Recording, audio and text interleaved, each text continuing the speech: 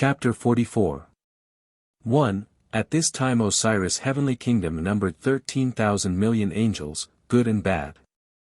And it was the largest heavenly kingdom ever established on the earth. 2. It was built after the manner of Sudgas. That is to say, modeled after Sanctu, in horde, but more magnificent than Sudgas' kingdom, and far larger.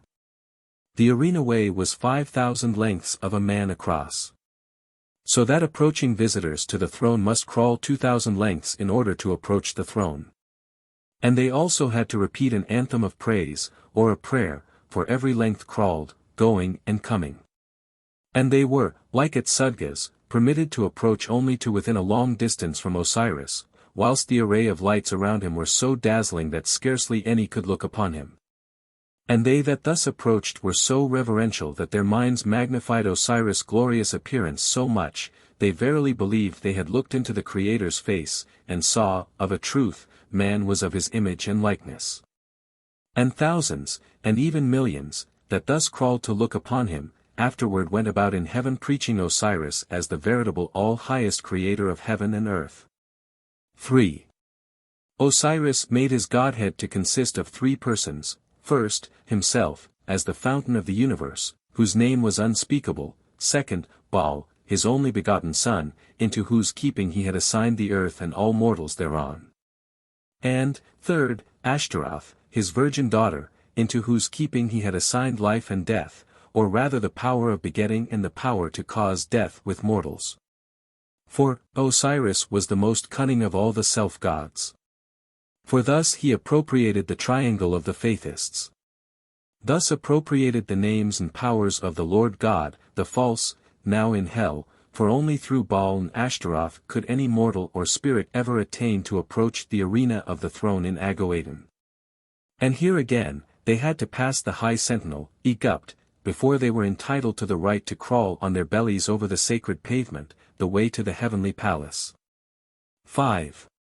Only the vice-gods of Osiris and his chief marshal could walk upright to the capital palace, and they with heads bowed low. And when Osiris was informed of Ahura's coming he sent word that he should come upright, with head erect, but veiled from head to foot. To this Ahura gladly consented. And, being thus veiled by Egupt and handed over to the vice-gods and the chief marshal, he walked upright till he came to the high arch of the palace. Here they halted, and Ahura saluted on the sign old-time love, and Osiris answered in the sign joy in heaven. Whereupon Ahura left the vice-gods and walked near the throne, and Osiris came down, and they embraced in each other's arms, not having seen each other for more than 1,000 years. 6. Osiris signaled the vice-gods and chief marshal to fall back, and they did so, and they ascended the throne and sat thereon, privately. 7. Osiris said, "This is a great joy. To meet one's loves, is not this greater, after all, than all the pomp and glory of the gods?" Ahura said, "True, but who is wise enough to live to enjoy so cheap a glory? We run afar off. We build up mighty kingdoms, and our places are replete with great magnificence, in search after what? Whilst that which doth cost nothing, love, the greatest good of all in heaven and earth, we leave out in the cold. More delight have I to again look upon thy buoyant face, and hear the music of thy voice, than I ever had in my heavenly kingdom of 7,000 million angels." 8. Osiris said, "Is it not so with all gods, and with mortal kings and queens? They boast of the extent and power of their countless millions, and yet they have not more to love them than would match in numbers their fingers' ends, whom they can take into their arms in the fullness of reciprocity. What, then, are pomp and glory? Are not kings and queens of earth but watchdogs, to guard the stinking flesh and bones of other mortals? And are not the gods equally base in their dirty trade of ruling over foul-smelling drudges?" 9. Ahura said, "It is so. But whence is this great desire to rule over others, to lead them, to be applauded, and to revel in the toil of millions? Would it not be wise for the gods who understand this, to resign their mighty kingdoms and go along with their loves to feast in the great expanse of the universe?" 10. Osiris said, "True, O Ahura. But who hath power to do this? Certainly not the gods. And is it not so with mortals? For thousands of years, have they not been told, except ye give up your earthly kingdoms, and give up your riches, ye cannot rise in heaven. But, behold, the rich man cannot give up his riches. The king cannot give up his kingdom. They are weak indeed. As well expect an unhatched bird to fly, as for such souls to be but slaves in our dominions. This do I perceive also, of mine own kingdom, I cannot give it up. Because, forsooth, I cannot get the desire to give it up, although my judgment saith it would be the highest, best thing for me. 11. Ahura said, Are not great possessions like unto dissipation? I have seen mortals who admit the highest, best thing to do is to live the highest, best one knoweth, and straightway go off and pollute the body by eating flesh and drinking wine. They also know the right way, but to attain to the desire to put in practice what one knoweth to be the highest, they have not reached. 12. Osiris said, Yea, all this is dissipation. And if a man give away what he hath, is not that also dissipation? Can it be true, O Ahura, that even as we manipulate mortals, to drive them to war or to make them play peace, to make them destroy their kingdoms and build up others by our angel armies, which they know not of, that we ourselves are ruled over by the gods in the Etherean Heavens?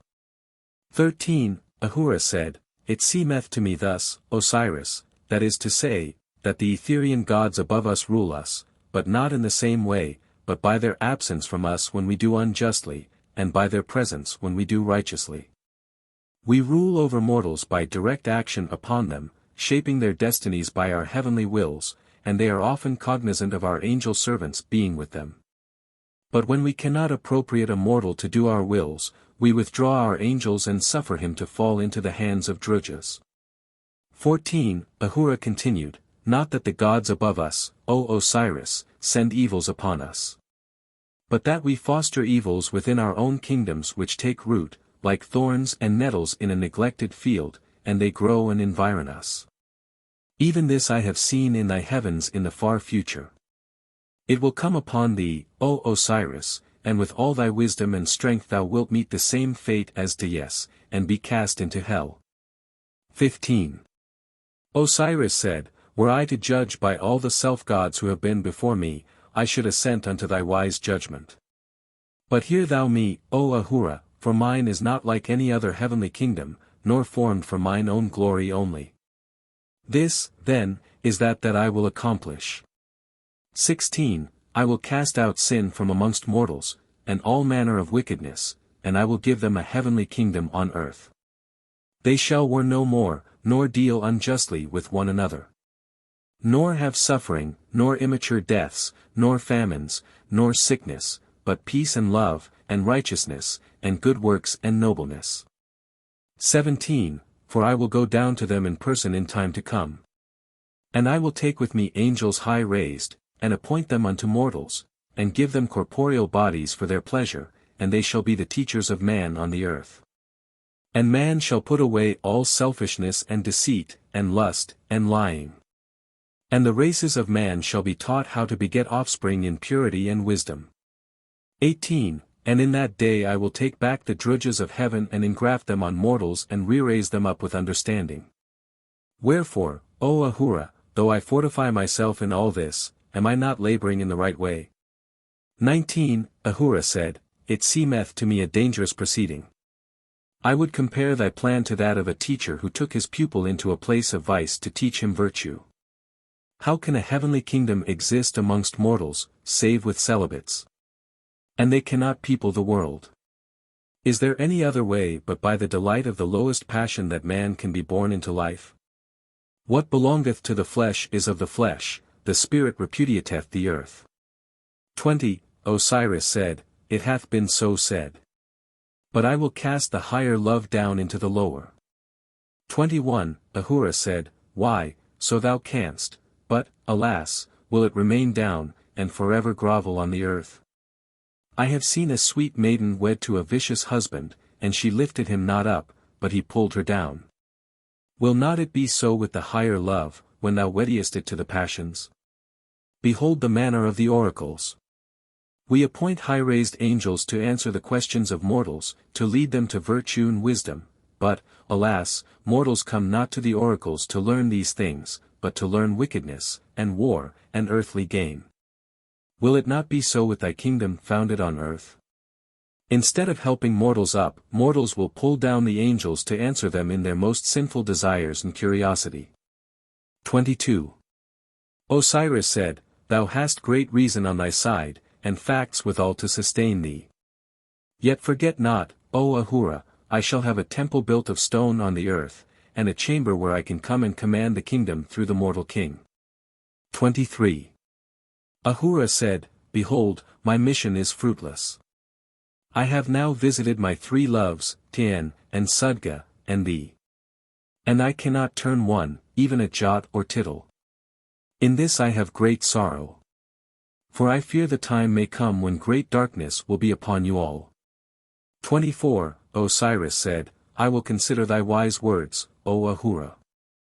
And though thou now goest from me, my love will follow thee.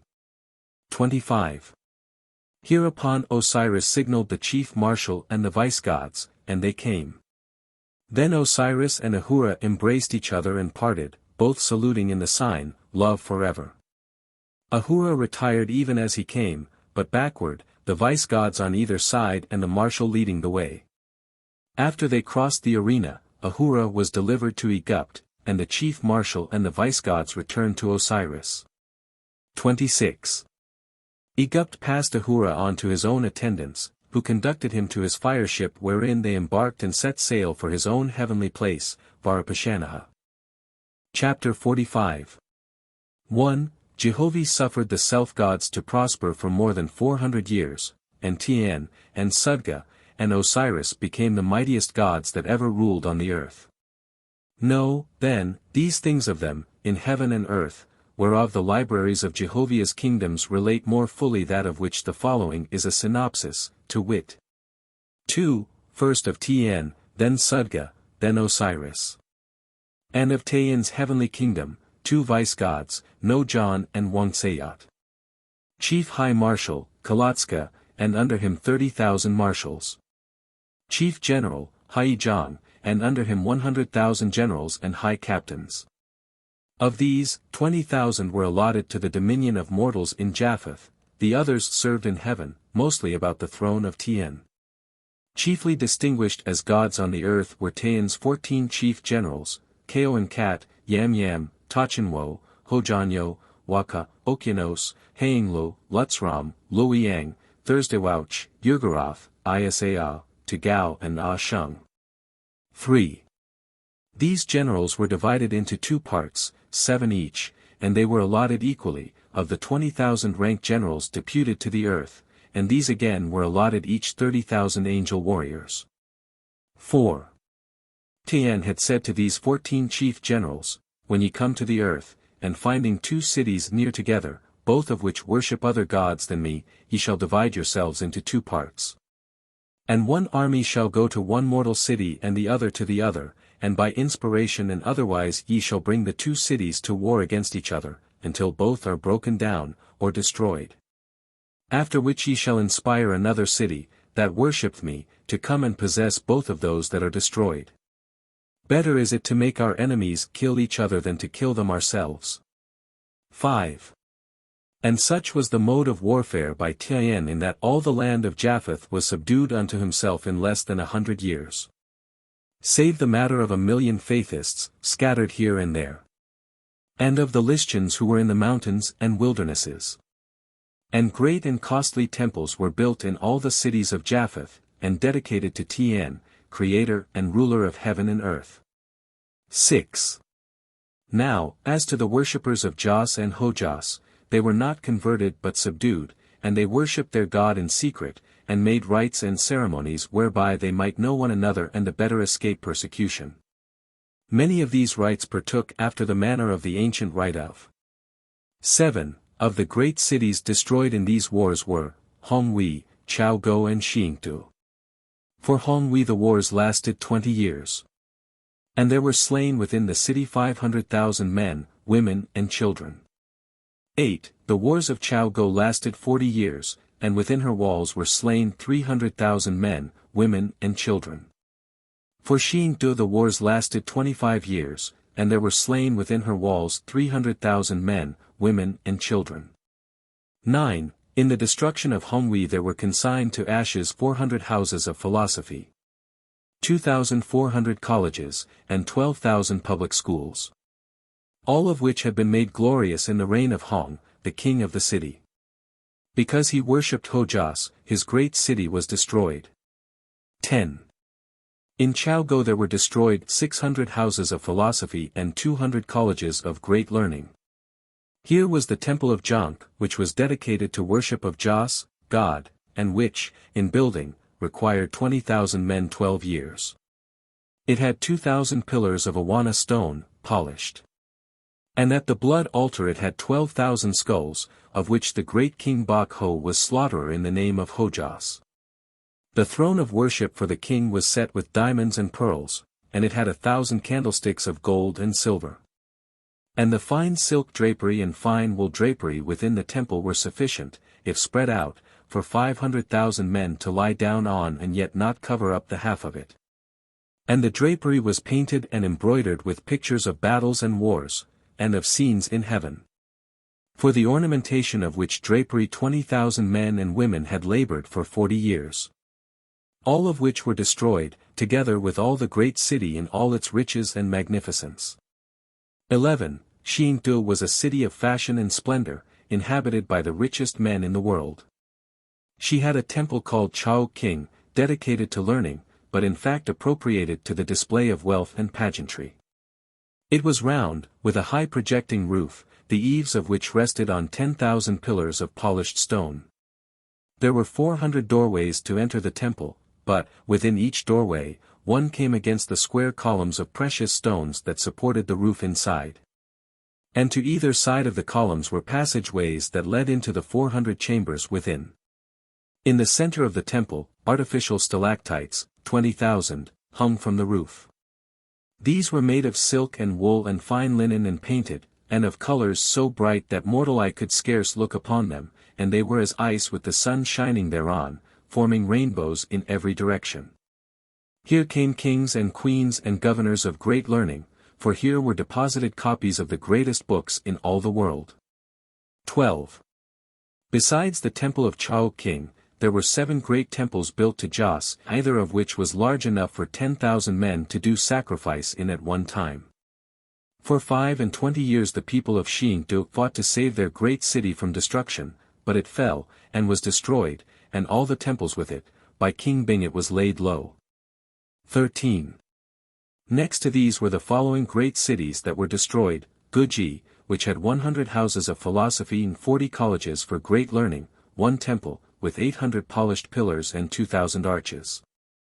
30 temples of wheat and corn sacrifice, 1 feed house, where was stored food for 100,000 people in case of famine, sufficient for 8 years. And all these, and the libraries of the records of the gods and lords of earth, and all things whatever in the city were burnt to ashes. 14. The city of Yangwu, of 200,000 inhabitants, which had 70 houses of philosophy, and 35 colleges of great learning, besides many schools. 1 temple of the stars, where lectures were given daily to the people to teach them the names and places of the stars and their wondrous size and motion. 40 temples of sacrifice, 7 of which were large enough to hold all the inhabitants of Yangwu, the great city. By King Shang it was laid in ashes, and nothing but heaps of stones remained to tell where the city had been. 15. The city, Guanxi, which had 30 houses of philosophy, and 70 temples of sacrifice, 2 temples of the stars dedicated to Jas, 85 colleges of great learning, and also a feed house, stored sufficiently to feed the city 7 years. And there were 200,000 inhabitants within the city walls. 12 years the people of this city fought against the incited plunderers, the warriors under the god Tian, but were conquered at last, and their city laid low. 16. And the great cities, Ghi, and Aoan, and Chong, and Gun, and Xi'an and Zhangwang, and Sao, and Wouchgan, and Semsin, and Ji, and Tiang, and Chou, and Duth, and Amai, and Seonsi Shu, and Guh, and Hainske, andGhioyong, and Boigong. All of which had houses of philosophy and colleges of great learning, and public schools, and temples of sacrifice, and feed houses, and hundreds of thousands of inhabitants. And all these cities were destroyed, and only heaps of stones left to tell where they had been. 17. Besides these, there were more than 2,000 cities of less prominence destroyed. And yet, of villages and small cities, so great were they in number which were destroyed, that no man ever counted them. 18. City against city, king against king, man against man. For the inhabitants of Japheth were obsessed to madness and war and destruction, almost without cause would they fall upon one another to destroy. For so had Tien sent his hundreds of millions of warring angels to inspire mortals to destroy all knowledge, and instruction, and learning, and philosophy, and to destroy all trace of all other gods and lords, that he alone might reign supreme. 19. And these angels taught mortals how to make explosive powder, and guns to shoot with, more deadly than the bow and arrow, and taught the secret of underdigging a city and blowing it up with explosive powder. 20. So, the fair land of Japheth, with its wisdom and great learning, was made as a distracted and broken-up country. In all directions the bones of mortals were scattered over the lands. Nor could the land be tilled without digging amongst the skulls and bones of the great giant race of Iwans that once had peopled it. 21. And of those who were not destroyed, one might say, they were a poor, half-starved, sickly breed, discouraged and helpless, badly whipped. 22. And the spirits of the dead were on all the battlefields, lighting up the dark nights by their spirit fires, and in the morning and the twilight of evening they could be seen by hundreds and thousands, walking about, shy and wild. But an abundance of familiar spirits dwelt with mortals, took on Sargi's forms, and ate and drank with them, and even did things of which it is unlawful to mention. 23. Thus was Japheth won to the god Tien. Now of Sudga, know ye. Chapter 46. 1. 2 vice-gods had Sudga, Brihat and Visvasraj. Next to these, Sudga's heavenly chief marshal Atma, who had 4,000 marshals under him, and equally divided amongst them to command, 1,000 million heavenly warring angels. Atma had authority over 30,000 generals and captains, to whom were allotted 2,000 million angels. 2. Chief of the heavenly generals were, Shira, Vasyam, Suchchi, Dev, Nazikij, Tvara, Watka, Shan, Dor, Hudhup, Nikeish, Hajara, Waskaram, Viji, Yadamas, Brahma, Gaska, Foloski, Dahitri, Yayamishiganma, Hijavar, Duth, Labyam, Higup and Vawiska. And these falsely assumed the names of the ancient gods and lords of thousands of years before. 3.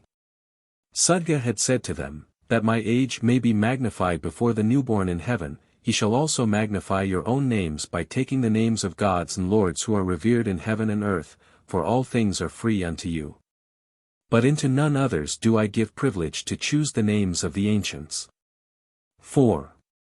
Sudga then made the following his private council, Plauya, Vasista, Kiro, Spenista, Vispur, Ishong, Bogwai, Lotha, Brihat, Gaya, Samarn, Niswich, Yub, Sol, Don, Mungjo, Urvash, Pentamanius, Vasista, and Vaniti. And to each of them 10,000 attendants. 5. Then Sudga made 2 great captains, Varsa and Bactu, and he said unto them, 2,000 million angels have I allotted to go down to the earth, to the land of Vindu, to subdue mortals and have dominion over them permanently. And I divide the 2,000 million betwixt ye twain. But all other angels shall remain in my heavenly kingdom and work for me, and embellish it, and beautify my heavenly cities, especially my holy capital. 6. Now, when ye twain are permanent on the earth, and secured in the temples and oracles, ye shall survey all the lands of Vindu, and the cities, large and small, and all the people therein. And, behold, all men shall be subdued unto my 2 names, Sudga and Yaush, and when a city standeth, wherein the people worship any other gods or lords, that city shall ye destroy, and all the people therein. City against city shall it be, man against man, for as I am the all-highest God of heaven, so will I be the God of earth, and its Lord. And ye twain, in finding two cities to be destroyed, shall divide, one going with his angel warriors to one city, and the other to the other city, and ye shall inspire them against each other unto death.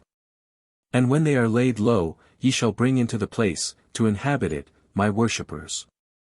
7. Thus descended to the earth the two destroying captain gods, Varsa and Baktu, with their 2,000 million angel warriors. And they spread out about over the land of Vindu, where were many kingdoms and thousands of cities, and they came to mortals asleep or awake, and inspired them to havoc and destruction, for Sudga's sake. 8. And there were laid in ruins, in 12 years, 40,000 cities, of which 37 were great cities. And chief of these were Yaddam, Wacheta, Phalaka, Hostii, Hlumavai, Dar and Yigam, each of which contained more than 1 million souls, and some of them 2 millions. 9. In all of these there were places of great learning, and schools, and temples of sacrifice, worship. In Kedar the roof of the temple was made of silver and copper and gold. And it had 1,000 columns of polished stone, and 500 pillars to support the roof. The walls were covered with tapestry, painted with written words and histories of heaven and earth, and of the gods and lords and saviors of the ancients. Within the temple were 7 altars of sacrifice, and 4,000 basins of holy water for baptismal rites. Within the walls of the temple were niches for 500 priests, for the confession of sins, and for receiving the money and cloth and fruits of the earth, contributed by the penitent for the remission of their sins. Through the central passage within the temple drove the king in his golden chariot, when he came for sacrifice, and the floor of this passage was laid with silver and gold. 10. In the center of the temple floor was a basin filled with water, and the size of the basin was equal to 20 lengths of a man. In the middle of the basin was a fountain throwing up water. And on the east and west and north and south sides of the basin were 4 pillars of polished stone, with stairs within them.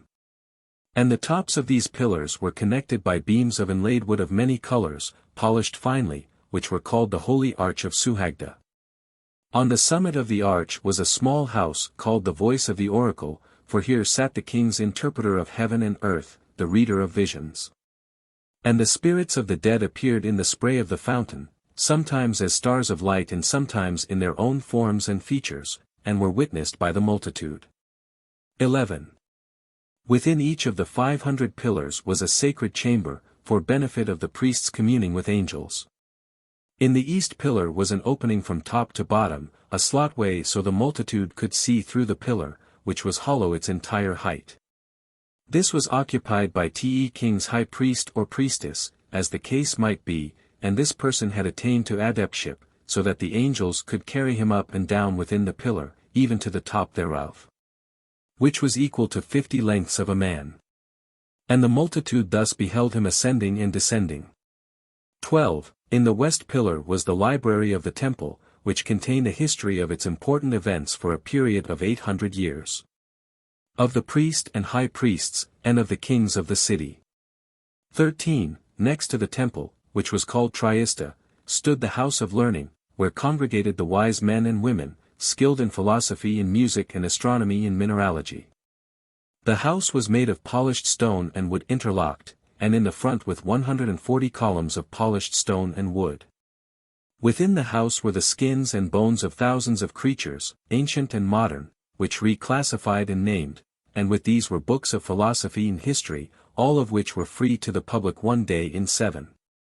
Next to the house of learning was the temple of death, dedicated to all kinds of battles, battles betwixt lions and men, tigers and men, and betwixt lions and tigers, and elephants, and betwixt man and man. And so great was the temple of death that its seats could accommodate 300,000 men, women and children. The temple was circular, and without a roof over the arena. But the greatest of all buildings in Kedar was the king's palace, commonly called Temple of the Sun. This was also made of polished stone, and on the 4 sides had 800 columns of polished stone. And next to the columns were 50 pillars, on every side connected by arches 12 lengths high, whereon rested a roof of wood and stone. And yet on this was surmounted another row of 400 columns of polished wood, inlaid with silver and gold, and these were connected to the top by other arches 10 lengths high, and on these another roof. And on the top of this a dome covered with gold and silver and copper. From the arena to the dome the height was 28 lengths, and the base of the dome across was 16 lengths. To enter the temple from the west was a chariot roadway, so that the king and his visitors could drive up into the arena of the palace in their chariots. But as for the interior of the king's palace, a whole book might be written in the description thereof, and yet not tell half its richness and beauty and magnificence. 14. Besides these great buildings there were 450 temples of darkness, dedicated to the spirits of the dead. These were without any opening save the door, and when the communers were within, and the doors shut, they were without light. In the midst of these temples, spirits and mortals congregated, and the spirits taught mortals the art of magic, of making seeds grow into trees and flowers, of producing serpents by force of the will, of carrying things through the air, casting sweet perfumes, and casting foul smells, of casting virus to one's enemy, and inoculating him with poison unto death, of finding things lost, of bringing money to the poor, and flowers and food to the sick, of entering the dead sleep, and of becoming unconscious to poison by force of the will. 15. Nor could any man or woman attain to be a priest in the temple of Triesta until he mastered all the degrees in the temples of darkness. 16. The angels of Sudga decided to destroy this city, and, accordingly, they inspired a war betwixt it and the city of Yadim, which was second unto it in magnificence, and possessed of temples and palaces like unto it also. Yea, but to describe one of these great cities was to describe the other, as to mortal glory. For 700 years had these cities lain in peace with each other, half a day's journey apart, on the great river, Yevizich, in the valley of Rajawikta. 17. And the captain god, Varsa, chose one city, and the captain god, Baktu, chose the other city, and each of them took from their 1,000,000,000 angel warriors a sufficient number, and inspired the two great cities unto everlasting destruction. Even as mortals turn savage beasts into an arena, to witness them tear and flay each other, even so sat these captain gods in their heavenly chariots, witnessing the two great cities in mortal combat. And when one had too much advantage, the angel hosts would turn the tide, or let them rest a while, then urge them to it again, holding the game in such even balance as would ensure the greatest possible havoc to both. 18. 8 years these battles lasted, and hundreds of thousands of men, women and children were slain. And when thus the great cities were reduced, the gods let loose the band of death, whose angel office was to carry poison virus from the rotten dead and inoculate the breath of the living. And then in desperate madness make mortals fire their cities, to keep them from falling into other hands. And in 8 years the great cities, with their mighty temples, were turned to ruin and to dust. And of the people left, only the ignorant few, starving, helpless wanderers, could tell the tale of what had been. 19. Sudga had said, all knowledge amongst mortals is inimical to the gods in heaven. Therefore I will destroy all knowledge on the earth. And this was the same doctrine maintained by Tian, god of Japheth. 20. In such manner proceeded the captain gods of Sudga over all the land of Vindhu, laying low all kingdoms, and cities, and places of sacrifice, and places of learning. And in 100 years the mighty people of Vindhu were reduced to beggary, and to scattered tribes of wanderers. The great canals were destroyed, and the upper and lower country became places of famine and barrenness. And in the valleys and on the mountains, in the abandoned fields and in the wildernesses, lay the bones and skulls of millions of the human dead. And lions and tigers came and prowled about in the ruined walls of the fallen temples and palaces. Nor were there left in all the land a single library, or book, or the art of making books, or anything to show what the great history had been. 21. Thus perished the Vedic language, the language of song and poetry, and of great oratory. Save in a small degree, such as was preserved by the remnant of Faithists who had escaped through all these generations, still in secret worshipping the Great Spirit. 22. Hear ye next of Osiris and his dominions, and of Arabenia, and Parsii, and Heleste. Chapter 47. 1. Osiris, the false, on setting up a heavenly kingdom of his own, and dominion over Arabenia, and Parsii, and Heleste, said, Let Tien and Sudga pursue their course in destroying, mine shall be in the opposite way. 2. Osiris, the false, said, 3 kinds of bad people I have found in heaven and earth, they that are forever finding fault with, and putting down, what others have built up. They are most crafty in argument to find the flaws of others, the inconsistencies, errors and shortness, but there is nothing in them to build up anything in heaven or earth. The next bad man is he who findeth fault not only with all that hath ever been, but with all propositions designed for a new state of affairs. He is as worthless as the shaft of a spear without a head. The third bad man I have found is he who, seeing the faults and errors of others, harpeth not upon them, but plungeth into work with something new and bold, involving himself and others in disaster. And these 3 have the great multitude, the world, to take care of. I alone am capable of destroying and building up. 3. The non-resistance of the Faithists hath ever made them dependent on the mercy of their neighbors, in heaven and earth. They must be destroyed, and their doctrines also. 4. In destroying their doctrines, I must give something in the place. I have labored to put away Jehovih and establish the Lord God. Now to put away the latter and establish myself as myself would take other hundreds of years. Better, then, is it, that since Dyes is cast into hell, I take the names, Lord God, and Dyes, and Creator, and all such as are acceptable in heaven and earth. 5. Neither will I rob them of their rites and ceremonies, but so add thereunto, that, by the superior glory, they will accept mine. 6. Nor will I abridge mortals of their learning, but, on the contrary, be most exacting and high in aspiration. For by this will I win the approval of the wise and learned.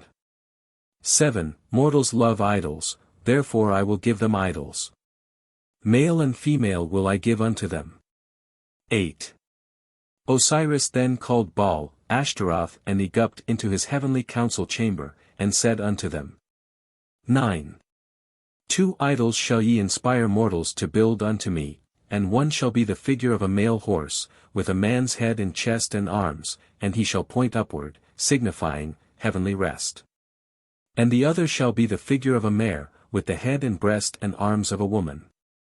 And she shall hold a bow and arrow before her, and behind her a sword and a rose, signifying, for righteousness' sake. And the male idol shall be called Osiris, and the female, Isis. 10. For wherein I assert myself creator of all the living, I must show unto men that I am male and female.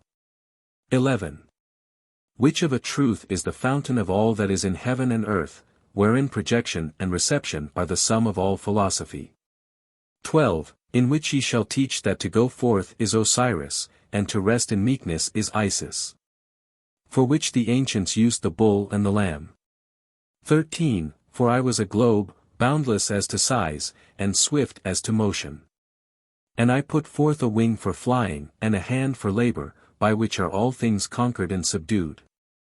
And beneath the wing I set the Lamb of Peace, as a sign of the flight of the defenseless, but under the hand I set the head of a bull, as a sign of my dominion.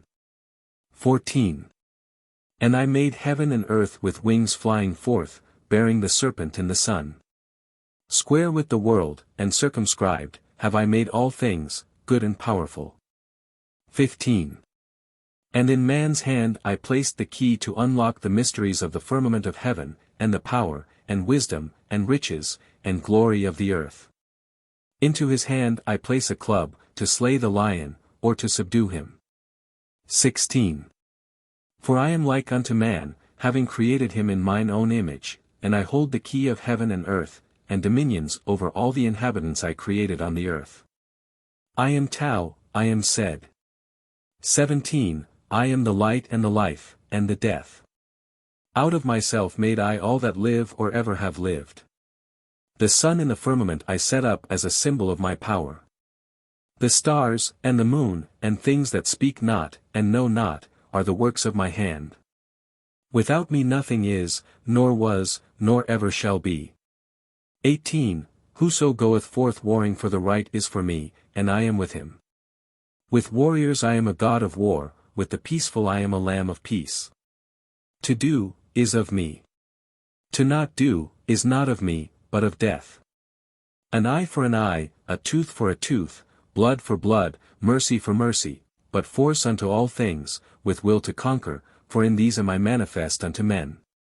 19. For in the beginning I created the world of mine own force, and this is my testimony, justifying force even with violence when the greater good cometh to the greater number.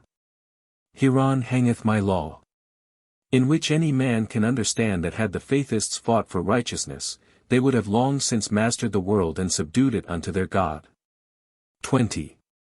What, then, is the stratagem of gods, save by some means to reduce men and angels unto oneness in all things? When Osiris had thus addressed the three gods, he waited for them to speak. Baal said, This is a foundation. We have never had a foundation for men nor angels. Ashtaroth said, This is a head and front to lead the world. Egupt said, The wisdom of the Faithists was in having a direct course. 21. Osiris said, Then will I revise the doctrines of earth and heaven.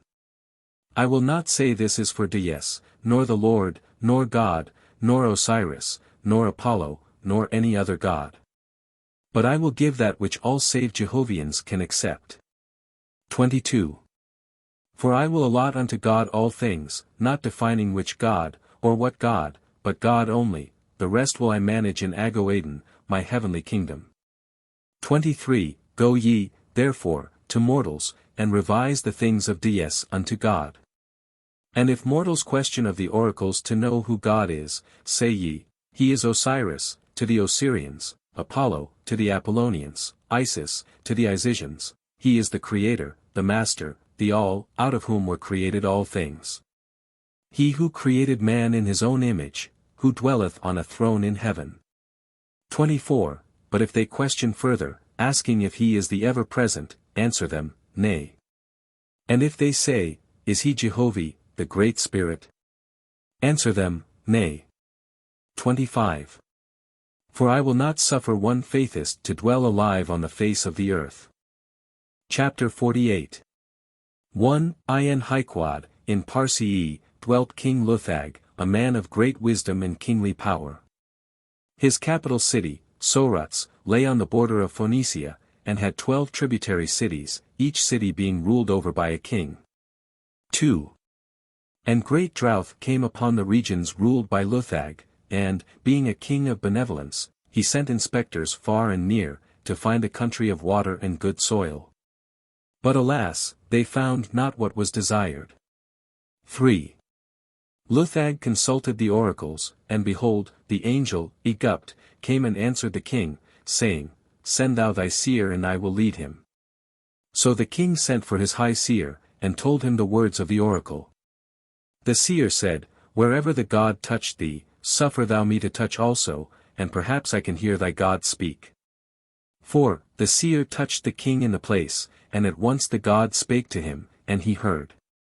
So it came to pass, the God led the seer into Egupt, which at that time was called South Arabinia. The seer knew not the country, and he asked the God. The Spirit said, Behold, the land of Egupt.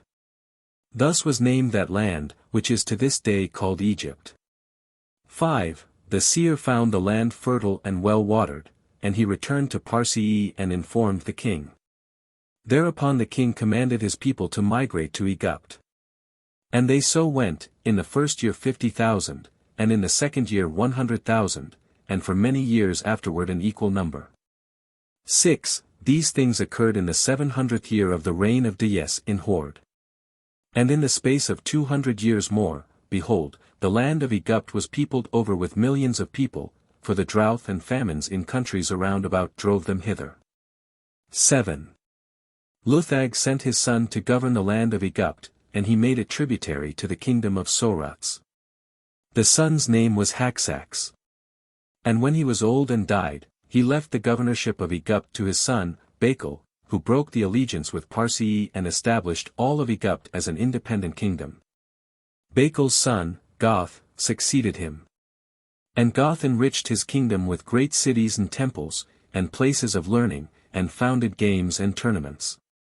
Goth's daughter, Rebek, succeeded him, and was the first queen of Egypt. Rebek still further enriched the great land with cities and places of learning. Thus stood the country at the time Dayes was overthrown in his heavenly kingdom. And now for 70 years the gods, Osiris, Baal, and Ashtaroth, and Egypt, had not much power with mortals. 8. And during this short period, the shepherd kings migrated into Egypt in vast numbers. And, in sympathy with these, and of kindred faith, were the followers of Abraham, the Faithists, who also migrated rapidly into Egypt. 9. Meantime the kingdom had passed from Rebek to her oldest son, Huan, and to his oldest son, Naaman. And to his oldest son, Sev, and to his daughter, Arma, and to her oldest son, Hotha, and to his oldest son, Rautsag. 10. And here stood the matter when Osiris resolved to revise the records of mortals and angels as regardeth the history of creation by God, which he did according to his own decrees, which were as hereinbefore stated. 11.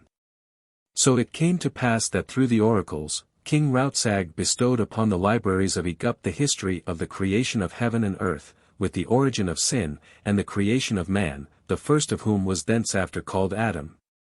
Instead of Asu, adopting the Parsian word instead of the Vedic. 12. And these records were the same from which Ezra, 3,000 years afterward, made selections, and erroneously attributed them to be the doctrines of the Faithists, who were called Israelites. And the records of the Faithists were not kept, nor permitted in the state records, but kept amongst the Faithists themselves, for they were outlawed then, even as they are to this day. Because they would not adopt the saviors and gods of the state. 13. Rautsag's son, Hiram, succeeded him, and Thammuz, his son, succeeded Hiram. Thammuz was a seer and prophet, and could see the gods and talk with them understandingly. Thammuz was succeeded by his daughter, Hannah. And she was succeeded by Hojax, who was a builder on the temple of Osiris, commonly called the Great Pyramid. 14. In honor of the prophet of Dayes, the first mortal servant of Osiris, whose name was Thoth, Hojax named himself Thothma, which is to say, God Thoth, for Osiris told Hojax, Thou art the very Thoth reincarnated. And behold, thou shalt be God of the earth. 15. Thothma could hear the gods and talk with them understandingly. And to him, Osiris, through his angel servant God, Egypt, gave especial care from his youth up. At the age of 16 years, Thothma passed the examination in the house of philosophy, and in astronomy in mineralogy. At 17 he passed the builder's school and the histories of the 1,000 gods. At 18 he was admitted as an adept in life and death, having power to attain the dormant state, and to see without his mortal eyes, and to hear without his mortal ears. At 19, he ascended the throne, it being the time of the death of his father and mother. 16. For because Osiris desired to use Thothma, he sent his destroying angels, and they inoculated the breath of Hannah and her husband, and they died by poison in the lungs. 17. Osiris, through his servant God, Egypt, thus spake to Thothma, saying, My son, my son. Thothma said, I hear thee, O God, what wouldst thou? Osiris said, Provide thou a dark chamber and I will come to thee. Thothma provided a dark chamber, and then Osiris through his servant God, came to him, saying, 18. Thou hast great wisdom, but thou forgettest thy promise. Thothma said, In what, O God? Osiris said, When thou wert in heaven, thou saidst, Now will I go down to the earth and reincarnate myself, and prove everlasting life in the flesh. For many years Osiris had told this same thing to Thothma until he believed faithfully he had so been in heaven, and returned, and reincarnated himself for such purpose. 19. And he answered Osiris, saying, Like a dream it so seemeth to me, even as thou sayest. 20. Osiris asked Thothma what was the greatest, best of all things. Thothma said, There are but two things, corporeal and spiritual. 21. Osiris said, True. What then is wisdom? Thothma said, To acquire great corporeal knowledge in the first place, and in the second, to acquire spiritual knowledge. But tell me, thou God of wisdom, how can a man attain the highest spiritual knowledge? 22. Osiris said, To come and dwell in heaven and see for oneself. Thothma said, How long shall a man sojourn in heaven in order to learn its wisdom? Osiris said, 1 day, 100 days, 1,000 years, 1,000,000 years, according to the man. 23. Thothma said, If one could leave the corporeal part for 100 days and travel in heaven for 100 days, would it profit him? Osiris said, To do that is to master death. Behold, thou hast already attained to power of the dormant state. To control the course of the spirit, that is the next lesson. 24. Thothma said, Behold, O God, I have attained to the power of the dormant state, even as the magicians who submit to be buried for 90 days. Yea, and I go hence in spirit, and see many things, but my soul is like a breath of wind, and goeth at random. 25. Osiris said, Provide thou me a temple, and I will come and teach thee. Thothma said, How to keep the body so long, that it be not damaged, that is a question. The magicians who have been buried long, and being dug up and resuscitated, find their bodies so damaged that they die soon after. 26. Osiris said, Thou shalt build a temple of astronomy, and dedicate it unto Osiris, Saviour of men and angels, God of heaven and earth. And it shall be built square with the world, east and west and north and south. And the observing line shall be with the apex of the hidden vortex, which lieth in the median line of the variation of the north star, Toax. 27. In the form of a pyramid shalt thou build it, measure for measure, will I show thee every part. 28. And thou shalt provide such thickness of walls that no sound, nor heat, nor cold, can enter therein, and yet thou shalt provide chambers within, suitable for thyself and for thy chiefs, and thy friends, who are also adepts. For I have also provided the earth unto heaven, and heaven unto the earth, and my angels shall come and dwell for a season on the earth, and my earthborn shall go and dwell for a season in heaven. Yea, they shall come to me on my throne and behold the glories I have prepared for them. 29. Nor shall my temple be exclusive, but open unto all who will pursue the philosophies of earth and heaven. For which reason thou shalt build it with the sun, moon and stars, and it shall be a testimony unto the nations of the earth that thou art the highest of all mortals, and first founder of everlasting life in the flesh. For as the angels of heaven can return to the earth and take upon themselves corporeal bodies for a season, so shalt thou master thine own flesh to keep it as thou wilt. For this is the end and glory for which I created man on earth. Chapter 49. 1. Osiris then instructed King Thothma to drive out of the land of Egypt all the Faithists, especially the shepherd kings, who could not be made slaves of. 2. Thothma impressed an army of 200,000 warriors, and drove off the shepherd kings, putting to death more than 300,000 of them. And from the Faithists he took all their possessions, such as houses and lands, and suffered them not to hold any mortal thing in possession. Neither permitting them to till the soil, save as servants, nor to engage in any other labor save as servants. And there went out of the land of Egypt, to escape the tyranny of Thothma, 3 millions of Faithists, including the shepherd kings, the unlearned. And in regard to the Faithists, who remained in the land of Egypt, Osiris, through King Thothma, made the following laws, to wit. 3. Thou shalt not possess any land, nor house, nor ox, nor any beast of burden, nor cow, nor calf, nor shall thy people possess an altar of worship, nor temple, nor place of sacred dance. But a servant and a servant of servants shalt thou be all the days of thy life. But in thy sleeping place and in the sleeping place of thy family thou shalt do worship in thine own way, nor shall any man molest thee therein. 4. Thou shalt not profess openly thy doctrines under penalty of thy blood and thy flesh, nor shalt thou teach more in the schools or colleges, nor shall thy children receive great learning. And of thy arts, of measuring and working numbers, thou shalt not keep them secret longer, or thy blood be upon thee. 5. And if thou sayest, Behold, the Great Spirit, or Jehovih, the ever-present, thou shalt suffer death, and thy wife and thy children with thee. And if a man query, to try thee, asking, Who created the world? Thou shalt answer, Behold, God. And if he should further ask, Thinkest thou the Creator is ever-present? Thou shalt say, Nay, but as a man that hath finished his labor, he sitteth on his throne in heaven. And if he further ask thee, Where is God? Thou shalt answer, On the mountain Hord, in heaven. And if he still further ask thee, Is the ever-present a person? Thou shalt say, Nay, the ever-present is void like the wind. There is but one ruler in heaven and earth, even Osiris, who is Lord the God, Saviour of men. 6. Who else but doeth these things shall be put to death, whoso boweth not unto Thothma, my earthly ruler, shall not live, saith God. 7. These laws were entered in the libraries of Egypt, and also proclaimed publicly by the scribes and seers. And yet with these restrictions upon them there remained in the land of Egypt more than 2 million Faithists. 8.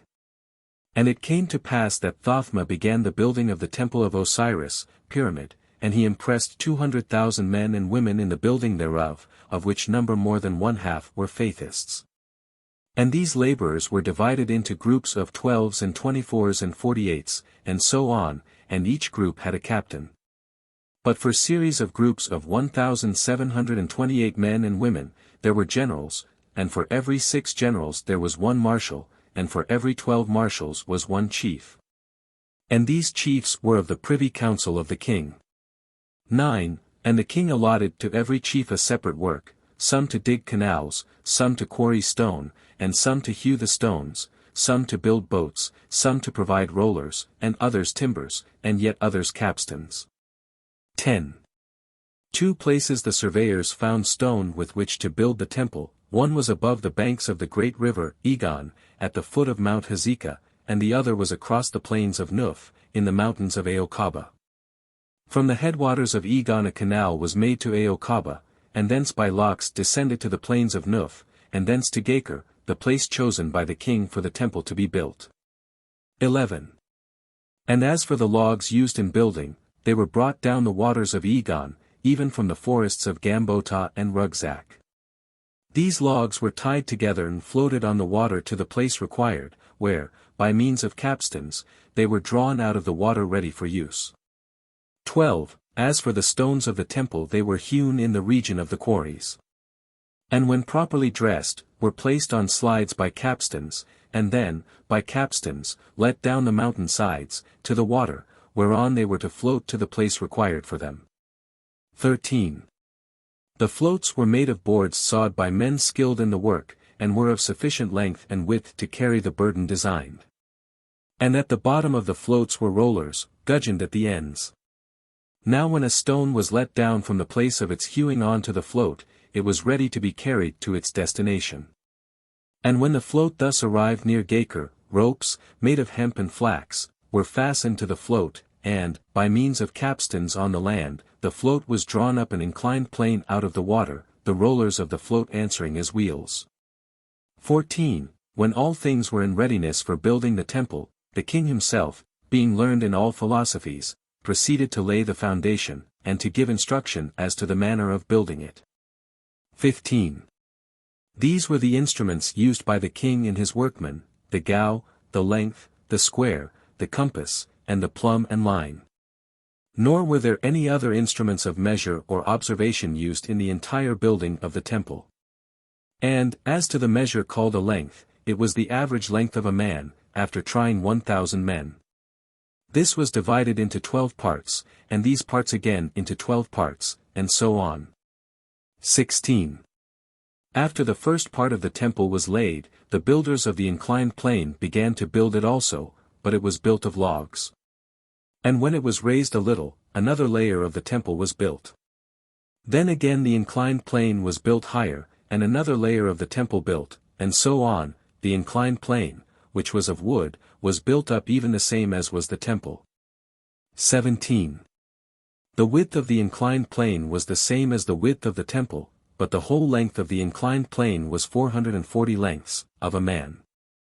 Up this inclined plane the floats, with the stones thereon, were drawn by means of capstans and by men and women pulling also.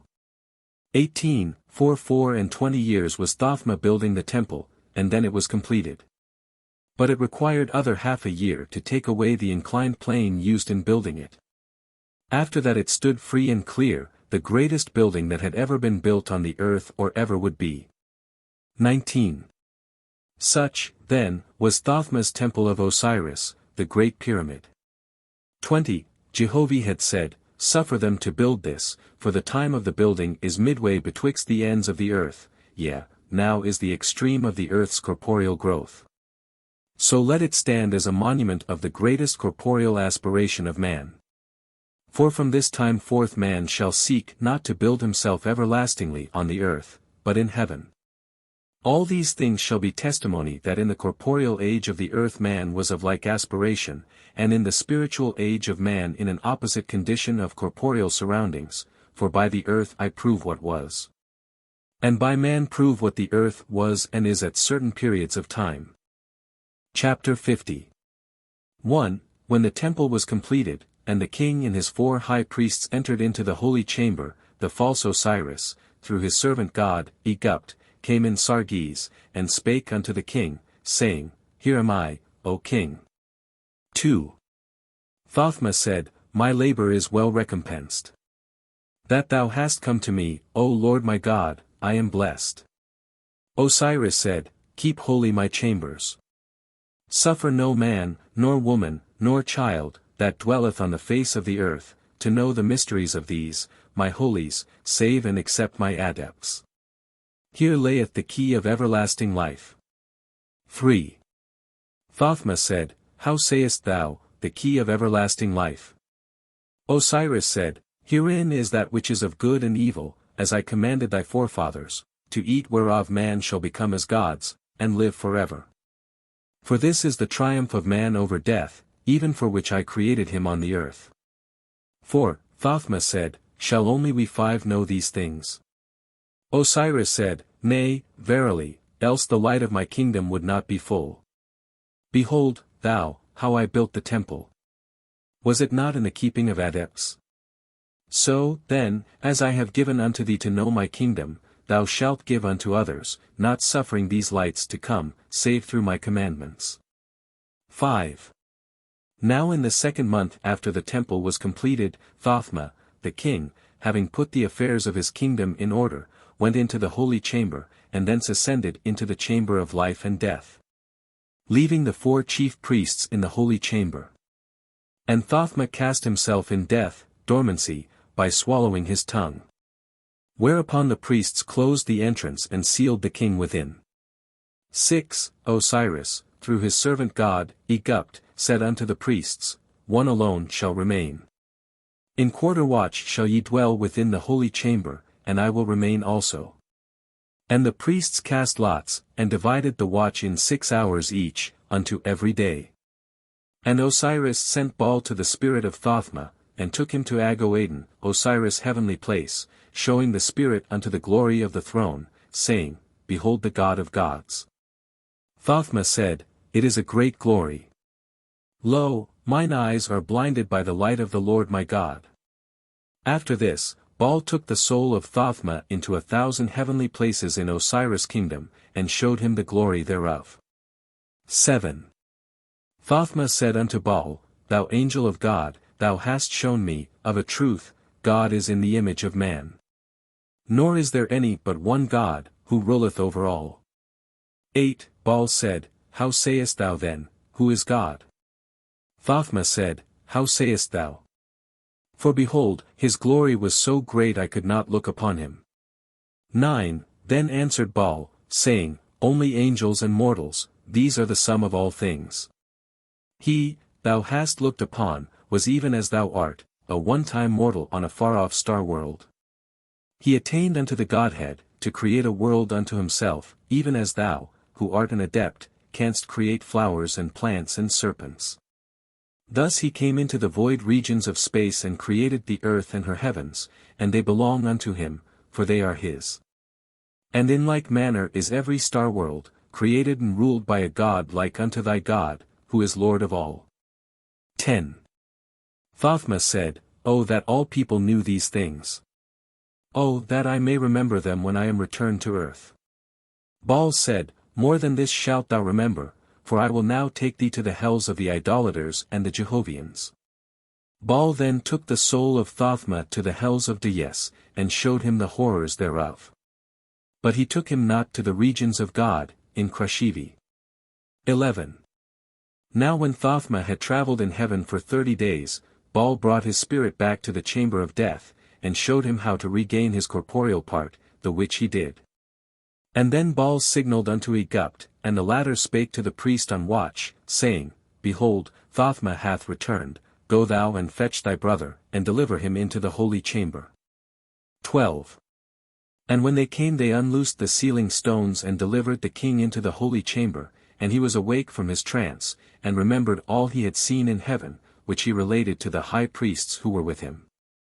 And both Baal and Egupt came in Sarges and talked in the holy chamber with Thothma and the priests. For one day the king remained in the holy chamber, that his spirit be reconciled to the flesh. And on the next day he and the priests came forth out of the temple and sealed the door thereof, and placed the king's guard in charge, that no man or woman might molest the place. Now Thothma had been in the death trance 40 days. 13. The three angels, Egupt, Baal and Ashtaroth, came into the altar in the king's palace that night, and showed themselves to the college students who had attained adept. Baal spake orally before them, directing his words to the king, saying, Behold, I am the angel of God thy Lord, whom thou hast beholden in heaven, I am the same who travelled in heaven with thee. What I speak, I say in the name of the Lord our God, whose servant I am. On the morrow shall thy high priests draw lots, and one of them shall enter the chamber of holies, in the Osirian temple, and do even as thou hast. And after him, behold, another of the high priests shall do likewise, and so on, until the four have had thy experience. 14. And it came to pass that the four priests in turn cast themselves in death, and visited Osiris' heavenly kingdoms, and also many of the hells of Deyes, being led in spirit by Baal or Ashtaroth, Egupt being the guardian god of the temple. 15. When they had thus accumulated the same knowledge of heaven and earth, the five of them were of one mind as to attaining life everlasting in the corporeal body. Osiris said, Behold, I will bring many back who are already dead. And they shall call unto their embalmed bodies and wake them up and inhabit them. Go ye, then, to the root of the matter, and prepare my people, for I will come in person and inhabit the temple ye have built. And my heavenly kingdom shall descend even to the earth. Prepare ye the column of the stars. 16. Thothma built a column to the east line of the slat, 7 lengths, and the height was 36 lengths. Of wood and stone built he it, with an opening from the bottom to the top, and the width of the opening was 6 lengths. In the walls thereof was a winding stairway, and there were windows looking out to the east and west and north and south, that the stars from every quarter might be observed. On the summit of the column were dwelling places for the seers and mathematicians, with places for the measuring instruments and lenses. 17. When this was completed, Thothma built of wood and stone an external wall across the slat of the temple. And within this wall were stairs also, and these led to the top of the pyramid. This wall was also provided with windows, that the northern stars might be observed. 18. Thothma made an observing column for the sun, and it was provided with lenses of all colors, so that adepts standing at the base of the pyramid could see the sun at every hour of the day, and distinguish the spots and their changes. A gow was set within each of the angles of observation, that the relative position of the sun with northern stars could be determined every day. 19. By these two columns, therefore, Thothma and his mathematicians measured the sun and moon and stars, as to the distances and sizes thereof. And Osiris commanded the king to send into the far-off lands of the earth his wisest mathematicians, to observe the winds of heaven, and the drought upon the earth. And the abundance of the yield of the earth in different regions, in different years and seasons, and to observe famines and pestilences, and all manner of occurrences on the face of the earth. He said unto the king, When thy mathematicians are returned to thee with their accumulated wisdom, thou, or thy successor, shall examine the sun and the stars and moon, as compared to the things whereof the mathematicians shall relate. 1 year with another. And 3 years with another 3 years, and 5 with 5, and 7 with 7, and so on for hundreds of years, and thousands of years. 20. And when thou hast taken in the term of 3,300 years, and compared the sun and moon and stars, as relate to the occurrences of the earth, thou shalt have the key of prophecy for 3,300 years ahead. And thou shalt say of this land and of that land, and of this people and that people, how it will be with them, and thou shalt not err. 21. Thothma, the king, called together his mathematicians, and, according to their grade, chose from amongst them 1,200. These he divided into groups of 100 each, and he gave them a sufficient number of attendants. And he sent them toward all the sides of the world, allotting to them 16 years each for observation, according to the commandments. 22. And they took with them all kinds of instruments to measure with, besides scribes to make the records of such matters as came before them. And they went throughout Arabinia, and Vindu, and Japheth, and Parsii, and Heleste, and Europa, even across to the western sea. And to the south extreme of Arabinia, and to the great kingdoms of the interior, and to the north of Heleste and Parsii, and Japheth, to the regions of everlasting snow. 23. And in 16 and 17 years they returned, save some who died on the journeys. And most wonderful was the knowledge these mathematicians gained. In some countries they found philosophers who had the knowledge required even at their tongue's end. Thothma received them in great pomp and glory, and awarded all of them with great riches. 24. And Thothma had these things rewritten and condensed into books, and named them books of great learning, and they were deposited within the south chamber of the pyramid, where never harm could come to them. 25. And Thothma made it a law, that other mathematicians should travel over the same regions for other 16 years and make like observations, and after them, yet other mathematicians to succeed them, and so on for 3,300 years. And accordingly, a new expedition started forth. Now during the absence of the first mathematicians, Thothma and his philosophers observed the sun and moon and stars every day, and a record was made thereof, as to the earth in the regions of Thothma's home kingdom. And these observations were reduced to tablets and maps, and a record made of them in Parsian language, which was the language of the learned.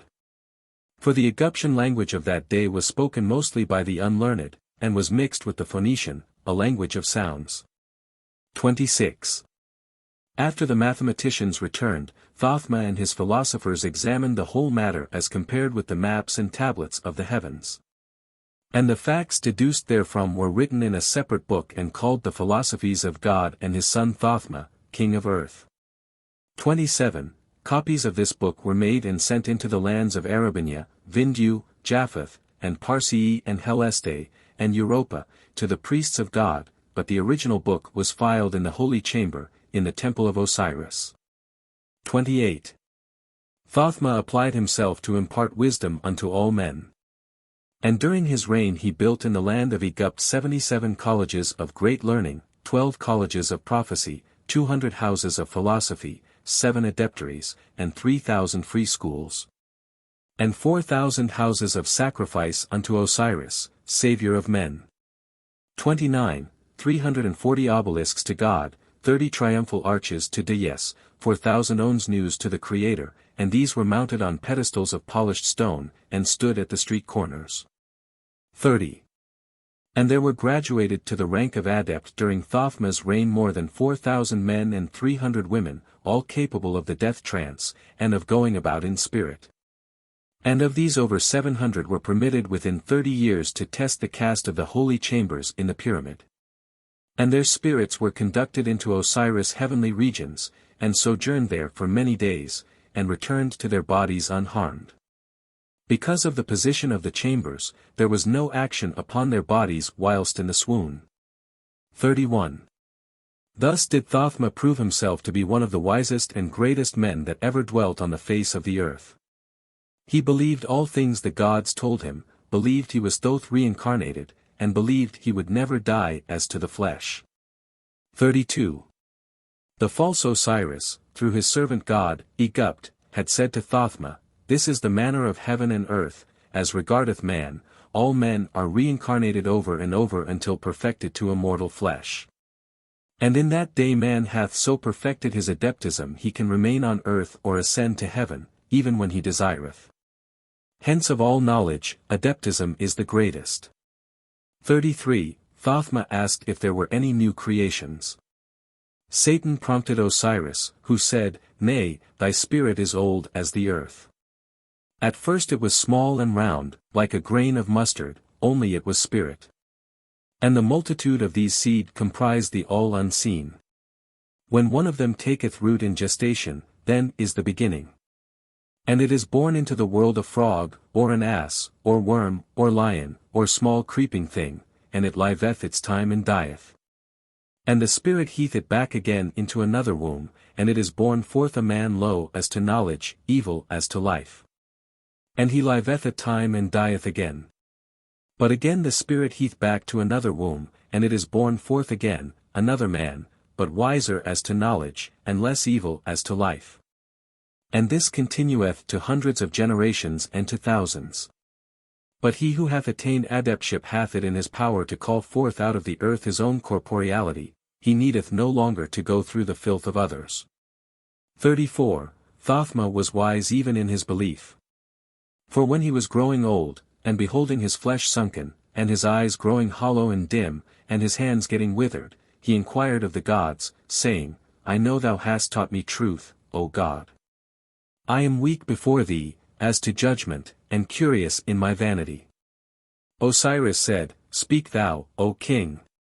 35. Thothma said, "By all the force of my will, and by my great learning, I cannot stay the withering of the flesh. If, therefore, I already dry up like a mummy, above the power of my will, how will it be with me when I am further emaciated?" 36. Satan prompted Osiris to answer the king, and so he said, "Until thou art even more emaciated thou canst not understand the power of thine own soul." 37.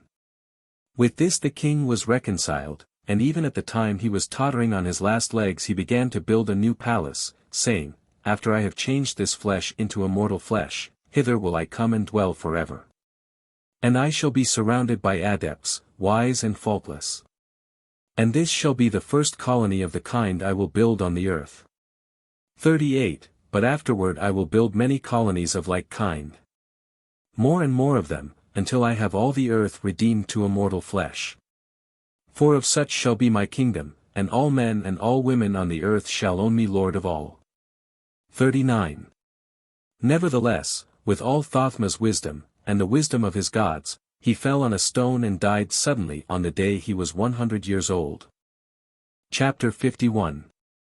1. When Thothma was quite dead the priests carried his body into the temple, fully believing his spirit would return from heaven and transform the body from corruptible into incorruptible flesh to live forever. And they laid the corpse in the place previously designated by the gods, and sealed it up according to the commands of the false Osiris, savior of men. 2. Osiris had said, "Whoso believeth in me, him will I save unto everlasting life, and though he lose his body, yet again shall he find it, and the corruptible flesh shall be changed in the twinkling of an eye, and become incorruptible unto life everlasting, with the spirit that abideth therein." 3. On the 5th day the priests opened the chamber, for according to the laws of miracles, on that day, the spirit should accomplish the feat, but lo and behold, it came not, and the body still lay cold and dead. But the gods came in Sarges and said unto the priests, "Seal ye up the body for other 5 days." And the priests did as commanded, and after that they examined it again, but life had not returned. Again they were commanded to seal it up for other 5 days, which they did, but life returned not. 4. Huaka, who was now the high priest, inquired of Osiris concerning the matter. And Osiris, through his servant god, Egupt, answered him, saying, Go fetch a young man who is warm in the blood, which is life in the flesh, and he shall be the 7th son of an adept, and know how to cast himself in death. 5. The priests brought Zayin, who was in his 24th year, and when he came into the holy chamber he was bid cast himself in death for benefit of the king's soul. And Zayin thus cast himself, and he was sealed in the chamber of death for 5 days along with the king's corpse. And in 5 days the priests brought both bodies into the holy chamber, according to instructions.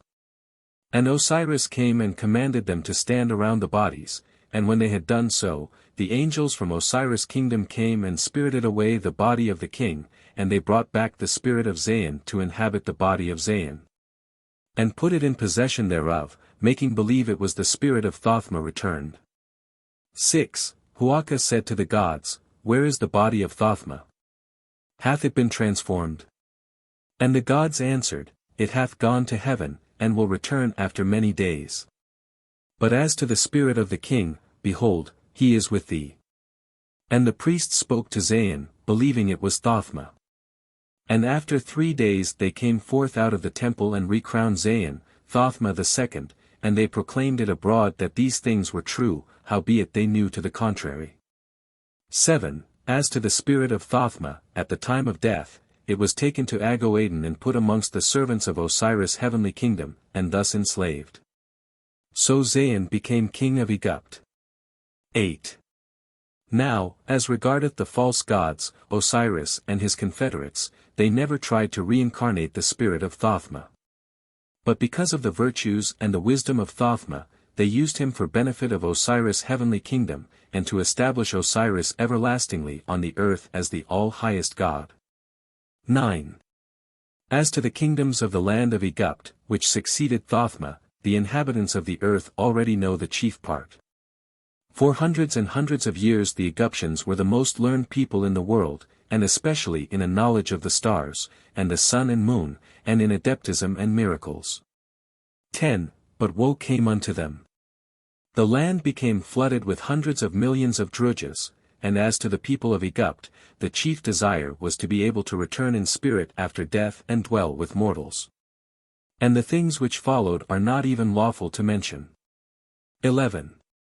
Suffice it, these spirits lost all sight of any higher heavens than to dwell on the earth, they knew no other.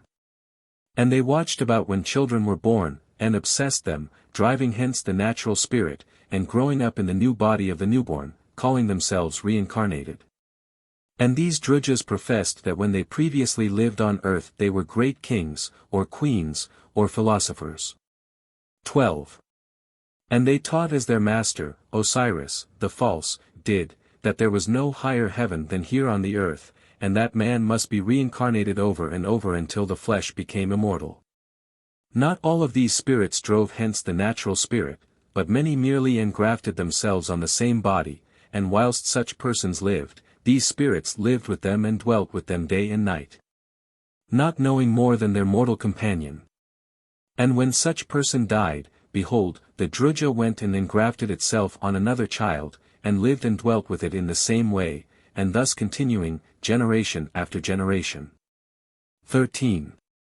And because of these indulgences many of the spirits came in sargis in the families of the Eguptians, eating and drinking with them corporeally. Yea, and even doing things whereof no man may speak, whereby dire disease seized upon the flesh of mortals, and their blood and their flesh became inhabited with vermin. The people became idlers and vagrants. The lands were not tilled, and the places of learning became deserted ruins. Chapter 52. 1. Of the land of Egupt, the above sufficeth, and of Parsii and Heleste these things are the chief, as regardeth the dominion of Osiris, Baal and Ashtaroth, to wit. 2. Because of the persecutions of Faithists, and shepherd kings, and Lystians, these people fled into Parsii and Heleste for hundreds of years, and they built cities and established kingdoms. 3. And none of these accepted the Lord, or God, or Dayes, but for the most part worshipped the Great Spirit. Nevertheless, they were not Faithists in purity. For they engaged in war and lived not in communities, with Rabbos as rulers, but dwelt together after the manner of warriors. For, to Baal and Ashtaroth was committed the duty of subjugating these people unto Osiris, Saviour of mortals. So Baal and Ashtaroth, finding them stubborn in the worship of the Great Spirit, finally resolved to make them destroy one another, after the same manner as Tien, in Japheth, and Sudga, in Vindu. And they asked Osiris for armies of warring angels for that purpose. Osiris gave them the following great angel generals and high captains, to wit. 5. Jah, Apollonia, Petoris, Plutania, Hiram, Ben, Yub, Alijah, Ares, Sawang, Chrono, Aphrodite, Argo, Oyeb, Nadur, Abel, Sed, Artemis, Yaktaroth, Wab, Josh and Hor. And besides these there were the following deserters from Tien and Sudga, to wit, Clu, John, Isaiah, Yam, Luth, Bar, Ot, Kedam, Athena, Hera, Okeanos, Hermes, Poseidon, Urana, Ase, Sodus, Rakram, Mikak, Tol, Tes, Oahspe, Sir, Alajax and Hesmoin. 6. And Baal and Ashtaroth cast lots for each of the above generals and captains, turnabout they chose, until they were divided equally between them. And Osiris gave to Baal and Ashtaroth, each, 500 million warring angels. And thus armed, they descended to the earth, to the objectionable regions, of Parsii and Heleste. In those days these great divisions of the earth were divided into many nations and kingdoms. 7. And a kingdom was not measured according to the land, but according to the number of cities that paid tribute to the central city, though some kingdoms had but one city. 8. These, then, are some of the largest cities that Baal and Ashtaroth determined to destroy, to wit, Suyen, with 5 tributary cities, Lakeo, with 2 tributaries, Hangun, with 8 tributaries, Waz with 3, Laga, with 6, Tol, with 6. Sun, with 5, Tos, with 4, Troy, with 6, Abed, with 2, Athena, with 12, Hes, with 4, Ituna, with 12, Fathu, with 10, Tuna, with 7, and Wakuat, with 7. And besides these there were many large cities without any tributary cities, which were also doomed to everlasting destruction. 9. The first great cities thus turned to war on each other were Hagan and Loga. Ashtaroth choosing Hagan and Baal choosing Loga. 10. These 2 cities were both of more than 400 years standing, and contained each 500,000 inhabitants, besides their tributary cities. Tojak was king of Hagan. He was the son of Soma, who was the son of Adius, the necromancer. And of Loga, Turia was king, he was the son of Dia, son of Baun, the philosopher. 11. When Baal and Ashtaroth, with their armies from heaven, came near to these cities, they halted and built a temporary kingdom in the mountains of Zoe. 12. Baal said to Ashtaroth, Behold, thou hast had the choice of cities, give thou me the first assault. 13. Ashtaroth said, On thine own terms shall these battles be, and I will beat thee. To it, then, set on Loga. 14. Baal went to Turia in his dreams and told him his son was waylaid by the people of Hagan, and, moreover, that Tojak had determined to come upon him and possess the city. When Turia awoke, he was troubled about his dream, and he inquired of the oracle concerning the matter. Ashtaroth had possession of the oracle, and she answered the king, saying, Thou art of the seed of the Faithists, why fearest thou for a dream? Have a caution of thy dreams, tell not thy son, for this day he goeth on the hunt, and thy words might bring about even that which otherwise might not be.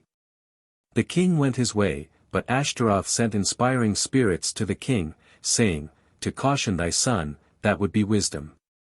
And the king went and cautioned his son. 15. Ashtaroth then went to Tojak's wife, and gave her a dream that the prince of Loga went on a hunt, to all appearances, but came near Hagan for a very different matter, which was no less than the slaying of herself and husband. The queen awoke suddenly, and in fear, and told the king her dream.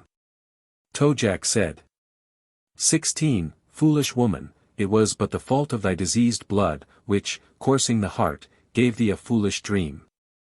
Tojak dismissed the matter. On the next day, the angels kept inspiring the queen to send her servants to the place of her dreams, to which she acceded, and her servants were armed with spears, and instructed to kill whoso came in their way, as if by accident. 17. Thus it came to pass that Turia's son was slain. Turia inquired of the oracle, and was answered by Ashtaroth, saying, Why comest thou to me for comfort? Is not thy son dead by thine own fault? I said unto thee, Mention not the matter of thy dream to thy son, for oft it happeneth that telling of a thing bringeth it to pass. 18. Turia said, I am justly rebuked, O Apolloia. But tell me, thou that knowest all things, since one part of my dream hath come true, may not the other part, and, of a truth, Tojak come to possess my kingdom? Ashtaroth said, If I tell thee, thou wilt blab it about, and do nothing in thine own defense. Turia then made oath to obey the oracle. Whereupon she commanded him to march with all his army against Tojak, and suddenly demand satisfaction in 10,000 lives, to balance the loss of the prince. 19. This ended Ashtaroth's part with the city of Loga. And now she went to Hagen, whilst Baal took charge of Loga, sending his legions of angels to the people of Loga, to inspire them with madness because their prince was slain. 20. Ashtaroth, on her part, now assumed control of the oracle in Hagen, and sent her warring angels to the people of the city, advising them of the justice of slaying the prince, because he was come, not on a hunt, but to slay the king and queen. And Ashtaroth, further, told the king, Tojak, try thou me as to my truthfulness, behold, in 2 days the warriors of Turia will be at thy city's gates. Be thou ready for them and drive them hence, or lo, thy city wall will be reduced to dust and ashes. 21. Of course the prophecy of Ashtaroth came true, and Tojak now believed he was in the protection of the gods. The queen said unto him, A matter of weight is on my mind, O king, I commanded my servants to slay the prince, for the gods showed it to me that only by this could thy life and mine be preserved. 22. The king, Tojak, justified the queen, saying, Thou hast been the preserver of my life and thine. 23. Baal, god of Loga, thus marched the mortal armies against the city of Hagen, whilst Ashtaroth marched the armies of the latter place to battle against them. 24. And thus, as mortals play a game with sticks and pegs, so played this god and goddess a game with these mortals of these 2 great cities, played give and take to see the battles lost or won. And they used their legions of angels to inspire the mortals on, or to make them at times turn and flee. And whilst the gods rested, amusing themselves by feasting and by talking over the sport of mortal death, the 2 great cities would also gain a little rest, but only to renew the bloody work. 25. For 4 years the gods and angels kept these 2 mortal cities at war, and though they lay a day's journey apart, all the way was strewn with the bones of the slain. And in 4 years they were reduced to dust and ashes. And as to the people of the last year, for the most part, they were inoculated with the poisoned air of the dead, and they died also. And yet it came to pass, Baal beat Ashtaroth in the battle of death, for he caused all his people to be slain, whilst yet a few of Ashtaroth's remained. 26. Thus did Baal and Ashtaroth pursue the other great cities of Parsii and Heleste. And the time of the destruction of any 2 or 3 cities varied from 2 years to 10 years. For the destruction of Athena and Troy it required 12 years. And for the destruction of Ituna and Phathu it required 11 years. Betwixt Sugun and Lycao it required 2 years to bring them to war. Betwixt Athena and Troy it required 3 years to bring them to war. 200 vampires, angels of lust, were set upon a prince of Troy, and in desperation he was driven to kidnap an Athenian princess, who was led to exposure by Baal's angel hosts. In this great battle Ashtaroth won the game, having succeeded in having the whole of the Trojans destroyed. 27. In the war betwixt Tos and Sun, which lasted 9 years, it was an even game, for both cities were entirely destroyed and all the people in them, and also their tributary cities as well. But the city of Tol was destroyed within itself, for there was no city near enough to war upon it. The angels brought virus from the dead of other regions, and inoculated the breath of the people of Tol, and their flesh festered, and they died of themselves without war. 28. The whole time of destruction was 160 years. And after that Parsii and Heleste were wasted and desert, and wild beasts coursed the country far and near. 29. Osiris had said, I will make the land of Egypt the greatest country in the world, I will have the place of my dominion near at hand. Satan had said to Osiris, If thou destroy not Parsii and Heleste, behold, Baal and Ashtaroth will rebel against thee, choosing these lands for their own kingdoms. 30. But both Satan and Osiris, who now falsely styled himself God of heaven and earth, were powerless to prevent the march of Jehovah's hand. For as he gave liberty unto all his creatures, and as Osiris had fostered the idea of being sole ruler of earth and heaven, even so the seed of his own sowing took root in Baal and Ashtaroth. And they formed a compact with each other and seceded from Osiris after all. And in order to determine what share of the earth should be theirs, a war in heaven ensued between the three gods, and Tian and Sudgat joined in also. Chapter 53. 1. Jehovah had said, I created man blank, as to good and evil, and gave him liberty, and I gave liberty also to the spirits of the dead. But these spirits set themselves up as gods. And to glorify themselves used mortals in their own way.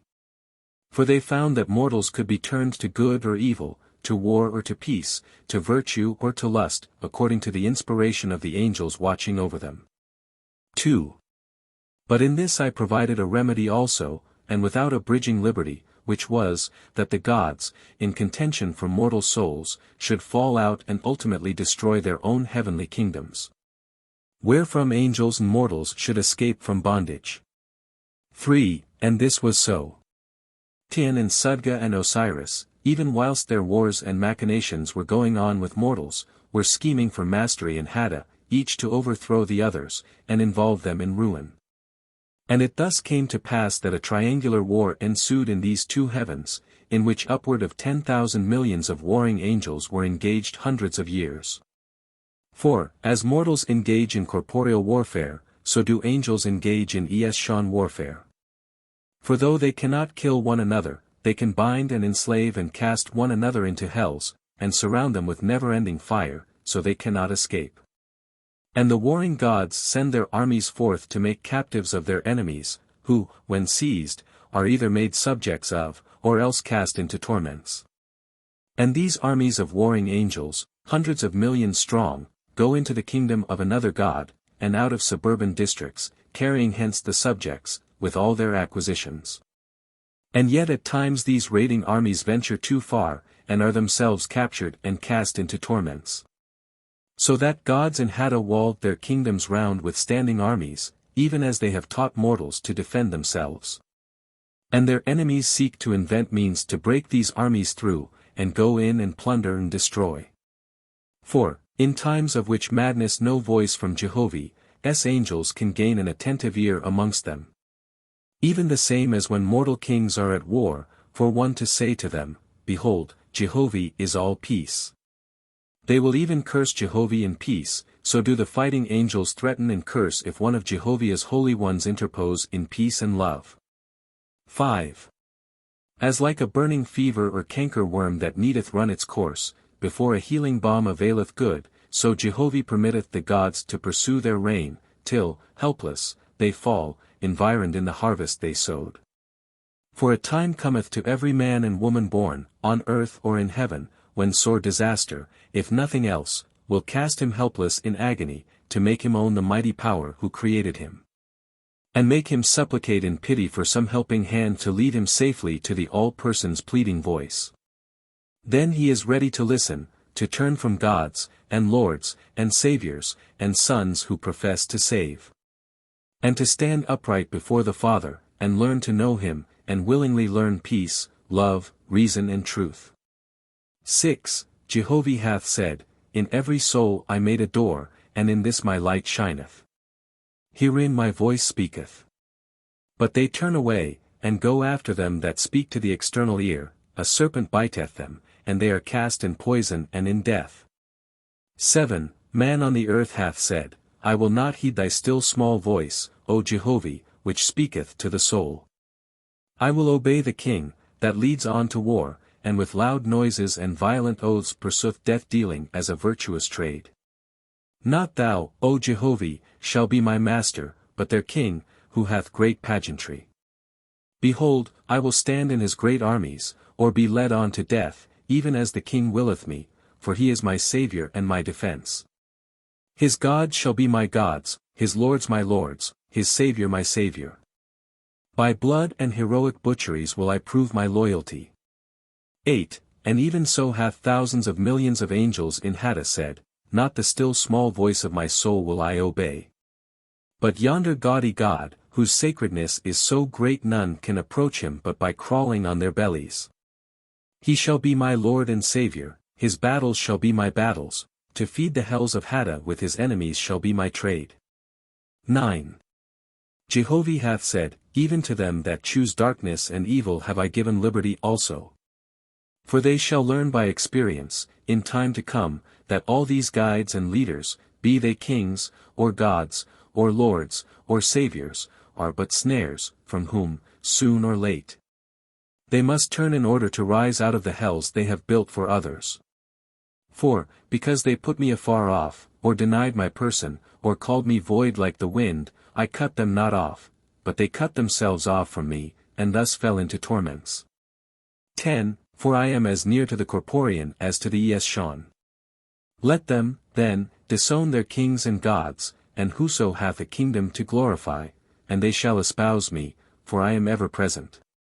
For this, all people shall do, either on earth or in heaven.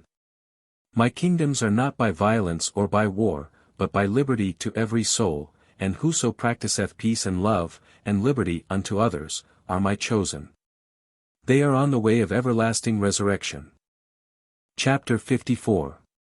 1. About the time Baal and Ashtaroth had destroyed the inhabitants of the earth in Parsii and Heleste, they applied to Osiris, demanding promotion to separate kingdoms of their own. They said, 2.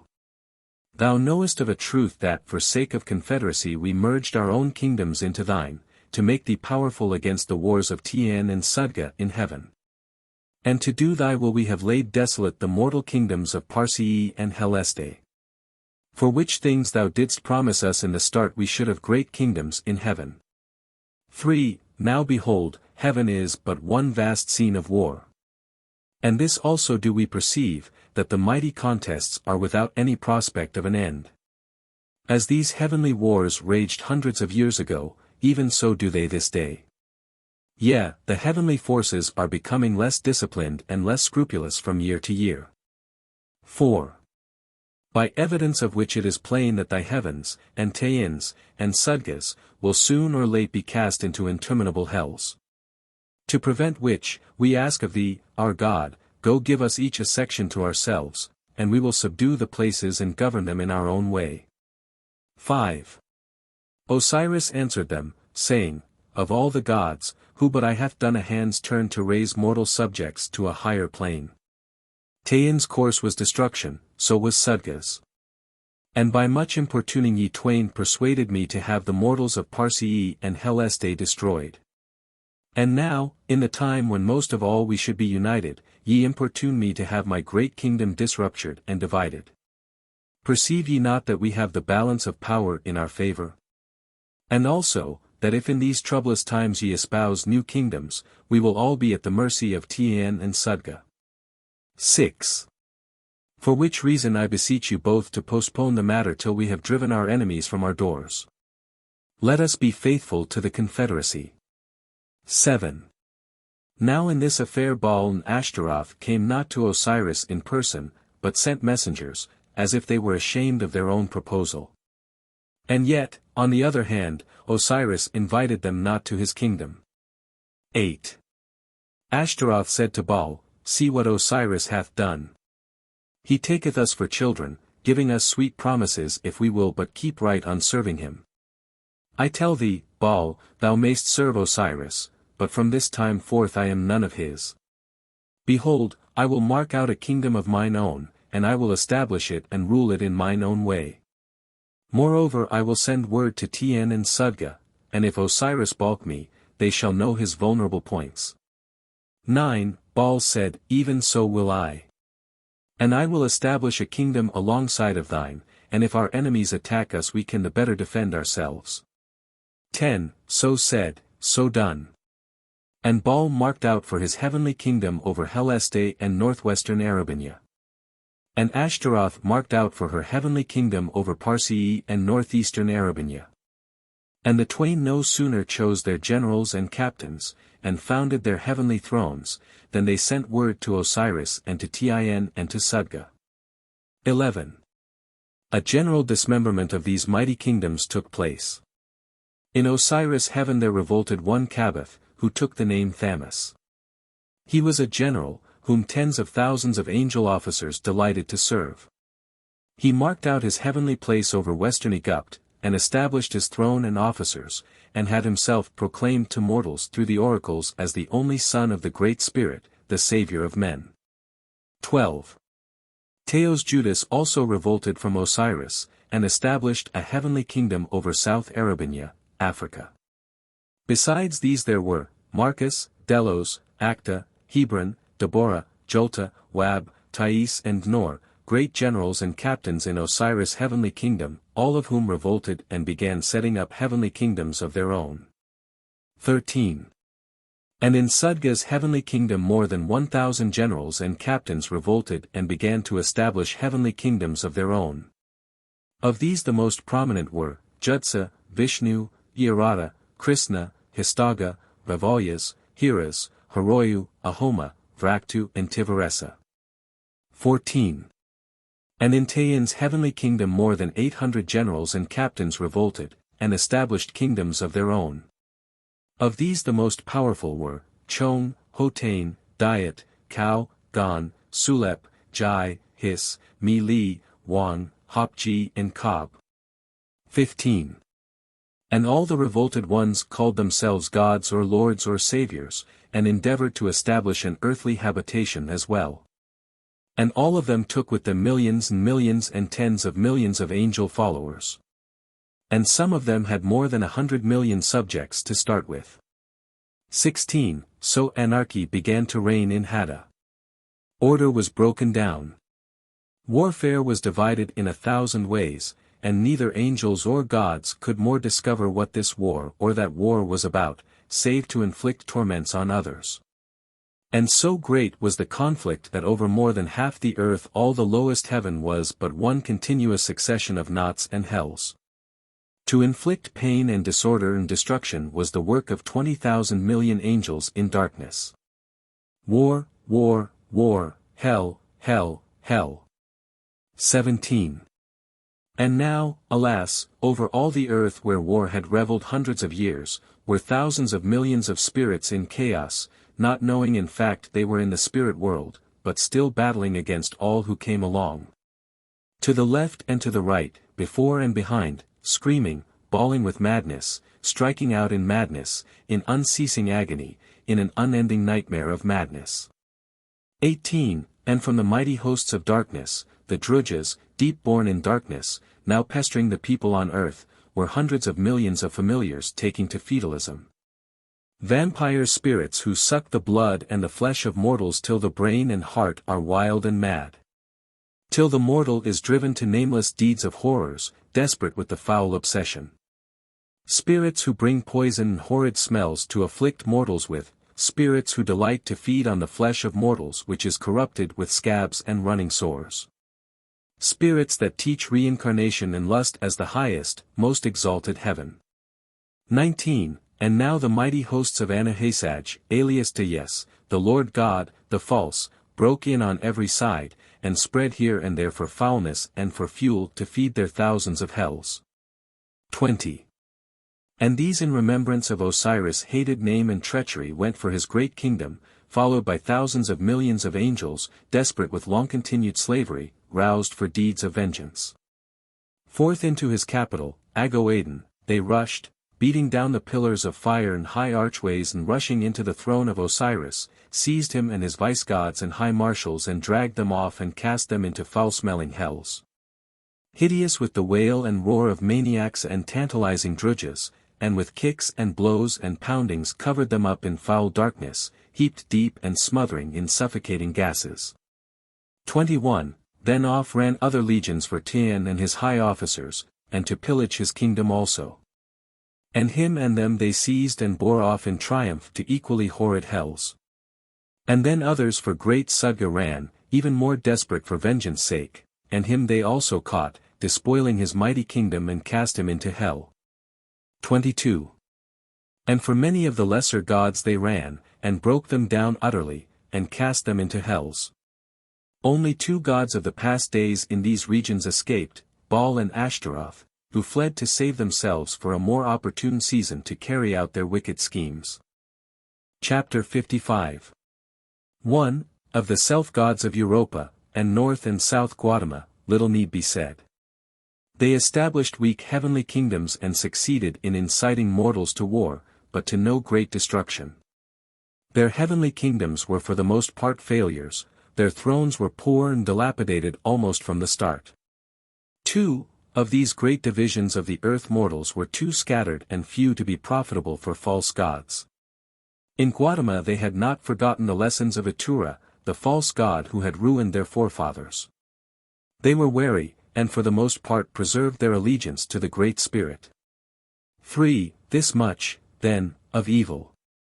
Now know ye of the good and faithful, and of the changes of earth and heaven. 4. By the pressure of Gi, Krashivi had descended near the earth, and some places bordered upon it. Darkness had overspread the land of the earth in some regions for 700 years, so that the sun shone not, save as a red ball of fire. And nebula fell in many places to a depth of 3 lengths, so that even the places of the great cities of the earth, which had been destroyed, were covered up, and it was like a new country. 5. The which was beneficial to Jehovah's angels, in assisting them to deliver hosts of the chaotic spirits, whose mortal part fell in dread war. For such was the labor of the true God in Krashivi, son of Jehovah, and of his hosts of upraised angels. To gather in from every quarter of earth and her heavens the fallen victims of the self-gods, to restore them to reason and to happier and holier scenes, and to teach them righteousness and good works. 6. Jehovah had said to God, his Son, because one man cannot lift up the whole world he shall not grieve, nor cease doing what he can. For his glory lieth in exerting himself to the full. 7. Because the self-gods have come against thee, they are against me also, because they have espoused to be creators, and thus proclaimed themselves for their own glory, they shall have their fill. Before these times, the false gods were content to proclaim their own names, but lo and behold, they have made the Lord God as the Creator, and set him up as a man, on a throne, to worship him. 8. And Tian, and Sudga, and Osiris, 2. All of woman born, and knowing my breath upon them.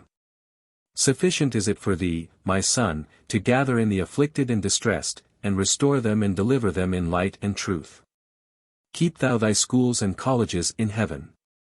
And thy nurseries and hospitals, and factories, and thy fleets of swift-flying Odovans and Aravagnas. And send thou thy faithful volunteers, and make the afflicted to rejoice and hold up their heads in great joy. 9. But to them that will not hear.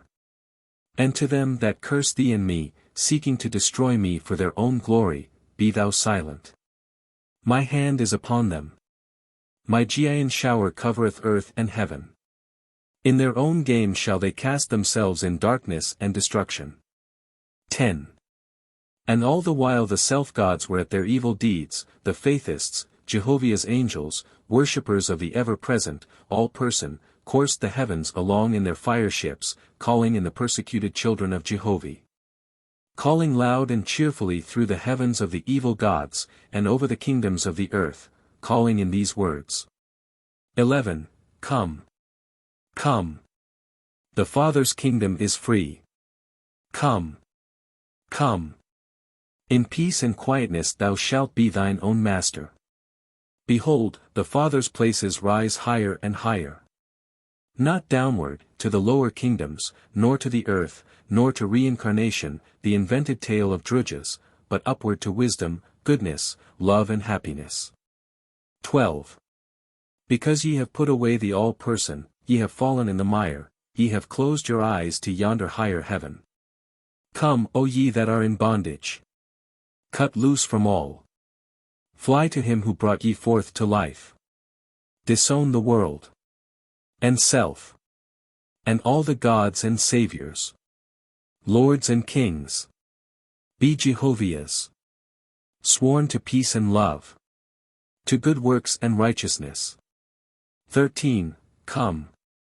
Come. Our Odavans are free. Our Aryavagnas full of comfort. Oh, come and be our loves. Be fellows, one with Jehovah. 14. And they gathered in millions and thousands of millions. For hundreds and hundreds of years they labored in the distracted regions of Hada, toiled and toiled till wearied and prostrate, tens of thousands of times. Then rested a while, invigorated for more energetic work. 15. But not alone nor unseen, these toiling millions, hundreds of millions of Jehovah's angels, faithful sons and daughters. For the labor built up their own spirits to be as very gods and goddesses in noble endurance. Which was written in their fair faces, so the high-raised messengers of far-off heavens, traveling past, beheld Jehovah's soul in them. And so bore the news to other worlds of the darkness of the earth and her evil gods, and of the faithful, struggling hosts of Jehovah in their uphill work. 16. And now the earth and her heavens crossed the boundaries of the Giaean forests, and rolled slowly towards the homes and dominions of other Etherean gods. End of Book of Wars against Jehovah. Book of LIKA, son of Jehovah. Known in heaven as the dawn of Bon, and on earth as the cycle of Moses, Capilla and Chine. Jehovah said, I gave unto the earth a time of full earthhood. And, that the generations of men might know the period thereof, behold, I caused man to build a pyramid in the middle of the world. For it was my mark, that, from that time henceforth, man should turn from stone temples, and the hope of everlasting flesh life, to rejoice in spiritual abodes in my Etherean heavens. And I brought the earth out of darkness and encompassed it around with the dawn of Bon. Chapter 1. 1. I and the far-off Etherean worlds spake the voice of Jehovah, saying, LIKA, LIKA, my son. Behold the red star, the earth. She cometh thy way, she mergeth dark and soiled from the forests of Gi, in the swamps of Bonassa. She will cross thy Etherean fields, the Oahspe, and Opal, and Wedajane, dripping with the odor and dross of the Giaean swamps. Go thou to her, and wash clean her soil and her atmospherian heavens. 2. LIKA said, Alas, O Jehovah, how they have forgotten thee. 3. I will go to the red star, the earth, O Father. I will deliver her into purity and faith. Thy chosen shall be delivered from bondage, thy God made triumphant on earth and in her heavens. 4. LIKA called to his high council, in his Etherean kingdom, Vetapwissa, in the plains of Peoria, off the road of Odaganasas, at the high ark of Bon, made light by the holy angels of tens of thousands of years, and he said. 5. Behold, the red star, the earth, the voice of Jehovah came to me, saying, Go thou to her, O my son, and wash clean her soil and her atmospherian heavens. And I said, I will go, O Father. I will deliver her into purity and faith. 6. LIKA said, 500 million Etherean hosts will I take with me. For 5 years and 40 days will I and my hosts sojourn on the red star and in her heavens. Her true God shall be restored and delivered in my name by Jehovah's hand. According to the rank of harvest of the gardens of Hanyan, so shall my marshals choose and record my hosts. 7. Then spake the council, the historians of the Etherean libraries of the Vorkman Road, where hath travelled the earth for tens of thousands of years. And they detailed the affairs of the earth for many cycles past. Made plain before the gods assembled all the doings of the earth and her heavens. 8. Then LIKA sent swift messengers off to the earth and her heavens. In arrow ships of fire they sped forth, 20,000, well skilled in coursing the Etherean heavens and penetrating the atmospherian vortices of traveling stars. To obtain the details of her god and her false gods, her lords and false lords. Her Hades and her hells, to scan her libraries and hastily return to Vedapwisa, to lay the matters before the High Council and LIKA, the Nirvanian chief on Jehovah's throne. 9. LIKA was sprung from the corporeal star Odos, which traversed the roads, Yadas Koon, of the south circuit of Thys, the vortex of another far-off sun, and was raised to Etheria in the cycle of Saika, 125,000 years. By Methia, goddess of Orethi, afterward chieftainess of Unigamaya. 10. And LIKA rose to be god of Avlasak 4,000 years, god of Kema, 6,000 years, inspector of Judas Etherian roads at the Aegean swamps of Henneset, 15,000 years, surveyor of Ewalt, 2,000 years. Surveyor of the Wacha excursion, 4,000 years, recorder of Hitsomet, 8,000 years, deliverer of Habian vortices, 26,000 years, measurer of densities in a blank, 1,000 years. Recorder of the ratio Tivai, 2,000 years, god of the home plains of Teverized, 12,000 years, and chief of Vedapwisa, 25,000 years. 11.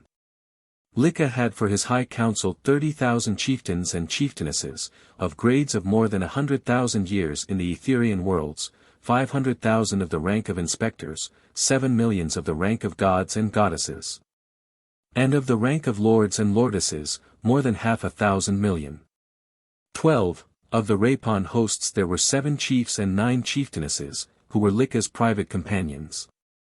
First, Rebsad, chief of Sotisav, 40,000 years. Sophrister of Shaleves, 60,000 years, marshal of Zelaxi, 20,000 years, master of Basayan, 70,000 years. And he passed 20,000 years on the journey of Lusoit Tavragenia, besides thousands of other journeys of less duration. 13. Next to Rebsad was Yanodi, chieftainess of Ur, 70,000 years. Chieftainess of the roads of Salatamia, 70,000 years, marshalless of Pedanassa, 40,000 years, goddess of the Giayan forest of Luluoga, 65,000 years. Besides goddess of Mor, goddess of Chicagenanisma, goddess of El, and of Ramba, and of Z. 14. Next to Yanodi was Thazid, goddess of Zolath. Matracets of Yithkad, chieftainess of Hagu, chieftainess of Debaur, and of Hachel, and of the roads of Oliaskevedho, besides goddess of more than 100 Etherean worlds. 15.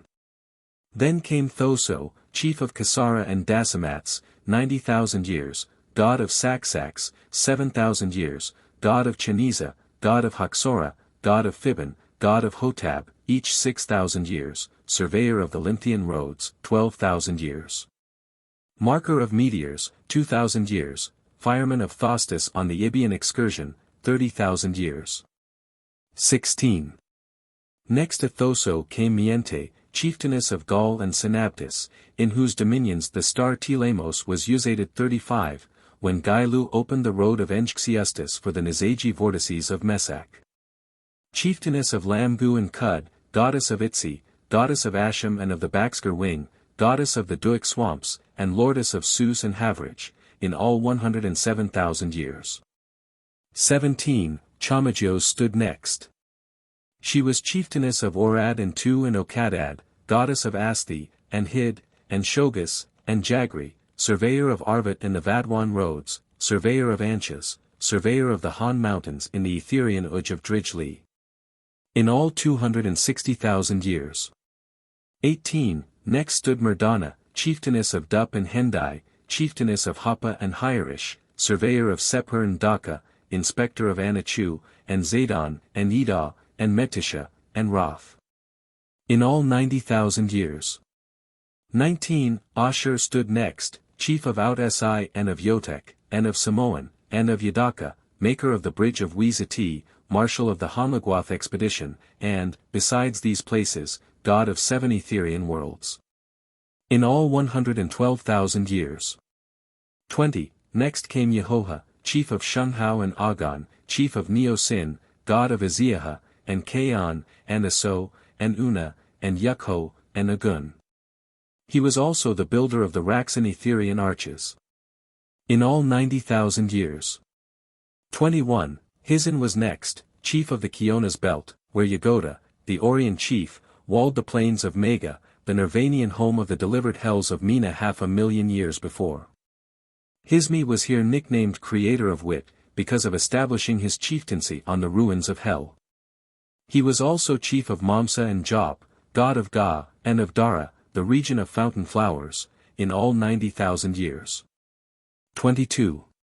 Boan was next, chief of Apaha, formerly the farms of Lunwan and Srid, chief of Vadua, and of the valleys of Nascam, where 1,000,000 years before the chief of Chokzet disrupted the Atmospherian Sakri. And liberated from its 4,000 hells more than 30,000 million angel slaves in chaos. Boan had also served as god of Aman, and Havat, and Shido, and Pivan, and as measurer of Pracha, and Ziri, and Asthus, surveyor of Ulam, and Shiam, and Chose in Zadok, in all 80,000 years. 23. Guangu was next. She was chieftainess of Andal, the place of the one-time apex of the Karogan vortex, whereat was formed the star Ajadas and sent on its course by Aklanguin, Orion Hemmer of Shegoiza. This vortex, when first formed by Aklanguin, was 300,000 million miles long and was cometary 30,000 years in Aklanguin's hands. Guangu was also chieftainess of Asatha and Wagon. Goddess of Anoa, and of Haugil, and of Zahave, in all 190,000 years. 24. Gihugan was next, chieftainess of Sumatri in the byroads of Yotargus, chieftainess of the 4 Etherean worlds, Yoni, Og, Theum and Watchwax. Surveyor of Unshin, Zaria and Kinteri, inspectress of Sakis, and Hajimal, and Hafa, and Borax, and Rab, and Shorlu, in all 80,000 years. 25. Next stood Bakniisage, chief of Yahalom, where the Gainmaker, Tarmoth, cleared the forests of the Aegean Halath, in making a roadway for Havalad's group of Shemasian corporeal stars. In which labor he employed 90,000 million Nirvanians for 4,000 years, and the distance of the road was more than 100,000 million miles. Bakniisage was chief of Agwan, and Shunastis, and Hader, and Ad, god of Vak, and of Kuja, and Rai, and Kathab, and Sinab, and Bud, and Aber, measurer of the mountains of the Etherean worlds, Vijhath, and Hakan, and Dis. Measurer of the arches in the Etherean world Niksh, constructor of the plains in the Enervanian world Com, in all 130,000 years. 26. Rehem was next. Chieftainess of Otaskika, commonly called World of Shining Waters, a great visiting place in Nirvania, she was goddess of Theosaplas and Timax, weigher of Sulthautsi in the Ophel plains, in all 110,000 years. 27. Then stood Antosiv, goddess of Mun, renowned because she was of 260,000 years, and had declined exaltation above the rank of goddess. 28. Such, then, were the Rapon hosts. Chapter 2. 1. Far and wide, spread the words of LIKA, words of Jehovih, over the plains of Poya, first highest light in Etheria, where travelled the earth and her heavens. Far off, toward the northern group of twinkling stars, gazed the Etherean millions, rose the voice of millions, where is the red star? Where lieth the earth and her troubled heavens? Is not this the young star, a satellite that travelleth with the hidden sun?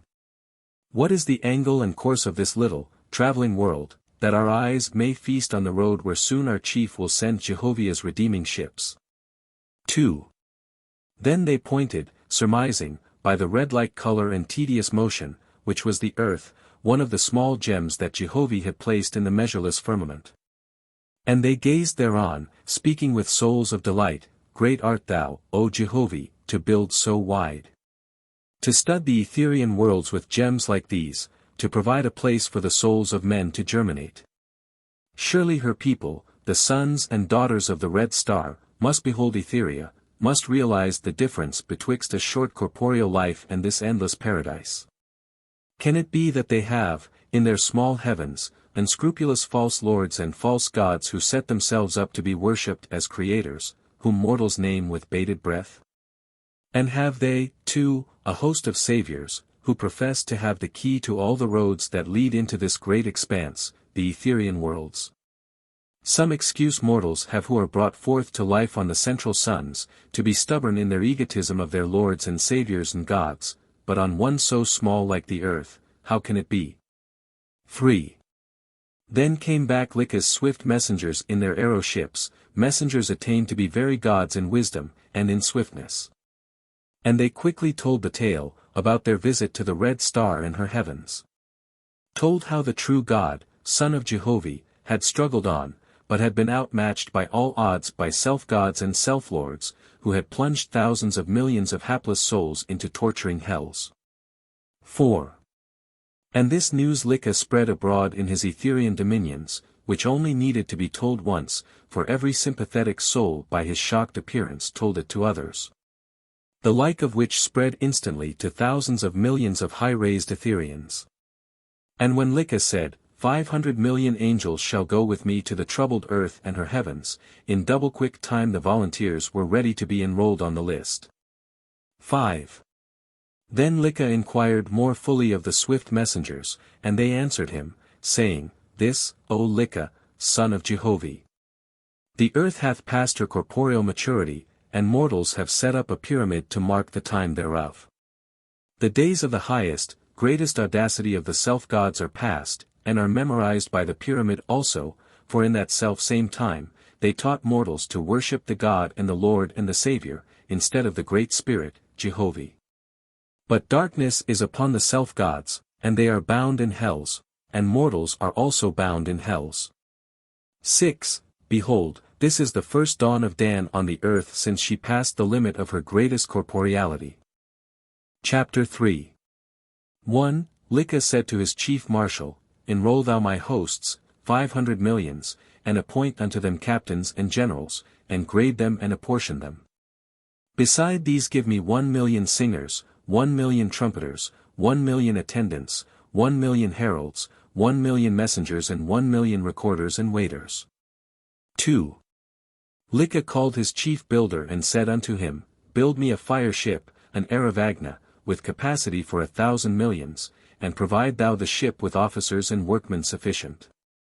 Consult thou with my mathematicians as to the distance to the Red Star, and as to the densities through which the ship shall pass, and as to the power required, and the time of the journey, and provide thou all things sufficient therefor. 3. Then LIKA spake to the high council, saying, For the time of my absence my vice-chief, Hewu shall hold my place. Touching matters whereof ye desire my voice before I go, speak ye. 4. Atunzi said, Behold, O LIKA, the star, Yades, headeth towards the Aegean forests of Actua, and she hath not passed the Asperan age. LIKA said, To clear the forest Actua I appoint Ishavi, goddess, with 3,000 million laborers. Ishavi, how sayest thou? Ishavi said, Thanks to Jehovih and to thee, O LIKA. I will at once choose my laborers and proceed to make the road. 5. 1 Tui said, Erst thy return, O LIKA, the Hapsogan vortex will cross the south fields of Vetapwissa.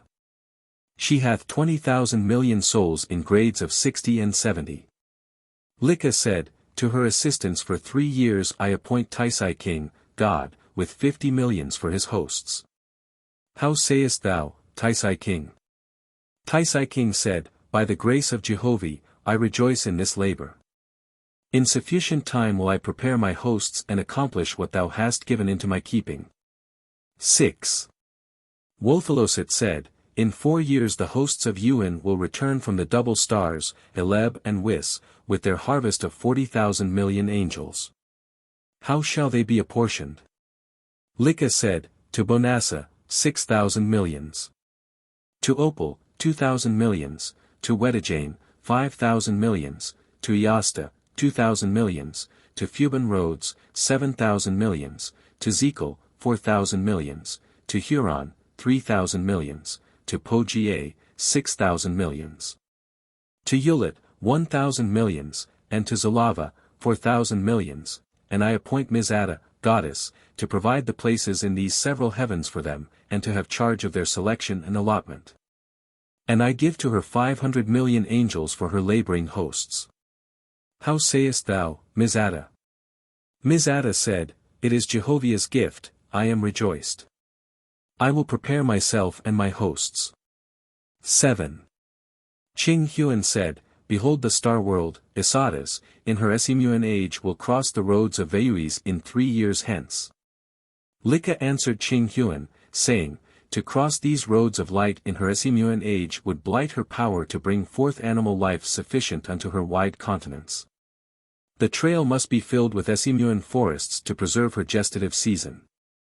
To this labor I appoint Ialakak, god of Isadas Esimuan forests in the roads of Veuis, 4,000 years.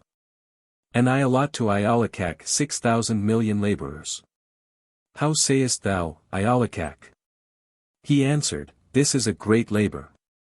By the wisdom and power of Jehovah, I will accomplish it. 8. Vigaindras said, In 2 years the fleets of Leogastravans will return from their voyage of 4,000 years, bringing 2,000 million guests from the Anigihawas regions.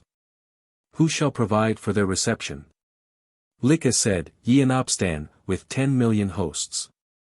How sayest thou? Yeanopstan said, A most welcome labor, O LIKA. 9. Hisjoso said, The arches of Rasatissa, the Etherian world of Yunxa's plains, will be to cast in 4 years. LIKA said, To Suttu's 6 million arches, and to Ivaji 4 million arches, and to each of them 100 million laborers. How say ye? Then spake Suttus and Ivaji, saying, By the help of Jehovah, the labor will be accomplished. 10. Sacha said, The star world, Neto, will be to turn on her axis in 2 years hence, in which time she will pass through the south fields of Oahspe. LIKA said, This will be a great labor, and I appoint Urasis, with Salus, to accomplish it. And I give to them 3 years, with 4,000 million laborers. How say ye? Then answered Urasis and Salus saying, With fear and trembling we rejoice at this great work. By Jehovah's wisdom and power, we shall accomplish it. 11. After this manner LIKA made more than 1,000 appointments to be accomplished ere he returned from the earth and her heavens, but ordinary matters he left with his vice-chief, Heiwu, and to the high council, the select 10 millions. 12. Jehovah had said, Even as I provided a little labor unto mortals to develop the talents I created withal, so in like manner, and after the same like, but spiritually, provided I greater labor unto the high-risen inhabitants in my Etherian worlds. For which reason let my children learn the secret of harmonious and united labor with one another. I gave labor to man not as a hardship, but as a means of great rejoicing. 13. And the talents I gave on Corpor, I gave not to die on Corpor, but to continue on forever. As I gave talent for corporeal mathematics, and talent for corporeal buildings, even a talent for all things on corporeal worlds. Even so provided I in my Etherian worlds for the same talents, but spiritually. Wherein man on the corporeal earth, judging the adaptability of talent to corporeal things, may comprehend the nature of the labors I provided in my exalted heavens for the same talents. 14. Neither let any man fear that his talents may become too exalted for the work I have provided, for until he hath created a firmament, and created suns and stars to fill it, he hath not half fulfilled his destiny. Chapter 4. 1. Jehovah spake in the light of the throne of Kerksak, in Vedapwissa, saying, LIKA, my son.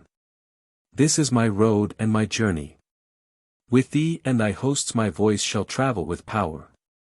On the earth will I lie my foundation, in spirit and word. Thy companion chiefs and chieftainesses shall go with thee, they shall help deliver the inhabitants of the earth and her heavens. 2.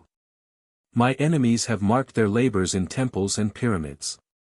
Because their hearts rose not up to me, they descended into stone, the most dead of all things.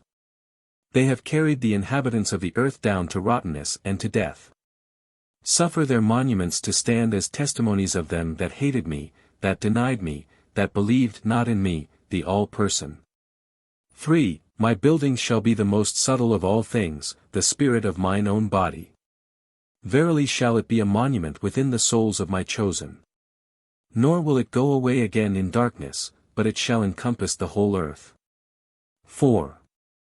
For thou shalt find my chosen a scattered people, persecuted and enslaved, the most despised of all the races of men. But I will show my power with them, I will raise them up. The things I do through them, and the words I speak through them, even in their ignorance and darkness, shall become mighty. Their words shall be treasured forever, and none can match them in wisdom of speech, or in the craft of good works. 5.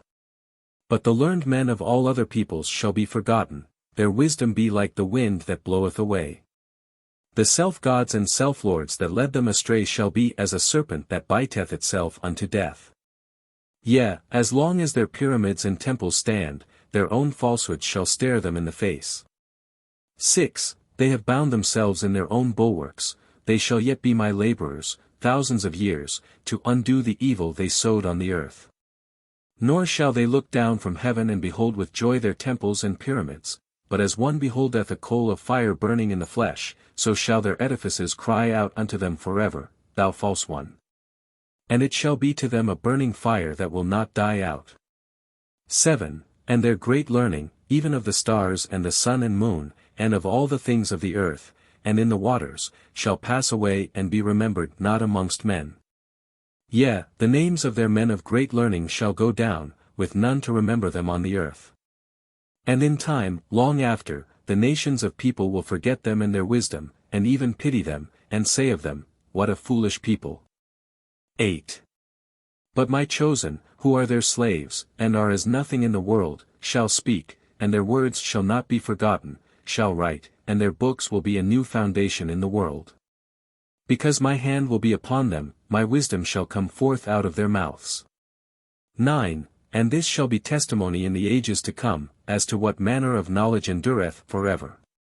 For as the buildings of the earth remain on the earth, and the spirits of them that incline to the earth raise not up, so have I bound corpor in corpor. But as I planted the quickened spirit of man in man for spiritual knowledge, so shall spiritual knowledge look upward for an everlasting resurrection. 10. LIKA asked, O thou highest, Jehovih, what are the preparations of thy gods? Wherein shall my hand be strong on the earth? Jehovih answered, saying, For 6 generations aback hath my God prepared unto thee and thy hosts. My voice was with my God, and I said unto him, My son, behold, the time cometh in 6 generations, when I will bring the earth into another dawn of light. And in that day will I bring my son, LIKA, from my Etherean worlds. And he shall come with a mighty host of Ethereans with great power. Go thou, my son, down to the earth, and with thy Luis, thy masters of generations, and raise up an heir unto thy voice. In the 3 great divisions of the earth provide thou 3 servants to do my will. 11. So, my son, God of Krashivi, hath raised up unto thee, O LIKA, 3 men, Capilia, and Chine, and Moses, the fruit of the 6th generation in the lands of their fathers, and they are of the Faithists in me, holy men and wise. To these shalt thou send the gods of their forefathers, even they who were beaten away by the gods of evil. 12. And Capilia shall deliver the Faithists of Vindu, and Chine shall deliver the Faithists of Japheth, and Moses shall deliver the Faithists of Egypt. And this, also, shalt thou put upon Moses and his people, he shall lead his people westward. And their heirs after them shall also go westward, yea, westward until they circumscribe the earth. 3,400 years shalt thou allot to them to complete the journey. And wherever they go, they shall establish my name, Jehovih. They shall lead all people away from all gods, to believe in the Great Spirit, who I am. 13. And when they have carried my name to the west coast of Guatemala, and established me, behold, I will bring the earth into Cosmogony. And my angels shall descend upon the earth in every quarter with great power. And it shall come to pass that the Faithists of the children of Moses shall find the Faithists of the children of Chine and the Faithists of the children of Capillia. 14. And all these people shall cry out in that day, No God, no Lord, no Saviour. For my hand will be upon them, and their words shall be my words. But they will proclaim me, the Great Spirit, the ever-present, Jehovih. 15. And they shall become the power of the world, and shall establish peace and put away war, leading all peoples in the way of peace, love and righteousness. Chapter 5. 1. Vedapwisa, in LIKA's Etherean regions, made glorious by Jehovah's light, and by his purified sons and daughters, whose heavenly mansions matched unto their great perfection, was now quickened with great joy.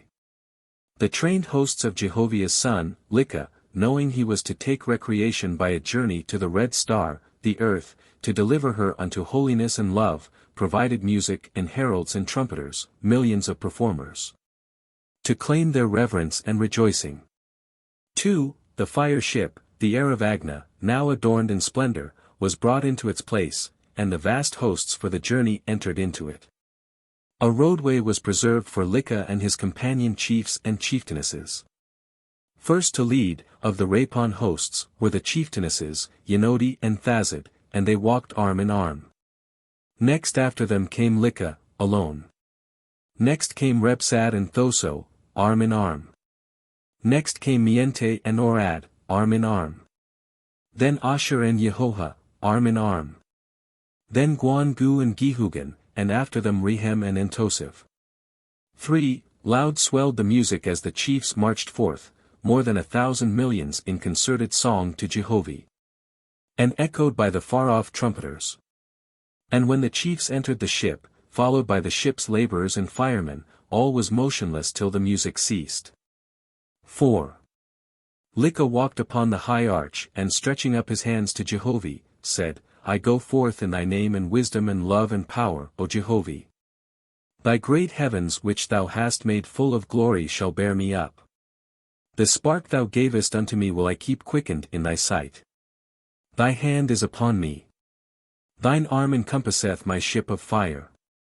In thee I know it will rise and course these worlds, to the red star, sail with thy hosts triumphantly unto labor for thy glory. 5. Arise, O palace of the firmament, by the power of Jehovah that dwelleth in me, upward. Onward. Arise. 6. And now with one will the hosts joined in, and the laborers and firemen stood to their places. A moment more, and the Aravagna raised from its foundation, steered toward the red star, and moved forth over the fields of Vedapwisa. 100,000 banners and flags floated and waved from every side on the great ship of heaven, and was answered by more than 10,000 more in the hands of the hosts below. 7. The Esenors of the ship struck up a quickened march, joined by the millions beneath, whilst the great multitudes tossed up their hands and shouted in prolonged applause. Thus went forth LIKA, son of Jehovah, to the red star, the earth. Chapter 6. 1. As LIKA in his ship sped on, coursing the fields of Sunasat, and Hadar, and Uax, in the Etherean world, Chinagotha, rich in light in these regions, on the Yonwi road, and now traversed by hundreds of vessels coursing hither and yon. Jehovah's light descended on the high arch, in the midst of the Rapons. And the voice of Jehovah spake out of the light, saying, 2. As I taught Corporians to build ships to traverse corporeal seas, so have I taught Etherians to build vessels to course my Etherean seas. 3. As I bound the Corporian that he could not raise up in the air above Corpor, save by a vessel, so created I my heavens for the spirits of men, that by manufactured vessels they might course my firmament. 4. For the little knowledge I gave to Corporians I made as a type of knowledge which is everlasting. 5. To the Corporian I gave two kinds of presence, objective and subjective. By the latter he can imagine himself in a far-off place. And the thought that proceedeth out of him goeth to a friend and speaketh understandingly in the distance. For thus I created him. But he who goeth objectively must take his person with him, for so created I him. 6. And I magnified these two conditions unto the spirits of all men, that they might also appear objectively and subjectively in the places known to them. 7. And this is the bondage I created unto all places on the earth and in the heavens thereof, making all men understand the power of objective association. 8. I created wide seas on the corporeal earth, that man should perceive that one man alone could not cross over, nor in a small boat, with any profit under the sun. Neither created I my heavens in the firmament that one angel could go alone on long journeys, becoming isolated and powerless. But I provided them that they could not escape association. Yea, I created the firmament that they must congregate together and go. 9. Nevertheless, I gave freedom unto all, to him that goeth not objectively, to go subjectively, but of little avail and not much truth or profit. And because I gave this liberty, behold, even drudges will say, Yea, I have been there. Nor know they how to raise up from the earth, or to go to any place, save on another's shoulders. 10. And I created man and angels that all knowledge which is to be everlasting must be obtained objectively, yea, in the experience of his own person made I him to desire without end. 11. And they fill my seas in heaven and earth with their great ships, with wants that could not be satisfied in one place created I man. For I drive him forth on strange errands and on missions of profit and love. For I will store him with a knowledge of my works. Chapter 7.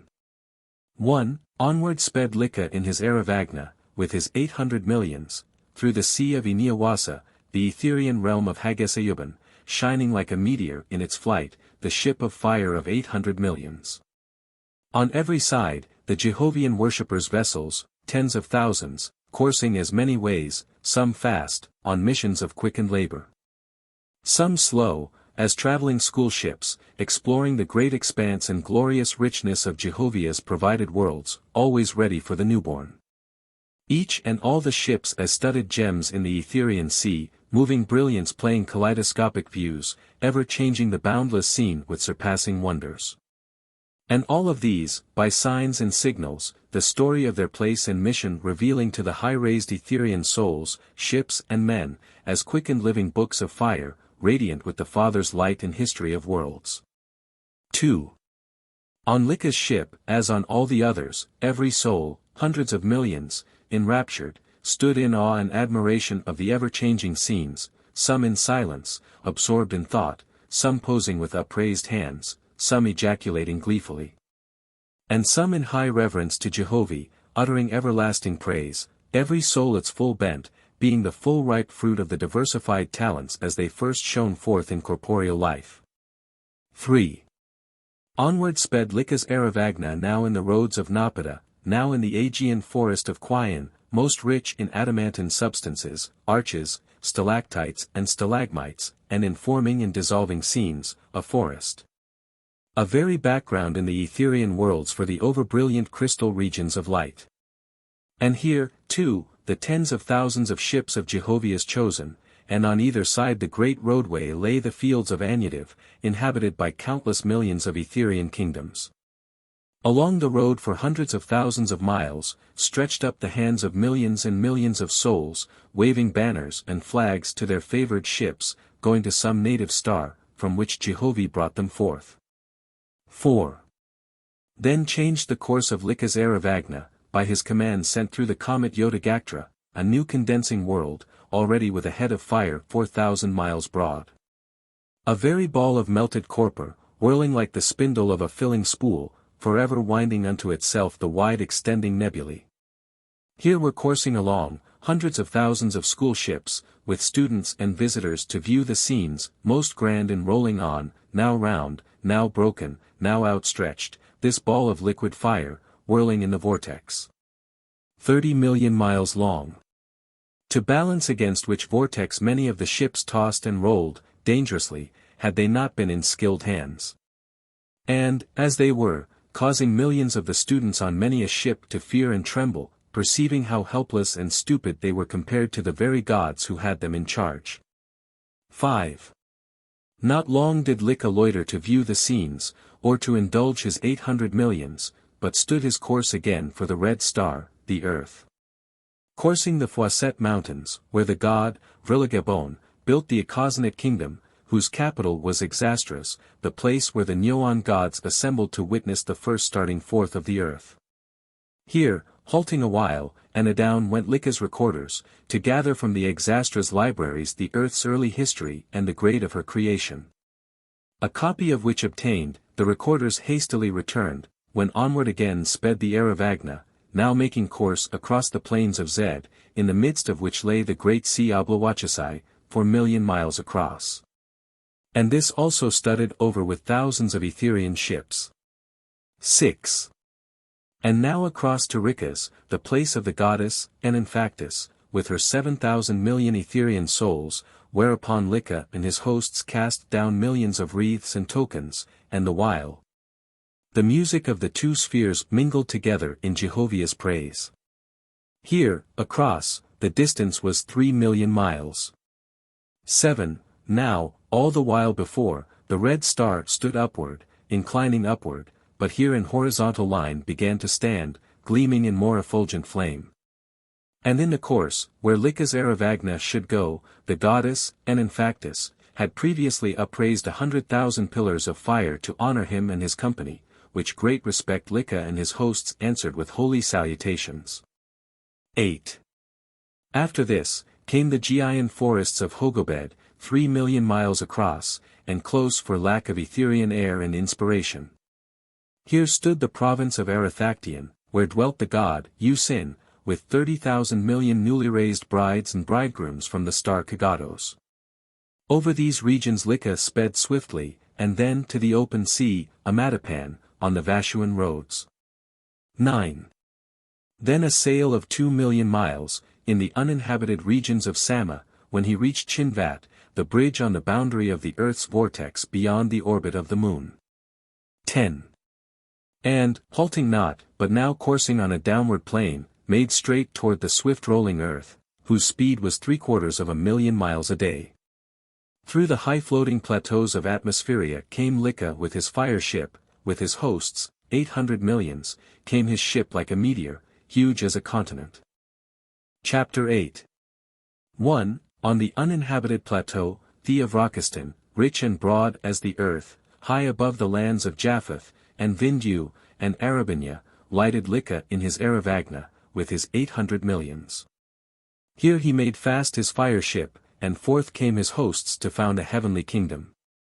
LIKA said, 2. I hear thy voice, O Jehovah, thy hand is upon me, in thy wisdom and power will I build the foundations of thy kingdom in these heavens. 3. Jehovah said, Call forth thy Rapon hosts, thy companion chiefs, build thy throne broad for them and thee. And shape thou the area of the capital and stand thy high council, the chosen millions, to the 4 quarters of the heavens of the earth. 4. The legions then fell to and built a heavenly place unto Jehovah, and called it Yoganakaktra, home of LIKA and his 800 millions. 5. Jehovah called out of the light of the throne which LIKA built, saying, LIKA, my son, thou shalt build all things new on the earth and in the heavens of the earth, even as if nothing had ever been. Send thou thy messengers in an odovan to the broken-down region of my beloved, God of Krashivi, and bring him and his 1,000 attendants unto thy place. 6. Thereupon an odovan was sent off, well officered, and in due time it returned, bringing God to Yoganakaktra, where he was received with great joy, and greeted in Jehovah's name. 7. LIKA said, Speak thou, O God, for I am come to deliver these heavens into Jehovah's dominion. What are the light and the darkness of the heavens and the earth that have been entrusted to thy keeping, in Jehovah's name? 8. God said, Alas, how can I speak? Behold, my kingdoms are scattered and gone, I have nowhere any pride in anything I have done in heaven and earth. An exceeding great darkness came upon my people, for 1,500 years. Thy servants have been overpowered, helpless and tossed as chaff before the wind. 9. LIKA said, How many gods? How many dawn of darkness? Whither are gone my true gods? 10. God said, 4 gods are risen to Etheria with their hosts, heartbroken, true gods. For dawn have come and gone, so weak and small, like a breath of air, for the darkness brushed them away. In Savakhaban, in Etheria, sojourn thy gods. 11. Jehovah's light fell upon the throne, and his voice came out of the light, saying, Send thou, O my son, LIKA, to Savakhaban, for arrow ships, with 100,000 attendants for my true gods, and bring them to Yoganakaktra. 12. LIKA then sent 4 arrow ships with his swift messengers and 100,000 attendants, to bring back the 4 disconcerted gods. 13. God said, Thousands of millions of angels of darkness flood the Hayden regions. And as many grovel about on the low earth. Yes, the false Lord God, is cast into hell, a hell so wide that none can approach his place of torment. 10. The phase god, the Jas, is also cast into hell, and so is Sudga, the false Jaush. And so are all the false gods that encompass the earth around, their kingdoms are in anarchy. 14. The names Lord, and God, and Jaush, and Yes, and Zeus, and Jas, and Hojas, and many others, have become worshipful on the earth. Not only labored the traitors to put away the Great Spirit, but to establish themselves as men gods capable of creating, the veritable creator of heaven and earth. 15. LIKA said, Hear thou, then, the voice of Jehovah. Because they have put me aside and assumed to be creators under the name God, and Yes, I will magnify the person of God and Yes in men's understanding. 16. Nor from this time forth on the earth, for 3,000 years, shall man be confined to the one name, Jehovah, or Elin, or Eloi, but worship God, or Lord, or Yes, or Zeus, or Jaush, or Jas, or Hojas. For since these men have cast themselves into hells, behold, the spirits of the risen shall not find them nor their kingdoms. And thou shalt magnify unto mortals that all names worshipful belong to the ever-present, whose person is the spirit and substance of all things. And if they inquire of thee, who is Jaush? Or, who is God? Or, who is Jas? Thou shalt say, Hath he not said, Behold, I am the creator of heaven and earth? And I say unto you, he is the ever-present, the all-highest ideal. 17. But this bondage shall come upon them, to reap the harvest they have sown. Because one hath said, Build thou a pyramid, and thy God will come and abide therein, even as a man dwelleth in a house, he shall be bound while the pyramid standeth. And another hath said, Behold, thy God is in the image of a man, and he sitteth on a throne in heaven, he shall be bound while this belief serveth on the earth. 18. Because they have sown a falsehood on the earth, the harvest is theirs. And until they have reaped their whole harvest they shall not rise into my Etherean worlds. Chapter 9. 1. When the other 4 gods, the true sons of Jehovah, who had been discomfited in the lower heavens by Yes and his fellow false gods, came, the light of Jehovah came again on LIKA's throne. Jehovah said. 2. I suffer not evil to triumph over good but for short seasons, and, soon or late, my righteous sons and daughters, raise up and rejoice in their trials which I suffer to come upon them. Let not men or angels say, Because this or that happeneth, lo, Jehovah sleepeth at his post. Or, lo, Jehovah is the author of evil, or is impotent to avert it. 3. My times are not as the times of men or angels. Nor am I within the judgment of men as to what is evil or good. When the wealth of the rich man is stolen, do not mortals say, Poor man, Jehovah hath afflicted him. For they judge me by what they consider afflictions. But they behold not that I look to the soul of man as to what is good for him. And when the assassin hath struck the king unto death, behold, they say, How hath a good Creator done this? For they consider not the nation or the problem of anything but for the day thereof, nor consider they what I do for the souls of many nations, by one small act. For all people in heaven and earth are mine own. They are as trees in my orchard, and I prune them not for the life of the branches, but for benefit of the whole orchard, and for the harvest that cometh after. 5. I created life, and I take away life, in mine own way do I with mine own. I send night to follow the day, clouds to interchange with the sunshine.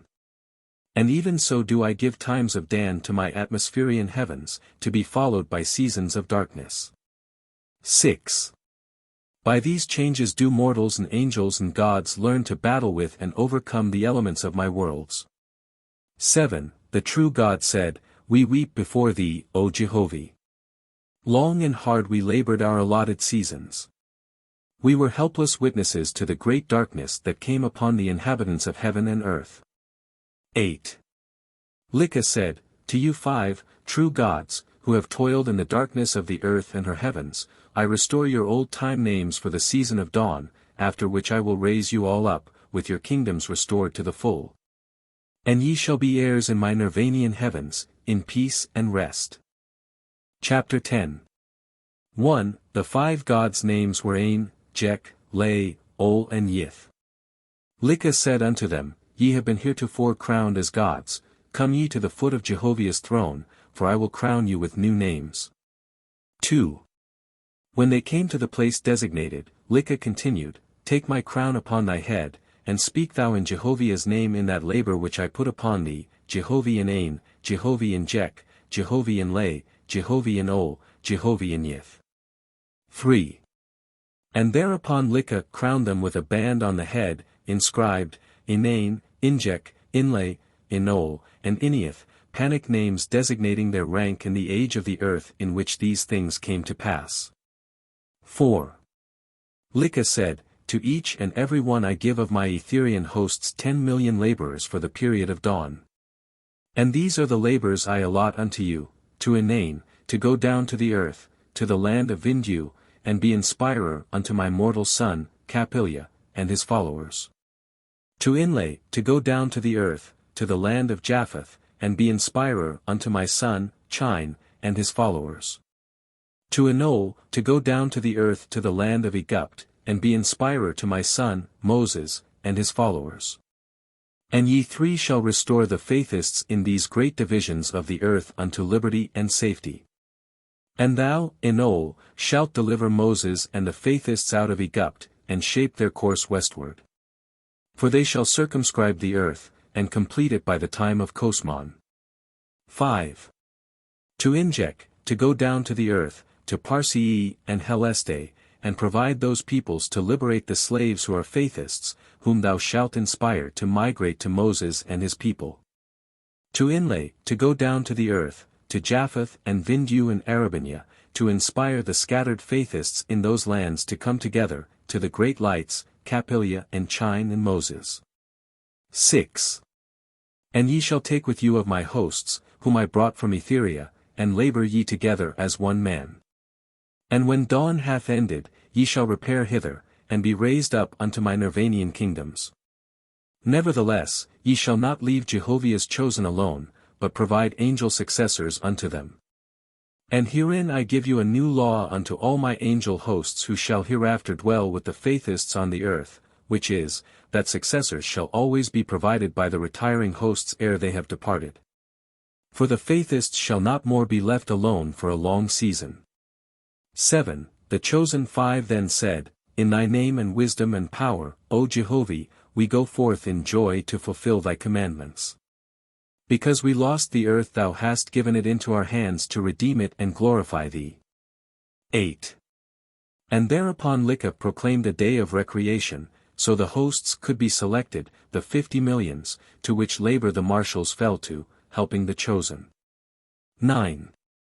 During the recreation, the Atmosphereans explained to the Ethereans how laid the lands of the earth and the heavens thereunto belonging. And then, after a season of prayer and singing, and a season of dancing, the recreation was brought to a close. 10. After labor was resumed, the chosen 5, with their hosts, saluted before the throne of Jehovah, and then withdrew and went to vessels which had been previously prepared for them, and embarked, and departed for the earth. Chapter 11. 1. Jehovah spake to LIKA, saying, Appoint thou other servants unto me for the other great divisions of the earth, and for the islands in the oceans of the earth. And give unto them each 10 millions of my servants which thou broughtest from Nirvania. And they shall go down amongst mortals, and by inspiration and otherwise collect together in groups the scattered Faithists who worship me. And thy servants shall also provide successors to come after them, to abide with mortals, making the seasons of watch short unto them that they shall not be weary thereof. 2. Then LIKA appointed Chau, Nyack, Gitche, Guelph, Ali and Siwa, and allotted them to different divisions of the earth, and he gave them each 10 millions of the hosts brought from the Orient worlds. And these were selected after the same manner as the previous ones, and they also saluted and departed for the earth. 3. Again Jehovah spake in the light of the throne, saying, Because many are risen in wisdom and truth, I will have Theophrakistan for my holy place unto them, and it shall be the region for my brides and bridegrooms at the resurrection of dawn. But at the end thereof it shall be divided and subdivided that none may find the place of my standing. For it hath come to pass, that man on the earth learning the name of one of my heavens glorifieth it, and aspireth to rise to it, but to rise to no other heaven. 4. Because my true gods taught man of hoard in the early days, man desired hoard. Whereupon mine enemies, the false gods, each one cried out, Behold, my heavenly place is hoard. I am the all-heavenly ruler. Come hither to me. For, by this means, the name I gave in truth, was usurped and made as a snare to enslave my earthborn. 5. And I will not more give to mortals a name of any of my heavenly places, nor shall they be taught of any heavens save the higher and the lower heavens, which shall designate my Etherian and my atmospherian heavens. And by these terms shall man on the earth be fortified against the stratagems of false heavenly rulers. 6. And man shall perceive that when angels or men or gods or saviors say, Come ye unto me, and I will give you of my heavenly kingdom, that they are false, and but tyrants to enslave my people. But if they say, Go ye, serve the Great Spirit, and not me, for I am only a man as thou art, then shall it be known that they are of my Nirvanian hosts. 7. And if they say, Come ye to this heaven or that heaven, for with me only is delight, it shall be testimony against them. But if they say, Verily, Jehovah is with thee, cultivate thyself within him, and thou shalt find delight in all worlds, then shall it be testimony they are from my emancipated heavens. 8. LIKA said, 70 new kingdoms shall ye found in the lowest heaven, where ye shall begin again with schools and colleges and factories, teaching the spirits of the dead the requirements for resurrection. 9. 200 millions of my Orient angels shall be allotted to these 70 heavenly places, and during dawn it shall be their work to carry out these commandments.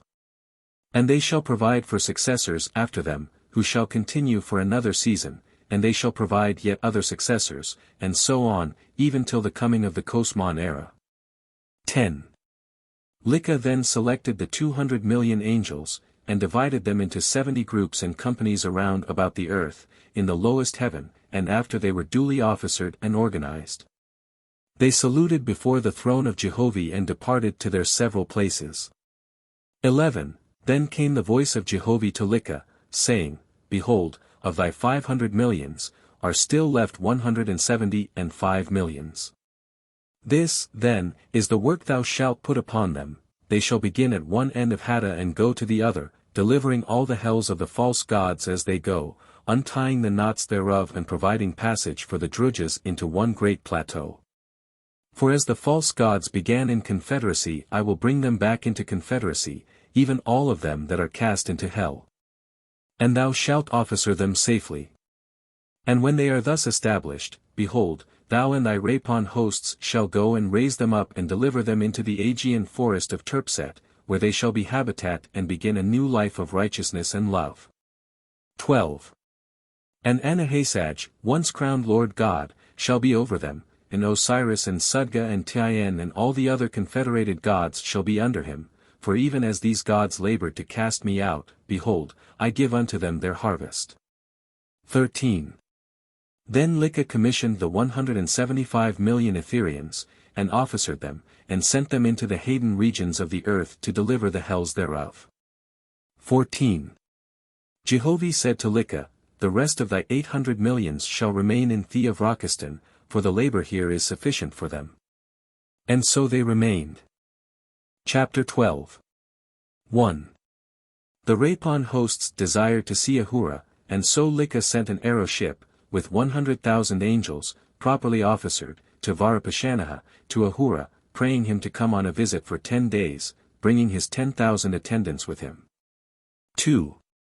And it thus came to pass that Ahura came to Theophrockistan, where he was most honorably received and saluted under the sign morning of Jehovah's light, and he in turn answered in the sign my words shall serve his sons and daughters. 3. Accordingly, LIKA came down from the throne and greeted Ahura, saying to him, Come thou, then, and stand in the midst of the throne, that thy voice may delight the holy council. 4. So Ahura ascended the throne, along with LIKA, and when the latter sat down, then Ahura walked to the midst and saluted the holy council with the sign fire and water, and he spake, saying. 5. Because thou, O Jehovah, hast called me in the sign of the morning of thy light, behold, I am risen up before thee, to speak to thy sons and daughters.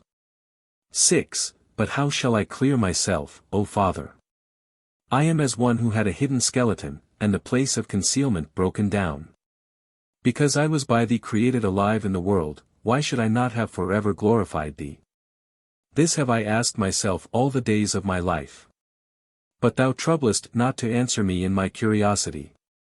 7. When I was young in life, lo, I cried out unto thee, complaining because thou madest me not wise. I said, Behold, thou createdst all the animals on the face of the earth to know more than I in the day of birth. Yea, I knew not where to find suck, nor could I raise up on my feet, but laid as I was laid down by my nurse. 8. Even to the lambs and the calves and the young colts, thou gavest greater wisdom and strength than thou gavest thy servant. I said, Why, then, shall I glorify thee or sing songs in thy praise? Why shall I pray unto thee? Thy ways are unalterable and thy voice answereth me not. 9. Thou art void as the wind, thou art neither person, nor wisdom, nor ignorance. And as for thy servants, who say they hear thy voice, behold, they are mad. I said, How can a man hear thee? It is the reflection of himself he heareth. How can a man see thee? It is the reflection of himself he seeth. 10. And thou sufferedst me to become strong, as to strength, and wise as to self, even as I had called unto thee in my vanity. Yea, I prided myself in myself, and as to thee, I sought to disprove thee on all hands. And the worthlessness of prayer unto thee I showed up as a great vanity. Yea, I craved wisdom for sake of showing thou wert neither wise nor good. And to this end thou also gavest unto me. And I became conceited in hiding my conceit, even from mine own understanding, that I might carry all points. 11. I pointed to the fool, saying, Behold, Jehovah's son. I pointed to the desert place, saying, Behold, Jehovah's fruitful earth. To the mountain which is rocks and barren, saying, Behold, how Jehovah hath finished his work. And of the evil man, who murdereth his brother, I said, Jehovah, good in one thing, good in all. 12. But I knew not the hand that was upon me, thou wert answering my prayer every day. Yea, I ventured to judge thee with my eyes, and my ears, and my own understanding. In the place I stood I judged thee and thy works, O Jehovah. And the craft of my speech won applause, by flattery was I puffed up. And I deemed my judgment the right one, and whoso saw not as I saw, I condemned or pitied, yea, I craved great speech that I might show them up in their folly. 13. And in this thou also answeredst me by giving freely. And my words were reckoned great words and wise. And I was quoted and praised far and near. Yea, and I practiced good works that I might show unto others that, even in such like, a belief in thee was vanity and a waste of judgment. 14. Yea, I craved means and great treasures that I might render good unto others, in order that mine own philosophy might seem the highest of the high. And even in this thou renderedst unto me great treasures and ample means. And by my good works done unto others I was applauded as a great and good God above all others. 15. I craved a heavenly kingdom that I might prove my great wisdom and power unto thousands of millions. For I pitied them that I thought foolishly dwelt in darkness in regard to thee. And even yet thou, O Jehovah, didst not cut me off, but gavest me a great kingdom of 7,000 millions. 16. And I taught them my philosophy, that there was nothing above them, that thou, O Jehovah, sawest not, heardst not, answeredst not. Yea, I made my will all-powerful that I might cut them off from thee. But alas for me! 17. I had been as the sylph of old who stole into the musical instruments and put them out of tune. My kingdom was divided into 7,000 million philosophers, every one mad in his own conceit, and in a different way. There was no harmony amongst them. Yea, they were a kingdom of growlers and cursers. I had carried away the tuning fork, for I had cast thee out, O Jehovah. Mine own philosophy had done it all. 18. Because I set myself up as the all-highest, thou didst indulge me, and I became the highest God of my people. Yea, they cast their plaudits on me at first, but afterward all their ills and their curses. Neither could I satisfy them in anything in heaven or earth, nor could I turn them off from me, for I had bound them unto me by my great promises. 19. I became as one in a cloud, because of the great trouble upon me and the fear withal. And yet thou, O Jehovah, didst not forget me, but sent thy God's words unto me, imploring me what to do, that I might be delivered in season. But how could I hear thee, O Jehovah, or hearken unto thy gods? Behold, my pride had swallowed me up, I was encompassed on every side. Because I had denied thee before I must deny thee still. 20. Then greater darkness came upon me, thy light was obstructed by the walls I had built up against thee. Then came the crash, as if heaven and earth were rent asunder. I was cast into the chasm, my kingdom was upon me. The leadership and vanity I had sown had cast me into hell. I was in death, but could not die. 21. A knot was bound upon me. Foul-smelling slaves were clinched upon me, millions of them, tens of millions, and the shafts of their curses pierced my soul. I was as one lacerated and bound in salt, choked and suffocated with foul gases. But yet, thou, O Jehovah, didst not desert me, but did hold my judgment from flying away into chaos.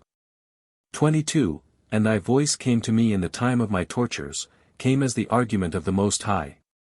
It was like myself that spake to myself, saying, He that forever casteth away all things, can never be bound in hell, he that craveth and holdeth fast, is already laying the foundation for torments. 23. And I cried out unto thee, O Jehovah, saying, Oh, that I had possessed nothing. Nor talents, nor craft, nor philosophy. That I had told these wretches to go to thee, O Jehovah. Oh, that I had told them, thou alone couldst bless them, or supply them. But I sought to lead them, and lo, they are upon me. 24. Oh, that I could be freed from them. That I could turn about in an opposite way from my former years, having nothing, craving nothing, but a right to serve thee, O my Father. 25.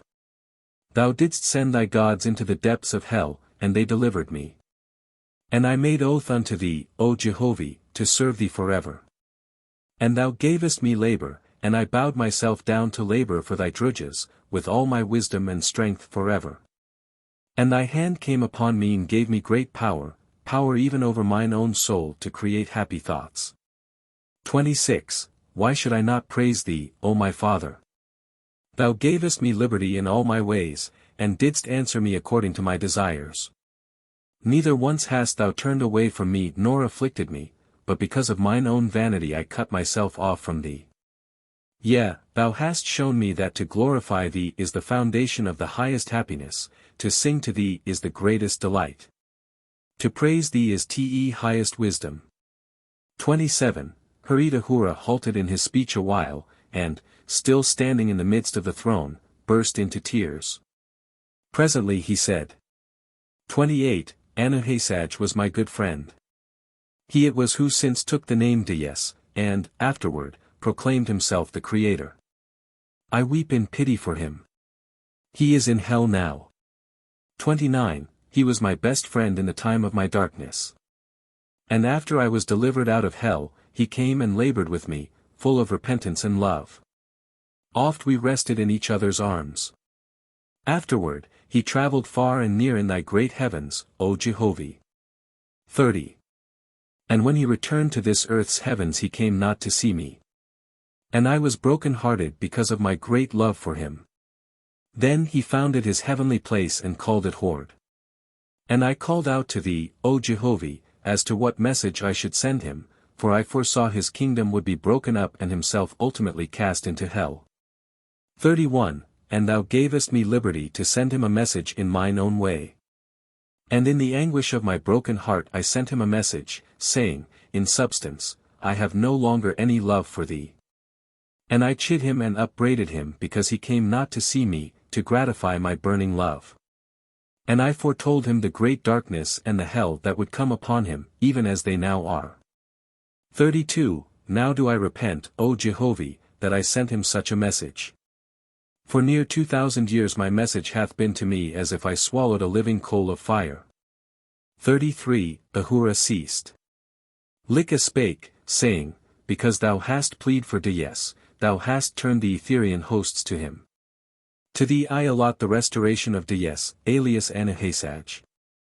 My hosts will in the proper time take thee to the hell where he is bound, and thou shalt be the first to receive him. 34. LIKA then proclaimed a day of recreation, for there were millions of Ethereans who desired to meet Ahura and greet him with love and praise. Chapter 13. 1. LIKA spake before the Rapon hosts, saying, behold, the hosts of laborers are allotted to their places. 2. Let us go about, and examine the earth and her heavens. It is proper that my surveyors measure her land and water, together with all the living thereon and therein, and especially as to every man and woman and child, and the time of maturity unto them, and the years of the generations of men. 3. And man that is brought forth out of the earth shall be numbered, and the grade of his understanding measured, and the nature of his desires and aspirations shall be ascertained. Which reports shall be copied and sent into the Orient kingdoms, for the deliberations of the chiefs, that they may determine as to the requirements of the earth. And as to the nature in which her roadway shall be strewn with either light or darkness for the ultimate perfection of her soul harvests. 4. And the heavens of the earth shall be measured, as to the spirits of the dead, and their grades shall be made out, together with their desires and aspirations. The lengths of the times of their bondage to the earth, and the places of their habitation, and the nature of their supplies. And a copy of such record shall be made and also sent to the Orient chiefs for their deliberations. 5. And the plateaus of the earth's heavens shall also be numbered and measured, and their localities mapped out and recorded, and copies thereof also sent to the Orient chiefs, that they may determine as to necessary changes therein and thereof. 6. During which time of my absence from Theovrokistan, I appoint Havrlogisasa as vice-goddess in my place. How sayest thou, Havrlogisasa? She said, Jehovah's will and thine be done. I am rejoiced. 7. LIKA then called Havrlogisasa to the throne, and commissioned her vice-goddess of Theovrokistan. And after this LIKA gave instructions as to extending the capital, Yoganakaktra, and enlarging the places for reception of the higher grades. All of which were duly provided with the persons to carry out the commands. 8. And now LIKA spake to Ahura, saying, behold, thou shalt return to thy kingdom, Varapashanaha, for when I come thither on my journey, I will resurrect thy hosts as brides and bridegrooms to the Etherean kingdoms. Thy labor is well done. Thy glory is the glory of thousands of millions. May the love, wisdom and power of Jehovah be with thee, now and forever. 9. Thereupon Ahura saluted, and was in turn saluted, when he advanced and met the marshals, who conducted him hence, to the aeroship, where he embarked and departed. Chapter 14. 1. In due time LIKA's Odavan was completed, and he, with the Rapon hosts, besides 1,000,000 hosts in attendance, to make necessary surveys and records, entered into the ship and departed for his 2 years' cruise around about the earth and in her heavens. 2. Sufficient unto the earth is the history thereof, and the maps of land and water, and the number of inhabitants, and the living creatures upon the earth and in the waters thereof, which are in the libraries of the earth. Therefore, suffice it that the revelations of the heavens upon the face of the earth, which records are in the libraries of heaven, shall be disclosed before the generations of men from the records of LIKA, son of Jehovih. 3. This, then, is a synopsis of the atmospherian heavens at that time, to wit, in the hells of Horde, with Anahasaj, alias Deyes, 40,000 million angels. 4. In the hells of Tn, 8,000 millions. In the hells of Sudga, 12,000 millions, in the hells of Osiris, 17,000 millions. 5. In the smaller hells and other parts of Hada, there were in all 14,000 million angels. 6. These 91,000 millions were not all bound in their respective hells, upward of 30,000 millions of them surged about, from one hell to another, often in groups of 1,000 million.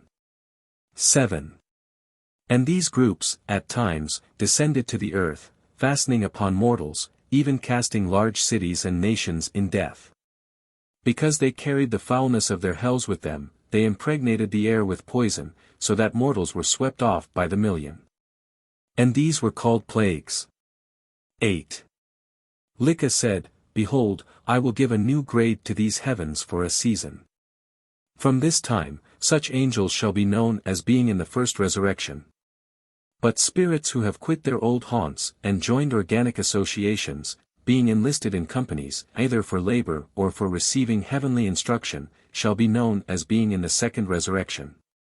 And such spirits as have attained to Etherean grades, being brides and bridegrooms of Jehovih, and having ascended beyond atmospheria into the Etherean worlds, shall be known as being in the third resurrection. 9. Such angels as engraft themselves on mortals, becoming as a twin spirit to the one corporeal body, shall be known as reincarnated spirits. But where such spirits usurp the corporeal body, as of an infant, growing up in the corporeal body, and holding the native spirit in abeyance, such spirits shall be known as daemons, which was the origin of that name. 10.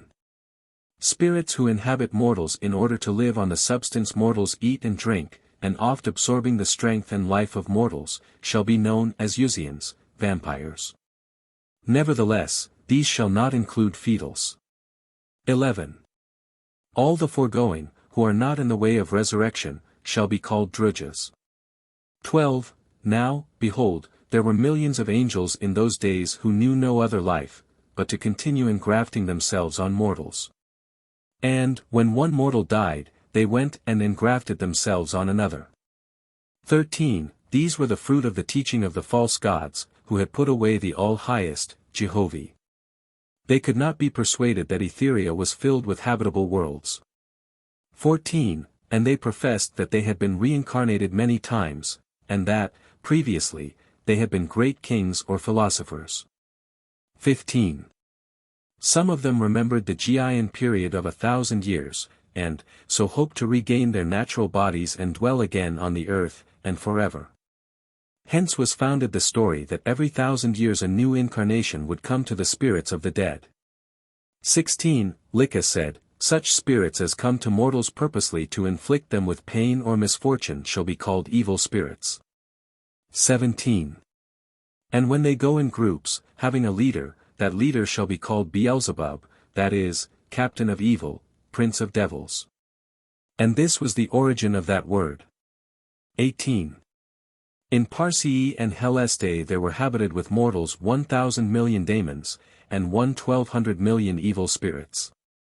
In Egypt there were inhabited with mortals 700 million engrafters, reincarnated spirits, who, for the most part, held the spirits of their victims in abeyance all their natural lives. 19. In Japheth there were habited with mortals more than 1,500 millions of daemons and evil spirits, besides 400 million vampires. So that in these three great divisions of the earth, Vindu, and Japheth, and Arabinia, there were habited upward of 10,000 million spirits who had not attained to any resurrection. 20. Besides all the foregoing there were thousands of millions of spirits in chaos, being such as had been slain in wars. Of these chaotic spirits there were in Parsii and Heleste 1,000 millions, and in Japheth 2,000 millions. And in Vindu 2,000 millions. But in Egypt there were not 500,000, all told. 21. So that, in Atmospheria, at the time of LIKA, there were upward of 125,000 million angels, who had no knowledge of or belief in any higher heaven. 22. To offset this great darkness, there were of believers in, and laborers for Jehovih in his emancipated kingdoms, only 4,000 millions, and many of these were not above grade 50. And these were members of Krashivi and Varapashanaha. 23.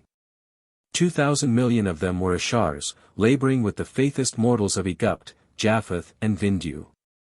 Chapter 15. 1. After LIKA had numbered all the mortals on the earth, and all the angels in the heavens of the earth, and beheld the great darkness thereof, he visited Audiobook, and found it a good plateau, capable of all grades up to 60. And LIKA possessed the place and consecrated it to Jehovih, and he left thereon 300,000 gods and goddesses, who were of his Etherean host. And after this he returned to Jessica, chief god, for the deliverance of the hells of Dyes, and Tien, and Sudga, and LIKA instructed him. 2. Jessica had the vessels constructed with walls of fire around the margins, to prevent the drudges escaping. And there were built in all 400 vessels, each capable of carrying 100 million drudges. 3. The manner of driving the drudges into them was by leaving part of the firewall open, and by firebrands in the Etherians' hands cutting off sections of drudges from the hells. In this way the Etherians drove the drudges into the vessels, whereupon the doorway in the wall of the ship was closed. And then the workers of the ship put it under way and carried them up to Audiobook, where the gods and goddesses received them, placing the drudges in pens, walled with fire, where they could be treated and restored to reason. After which they were to be liberated in installments, according to their safety. 4. In the first year Jessica delivered from the hells of Hada 5,000 million drudges, but in the second year he delivered 35,000 millions, and in the third year, 16,000 millions. After this the work went slowly on, for the balance of the hells were mostly in knots, some of them hundreds of millions. And these had to be delivered individually, requiring great labor, and power, and wisdom, and dexterity. 5. In the 5th month of the 4th year, Anahaisaj, alias the false Lord God, was delivered out of the great knot of hell, in which there had been 800 millions bound for more than 400 years. After the manner in which Fragapati delivered knots, even so did Jessica and his hosts, with brands of fire. 6. When it was known in which place Dyes, Anahaisaj, was tied, and when it was half delivered, Jessica sent for Ahura to come and have the honor of releasing Anahaisaj. And to this end Ahura labored on the knot 55 days, and then it was accomplished. 7. But lo and behold, Anahaisaj was bereft of all judgment, crying out, unceasingly, I am not God. I am not the Lord. I am not Dyes. He was wild, crazed with fear and torments, frenzied, and in agony. 8. The which Ahura, his friend, beheld, and Ahura caught him in his arms. Ahura called unto him, Anahaisaj. O my beloved! Knowest thou not me? Behold me. I am Ahura. 9. But, alas, Anahaisaj knew him not, pulled away, tried to escape in fear, his protruding eyes seeing not, his ears hearing not. And he kept forever uttering, Let me go, I am not the Lord God nor Dyes. I am Anahaisaj. Then broke the good heart of Ahura, and he wept. 10. Then they held Anahaisaj and carried him away into the ship, and Ahura helped to carry him. 11. Then the ship rose up and sailed along higher and higher, farther and farther, till at last it came to Audiobook. And they took Anahaisaj to a hospital prepared for maniacs, and stretched him on his back and held him. Then called Ahura to the gods and goddesses to come and help him, and they came and seated themselves around about, making the sacred circle. 12. And Ahura said, Light of thy light, Jehovih. Thou who first quickened him into being, O deliver thou him. 13. A light, like a small star, gathered before Anahasage's face, and this was the first thing his fixed eyes had yet seen. Then Ahura and the gods and goddesses sang sweetly, Behold me. I am the light. And the life. I quicken into life every living thing. Behold me. I am with thee. I am never away from thee. Thou art mine now, and forever shall be. Look upon me. I am in all things. Nothing is, nor was, nor ever shall be without me. Hear my love.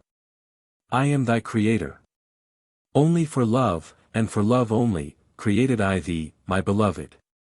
14. Anahasaage gave a long gasp and relaxed his mighty will, then fell into a swoon, all limp and helpless. Still the gods stood by him, waiting, watching whilst he slept a while.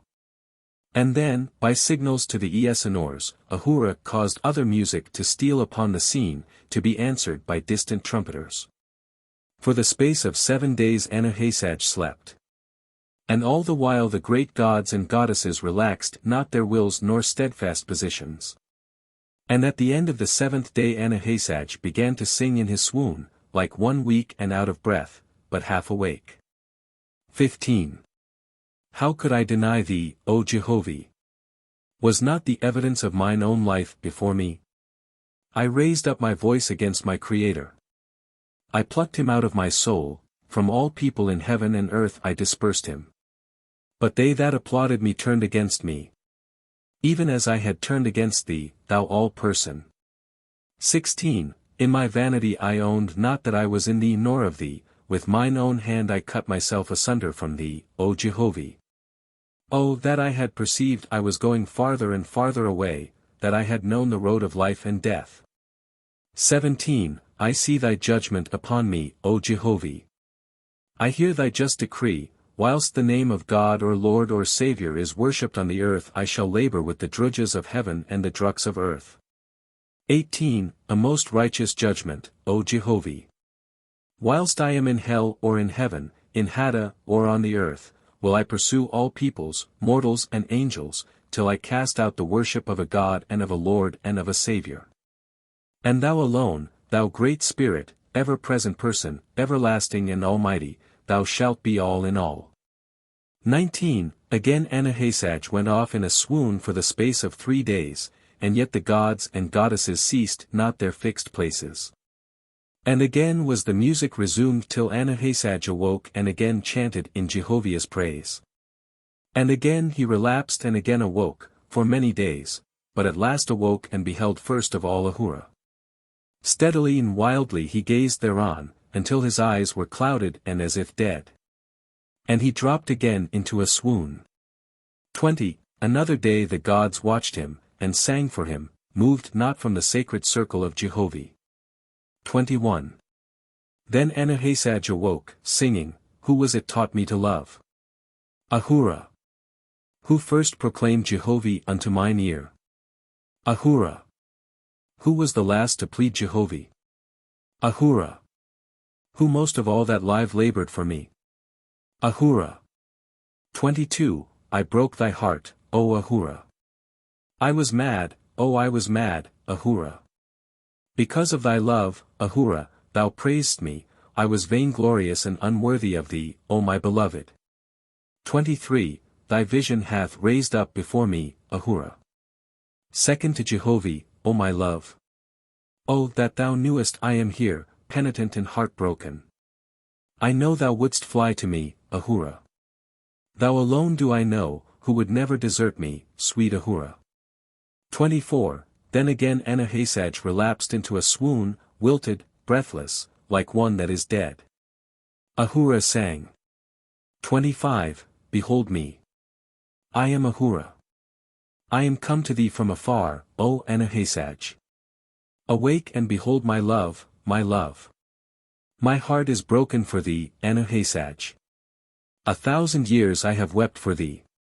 Oh, that thou couldst awake to know me. 26.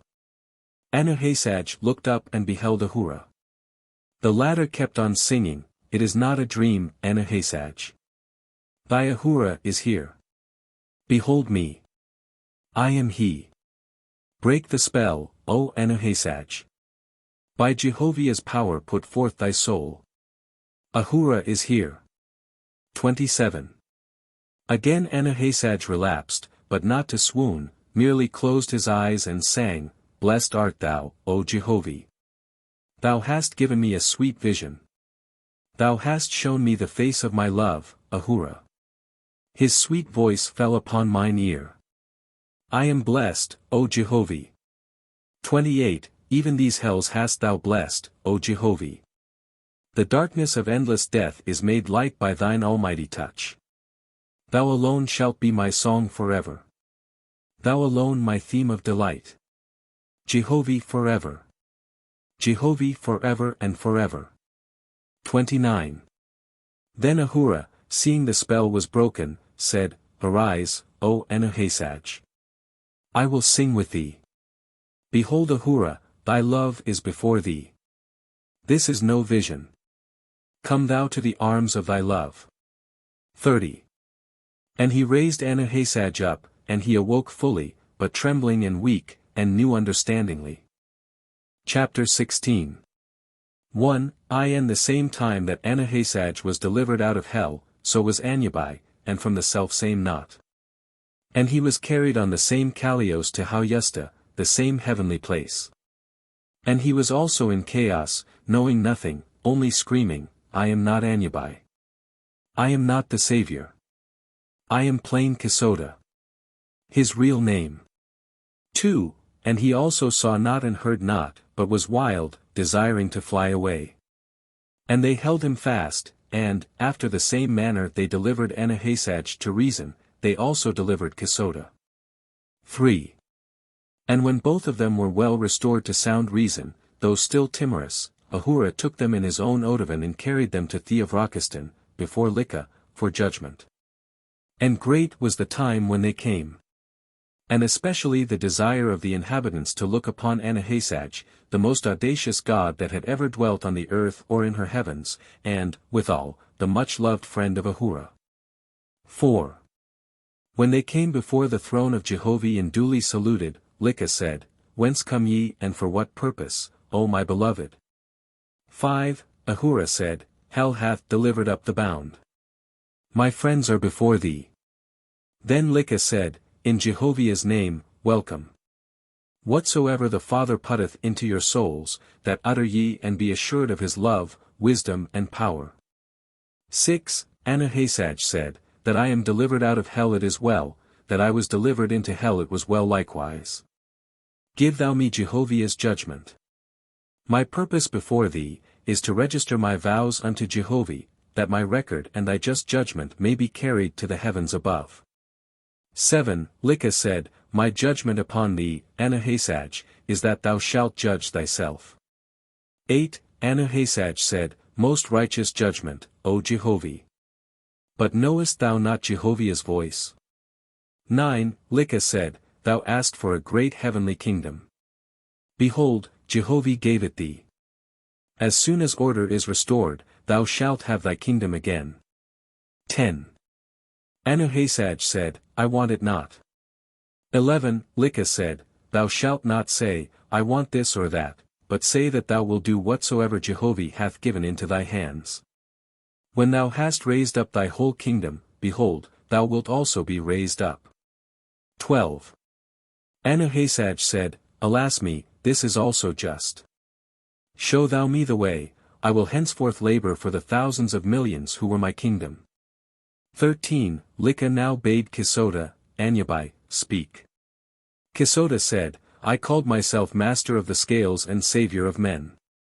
Whoever called on me, worshipping me and Dies, alias the Lord God, I accepted. Whoever worshipped me not, nor Dies, nor the Lord God, I cast into hell, saying, Depart from me, ye cursed, into everlasting torments." 14. What, then, O LIKA, shall be my judgment. For, behold, I cast 1,000 millions into torments. 15. LIKA said, Judge thyself. 16. Kisoda said, Alas, the pains I gave can never be called back and undone. Have I, then, no hope? 17. LIKA said, Whom thou hast pained, go thou to, and by thy good deeds hereafter done to them, so win their love that they will call thee blessed. When all of them have accepted thee, behold, it shall be well with thee. 18. Kisoda said, O endless task! And yet, it is just. Teach me, then, O LIKA, how to carry out this great judgment. 19. LIKA then asked for Anahaisach to come forward and be crowned. And when he approached the foot of the throne, LIKA came down and said, Anahaisach, son of Jehovih, God of Oahspe, thee I crown in Jehovah's name, unto his service forever. Be thou with him, O Jehovih, in wisdom, love and power. 20. Anahaisach said, Into thy service, O Jehovih, I commit myself forever. Give me of thy love and wisdom and power that I may glorify thee and thy kingdoms. 21. LIKA stretched up his hand, saying, Light of thy light, crown of thy crown, O Jehovih. And the light was formed in his hand, and a crown came out of the light, and LIKA placed it on Anahaisach's head. The latter then sat down on the foot of the throne, and LIKA took his hand, saying, Arise, O God, and go thy way, and the Father be with thee. 22. Thereupon Anahaisach and Kisoda saluted and stood aside. And then Ahura saluted and stood aside also. Whereupon LIKA granted a day of recreation, during which time the visiting gods departed for Oahspe. Chapter 17. 1. Wherein this history hath overlapped the running story, hear ye how it was with Ahura and his kingdom, Varapashanaha, which LIKA visited prior to the deliverance of the hells of Hada.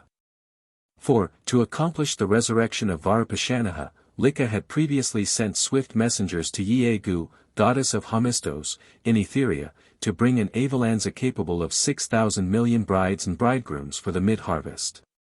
2. Accordingly, at the same time LIKA and his Rapon hosts were visiting Ahura, the goddess, Yeegu, came down in her Avalanza, fully equipped. Her Avalanza was egg-shaped and veiled without, and was 7 miles high and 5 miles wide, every way, habitable throughout. On the outer surface, but under the veil, were 12,000 porches with banisters. The propelling vortices were within the center, and the workmen were in the summit. On the lowest porch were 500,000 yesenors, and on the highest porch 1,000 trumpeters. 3. Yeegu's compartment, and the place of the holy council, were in the midst, and her throne faced to the north, like the earth's vortex. 4. Ahura said to LIKA, Son of Jehovih, my brides and bridegrooms I give to thee. Honor thou this dissolving kingdom by performing the marriage ceremony. LIKA said, Thy will and Jehovah's be done. Thus was it arranged, and the twain, together with the Rapon hosts, ascended the throne together and sat thereon. 5. Ahura had previously provided his hosts, in all 4,500 million brides and bridegrooms, and arrayed them in white, so that they anxiously awaited the coming of Yeegu. And were on the lookout to see her magnificent ship descending.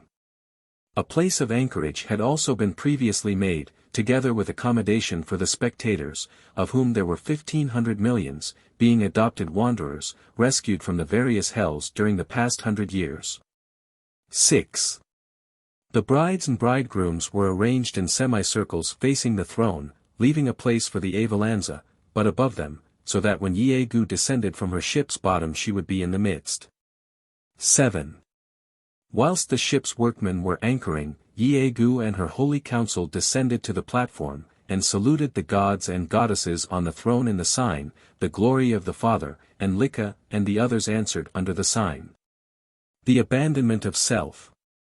8. Yeegu said, In Jehovah's name am I come to answer the call of his Son, to deliver the emancipated sons and daughters. 9. LIKA said, Behold, O daughter of Jehovah, the brides and bridegrooms are before thee. To thee I give them in Jehovah's name.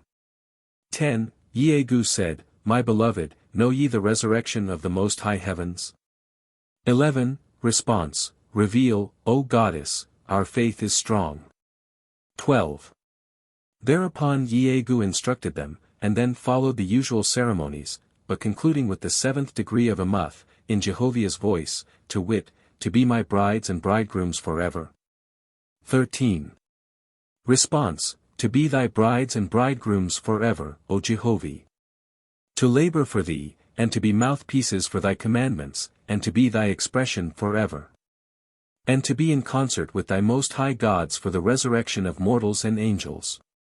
14. Whom I receive as mine forever. To be one with me in my kingdoms, for which glory I accept you as my sons and daughters, brides and bridegrooms forever. 15. Response, and be thy sons and daughters. To be one with thee forever, thou most high, Jehovah. 16. Yeagu said, Behold the crowns the Father bestoweth upon his loves, to be theirs forever. Hurried the Rapon chiefs with LIKA, gathered of the curtains of light and wove crowns and cast them forth, thousands of millions, and the power of the Great Spirit through their wills bore them upon the heads of the brides and bridegrooms. 17. Response, Crown of thy crown, O Jehovah. Glory be to thee, Creator of worlds. 18. Yeagu, the Father's ship hath come for his chosen. Walk ye in and rejoice, for ye are his harvest. Gods and goddesses are waiting for you, as a woman waiteth for her firstborn. They will receive you with joy and love. Yea, they are crying out unto me, Daughter of Jehovah, why tarriest thou so long? 19. LIKA now saluted the brides and bridegrooms, and said, Arise, O my beloved, and go your ways, the Father calleth. 20. The brides and bridegrooms saluted, saying, Alas, we have not paid our teacher, Ahura. And every one plucked from the rays of Jehovah's light a flower of love, and cast it at Ahura's feet, saying, Most blessed of gods, love of my love, Jehovah be with thee. 21. Ahura responded not, only burst into tears. And now, whilst the brides and bridegrooms were going into the ship, Yeagu came along the platform, accompanied by the chief marshal, and his staff, and these were followed by Yeagu's high council. The Rapon chiefs rose up and received them, and they all sat on Jehovah's throne in relaxation and fellowship. 22. Thus ended the ceremony. The music of the two spheres now commenced, Yeagu and her hosts embarked, and she gave the word, Arise. And lo, the great Avalanza started from its foundation, amidst a universal shout of applause from the 4,000 millions. Higher and higher rose the ship of fire, toward the bridge Chinvat, toward the Etherean Heavens. Chapter 18. 1. After the judgment of Anahasaj and Kasota at Theovrakistan, Ahura asked LIKA for assistance to remove the remainder of Varapashanaha to Hauyusta, which LIKA granted, allotting 10 millions of his Etherean hosts to accomplish it. With these Ahura and Anahasaj and Kasota accomplished the removal. 2. In not many days after this, Sudga was delivered from the hells of Oprag, of which event Ahura had been previously informed, as to the time thereof, and he accordingly went to Oprag, to be in readiness to receive Sudga, and help restore him if required. 3. Sudga, on his delivery from the knot, where there had been 30 millions bound, was bereft of reason, but not gentle like Anahasaj, but fierce, battling right and left, a very maddened maniac that neither saw nor heard, but raved and cursed with all his strength, choked up with madness. For all the curses of his broken-down kingdom recoiled upon himself, the projective curses of his thousands of millions of slaves were piercing his soul from every quarter. 4. But they held him fast and carried him into the ship, which sailed for Hauyusta, whither he was landed in the same condition.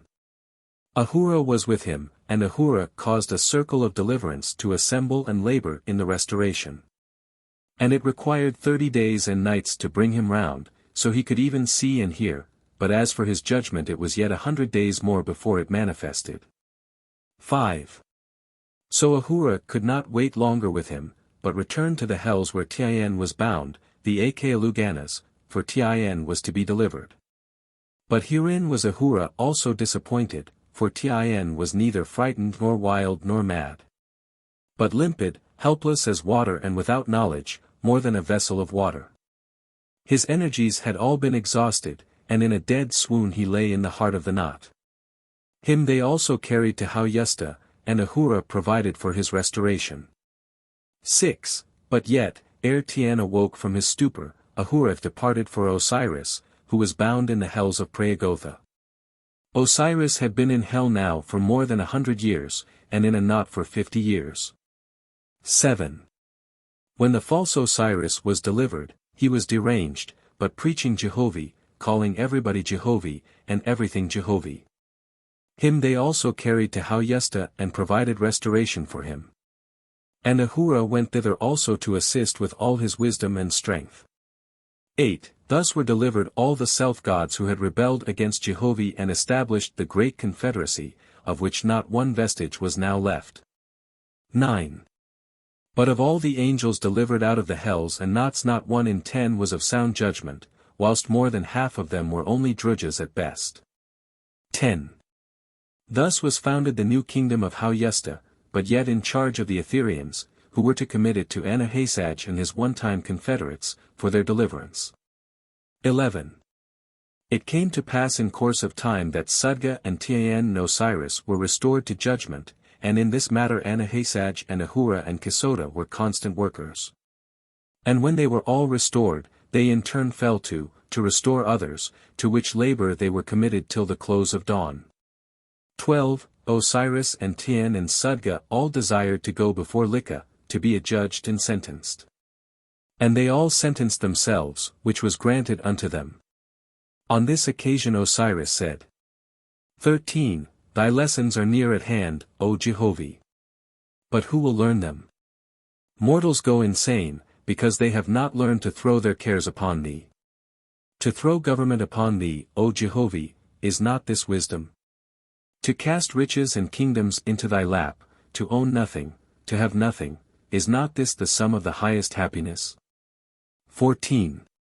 Whoso doeth this will battle against no man for anything in heaven or earth.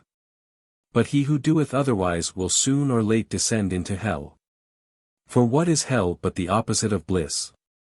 What is battling against others, but sowing the seed of anarchy in one's own soul? To battle against others is to gain the lower, by sacrificing the higher, of which latter thou, O Jehovih, art the summit.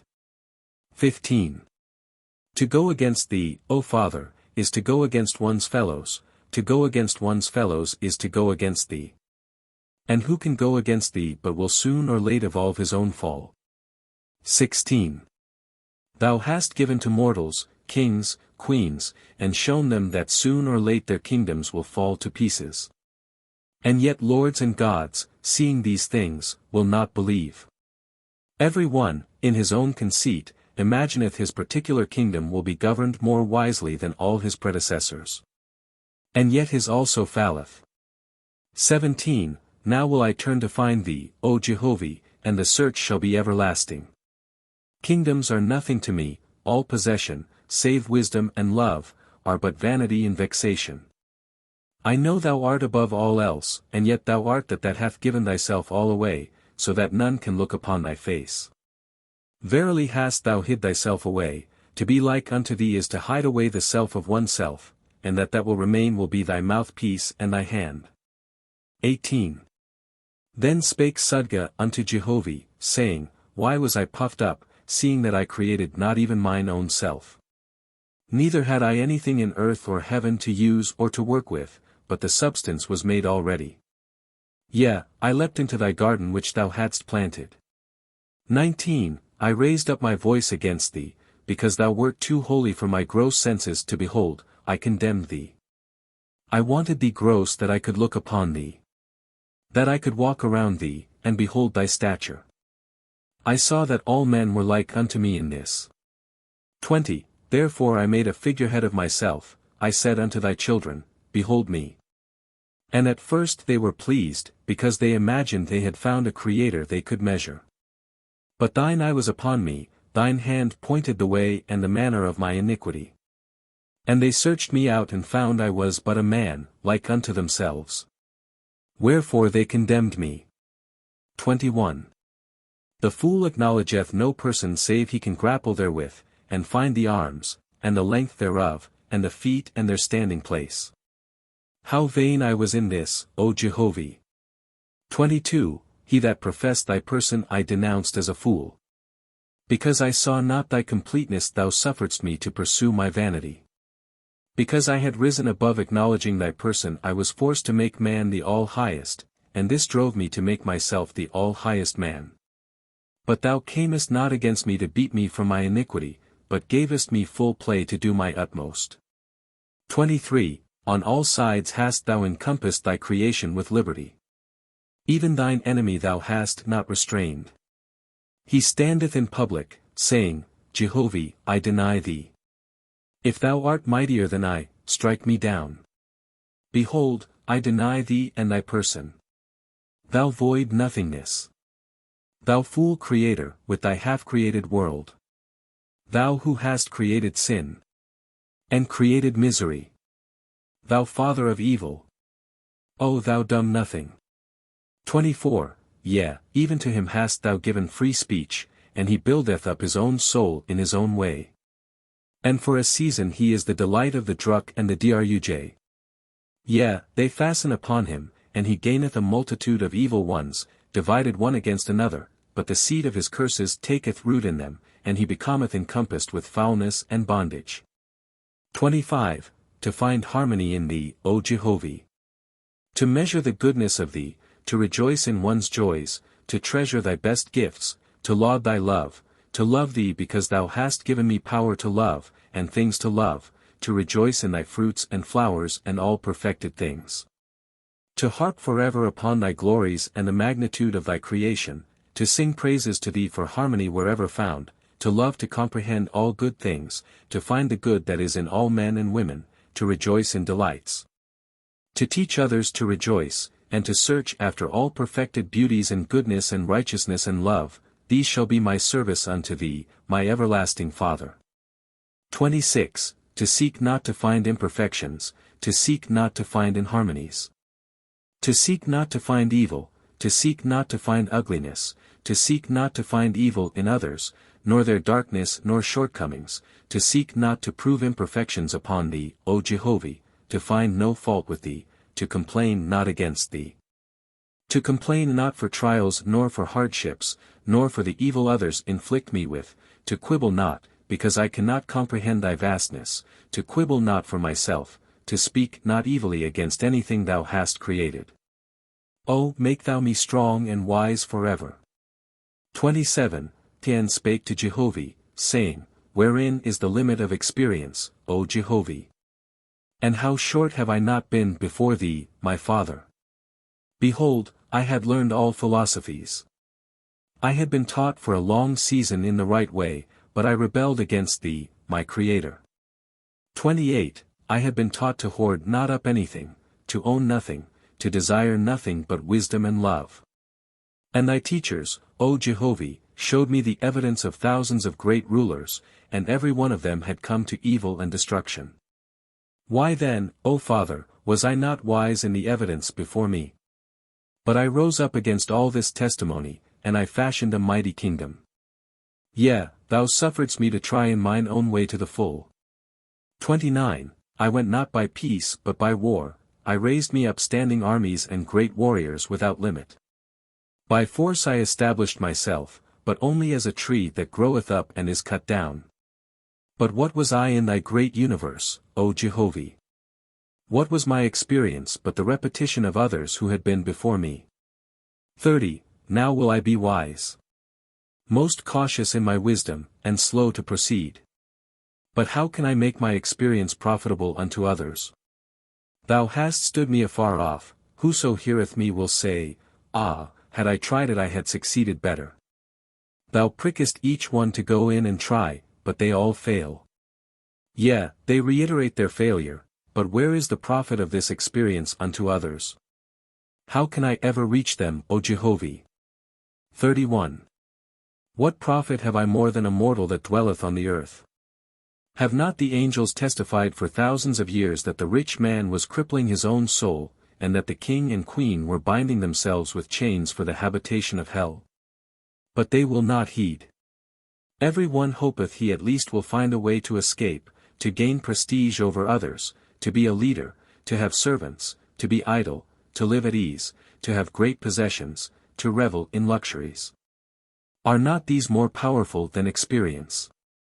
Greater in the eyes of the ignorant than all the wisdom of earth and heaven. 32. Thou hast wisely shaped thy creatures, O Father. Thou makest great servants of us in a way we know not of.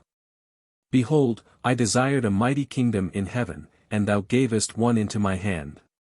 Yea, I flattered myself with my success, I laughed at the gods who had been before my time. How things are changed now, O Jehovih! 33. Thou hast made me a servant of servants, yea, by mine own hand have I bound myself about. Have I not heard mortals say, Oh that I had a kingdom to rule over! Oh that I had great riches, how good I would be! And because thou deniest them for their own good, they complain against thee.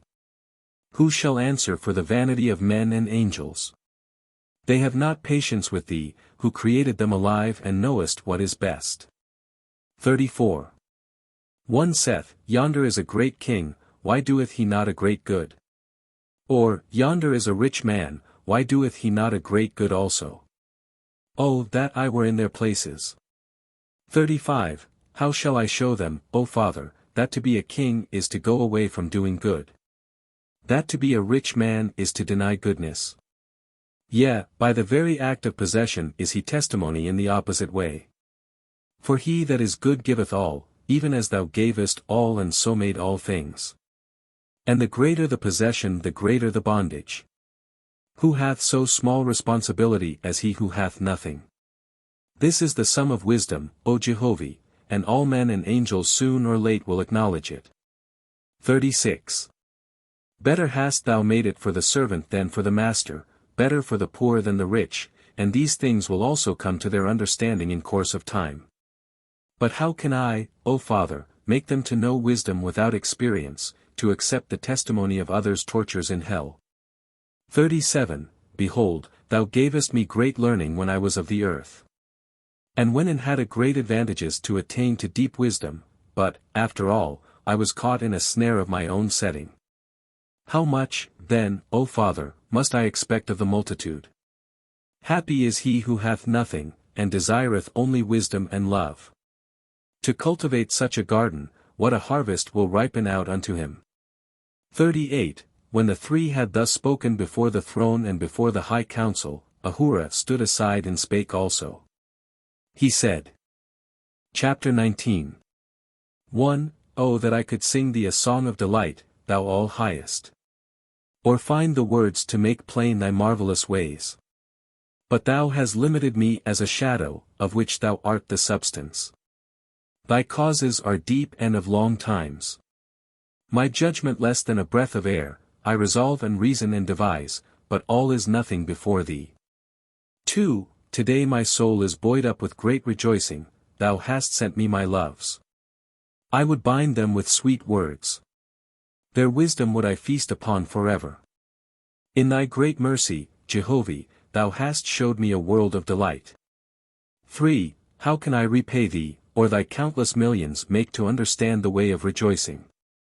Oh that I could show them the secret way of bliss, or turn them in the direction of the All-Highest. Could they be the within, to know the delight of that which proceedeth outward? 4. Oh that I could make them understand. To look upward instead of downward, to look inward instead of onward. How thou followest up thy wayward children, thy truants that strive to go away from thee. 5. They wander away off, and thou givest the slack of the leading line unto them. They go as if around a circle, and come to the place of beginning at last. Oh that I could prevail upon them in the start, that I could save them the first journey of the circle. Oh that they would go slowly and with thee alway, Jehovih. 6. But thou enrichest them with thy bounteous fields, they travel far and are footsore and weary, and the twain causes are as a new book of songs. Oh, that experience may never die. And thy creations never cease to have adventurous sons and daughters. 7. Oh, that I could understand thy greatness, or find the darkness that glorifieth the light of thy countenance. I drink deep of mine own folly, and mine eyes wander about because of the darkness. I come upon thy pathway and burst forth with a song of delight. Yea, I rejoice for the darkness I have passed through, in this am I more buoyant in my love to thee, my Creator. 8. How can I make all thy people to sing songs unto thee? Or teach them to harp not forever on the dark side of things? I have seen the tree of hell they planted in their own souls, and the way they cultivate it. They know not what is meant by singing praises unto thee, and of thy growth in them. 9. Why will they interpret me by words, or realize not that I sing of the exuberance of the soul? Oh, that I could inspire them to talk good of all things, to harp forever on the beauties thou hast made, instead of the ills and horrors around about. Can they never understand what it is to sow the seed of the tree of endless delight? 10. Oh, that I could call them unto thee, Jehovih. Or that I could lift their aspiration up from the shadows of death. I would follow them into thy two great gardens which thou hast created, that which is green, where they go and curse thee, and that which is ripe, where I have found thee full of love. Because I said, sing unto him forever. Pray to him with great rejoicing, they interpret me to mean words uttered as a mockingbird. Yea, they grumble forever. 11. To find thee, O Jehovih, to glorify the good that cometh along, this is the salvation of the world. Of this my song shall never end, without a shadow of darkness thou wilt tune my voice forever. I will sing and dance before thee, the germ of happiness in my soul will I nurse as thy holiest gift. For of all the trees which thou hast planted in the soul of men and angels, this is the most glorious, for it is the perfection of thy voice, which singeth in all thy living creatures. 12. When Ahura ended his song, then spake LIKA, for the voice of Jehovih was upon him. He said, Many leaders have I created for the earth and her heavens, but not one have I created with power to make a leader of himself. My hand is upon them that I choose, with wisdom and power raise I them up from the beginning. 13. To a people on the earth I give a king, to the inhabitants of my heavens give I lords and gods. 14. Because ye have tried the fullness of self, and raised up mighty realms in heaven, but to come to naught before my hand, ye are as a new power in these heavens. 15. As by the name Jehovih, I have maintained the Faithists in earth and heaven, so shall ye rule over my enemies, in righteousness and love and good works, by the names Lord and God, which they shall worship until the coming of the next dawn. But I will come in that day and deliver you and them, and there shall be no more Lord or God upon the earth or in the heavens thereof. 16. Grieve not that ye have had great kingdoms, and been overthrown and cast into torments. For ye have been so prepared in my works, that I might reach them that are not of the flesh and blood of my Faithists. And inasmuch as ye have gone to the farthest limit of glory and of the darkness of hell, so will I give unto you wisdom, love and power accordingly. 17. For, to make ready for the Cosmon era, I want not a few, but thousands of millions in heaven and earth, to inspire such as live in darkness. 18. As I delivered you, so shall ye deliver them. Because they will accurse themselves with war and with standing armies for the sake of earthly glory unto their rulers, ye shall encompass them about, and break them up, and deliver them into my kingdoms, which are peace and love. 19. As ye have been delivered out of hell, so shall ye deliver the kings and queens of the earth out of their kingdoms wherein they will unknowingly bind themselves in condemnation before me. They shall be made to understand that, whoso assumeth a kingdom, shall not rule it unto his own glory without reaping the fruits of hell. 20. When the king goeth forth, he shall not be afraid he will be cut down. Nor shall his marshals stand about him to protect him, for my person shall shield him, and his people will shout with great joy when his steps draw nigh. To serve me is not in prayer only, or in rites and ceremonies, but in stretching forth the hand to do good unto others with all of one's might.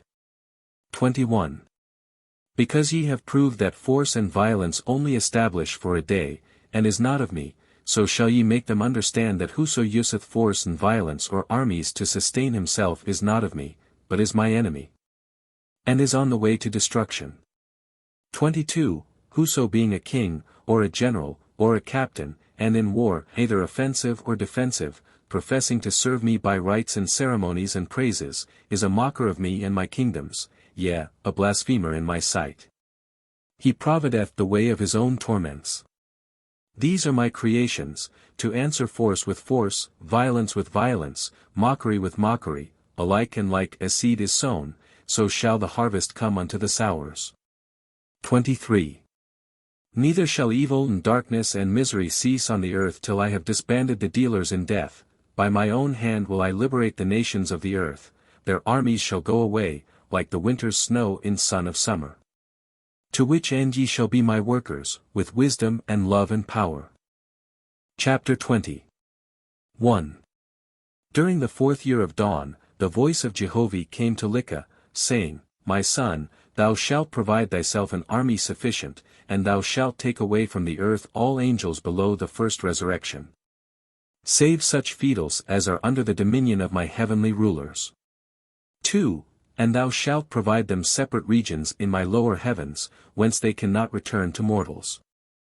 And thou shalt appoint rulers and teachers over them, to deliver them out of madness and evil and stupor. 3. Of thy Etherean hosts shalt thou appoint teachers and rulers for this purpose, but at the end of dawn they shall give over their places to atmospherians selected from Theovrakistan. 4. From this time forth my atmospherians shall begin to help one another, not depending for all teachers to come from my Etherean heavens. 5. LIKA then called up Audiobook and told him of Jehovah's words, and further added, To thee do I therefore allot this labor. And I give unto thee 12 generals, for the different regions of the earth. And unto each of the 12 I allot 5 million Ethereans, whom thou canst draw from the armies that were engaged in delivering the hells and knots. 6. Audiobook said, In Jehovah's will and thine, I am pleased. I will divide up the regions of the earth amongst the 12 generals, and give unto each one of them the 5 millions, according to thy commandments. 7. Audiobook then sent officers out into different regions in Atmospheria to select the 60 million deliverers, commanding them to report in Theovrakistan, in the valley of Tish, his heavenly place. Whither he took the 12 generals that LIKA had assigned him. 8. LIKA gave to Audiobook a list of the spirits to be thus taken away from mortals, that is, the engrafted, the daemons, the familiars, the vampires and the lusters, and such other spirits as otherwise lead mortals into darkness and crime. Showing him the regions of the earth where they were most numerous. With which list Audiobook and his generals made themselves well acquainted before starting on his perilous enterprise. 9. Audiobook then ordered the shipbuilders to provide him 12,000 fireboats, with bulwarks of fire, and with gateways. 10. In the meantime LIKA sent Yasamis with 400 geographers and mathematicians and surveyors to find the necessary plateau to which Audiobook could send his captured hosts. 11. Yasamis therefore founded the 6 heavenly plateaus known as the Oahspe, a name signifying the heaven of the destroying serpents. 12. These, then, were the 6 heavens of Oahspe, to wit, Tulawala, over Arabanya, 1,200 miles high, Sidi Song, over Vindhu, 1,000 miles high, Goidai, over Japheth, 1,100 miles high. Elapub, over Europa, 1,000 miles high, Apak, over North and South Guatemala, 600 miles high, and bordering on Yetantii, the subjective heaven of the ancients, which was now being re-established by Caparos. And Fue, over Chawahi, 9,000 miles high. 13. Yasamis provided these heavens with no roadways, in order to prevent the delivered spirits flocking together, in which case they might run into anarchy, hells. And, accordingly, appointed unto each of these heavens one ruler of the rank primal god, selecting them from the Etherean hosts, but empowering them to bestow their thrones on successors at the end of dawn. Giving terms of office not less than 200 years, but subject to the limiting power of God of Theovrakistan. 14. LIKA gave 4,000 messengers to Atyasonitis, and 12,000 messengers to Yasamis, to whom he also gave 60 million laborers. But each of them provided their own heralds, musicians, marshals and captains in their own way. 15. Now, therefore, Atyasonitis and Yasamis, receiving their armies of laborers, fell to work, the former to delivering, and the latter to receiving the drudges of the earth. And Yasamis put his hosts to building houses and hospitals, heavenly places, and to founding cities and provinces through the primal gods under him. Chapter 21. 1. Jehovih had said, all angels below the first resurrection, save infants, shall be known in heaven and on earth as drudges, for they are such as have not capacity in knowledge or strength of individuality. 2. As there are on earth paupers and vagrants and beggars and criminals who are druks, so are there, in Hada, spirits that are a great trial to both mortals and angels. 3. And they inhabit mortals and the houses that mortals dwell in. Some mortals have one or two of them, some a score, and some have hundreds of them. Some of them continue to inhabit mortal dwellings long after mortals have abandoned them, even till they fall in ruins. And whoso cometh into such house, the drudges come upon him to live on him and with him. 4. And if a mortal have greater wisdom and strength of soul than the drudges, he ruleth over them, to a good purpose, reforming them and raising them up out of darkness and helplessness. 5. But if the drudges have greater power than the mortal, then they pull him down in darkness, making of him a man to lust after the affairs of earth. Sometimes they help man to riches and great power. And if he have sons and daughters who are brought up in idleness and ease and luxury, then the drudges fasten upon them, leading them in their own way, of lust and debauchery, or hard-heartedness. 6. The flesh-eater is their delight. And the drunkard their great joy. The man of riches, and kings, and generals, and fighting men, and harlots, and soldiers, are great treasures to them. And all manner of intoxicating things, that mortals delight in, are great feasts and rejoicings to them. The priest and the preacher who live in ease and luxury, performing showy rites and entertainments, are as great harvests for them to revel with. 7. On some occasion the drudges rule over their mortal, and his neighbors call him mad, and they send him to a madhouse, which is to them a city of delight. When mortals engage in war, slaying one another, the drudges have great merriment, taking part, by inspiring the mortals into the conflict. 8. The pleader, lawyer, is a favorite to them, for his vocation bringeth them in the midst of contention and craft and lying, he is to them a fortunate habitation. 9. The magician that worketh miracles and tricks is their favorite, for with him and through him, they can make themselves manifest. And when they show themselves, and are questioned as to who they are, they answer to any name that will please or flatter, even at times pretending to be gods and saviors. 10. The tattling woman that talketh of her neighbors is a good home for drudges, and if the woman be given to talk evil, they are rejoiced beyond measure. The man that is a great boaster, and liar, and slanderer, is a choice house for them to dwell in. 11. The cheater and defrauder, the miser and the spendthrift, the curser of Jehovih, the curser of the gods, is like a citadel for them to inhabit. 12. They go not, for the most part, away from the mortal they inhabit whilst he liveth. Nay, they have not wisdom or strength to go more than one length away. Some of them have strength to go to a neighbor or to a neighbor's house. And if a mortal curse his neighbor to die, then such drudges as can go to that neighbor, seek out some poisonous infection and inoculate him to death, which is called casting spells. 13. Nay, there is nothing too low or foul for them. And for the most part they are but idiots, and deranged imbeciles, answering to any name or request like a man who is drunk, one so very drunk that he knoweth not and careth not. 14. A large city full of crime and debauchery, and rich and fashionable people, and people of evil habits, suiteth them better than a country place. 15. Drudges dwell as numerously among the rich and fashionable as amongst the poor. They fill the bawdy house and the temples of the idolaters, a court of justice full of pleaders, lawyers, and criminals is their delightful resort, but a battle in war is a sweet amusement to them. 16.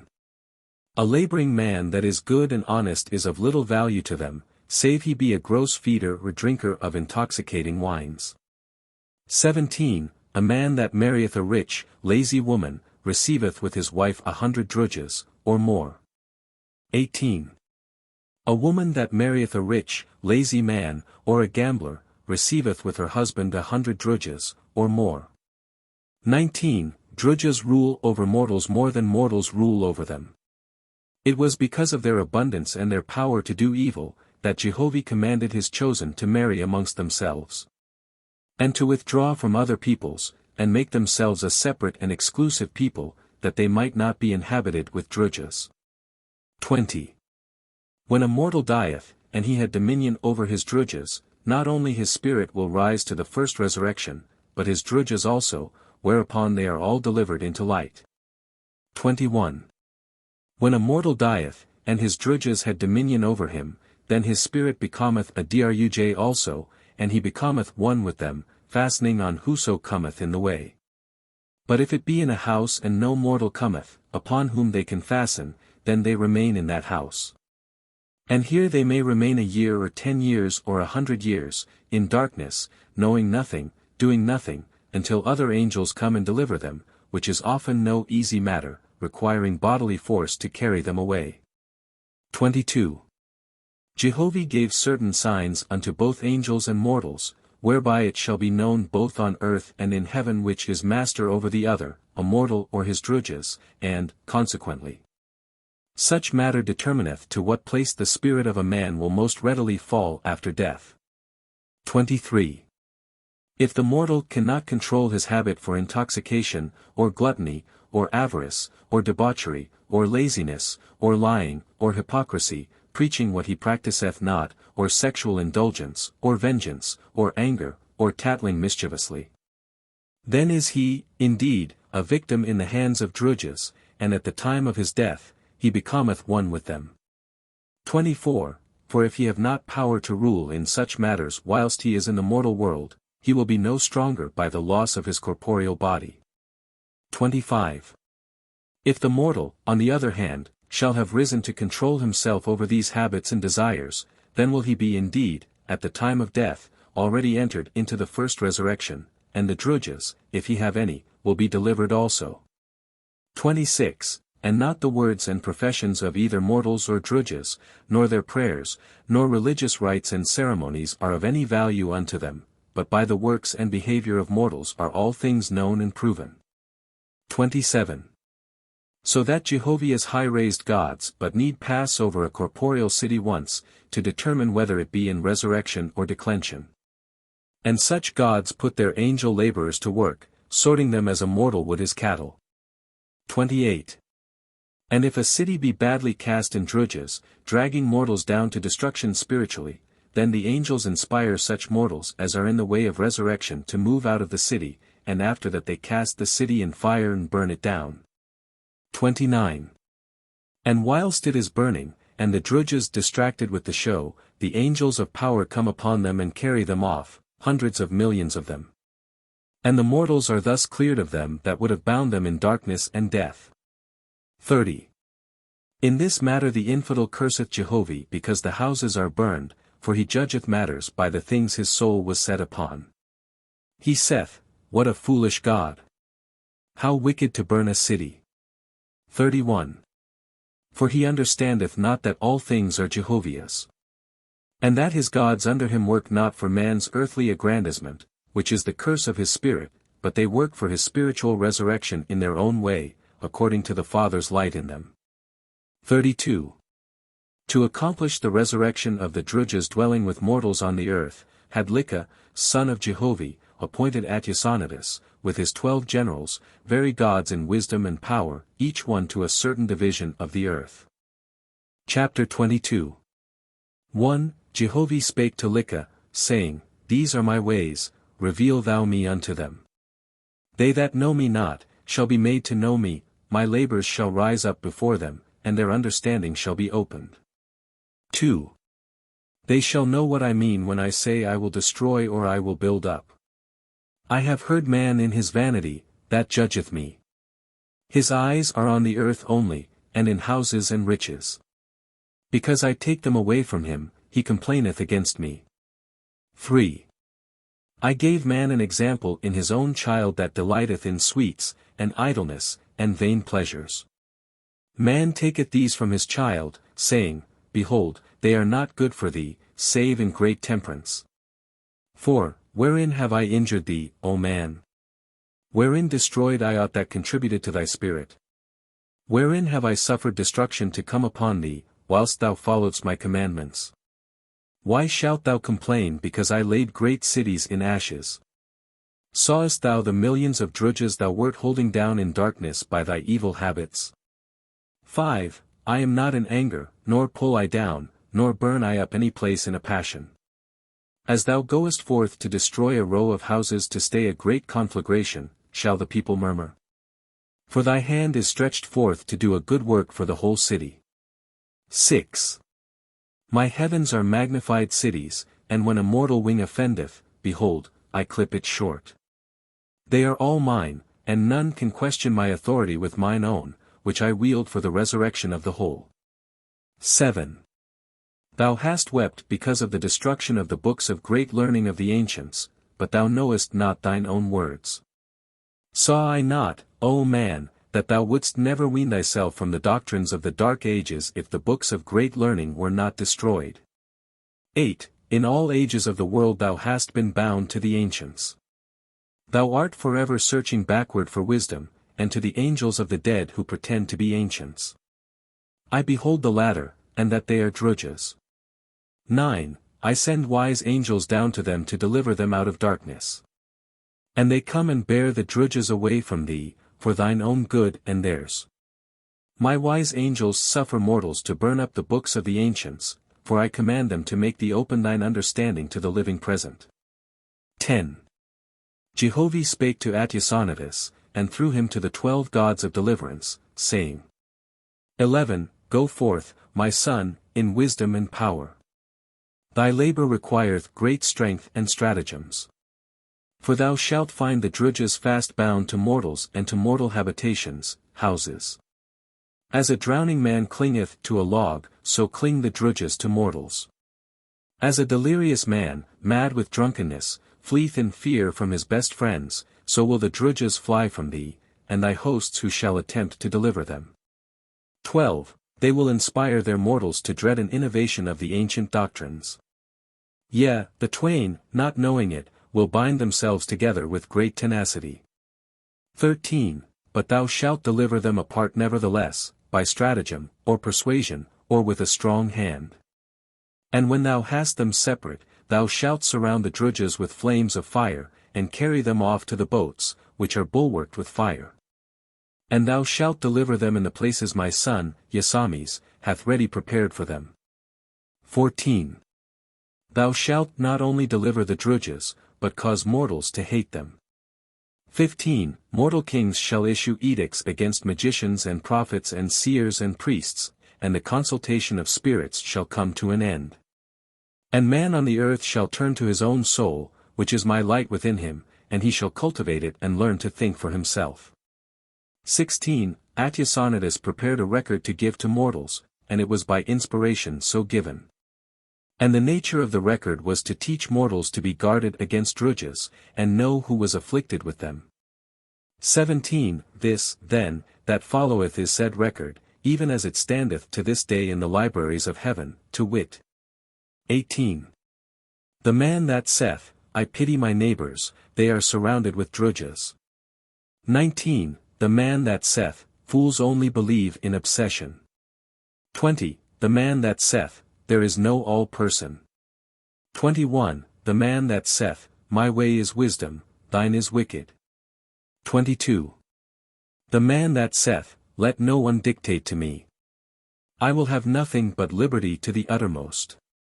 23. The man that saith, as the priest thinketh, so do I. 24. The man that saith, that thou hadst my knowledge. 25. The man that saith, the ancients were wiser than we. 26. The man that saith, the ancients were fools. 27. The man that saith, Whoso seeth not as I do is a heathen. 28. The man that saith, Whoso worshippeth not my God is wicked. 29. The man that saith, Wisdom is book learning. 30. The man that saith, There is no wisdom in books. 31. The man that saith, My book is sacred, it containeth the sum of all revelation and inspiration. 32. The man that saith, There is no inspiration, nor words thereof. 33. The followers of the ancients only. 34. He who will have nothing to do with the ancients. 35. He who ignoreth rites and ceremonies and prayers. 36. He who dependeth on rites and ceremonies and prayers. 37. Whoso beneath the ever-present person. 38. Whoso followeth the counsel of angels or men. 39. Whoso will not learn from the counsel of men and angels.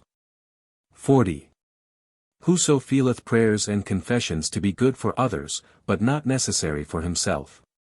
41. Or saith, I will lead and supervise, be thou my servant. 42. Or saith, Behold my rights. 43. Or, Behold my earnings. 44. Or, Behold my possessions. 45. Or talketh of himself and his experiences. 46. Or tattleth of others. 47. Or judgeth his brother, or criticizeth him. 48. The self-righteous, who saith, Behold me, I am holy. 49. Or who desireth not new light, or saith, The old is good enough. 50. Whoso laboureth for himself only. 51. Whoso laboureth not for others in his wisdom and strength. 52. That seeketh his own ease. 53. That considereth not others' welfare more than his own. 54. The hypocrite preaching one way and practicing another. 55. That speaketh not openly his doctrines, lest his words profit not his earthly means and associations. 56. Atyasonidas said, For these are all as much under the bondage of drudges as is the drunkard, or harlot, or murderer. And after death their spirits float into the same hada of darkness. Chapter 23. 1. When Atyasonidas' generals and their hosts went through Vindhya and Japheth and Arabania, they concerted with the gods who had in charge the inspiration of Kapilya, Moses, and Chine. And not only did the angel generals remove the drudges from mortals, but inspired mortal kings and queens in those great divisions of the earth to issue edicts against magicians and priests who consulted with spirits. 2. Jehovih had said, It shall be a testimony in the latter days unto the inhabitants of the earth of my proceedings, not with one division of the earth only, but with all places. For they shall in after years search history and find that in the same era in these three great divisions of the earth the kings and queens issued edicts against spirit communion. And this fact shall be testimony of my cycle of Bon.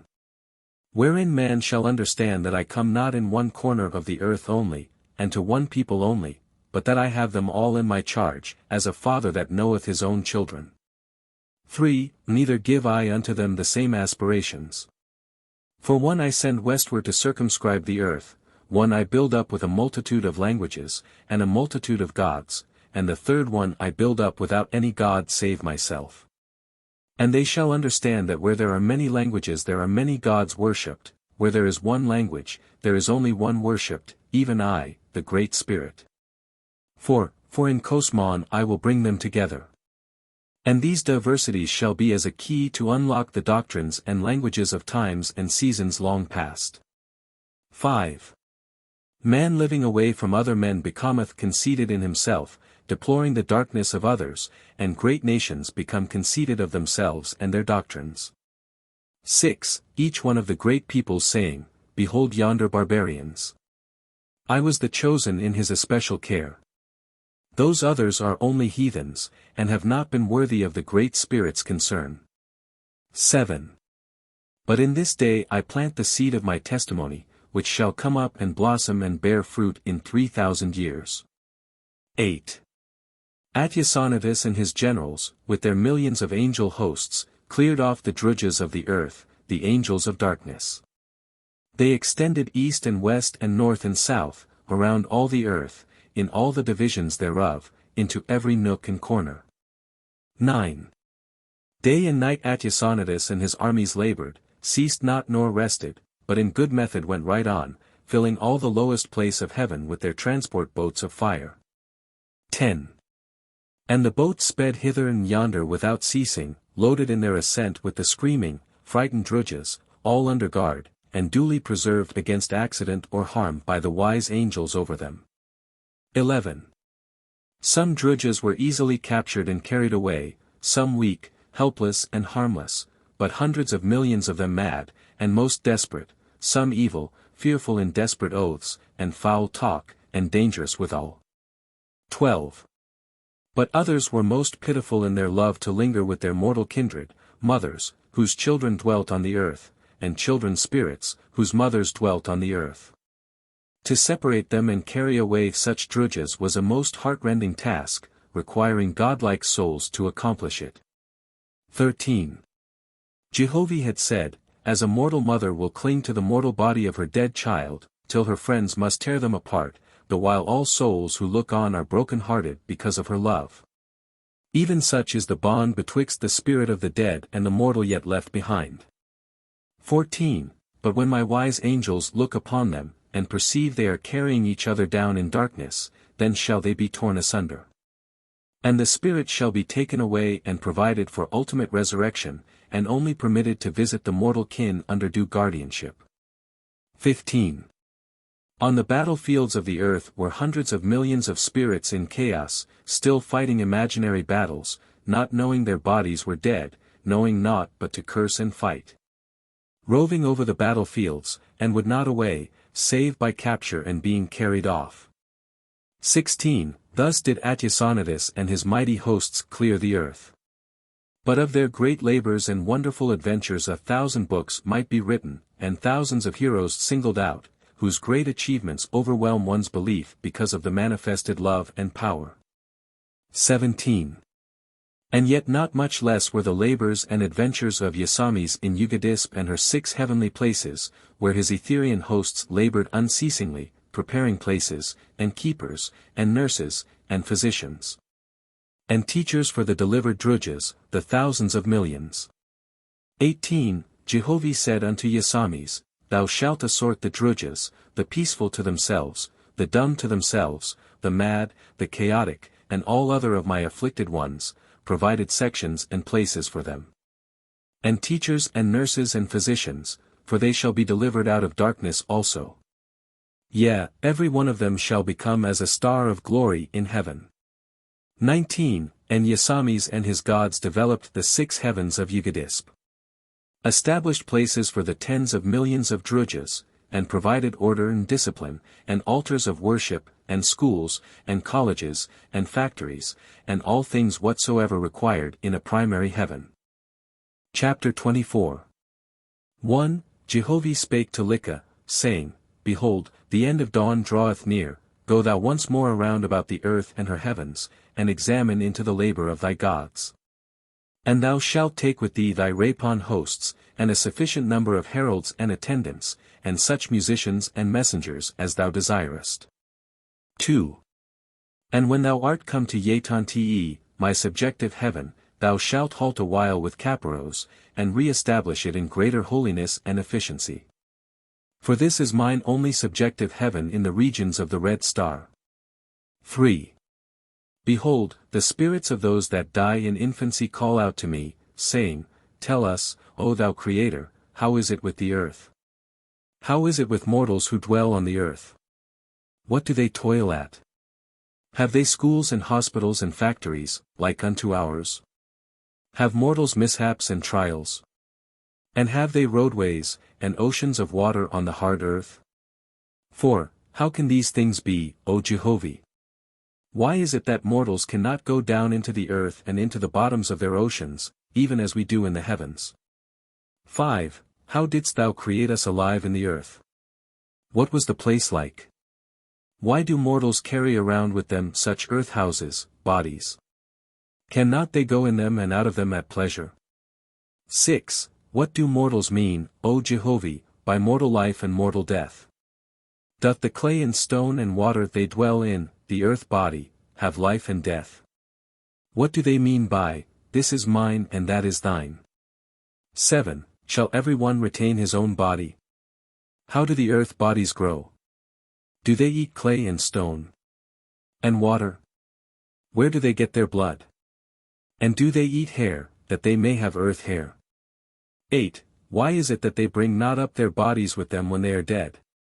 Wear they clothes over the spirit body only, or over the earth body also? 9. Great are thy works, O Jehovih. Take me to Chapte, thy great subjective heaven. We would learn by figures in pantomime the illustrations of the earth. We would learn by thy panoramic heaven what mortals do. How they live and what their schools are like. How they have contrived to teach the corporeal senses by corporeal things.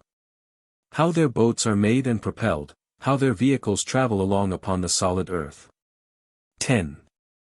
Jehovih said, for which reason, O LIKA, thou shalt see to it that Chapte be perfected unto this instruction, as well as to arouse from stupor the spirits of the dead who desire not to raise up from the earth.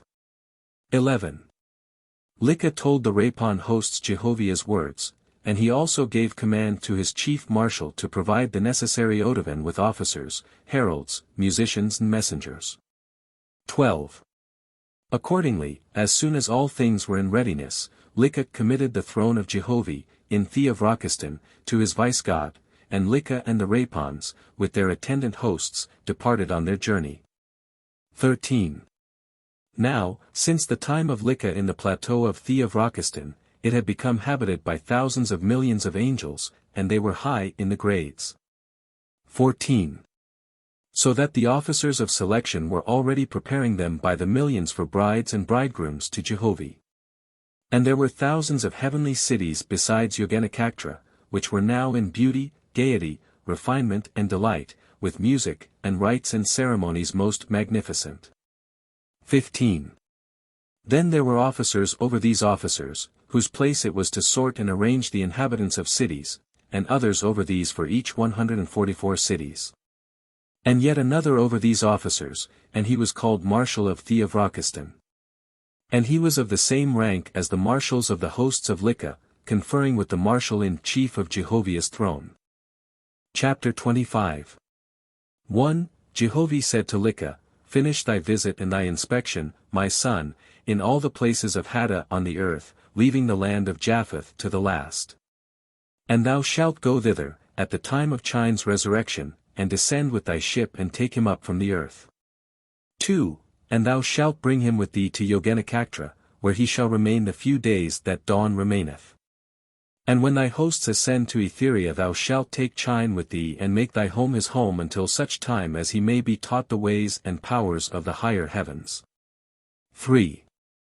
For since his corporeal life is a sacrifice for the resurrection of men, he shall receive a special care and assistance in heaven. 4. LIKA had been previously informed by the god of Chine as to the time Chine would die, and be burnt up, with his ashes scattered to the four winds, and the regathering up of a corporeal form of Chine, and the 7 days' duration thereof. So LIKA shaped the course of his Odavan, according to the instruction of his messengers, who had been appointed for that purpose, so that he should reach the field in time to raise up Chine before the multitude. 5. The god of Chine had prophesied to mortals through his ward that a fire ship would descend from heaven on a given day, and take Chine up to heaven. 6. Accordingly a great multitude of mortals were assembled in the ash field, where they cast the ashes of the dead, watching for the heavenly ship. 7. Of which matters LIKA had been previously informed by his messengers. And LIKA had in turn informed the god of Chine the time he would appear with the ship, that he might cause Chine to walk in the midst of the field and so be caught up. 8. And all these matters were carried out to the hour and minute, in the hands of these great gods. And LIKA caused the fire of the ship to be made visible to mortals. And the size of the ship was 10 times larger than the field of the dead, so that when the people beheld the light of the ship they feared and trembled, and many of them fell down bewailing that the world was coming to an end. 9. And God caused Chine to walk out in the field, and LIKA sent down a whirlwind and took him up into the ship, in presence of tens of thousands of mortals assembled. 10. And LIKA bore his course now for Yoganakaktra, for the end of the dawn of Bon was at hand. Chapter 26. 1. LIKA sent messengers to all his gods and lords, to install their successors, and to bestow them, after which the gods and lords were to report in Theovrakistan ready for the cyclic resurrection. And he commanded them to bring their Etherean hosts with them, save such as chose to volunteer to remain the next Dan of 200 years. 2. LIKA had previously sent word by his swift messengers to Etheria, to Lissa, goddess of Tianakak, in Etheria, next to Haugil. And he said unto Lissa, My resurrection will be 8 links, each one equal to 8,000 million brides and bridegrooms. Send thou a cowpon to deliver them. 3. Lissa sent word back to LIKA, saying, O Jehovih, I am delighted with the command of thy son, LIKA, chief of Vedapwissa. I will deliver the chain of cowpon.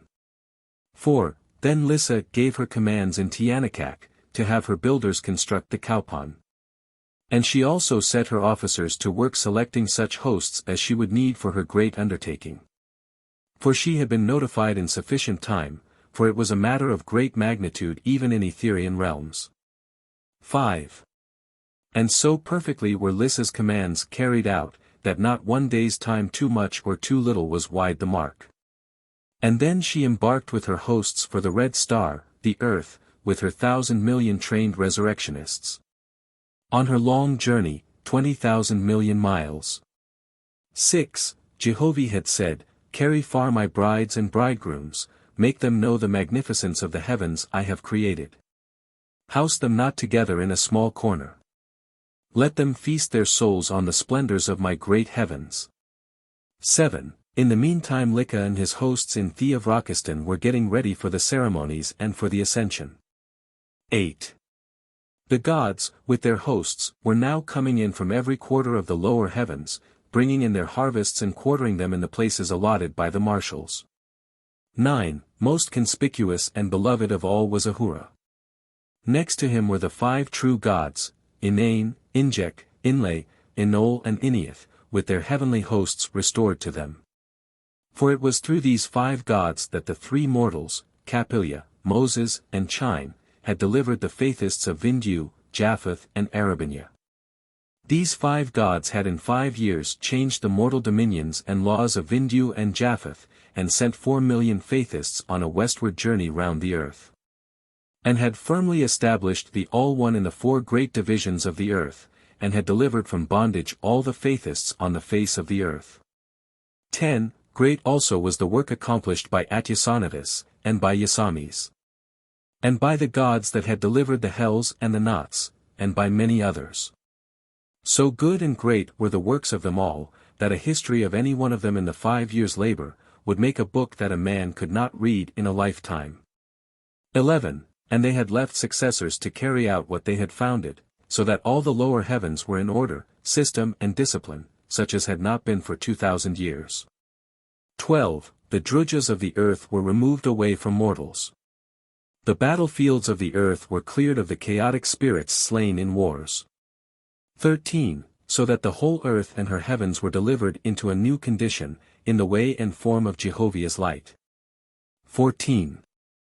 And this was the ark of deliverance in Bon. 15. Then descended Lissa with her chain of cowpon, with her ships of fire stretched wide as the earth. And the hosts of Theovrakistan, the brides and bridegrooms, 64,000 million sons and daughters of Jehovih, stood, waiting, watching, nervous, but filled with inexpressible delight. 16. And they saw the cowpon coming.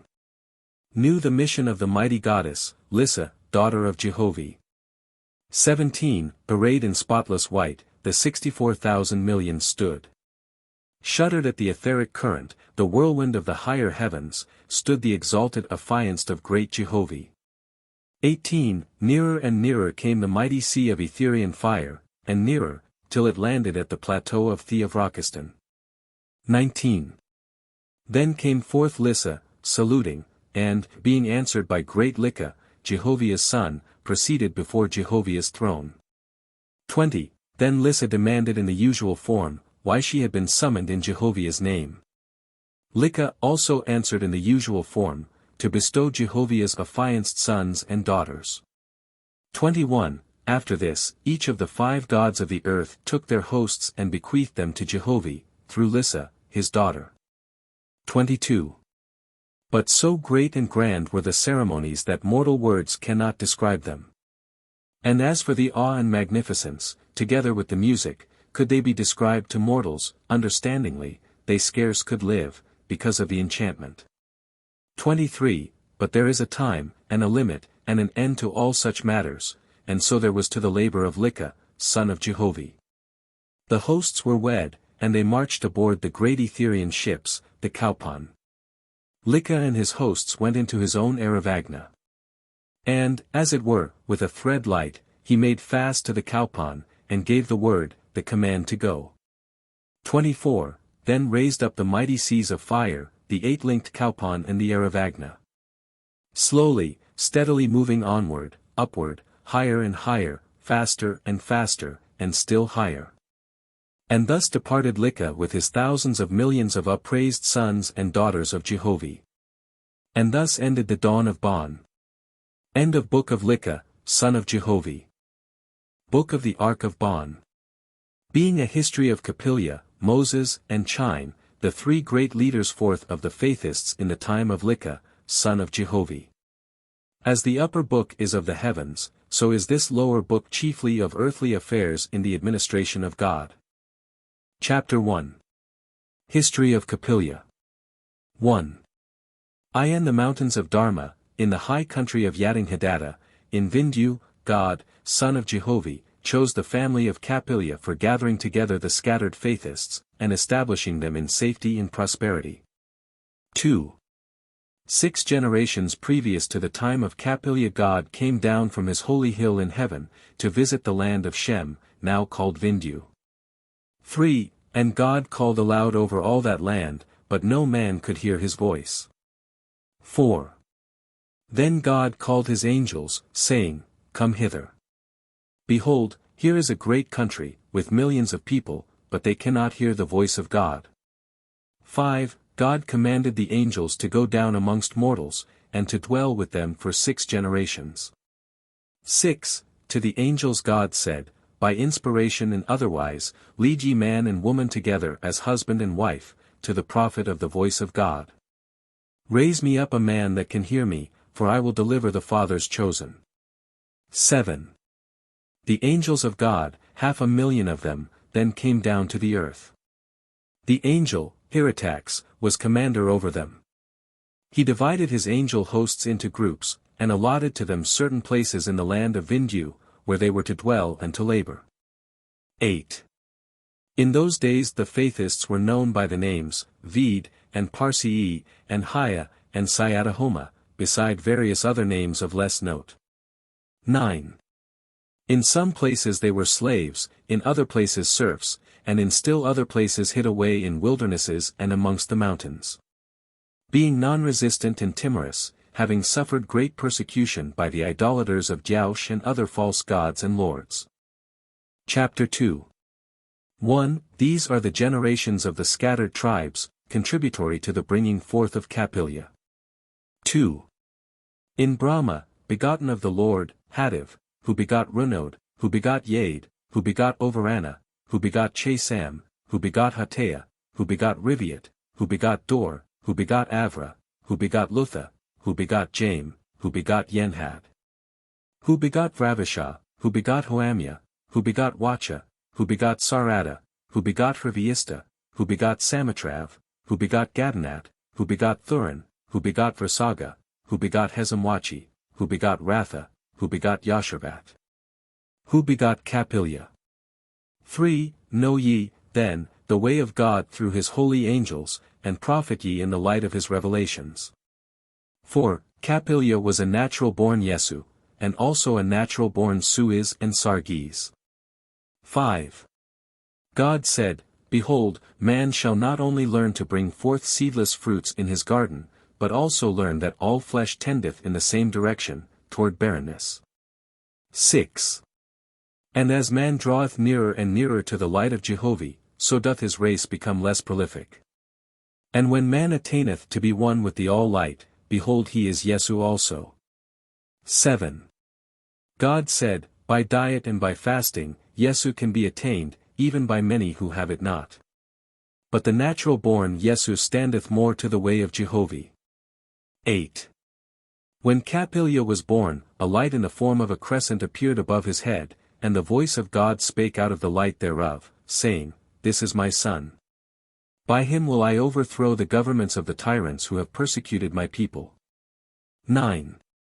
When Capillia's mother was pregnant, the angels of Jehovih, under the archangel Hieratax, stood guard over her, thinking holy thoughts night and day, whereby the mother's soul ran constantly to heavenly things. 10. And when Capillia was born, behold, Hieratax appointed a host of 144 angels to be with the child day and night. Into 4 watches of 6 hours each, divided he the guardian angels. 11. So the angels of God taught Capillia from the time of his birth, and he became wise above all other children. 12. But, of the way in which God ruleth over nations for the glory of the Creator, consider ye the history of this deliverance. 13. Jehovih had suffered the power of the kings of Vindu to become centered chiefly in Yakov Rana, king of Afghanistan, of the capital, Oahspe, a great city dedicated to Jaush. Yakov Rana held 40 provinces and 400 cities tributary to himself, and every city furnished 1 governor, and these were the royal council of King Yakov Rana.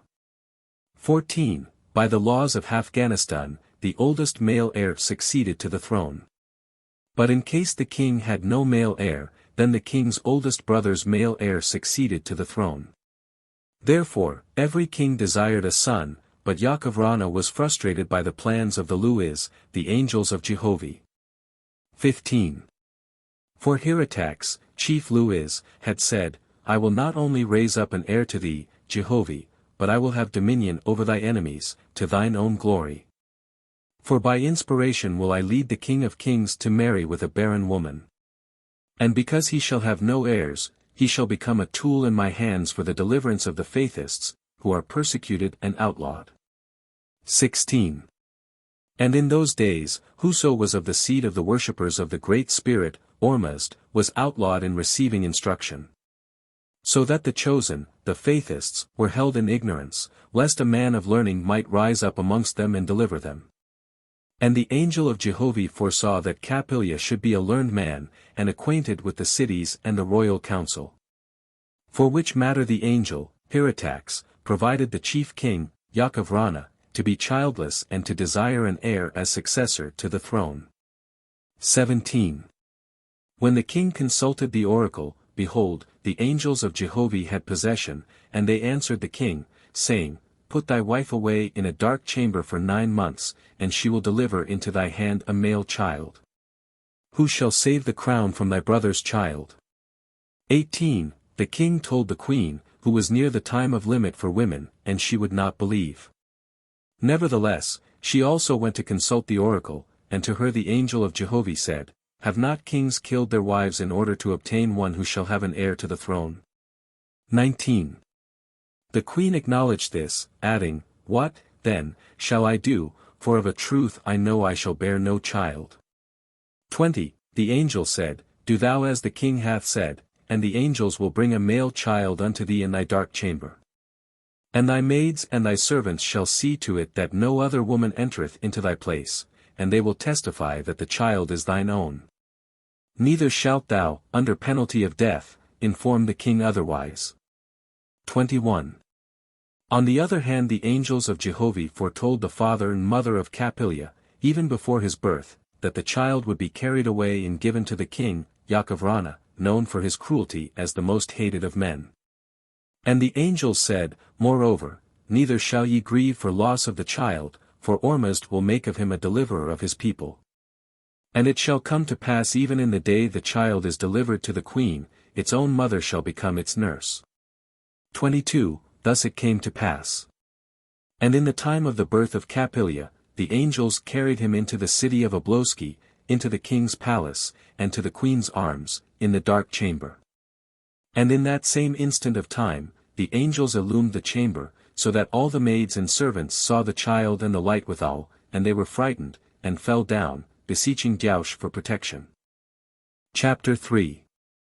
1. When Yaakov went to the temple to do sacrifice, the high priest besought him to consult the oracle in reference to the child, and for his kingdom's sake. And he so consulted the oracle, and the angels of Ormuzd said unto him, O king, thou, before whom all people fear, hear thou the angels of heaven and be wise, for thy kingdom's sake, and for Capilia.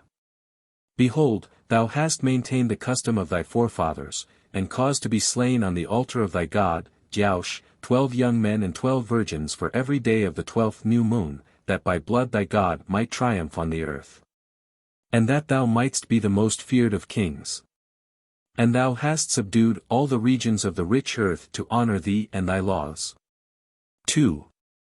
Therefore, the God of heaven saith thou shalt no longer pursue the sacrifice of human blood, but instead thereof make sacred the blood of the Lamb, which shall be called the Lamb of thy God.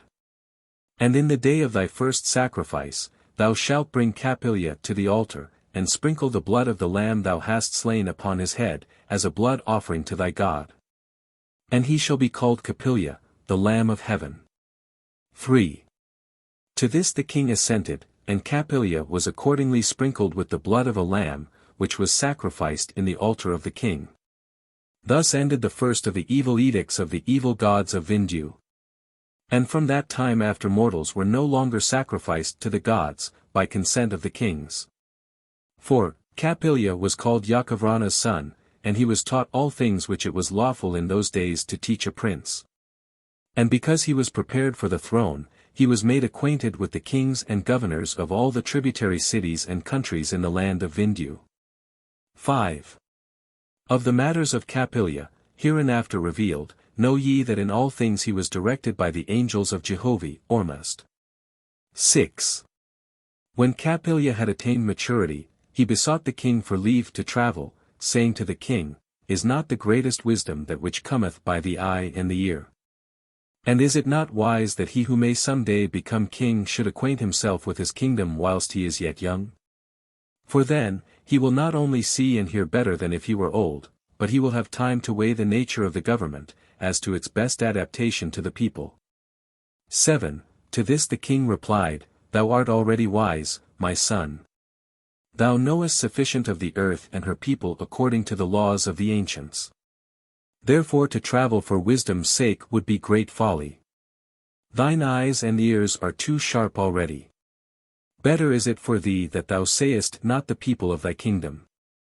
For the time may come when thou shalt need to use great severity upon them, therefore, to be strange with them, thy sympathy will not lead thee away from justice. 8. Capilia said, Thou reasonest well, O king, and because thou art wise, have I no credit in being wise also. For it must be true that a son hath his wisdom from his father. And since thou hast so wisely put me off with thy arguments, answer me this, is it not profitable to a young prince, before he hath the cares of a mighty kingdom, to go abroad and enjoy the pleasure of the world? 9. The king said, There are but 3 pleasures in all the world, eating and drinking is one, sleeping is another, the presence of women is the third. Why, then, shall a man go abroad? 10. Capilia said, And yet thou hidest the true reason as to why thou desirest thy son not to travel.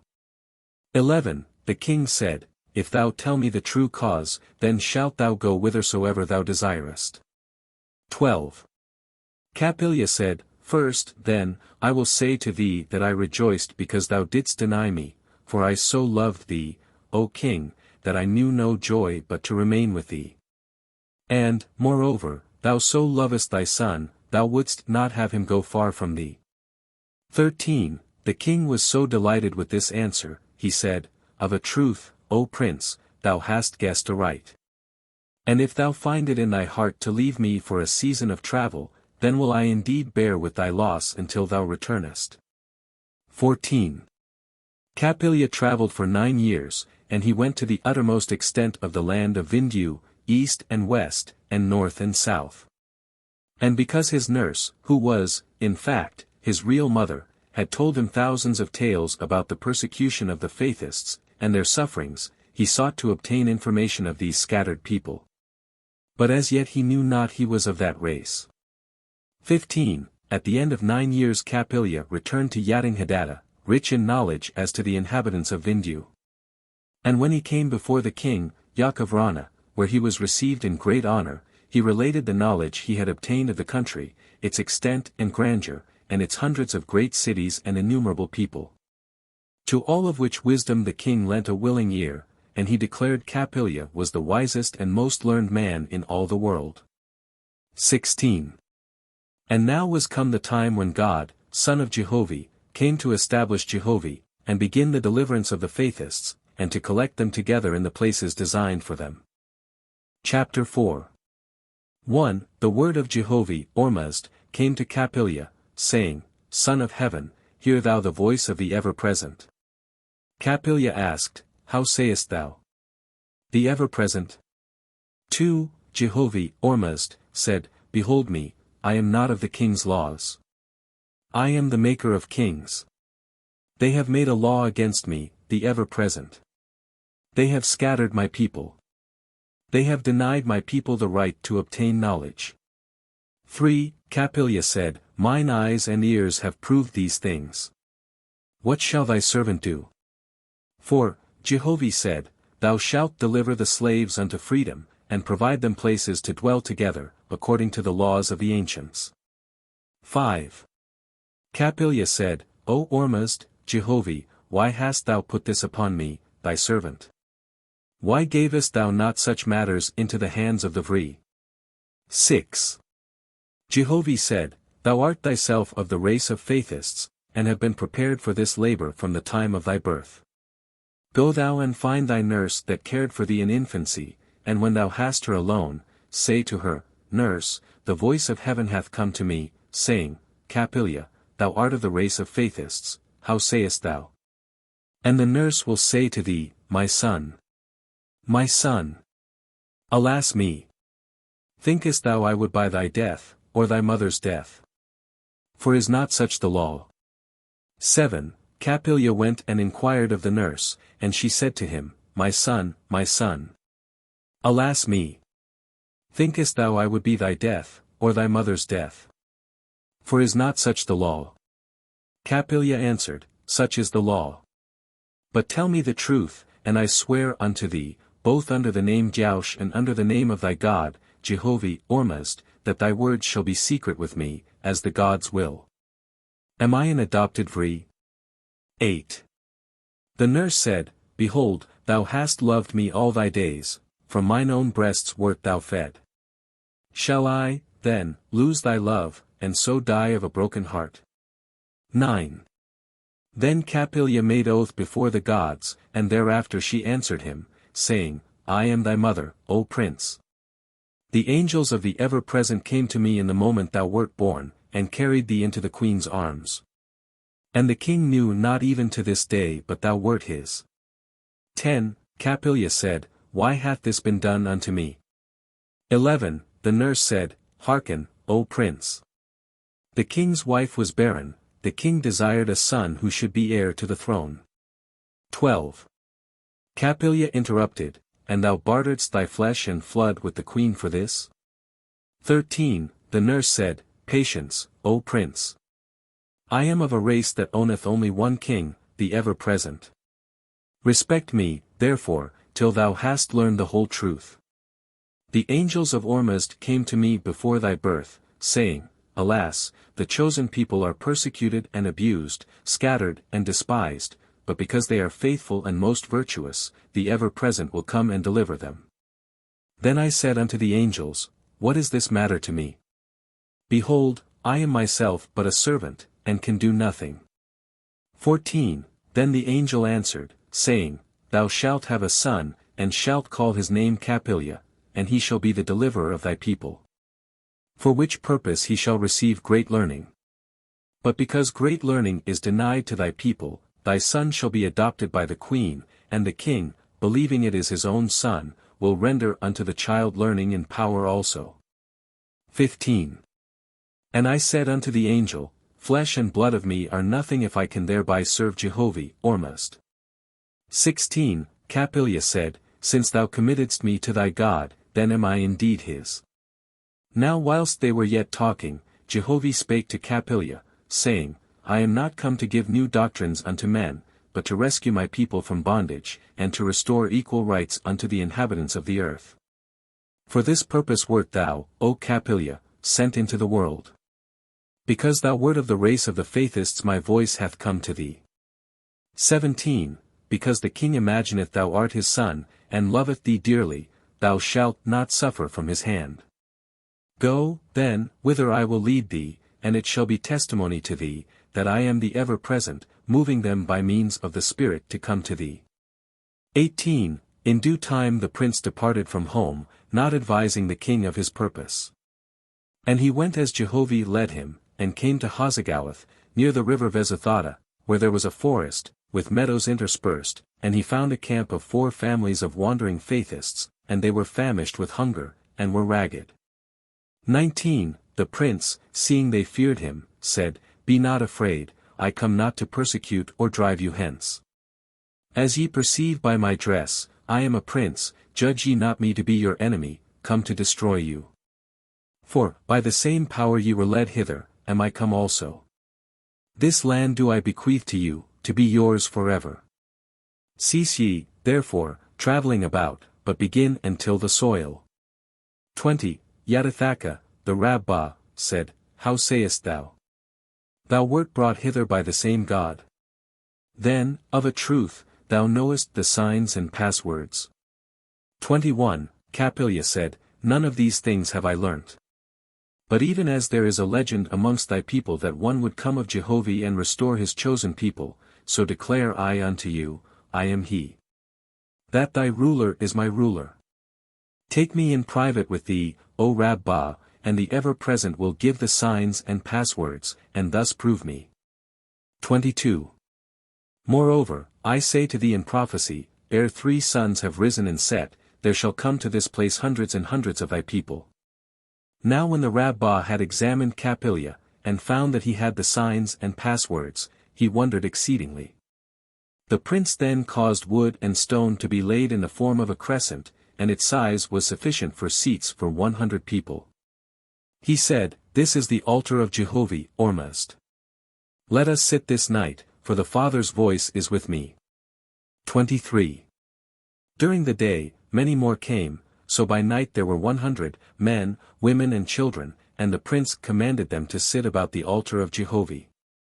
And presently the voice spake in the midst of the altar, saying, This is my son, of whom it hath been prophesied, one would come to restore my people.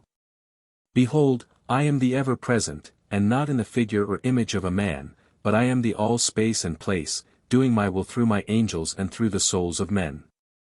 Be ye steadfast in righteous works and love toward one another. And most just to a fraction with all other peoples.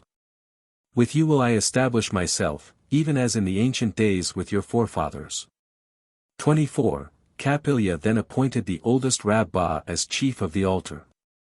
And this was the first established family, community, since many 100 years, that was assured by a prince that they should not be driven off. 25. On the next day the prince took the people a little way off, about half an hour's walk, and he said to them, Build ye here another altar, for yet, ere night comes, there shall come others even here. Let the ever-present have an altar provided unto them. Accordingly the people fell to in faith, and built another altar, and when it was finished, and the sun gone down, there came many wanderers, Faithists, to the place. 26. Capilla said unto them, Come ye to the altar of Oahspe, for he desireth sacrifice of all whom he blesseth. And they went in and sang, and prayed, giving thanks to God. Jehovih said, Suffer him I have sent unto you to build 3 more altars at like distances apart, for I will bring my people together for 3 places of sacrifice. 27. On the next day there came many more wanderers, who had escaped from the province of Anasain, where a war was being carried on against raiders from Tubit, the high mountain region. And Capillia built altars for them also. And to them he also appointed Rabbos and chief Rabbos. 28. Now, behold, they were without food, and many had been famished for many days. Capillia, perceiving that some of the people were suspicious of him, said unto them, Whoso hath faith in me of Jehovih, let him stand with me this night, for the Father will manifest unto us. 29. Not more than 40 came to the place designated. For they feared Capillia was an impostor. And when they were assembled, Capillia tried them, and found of a truth they had faith. And he said unto them, Stand in a circle and join hands, and I will stand in the midst. Yet I know not what the Great Spirit will do for us. 30. And when they were thus standing, Jehovih sent a cold wind, and there came down from heaven an abundance of ahoma, sufficient to feed the whole of the people for many days. Neither knew any man of what ahoma was made, but it was savory and nutritious. 31. And the people came and ate, and also gathered up the ahoma, and carried it home. Capillia said unto them, Because Ormuzd hath done this, go ye into the altars and return thanks unto him. 32. And the people did as commanded, and from this time forth not one of them lacked faith in Capillia. And thereupon he said unto them, This place shall be called Oahspe, for it is the first colony, Teragatu, in all the world where the Father hath fed his people with his own hand. So the place was called Oahspe, which, in Vedic, would be Sudasici, I speak with food. Chapter 5. 1. For 40 days Capillia remained in Oahspe, teaching and helping the people, and on the 40th day he said unto them, I go now, the Father desireth me. Be ye faithful unto Jehovih, and maintain the sacrifices, worship. The eye of Jehovih is upon you, his ear heareth not only your spoken words, but the thoughts in your hearts. In time after this I will come again unto you, and restore your rites and ceremonies. 2. Jehovih said unto Capillia, Even as thou hast done in Hazagowath, so shalt thou do into Bethgelrath, for thither will I also bring my chosen from the province of Usitra. 3. So Capillia went to Bethgelrath, where were assembled more than 700 Faithists, and they feared him, saying to one another, Is this not some one sent of the king to entrap us? 4. But when Capillia beheld they feared him, he said unto them, He who hath faith in Ormuzd feareth nothing in heaven or earth. For the Father appointeth a time unto all peoples, nor can they make it more or less. Throtona, one of the Rabbos, said unto Capillia, Art thou indeed one of us? Capillia said, Because I am as I am, I cannot answer thee. If I say I am of thy race, then will not thy people be restored to liberty. For I would suffer death, being a teacher of thy people. If I say I am not of thy race, then thy people will not have faith in me. 5. I say unto thee, I am but a man, even as thou art, neither am I pure and good. For there is but one pure, the Creator. Therefore, put thy faith in Jehovih, and wherein my words and labors are good, render unto me even as to any other man, nor more nor less. And yet, even as thou believest in the ever-present, so do I. As thou believest not in a man-God, so do not I. 6. Are not all men brothers, and created by the same Spirit? Because the kings acknowledge not this doctrine, they persecute and outlaw thy race. To restore thy people, who are my people also, am I sent into the world. My labor is now upon me, and for that purpose am I here with thee and thy people. 7. This land, around about, I bequeath unto the Faithists. And they shall settle here and till the soil, and reap the harvests, and shall not be driven away. And in time to come I will provide teachers, and the Faithists shall have the right to obtain knowledge. 8. Capillia built altars for the multitude, saying to them, First of all, thou shalt dedicate to God all things thou puttest thy hands to, for without the rites of bestowal upon the Great Spirit, thy people cannot be in harmony. To neglect the rites is to neglect all things. Know ye the doctrines of the ancients? 9. None of the Rabbos could answer Capillia, and so he said, Ormuzd provided your servant with great learning. For this am I sent to you. Know ye, then, the doctrines of the ancients, even from the time of Zarathustra and Brahma. 10. To rise with the sun, to bathe the body once every day, to eat no flesh nor fish. To pray to Ormuzd at sunrise, at high noon, at sunset, and before laying down to sleep. 11. Certain philosophers, wise in vanity, said, to rise an hour after the sun is no sin, to bathe one day in 7 is sufficient. To eat fish flesh, which is of cold blood, is no sin. Now, behold, it came to pass that they laid in bed 2 hours, they ceased to bathe altogether, and as to eating, they halted not with fish flesh, but ate of all flesh. And sin came upon them. By their behavior they cut themselves off from the Father.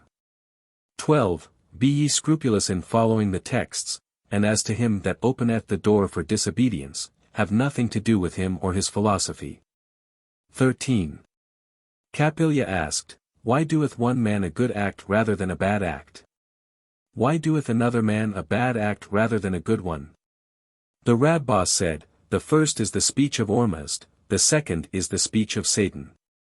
For as these dwell in men, so do they manifest. 14. Capillia said, I am pleased with the answer, for which reason I have before commanded you to build altars and do sacrifice.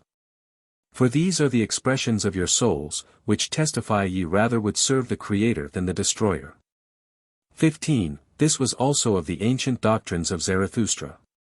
But certain other philosophers, vain in self-knowledge, said, cannot a man worship in the soul, and without building an altar of stone and wood? And the multitude hearkened unto them, and they afterward went further, and said, why worship at all? So, they fell in darkness. A soul without an outward expression of worship standeth on the brink of hell. 16. To see an altar, as we pass along, enforceth upon us the thought of worship, and of Ormuzd, the Creator, it leadeth the soul upward.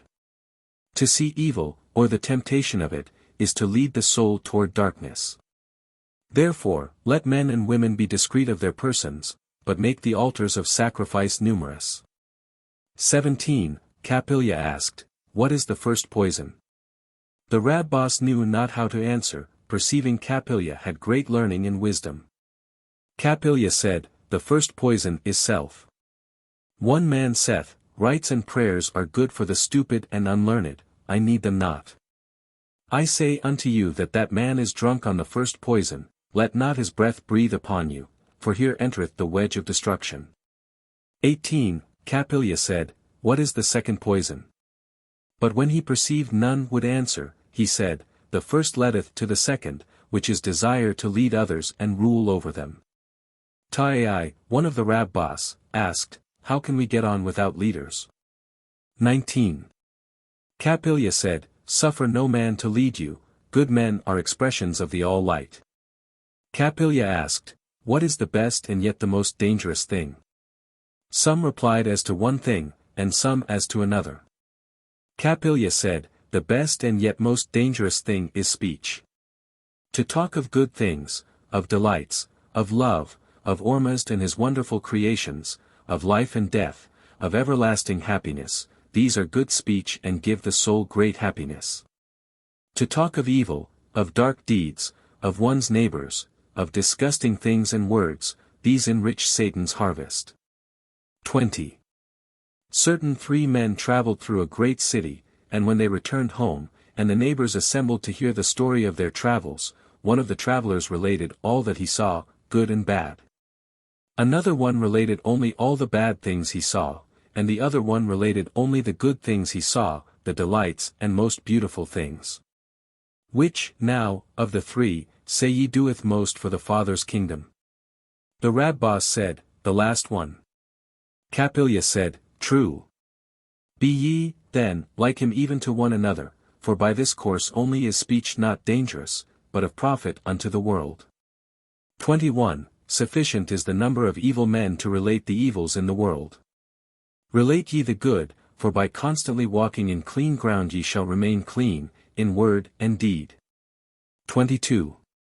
Search ye both spirits and men, not for the brilliancy of speech, for oft its brilliancy hideth its poison, or stealeth on the senses unawares, but search their words as to holy ideas and good delights, to make man rejoice in his life. He who harpeth on deceivers and liars and debauches, is a fireman for Satan's hells. Reply not to him, lest your speech become a snare to entrap yourselves. Chapter 6. 1. For 3 years Capilia traveled over the land of Vindu, east and west and north and south, establishing the Faithists wherever he found them, and he donated to them whatever lands laid waste and not tilled. But he touched not any land whereon other people dwelt and tilled the soil. 2. And it came to pass, the servants in the provinces fled from their masters and went and dwelt in the places of Jehovih, to so great an extent that the governors and sub-kings complained against Capilia, and he was reported to Yaakov, the king-in-chief, Capilia's foster father. And the king sent a commission summoning his supposed son to the capital, to answer the charges against him. 3. When Capilia was before the royal council, and demanded by the king why he had come, Capilia said, The servant of the great king answereth, his words are bound words. Whatsoever cometh out of Capilia's mouth, Capilia holdeth as his. There be such as maintain that man, whose tongue is moved by the spirits of the dead, is irresponsible for his words. Capilia creepeth not through so small a hole. To be master of one's flesh, and desires, and passions and words, these are great gifts indeed. Capilia professeth these. Therefore, Capilia bindeth himself in every word. 4. Know then, most royal council, servants to our great king, Yaakov, Capilia was summoned here by the king, to answer certain charges made by members of the royal council. These charges prefer that Capilia hath founded certain colonies which have attracted away the servants of the sub-kings and of the rich, and thereby sowed disobedience in the remainder. 5. Capilia is come to answer these charges. Hear ye, then, Capilia's answer. Capilia being heir to the throne besought the king for leave to travel, and the king said unto him, Whatsoever the soul observeth that may be good for the united kingdoms, do thou. Said not the king this? 6. Yaakov said, Yea, my son. Thereupon Capilia said, When Capilia traveled near and far, for 9 years, his heart was sick because of the misery of the poor and the glory of the rich. He beheld many forests and many plains where no man dwelt. And he said to himself, Let the poor come hither and live. Yet he called not any poor man. Was it, then, an evil for Capilia to say this to himself? 7. The king said, Surely not. Then Capilia went on. After a long season of idleness, Capilia went the second time to travel, and when he came to the forests and plains, behold, the poor were gathered together, and yet more coming. So Capilia went amongst them to show them how to dwell together wisely. Was this an evil in Capilia? 8. The king said, Nay, of a truth it was good. Then Capilia said, In a little while they discovered it was good for them to dwell together and to help one another, and the news spread abroad, whereupon the servants of the governors, and the rich, ran away from them. Is it not just to say of the king and governors and rich men that they are driving their servants away from themselves, because of hardships which are greater than the hardships of the gods? 9. The king said, A good proof. But why sayest thou, the gods? These people for the most part believe not in the gods.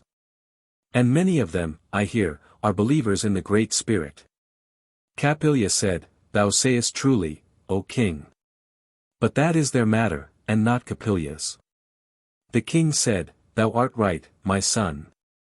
But how sayest thou of education? Shall not the laws be maintained? 10. Capilia said, Art thou the king? Or merely the servant of the dead? Shall Capilia call him father who is only a servant to carry out the laws of the dead? If so, then hath Capilia sinned against the law. But hear ye, who are of great learning, do ye obey one law of the ancients and not another? The law of the ancients was that with the death of the king all laws died, and whoso became king afterward must need make new laws of his own. The law against educating the Faithists is a law of the ancients. Let Capilia's accusers find which they will, for if they stand by the laws of the ancients, then, indeed, have we no laws, and no king nor sub-kings. If they repudiate the laws of the ancients, then Capilia hath not sinned against any law. 11. Yakovrana said, Thou art acquitted, Capilia. The laws of the ancients cannot bind thy king nor the king's kings. Touching these matters, then, the royal council shall make new laws. And since Capilia hath not contravened any law, neither shall the new laws interrupt the orders of the state as they now are. 12. Because of Capilia's presence in the royal chamber, the power of Jehovih in his angels was great in that house. 13. After this manner, that followeth, were the speeches of the sub-kings and governors. To permit great learning to the Faithists is to overthrow Diaush and his reigning gods and lords. For by great learning will the Faithists ultimately become members of the royal council, therefore, at all hazards, great learning must be prohibited. Great learning is inimical to good servitude. 14. Jehovih said to Capilia, Be thou present when these laws are passed, for by this means my holy angels will rule over the royal council for the good of all men. 15. For 100 days the royal council discussed the matter, but the angels of heaven kept them divided as to opinion and belief, so that no law was passed by them.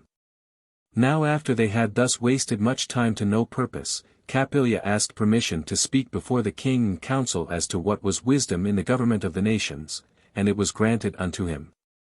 This that followeth is, then, the substance of Capilia's speech. Chapter 7. 1. Whoever is born into the world is in part possessor of the world by fact of his birth. All come into the world naked and helpless, and they deserve our assistance because of helplessness. To help the helpless is the highest virtue.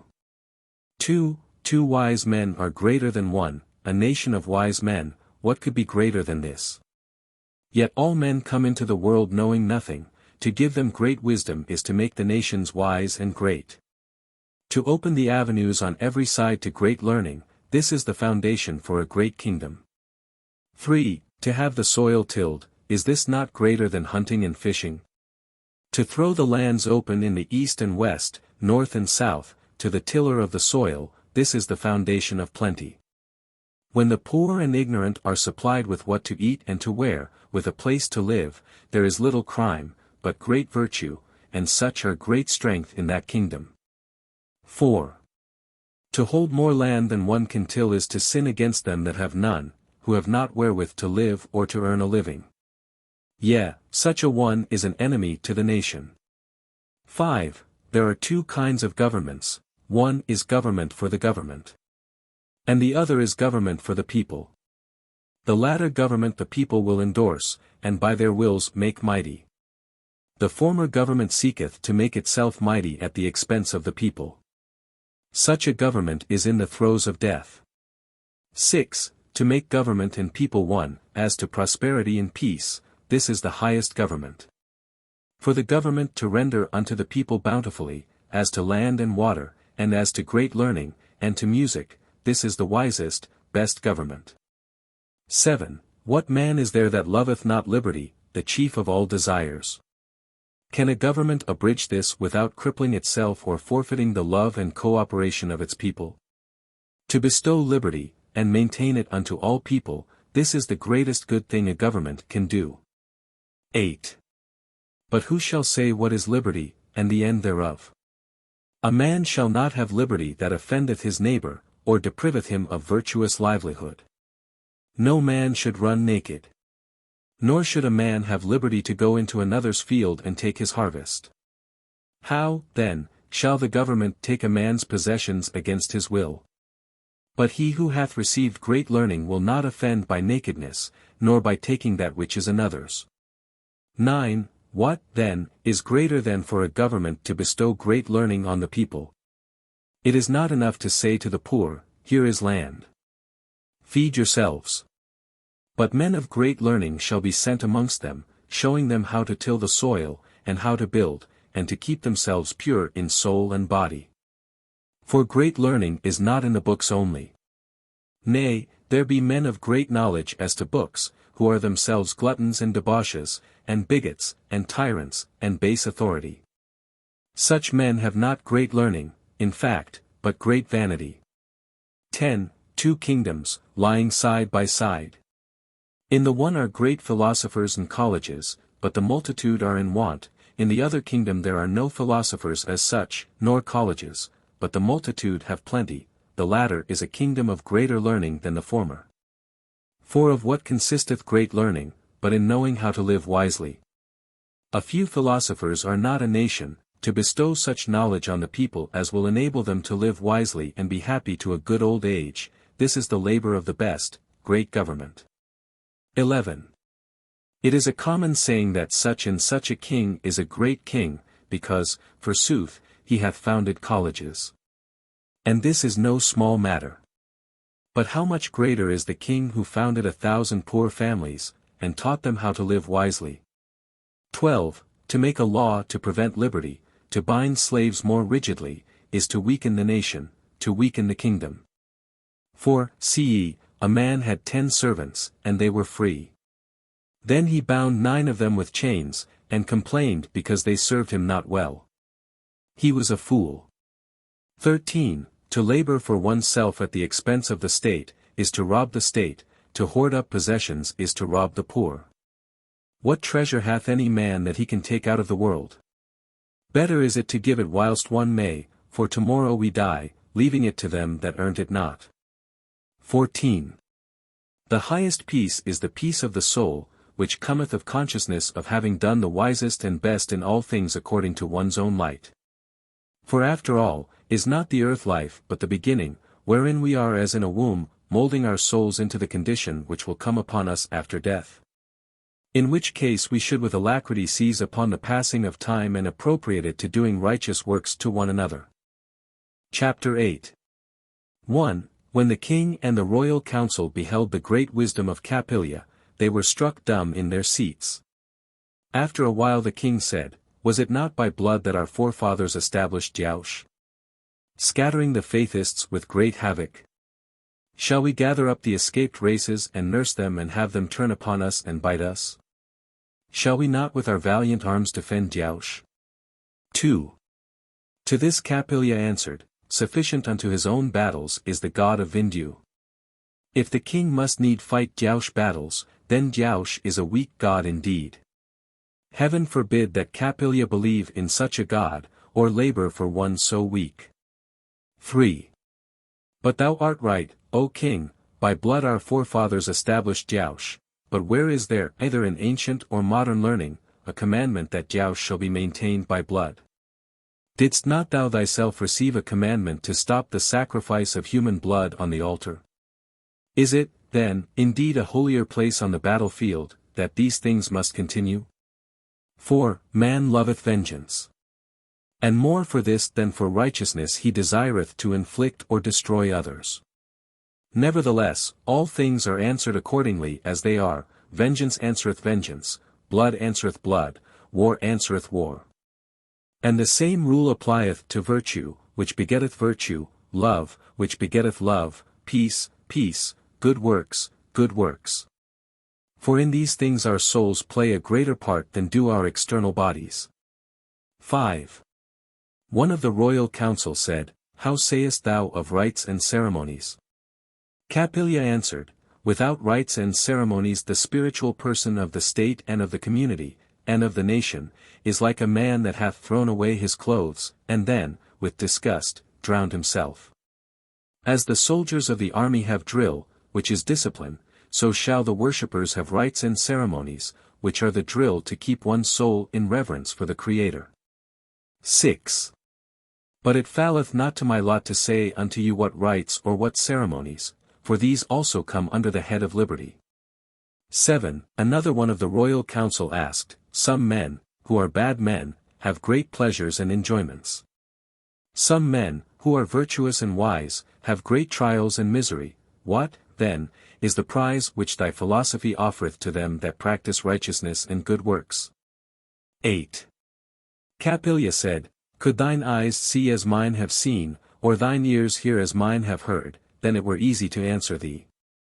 Nevertheless, I declare unto thee a great truth, which is also revealed in the doctrines of the ancients, that this is not the real life, but the embryotic state. And many that have great pleasures and enjoyments in this life, waken up as babes in heaven, whilst many who are virtuous and wise, but suffer great misery, in this life, wake up in heaven in strength and glory. More are trials and exertions to be desired than ease and enjoyment, for the former causeth the soul to look upward, but the latter causeth the soul to look downward. Nevertheless, severe trials are a great injustice to any man. 9. When the king and royal council beheld that Capilla had greater wisdom than any other man, the king said unto them, No man in all the world hath wisdom sufficient to try my son. How say ye? And they answered, That is true. Whereupon the king said, Capilla, hear thou the king's decree, and it shall be a law unto thee in all the kingdoms of the world, which is, that thou hast been tried by the greatest king on the earth, and art acquitted and declared to be above the dominion of mortals. And thou shalt go whithersoever thou wilt in any land, doing whatsoever thou desirest, and no man shall arrest thee or forbid thee in anything whatsoever. And whatsoever law thou makest no king shall make another law, above thine, to set it aside. Wert thou not mine own son I would say thou wert begotten by the gods. 10. The king's decree was recorded in the house of records, and copies of the decree sent to the tributary cities and kingdoms throughout Vindu. Yakovrana had also a copy made of Capilla's speech, and it was also recorded and signed by the king and council, under the name, The Foundation of Laws. 11. Jehovih said to Capilla, I have suffered this land to endure war for hundreds of years, that they might be ready for this. Behold, they are not slow to accept doctrines of peace and liberty. 12. Capilla inquired concerning the laws, and Jehovih said, Trouble not thyself more, my hand is upon the king and council. They will pass laws endorsing what thou hast said. Go forth, then, my son, amongst my chosen, and thou shalt establish them anew in rites and ceremonies. Chapter 9. 1. When Capilla had come to Westuchoa, Jehovih said to him, Send messengers into 12 colonies which I will name to thee, to the chief rabbis thereof, summoning them hither, for thou shalt teach them alike and like. 2. The colonies were, Tadais, Uelit, Haderix, Thawaka, Dormstada, Gibalatu, Ihan, Themista, Vrachau, Ibotha, Ewan and Sravat, and each of them sent the high priest, Rabbah, with 3 accompanying rabbis, so that in all there were 13 chief rabbis, and 39 rabbis. And Capilla caused them to put on red hats, without brims, after the custom of the ancient Zarathustrians.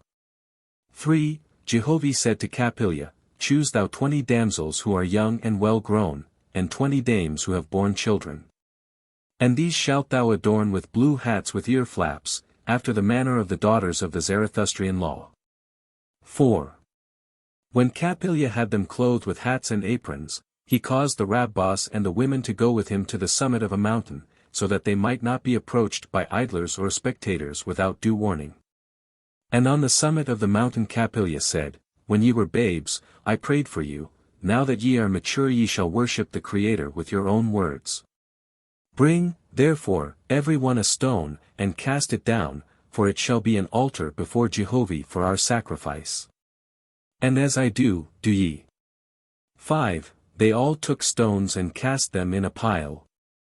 And when they were yet standing near, Capilla raised his hands to heaven and said, Father, when I was weak, thou providedst for me. My mother and my father and my Rabbah prayed for me, and taught me of thee. Wherefore I praise thee with thanks and glorification. Now that I am strong, I stand upright before thee and praise thee and pray to thee with mine own words, and not as the heathen who have priests to pray for them. 6. Because thou madest me a man, woman, I will labor to prove myself before thee. As I have here cast down this stone, let it stand as my covenant to thee that I will from this time cast away earthly passions and desires. And because I have raised up both my hands unto thee, lead thou me, O Father, in the right way. 7. When they had all repeated these words, Capilla walked once around the altar, followed by the others, and he said, Jehovih, Ormazd, Almighty, glory be to thee forever. Thou art on the mountain top and in the valley. Thy circle is the circumference of the world. I walk in the circle with thee, thou art forever by my side, thy light the glory of my soul. Praise him, O ye mountains and valleys, sing to him, thou moon, and ye stars, his hand holdeth ye up. His breath moveth all things. 8. In thee I live, of thyself madest thou me. Oh, that I may not dishonor thy handiwork, or make myself ashamed before thee. Because thou art ever present, I fear thee. Because I cannot hide from thee, I will be most circumspect in my behavior. 9. Capilla then sat down on the altar, saying, Go ye hence a little way, and then return, that I may teach you how to approach the altar of Jehovih. The people did as commanded, and when they came near, Capilla said, Who cometh? 10. Now herein are the questions and answers as Jehovih taught his children through Capilla. 11. A worshipper of Jehovih, Ormas behold, the altar of my people, who are known by their piety in good works, and in helping one another. 12. Who is Jehovih? 13. The ever-present. He filleth all place and space. He created me alive, and taught me to adore him and his works. 14. Why comest thou to this place above any other? If he be ever-present, why not worship him in any other place? 15.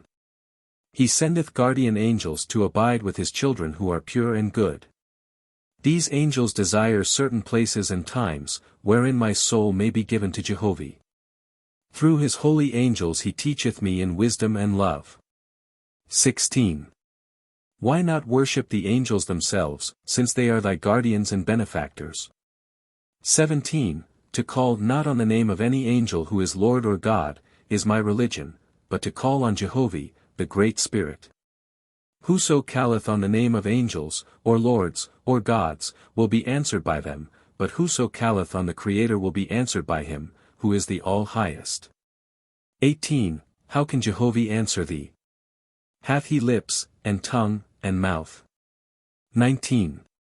Jehovih is the soul of all things, he speaketh to soul. His voice hath had many names, by the heathen and the idolater he is called conscience. 20. What profit hast thou in worshipping him? 21. I am so created. Because of the fullness of him in me, I desire to express my adoration, and to commune with him. Whoso hath not this desire is an evil man. 22. Will he answer thy prayers? Turn aside from his usual course and come especially to thee more than to another. 23. As a horse drinketh water from a trough and so enlargeth himself, so doth the soul of the righteous man drink from the everlasting fountain, Jehovih, and the soul of man thus enlargeth and accomplisheth in answer to its own prayer. Nevertheless, it all cometh from Jehovih. Neither turneth he aside from his usual course, for he is ever present, and thus answereth the prayer of the soul of man. 24. What prayers answereth he? And what prayers answereth he not? 25. He answereth the prayer for purity in love and wisdom and virtue. Whoso prayeth to him for permission to do good unto others, he answereth without fail. He answereth not selfishness, nor the prayers of the wicked. Wherefore the wicked say, he answereth not prayer. 26. Capilla said, My beloved, when ye approach the altar of Jehovih, ye shall repeat the wise words I have taught you, but not aloud like the idolaters, but in whisper or low voice. 27. What is the worship of Jehovih is chosen? And wherein differeth it from the heathens? 28. Jehovih is chosen stand equal before the Father, and everyone shall work out his own resurrection, both in this world and the next. Hence they are direct worshippers, being taught to worship Jehovih with their own prayers and songs. The heathen have priests to do worship for the people, who contribute to them in money for the service. The heathen priests worship the spirits of the dead, who call themselves Lord, and God, and Savior. The chosen children war not, resent not by violence, but answer evil by good, and practice charity in love. The heathen, the worshippers of God, and of Lord, and of Jaush, and all other idols, practice war, maintain armies of soldiers, who are taught the art of killing with great havoc. They build monuments to men, and otherwise blaspheme against Jehovih. They teach that Jehovih is void, but that he made himself into Yaush, a large man, and then created all things, after which he retired to his throne, leaving certain laws to govern his works. 29. What is the Zarathustrian law of life? 30. To eat not flesh of anything Jehovih created with the breath of life. To bathe once every day. To rise with the morning sun, and be temperate in all things. 31. What is the Zarathustrian fatherhood and motherhood? 32. To have but one wife. To have but one husband, to maintain sacred the maternal period. 33. What was the Zarathustrian compensation? 34. All things belong to Jehovih, man is but his servant. The fruits of the earth and of all labor shall be cast into the Rabbah's house, and by him delivered unto the needy. 35. Why were the Zarathustrians persecuted and destroyed? 36. Because they resisted not by violence, and because they worshipped not the idols of the heathens. 37. Had they no way of saving themselves? 38. To that end Jehovih gave them certain signs and passwords, whereby they might know one another, and in time of distress assist one another to flee away. 39. Why did not Jehovih preserve his chosen people? 40. By the laws of circumcision the Faithists could only marry amongst themselves, in order to preserve a knowledge of Jehovih, Ormazd, amongst mortals. They who were holy were preserved. They who went after earthly things, and after the idolaters, were cut off. But even in this Jehovih profited the seed of the Faithist, by raising up heirs of Suez amongst the heathen. 41. Capillia said, Teach ye these things to your children from their youth up, and enjoin it upon them to teach them to their children. Chapter 10. 1. Jehovih said to Capillia, Thou shalt remain with my chosen until they have learned these rites and ceremonies and doctrines. After which thou shalt go to another region whither I will lead thee, and there teach the same things, and in the same way. And Capillia obeyed the commandments of the Great Spirit in all these things. 2. In the 5th year of Capillia's preaching, the voice of Jehovih came to him saying, Behold, thy foster father is near death's door. Go thou to him and have the law of protection established before his death. And after his death, and when thou art king, thou shalt ratify the law, and then abdicate the throne. 3. So Capillia returned to Yaakov the king, who was ill with fever.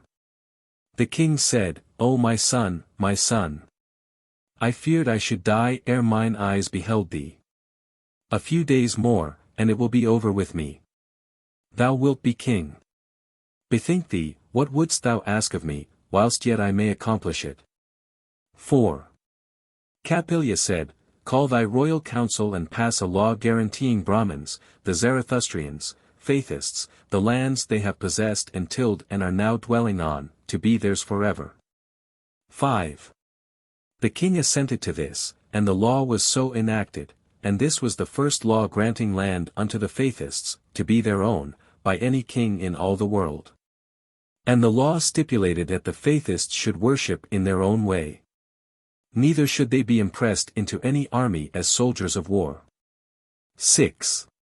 After the law was established, Yaakov said unto Capillia, I was wondering why thou didst not wait till thou wert king, and then enact the law thyself, and it could not be set aside during thy lifetime. I will die soon, and the law will die with me.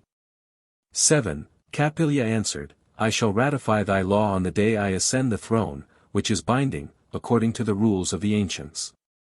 Had I waited until I was king, then I had been bound, according to my religion, which is that no one individual possesseth land, save what he tilleth, and then only by donation from the community in which he dwelleth, and only during his lifetime. After which it reverteth to the community. 8. Yaakov said, Thou art wise, O my son. What is it that thou understandest not? After the king rested a while, he said, Capillia, thou hast often said thou hast seen the angels of heaven, who sayest thou they are? 9. Capillia said, Persons who once inhabited this earth. Some of them once lived on the stars. 10. The king said, Since thou sayest so, it must be so. I thought, sometimes, they might be different beings that dwell in the air, and never dwelt here. Sayest thou, Capilla, all souls are immortal? 11. Capilla said, They are so born into life, nevertheless, not all inherit everlasting life. Even as the body goeth into destruction, so can the spirit of a man dissolve out of being. The fruit of them that have attained to faith in everlasting life is safe, but for them that have fallen from faith in everlasting life, and from faith in the Creator, I pity them and their heirs. 12. The king said, Why do the oracles tell lies? They are the words of angels. 13. Capilla said, If a man will not think for himself, examine for himself, the Creator suffereth him to be the recipient of lies. He is a wise man who hath attained to disbelief in angels and men. For then he will turn to the Creator, who is all truth. This is the beginning of wisdom. Some fair men, with stunted souls, who look not about doing good in the world, require the serpent's fang in order to make them think. 14. The king said, I have killed many men in my day, sayest thou I have sinned? Capilla said, Inquire thou of thy Creator. I am not thy judge, nor any man's. The king asked, If a man be killed and his soul live, then the killing amounteth to little. We put away the body, but the soul may come back and retaliate. Is it not so? Capilla said, Yea, O king. 15. The king reflected a while, and then he asked, My son, can the spirits of them we have slain catch us in heaven and injure us? Capilla said, Yea, O king. The king said, And they having been in heaven first would have the advantage in battle. And if they go in gangs and have a leader, Satan, they might do a great hurt.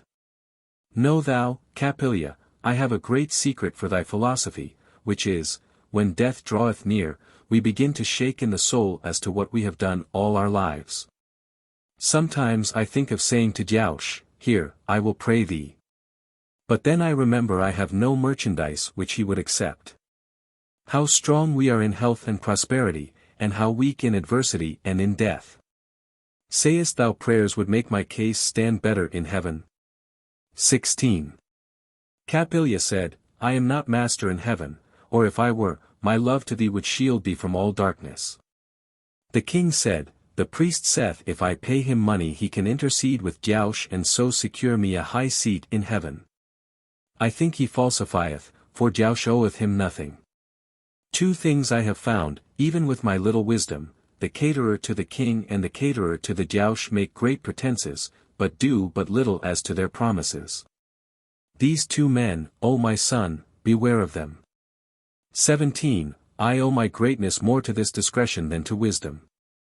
They are at the bottom of all wars and evils in this world. They can deceive even the gods, I am told. When thou art king, Capilla, put thy wisdom in this matter, spare them not, they are the curse of the world. I regret that I slew not more of them, my conscience pricketh me for this. 18. Capilla said, Man's conscience being only part of the man, may it not err? Is not the conscience dependent for wisdom on other things? And after all, if we have done that which seemed the highest, best thing at the time, have we not fulfilled the law? 19. The king said, It would seem so. Conscience must depend for its errors or its justice on the education it hath received. But may not conscience be a disease in the heart? To regret for not having done a thing, to regret for having done a thing, these are irreparable complainings. Whoever can say beforehand, and yet not err, is wise indeed. I find that no man brought himself into the world, nor can he live but for a short period at most. When we are young we dislike to die, but at my great age I desire not to live. Evidently he who created us hath more mastery over us than we have over ourselves. 20. Capilla said, That is true, man at the best hath not more than half mastery of himself. Yakovrana interrupted, saying, I interrupt thee, my son, because my time is short. I would ask thee what is the greatest consolation to a dying man? 21.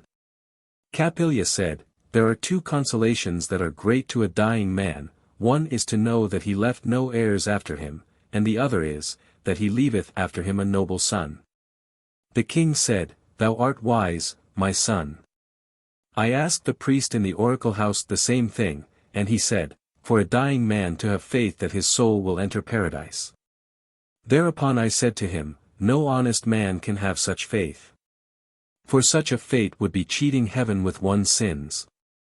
Were I the Creator, I would break the necks of half the world. Still it may please a foolish dying man to tell him such a tale as regardeth his soul. Thou alone, my son, hath told me the greatest consolation to a dying man. 22. My slaves may have faith that they will be kings, but they will wake up in their folly. A man may have faith that his soul will enter paradise, and he may wake up and find it was a mistake. Faith without a guarantee is folly. 23. Capilla said, "A man to know a thing of his own knowledge hath the greatest of all wisdom. To be as thou art, a philosopher in time of death, is evidence of a great soul. Few have attained to this." 24. The king said, "Before thee I am nothing as to wisdom. Thou art a mystery to me. Thy mother, whom the doctors slew to put her out of her misery from long sickness, was not wise.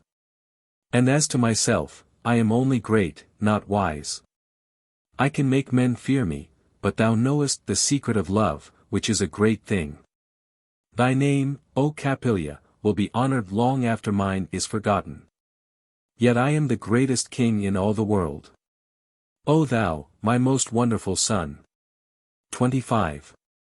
Capilla said, "Because thou gavest me great learning and a father's kingly care, why should I not be an honor to thee, O king? When thou art in heaven, and can look upon me, I hope thou mayest not lose thy hope for me." 26.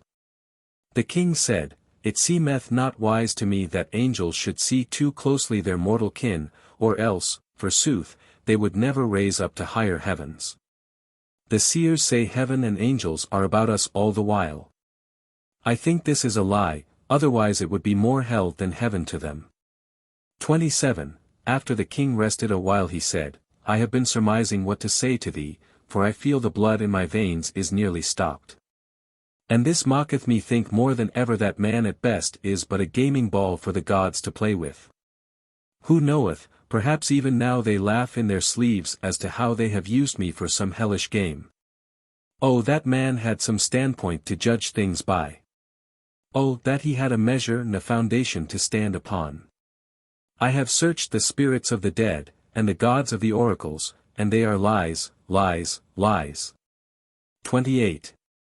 Capilla said, "The small spark of light within our souls is right at the start, and if it be rightly cultivated it will grow brighter and clearer every day.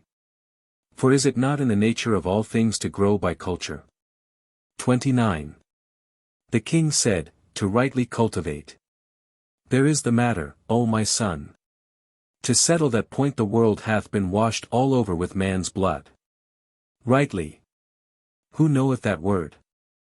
Oh, that mine enemies were mistaken, and that I was clear in perceiving what was right." 30. Again he rested a while and then he said, "I had hoped when death came on, should get glimpses of what is in store for me. But even death is silent and dark and deceiving. My members weaken evenly. This showeth I was begotten of good blood. Hadst thou not been my son I should rejoice more than I do.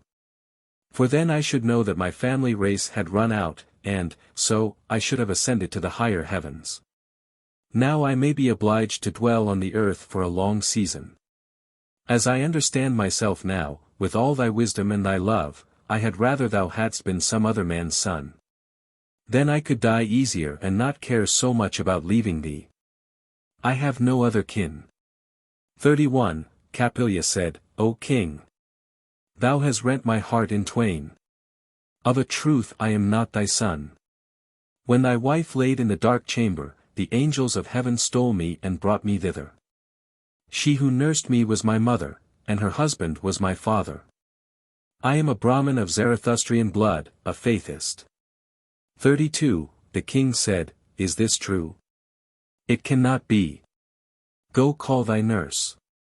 Capilia called in the nurse, and the king said to her, Ere I doom thee to death, I charge thee, is this thy son, and is thy husband his father? She answered him, I am sworn to Jehovah and cannot answer thee. Therefore sentence me, for I have carried a great load many a year. Behold! An angel of heaven appeareth. 33. Jehovah's angel appeared before the king, and all saw the angel, which said, Capilia is not thy son, O king. And yet no sin hath been committed. Thereupon the angel vanished. 34. The king said, Were this not a counterfeit made by the gods, then it was my angel wife. So, Capilia, must here end our love? The earth is going fast from me now. Capilia said, Our love will never die. For the good thou hast done for the Zarathustrians, the Great Spirit will provide thee a home suited to thy great soul. If thou hadst any faults, thou hast more than balanced them. 35. The king beckoned for Capilia and the nurse to come to him, and then he said, feebly, It seems to me I hear the gods laughing. Keep ye up the joke. My brother's oldest son knoweth nothing of it. A kingdom is but a farce. Hold me up, Capilia. I would have mine eyes feast on the sky only, after having seen thy sweet face. 36. Capilia lifted him up, and the king said to the nurse, I bless thee. Thou broughtest forth a good prop. O Aden, sky, Aden. All is something. All is nothing. 37. And the breath went out of him, he was dead. Chapter 11. 1. Jehovah said to Capilia, My chosen shall not have kings. Jehovah, am king. As through Zarathustra I gave Rabbos and chief Rabbos, so have I through thee, and their families are my families. 2. Kings and kingdoms of men I give to the unrighteous, for they, perceiving not me, for I am the higher law, shall have that they can perceive, which is the lower law. 3. A kingdom is thrust upon thee, what wilt thou? Capilia said, What shall I do, O Jehovah? Jehovah answered, saying, Suffer thyself to be proclaimed at home and in the provinces, after which thou shalt ratify the laws, and then abdicate, and the kingdom shall fall into other hands. 4. Capilia was proclaimed, and then Saphter known as King Capilia, and he abdicated, and then Heloepisus became king, and he became obligated to Capilia, so that the latter, though not king, stood as a protector over the Faithists. Even greater than Heloepisus, nor could any laws be enacted affecting the Faithists without the consent of Capilia. 5. Jehovah had said, My people shall be a separate people, they shall live under my laws, for I am their king. 6. Now the whole time, from Capilia's first beginning of the restoration of the Zarathustrians, Faithists, until establishing a protectorate for them, was 5 years. After this Capilia travelled about, east and west, and north and south, collecting together the scattered remnants of his people. And he established them in colonies, and taught them not only rites and ceremonies, but taught the lost arts of tilling the soil and of making fabrics out of hemp and wool and silk, and he established schools and provided teachers for the people. 7. Capilia said, The first virtue is to learn to find Jehovah in all things, and to love and glorify him. 8. The second virtue is cleanliness, all peoples, old and young, shall bathe once a day. 9. The third virtue is to eat no fish nor flesh, nor other unclean thing, for of what profit is it to bathe the outer part if one putteth filth within? 10. The fourth virtue is industry. Because the Father gave man neither feathers, nor hair nor wool. Let it be testimony of his commandment that man shall clothe himself. To clothe oneself, and to provide oneself with food, these are the enforced industry upon all people. In addition to these, to labor for the helpless. To bathe them and feed them, and house them and clothe them, these are the volunteer industries permitted by the Father that ye may prove your soul's worthiness before him. Without industry no people can be virtuous. 11. One of the Rabbos asked him what industry was. To this Capilia replied, to keep one's self in constant action to a profitable result. To rise before the sun and bathe and perform the religious rites by the time the sun riseth. And to labor thereafter not severely but pleasantly until sunset, this is industry. The industrious man findeth little time for Satan's inspiration. 12. The fifth virtue is of the same kind, which is labor. There shall be no rich amongst you, but all shall labor. As ye develop your corporeal bodies unto strength by reasonable labor, so doth the act of labor develop the spirit of man to profitable growth for its habitation in heaven. For I declare unto you a great truth, which is, that the idle and the rich, who labor not with the corporeal body, are born into heaven helpless as babes. 13. The sixth virtue, which is greater than all the rest, is abnegation of oneself.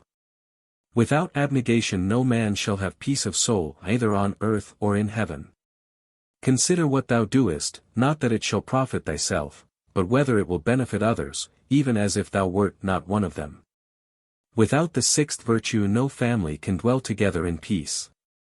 14. The seventh virtue is love. Consider when thou speakest whether thy words will promote love, if not, then speak not. And thou shalt have no enemies all the days of thy life. But if thou canst justly say a good thing of any man, be not silent, this is the secret to win many loves. 15. The eighth virtue is discretion, especially in words. Consider well, and then speak. If all men would do this, thou wouldst be surprised at the wisdom of thy neighbors. Discretion is a regulator, without it, man is like a tangled thread. 16. The ninth virtue is system and order. A weak man, with system and order, doeth more than a strong man without them. 17. The tenth virtue is observance. With observance a man accepteth from the ancients such things as have been proven to be good, such as rites and ceremonies. Without observance a man beginneth back even with the earliest of the ancients, and thus casteth aside his profit in the world. 18. The 11th virtue is discipline, the discipline for the individual and the family. He who hath not discipline is like a racehorse without a rider. A time to rise, a time to eat, a time to pray, a time to dance, a time to labor, these are good in any man. But the family that practiseth them in unison with one another hath discipline. 19. The 12th virtue is like unto it, and is obedience. All good and great men are obedient. He that boasteth his disobedience to discipline is a fool and a madman. Greater and better is the weak man of obedience, than the strong man of defiance. For the one promoteth the harmony of the family, but the other ruptureth it. 20. Consider these 12 virtues, they are sufficient laws unto the whole world. Man may multiply books and laws forever, but they will not make the family, nor colony, nor state, happy, without the adoption of these 12 virtues. Chapter 12. 1. Capilla said, being inspired of Jehovih, let thy life be thy preacher. The behavior of one good man, even in a sparse country, is of more avail than 1,000 preachers. 2. The clamor of the tongue mocketh speedy converts, but it changeth not the blood. They perform the rites and ceremonies, but their behavior is not of the 12 virtues. 3. One community, family, of a score of men and women, that dwell together in peace and love, doing good toward one another, is the manifestation of more wisdom than all the books in the world. 4. A man that hath learned sympathy is better learned than the philosopher that will kick a cat or a dog.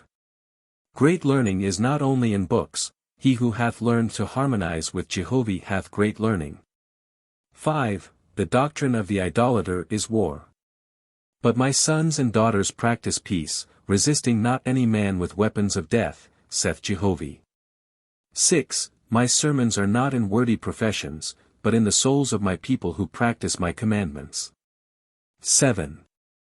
Ye have witnessed that Sudga's followers said, Behold, Sudga is our Lamb of peace. And they were nations of warriors, they built monuments to glorify their greatest slayers of men. 8. My people say little. Profess little, as regardeth their virtues, but their practice is my voice. 9. Capilla said, Whatever should be the character of one man, so should be the family, community, so should be the state. Harmony in a man's soul is his greatest blessing. And so of the family, and of the state. 10. Whoso will sacrifice self-gratification for good of the family is the greatest, best one in the family. Whoso triumphs in self-desire or in inflicting on others his opinions or doctrines, is the worst, bad man in the family. 11. My Father in heaven, is thy Father also, all men and women are my brothers and sisters. To magnify one's soul so as to realize this brotherhood, is a great virtue. No matter what name he hath, there is, nevertheless, but one Creator, and all peoples are his children. Call thou him what name thou wilt, I will not quarrel with thee. I am a child of his love, by love will I prove it unto thee. No man can prove this by war. 12. At death the real life beginneth, mold thyself well whilst thy soul hath a good anchor, the body. The highest, best life in this world, findeth the highest best life in heaven. To love thy Father who created thee, virtuous happiness is little more than this. The happiness of lust, is hate to thy Creator. 13. The man learning to swim had better go in with corks, till he find the stroke, like this, thy Creator gave thee a corporeal body. Be not in haste to enter the unseen world. Make sure that thou hast learned the stroke of the resurrection erst thou puttiest aside thy flesh and bones. 14. Religion is the learning of music, harmony, in a community, in which the Rabbah is the keynote. Music is of two kinds, sounds and assimilation. Dumb instruments may make sound music, but assimilation cometh to the real matter of putting one's behavior in harmony with the community. 15. Good works. Who knoweth the meaning of these words? King Yaakov judged the good works of a man by the number of bad men he had slain. When almshouses promote laziness they are not good works. Preaching, and praying, and singing, are not works, they are the blossoms, and with enticing fragrance. Yet Satan persuadeth man that these are good works. Nevertheless, all fruit is preceded by blossoms. The most learned man, the most pious man, and the greatest philosopher cannot tell what is the meaning of the words, good works. But a mother, with a child 1 day old, can tell, a farmer, that hath sowed and reaped one harvest, and given half of it away to the less fortunate, can tell also. 16. To bring forth out of the earth food or clothing, these are good works only so far as they exceed one's own requirements and are given to others. To live on the earnings of others, save in time of helplessness, is evil. To preach and not produce substance for others, such a man is a vampire. He selleth sermons and opinions to the ignorant, making believe his words are Jehovah's concerns. 17. The preacher shall dwell with the poor, taking hold with his own hands. Teaching and helping, he who giveth words only, and not labor, is a servant of hell. He findeth honeyed words, and draweth his voice, he liveth in ease and plenty, he stretcheth out a long face seriously. He is a hypocrite and a blasphemer against his Creator. 18. With love and rejoicing, and with willing hearts, stand thou upright before Jehovah, for thy preaching shall bear evidence of joyful light. And thy presence give to the weary and disconsolate assurance that thou art the Creator's Son, come in earnest to glorify him by righteous works and a helping hand. 19. Besides Capilia's Book of Maxims, the quarter of which is not here related, he also restored the Zarathustrian Commandments and the Songs of Ivanhoe. Nor since 2000 years were the children of Jehovah so well standing before the world.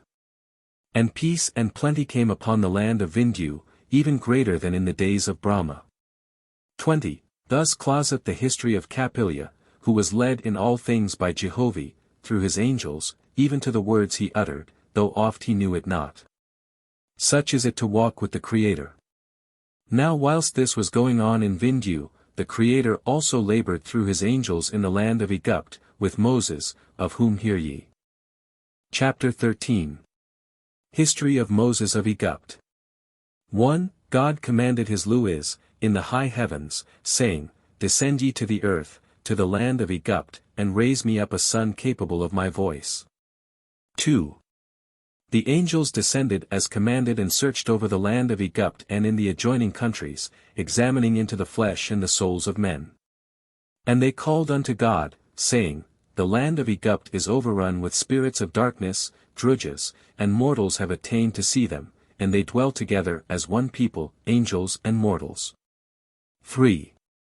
God said, Go ye amongst my chosen until ye find a man capable of understanding betwixt truth and fable. Him inspire ye to an iron woman for my voice. 4. In Alakas the Luas found a man, Baksa, a Phoenician, a Faithist, born a Suez, and they said unto him, Why art thou alone in the world? Baksa said, Alas, mine eyes have never seen God, mine ears never heard him. I am searching for God in the life of a recluse.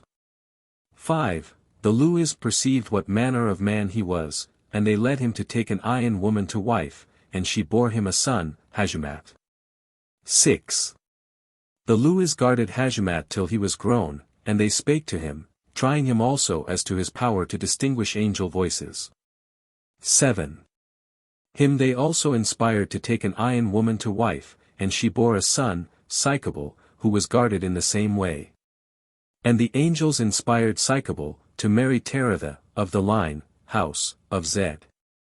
Teratha bore a daughter who was named Edemas. And Edemas bore a son by an Ayan father without marriage, and she called his name Levi, signifying joined together, because his toes were not separate on the right foot, nor the fingers separate on the right hand. And Levi grew to be a large man, larger than 2 large men. 8. Levi, being of the 4th birth of Ayan blood, was not acknowledged an heir of the chosen race, the Faithists. Therefore Levi established a new line, which was called, the house of Levi. 9. Levi, not being eligible to a Faithist wife, was inspired by the Luas to take an Ayan, Metisa, to wife. Metisa bore him a son, Kohath, who, at maturity, was admitted to the order of Ava, the 3rd degree of Faithists, whereupon he was circumcised, and afterward called an Israelite, the name given to the Faithists of Egypt. 10. Kohath took to wife, Mira, a devout worshipper of Jehovih. Mira bore him a son, Amram, who took to wife Jochebed, sister-in-law to Kohath, and she bore him a son, who was Moses. 11. Before Moses' birth the Luas perceived that he would be capable of the Father's voice, and they called unto God saying, In the next generation, behold, thy son will be born. Chapter 14. 1. In these days in Egypt there were houses of records, where the affairs of the state, and of the king and governors, were recorded, and there were recorded also the births and marriages and deaths of people. 2. The languages of the learned were Phoenician and Parsian, but the native languages were Egyptian, Aramaic and Yushan and Semis. The times by the learned gave 2 sons to a year, but the times of the tribes of Ustia gave only 6 months to a year. Accordingly, in the land of Egypt what was 1 year with the learned was 2 years with the Yushans and Semisians. 3. God said, My people shall reckon their times according to the place and the people where they dwell. And they did this. Hence, even the tribes of Israel had 2 calendars of time, the long and the short. 4. To events of prophecy there was also another calendar, called the Ode, signifying skytime, or heavenly times. 1 ode was equivalent to 11 long years. 3 odes, 1 spell, signifying a generation, 11 spells 1 tough. Thothma, the learned man and builder of the Great Pyramid, had said, As a diameter is to a circle, and as a circle is to a diameter, so are the rules of the seasons of the earth. For the heat or the cold, or the drought or the wet, no matter, the sum of 11 years is equivalent to the sum of another 11 years. 1 spell is equivalent to the next 11th spell. And 1 cycle matcheth every 11th cycle. Whoever will apply these rules to the earth shall truly prophesy as to drought and famine and pestilence, save wherein man contraveneth by draining or irrigation. And if he apply himself to find the light and the darkness of the earth, these rules are sufficient.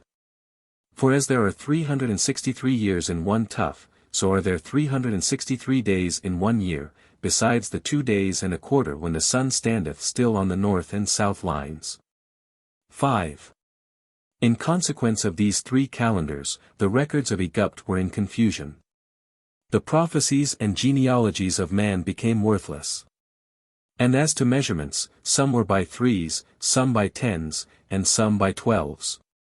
And because of the number of languages, the measurements became confounded. So that with all the great learning of the Egyptians, and with all the care bestowed on the houses of records, they became even themselves the greatest confounding element of all. 6. Jehovah had said, For 2,000 years I gave my enemies a loose rein, and they have the longest line of kings in all the world, and yet in the midst of their prosperity they fall down like a drunken man.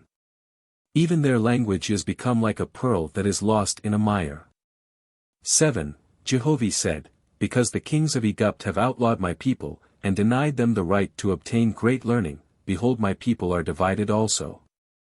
One tribe hath one speech, another tribe another speech, and so on, till they cannot now understand one another, save, in fact, in their rites, and signs, and passwords. 8. Yea, the kings have perceived that to keep my people in ignorance is to keep them forever in bondage. But I will raise up a leader, Moses, amongst my chosen, and I will send him even into the house of the king, and the king shall give him great learning, he shall master all languages, and be capable of speaking with all my people. 9. Because the Israelites, Faithists, worshipped not the gods and lords, but the Great Spirit only, and because they resented not injury done by another, they had been limited into servitude by the Egyptian laws, which had stood for 1,500 years. These laws were called the sun laws, after the manner of the division of the Osirian system, which was 10. The sun is a central power, its accompanying planets are satellites. In like manner the king of Egypt was the sun king, and his sub-kings, governors, were satellites. Osiris, the highest angel in heaven, was the sun god, that is, god of gods, for all other gods were his satellites. He revealed certain laws to mortals, and these were the sun laws, and all minor laws were satellites. A sun law extended over all of Egypt, but a satellite law pertained to the minor affairs of a city or province. But it must conform to the sun laws. For in those days the spirits of darkness taught that the sun once whirled so fast it cast off its outer extreme, and so made the earth, and moon, and stars. And this was the accepted philosophy of the learned Egyptians of that period. Because the worlds run in circles, orbits, the circle was the highest measure, or sun measure. And the diameter of the circle was called, the ode, a Phoenician word, signifying short measure. And this name, ode, was applied to the Israelites in satire, as the Anglo-Saxon word, odious, is used to this day.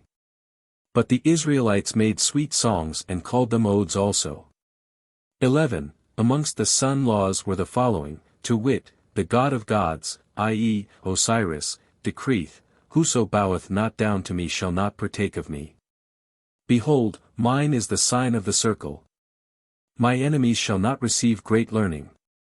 12. They shall not hold sun places, be employers, but be as servants only all their lives.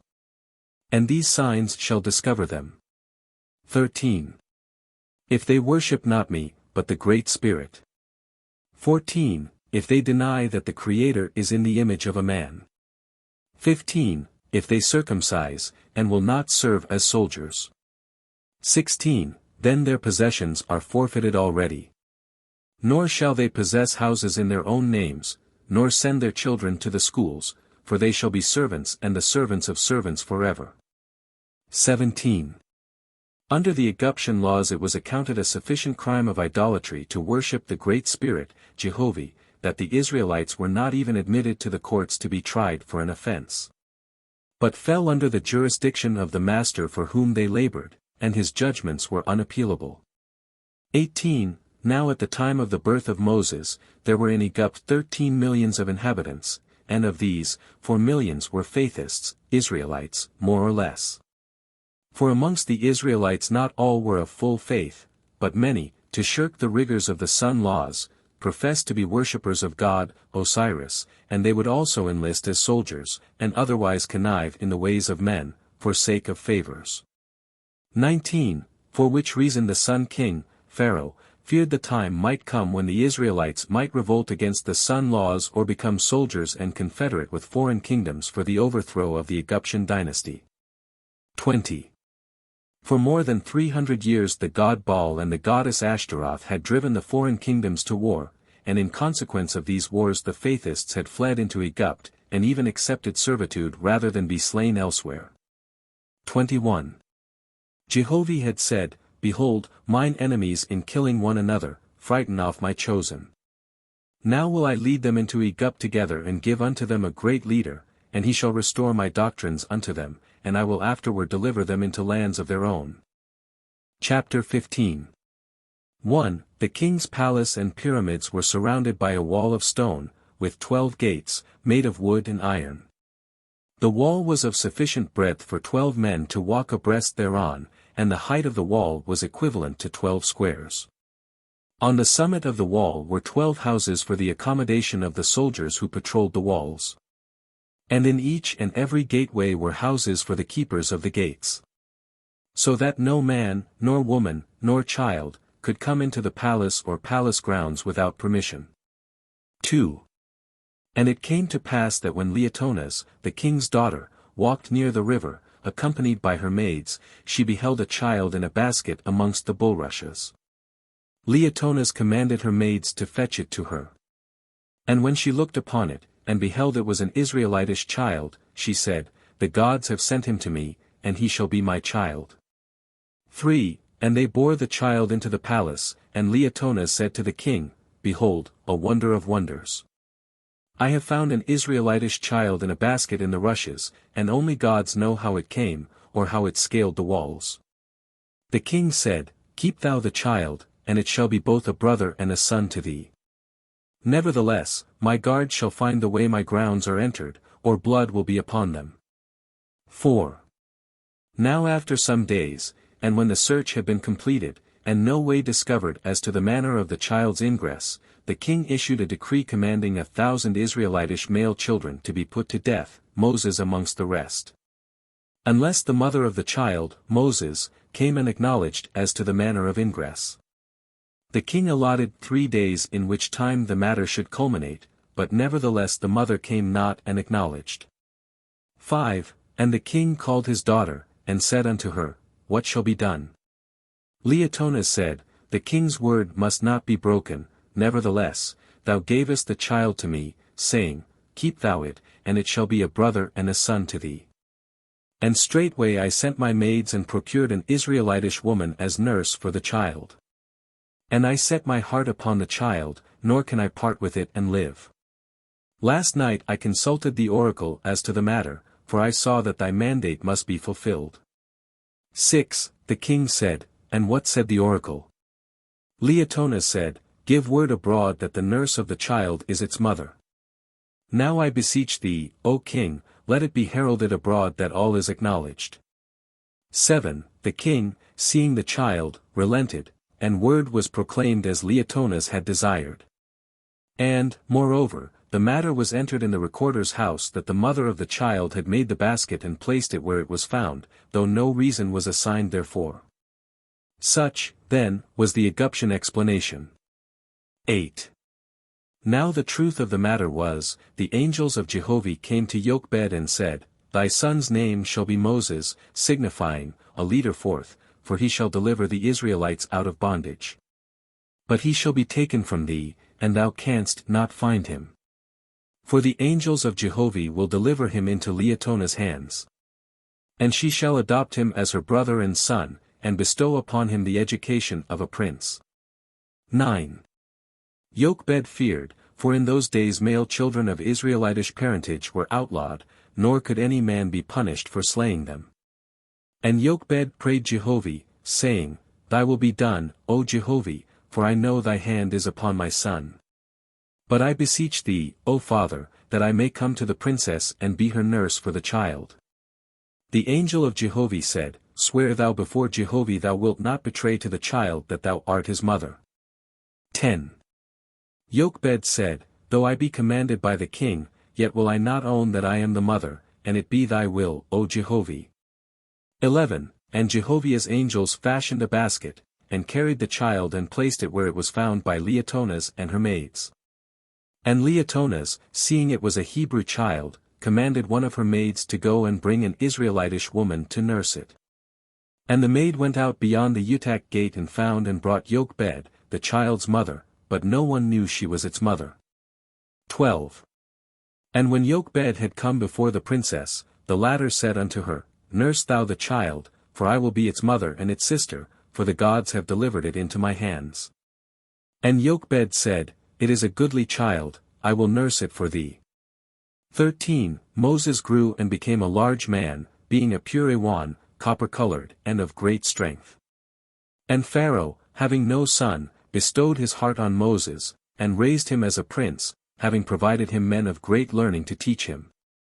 Moses was master of many languages, and withal made acquainted with kings and queens and governors, far and near.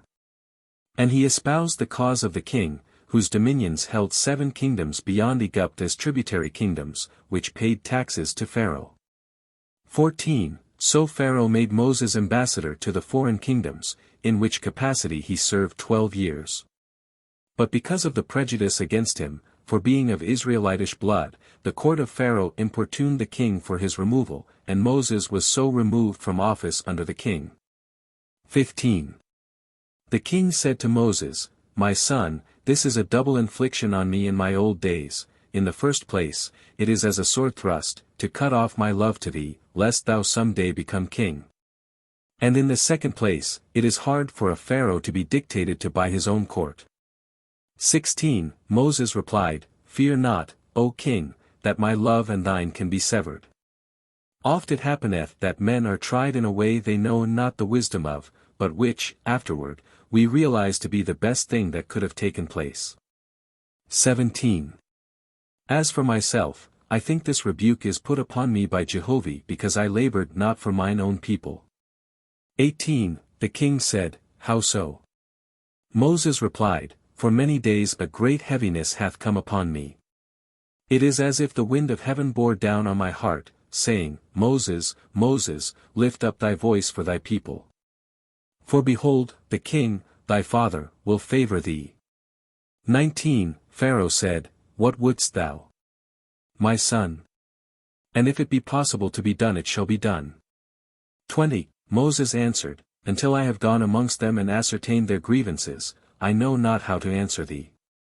The king said, Go, and keep thy counsel to thyself until thou art returned. 21. So Moses departed and travelled over the land of Egypt, and was 4 months absent, and returned unto Pharaoh. And to him Moses related all the grievances of the Israelites, explaining the tasks put upon them, their denial before the courts. Their forbid dance to education, and withal extolled them highly for being a peaceful and virtuous people. 22. The king said, It is a pity, it is a great pity. But what can I do, O Moses? Thou beholdest how even thyself is chastised by the king's court. If I demand the repeal of the laws, the court will heap coals of fire on thy head and on mine. 23. Moses said, Neither know I, O king, what to do.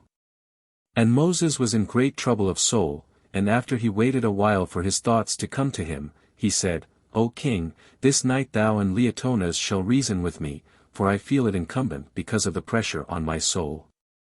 24. When the 3 were alone that night, lo, and behold, it was the beginning of the dawn of light.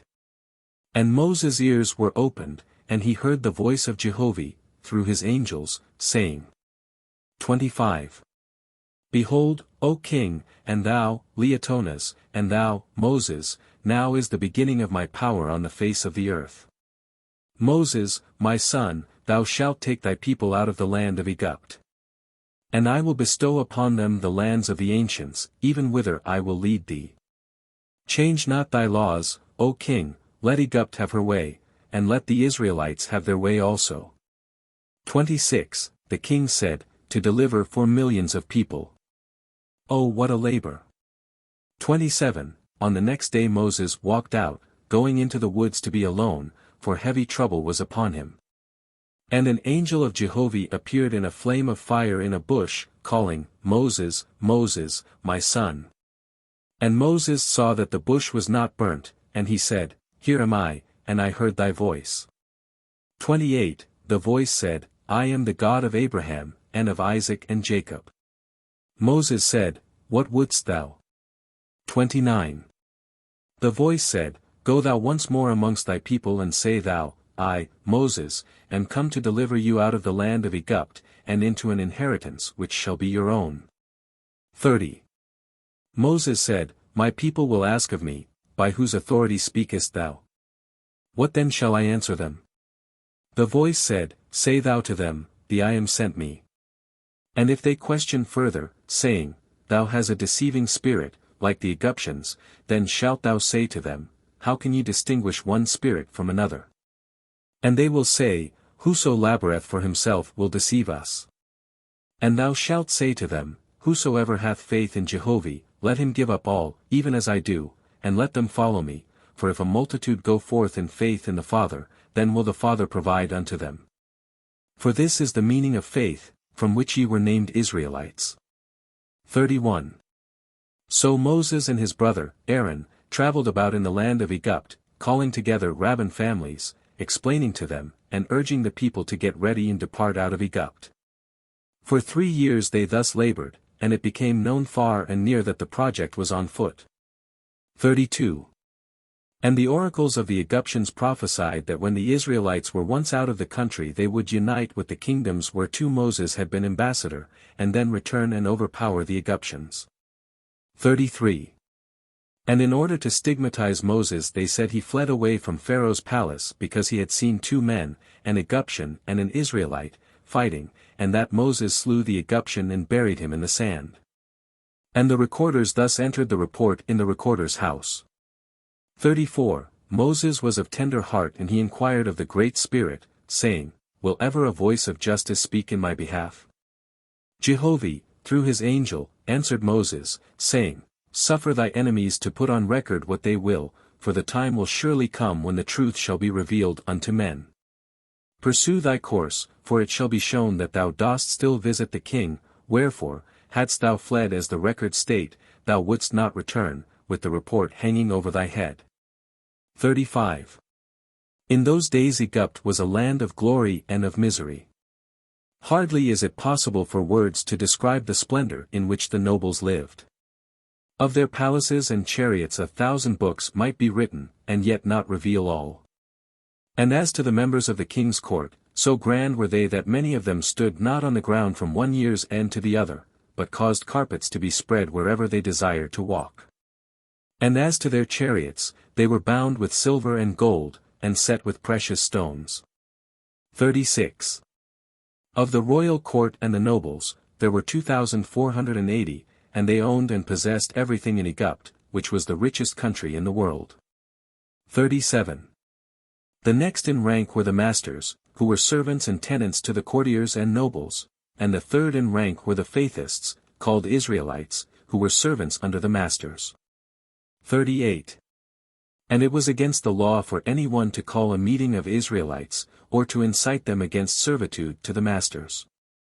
For which reason Moses and Aaron violated the law of the land, nor dared any man to arrest them, because Moses bore with him the king's seal. 39. Of the miseries of the land of Egypt, the half hath never been told, nor ever shall be. For they were of the nature of the flesh, and of such kind that one may not mention them fully, for the history would also involve the beasts of the fields, and dogs, male and female, and goats also. 40. Suffice it, the people were victims of evil spirits, and had descended to such unnatural practices as poisoned the flesh, which became inhabited with vermin, and they had running sores, and only evil practices alleviated the pains. The people were subject to entrancement by evil spirits, and the latter appeared amongst the people, taking to themselves corporeal forms for evil's sake, also eating and drinking with mortals daily. 41. When Moses beheld these things he prayed to Jehovah for wisdom and strength, for thousands and thousands of the Israelites were becoming afflicted in the same way. Jehovah answered Moses, saying, Because of the abundance of evil angels in this land, it is impossible for my chosen to dwell herein and escape affliction. Moses explained this matter to the Israelites. 42. Jehovah said, Moses, thou and thy brother shall return to the king, for he is worried concerning thee and thy labors. Behold, the nobles have complained before the king against thee. 43. Moses visited the king, who was sick with a fever. And the king was on his divan at the fountain in the palace grounds, and the men servants were forcing water. When the king saw it was Moses, he raised up, rejoicing, and called Moses to come and sit with him. And servants ran in and told Leotonas that Moses had returned, and Leotonas came also and rejoiced to see Moses. Now whilst they were talking, the king was overcome and fell in a faint, whereupon Moses raised him up and restored him. And then carried the king into the palace, in his arms carried he him. 44. Leotonas said, Moses, my son and brother, thou shalt not more leave us alone. Behold, my father is old, and he gave his heart to thee when thou wert a child. Be thou to him his son. Behold how he revives in thy strong hands. 45. Then spake the king, saying, My son, with all thy wisdom, canst thou understand a woman? Moses said, Alas, O king, save the princess, I have not studied them. But why askest thou? 46. The king replied, Leotonas had not said one word about the affairs of the kingdom. What is uppermost in a woman's heart, that speaketh she first, but as to man, he speaketh first that which lieth at the bottom of his heart. I love thee, Moses, and delight in thy presence, but my kingdom concerneth me deeply. The nobles have complained against thee for meddling with their slaves, and for this I have desired to see thee. 47. Moses said, The voice came to me, informing me of what thou sayest, and then commanded me to come to thee, for thou wert ill with fever. And the king replied, saying, If I should die before thou hast accomplished the migration of thy people, I fear my successor, Nugon, will make it hard for thee. Tell me then, therefore, how matters stand with thee. 48. Moses said, Jehovah hath planned this migration, it cannot fail. For, witness thee what proof I have found, the Israelites were looking for a leader forth, even as I was named in the basket. And wherever I have gone, the Rabbis and their families are acquainted with the matter as if it were born in their souls. 49. The king said, Everywhere the oracles declare against thee and Jehovah, saying thou art in the hands of evil spirits. 50. Moses said, What are the oracles to me?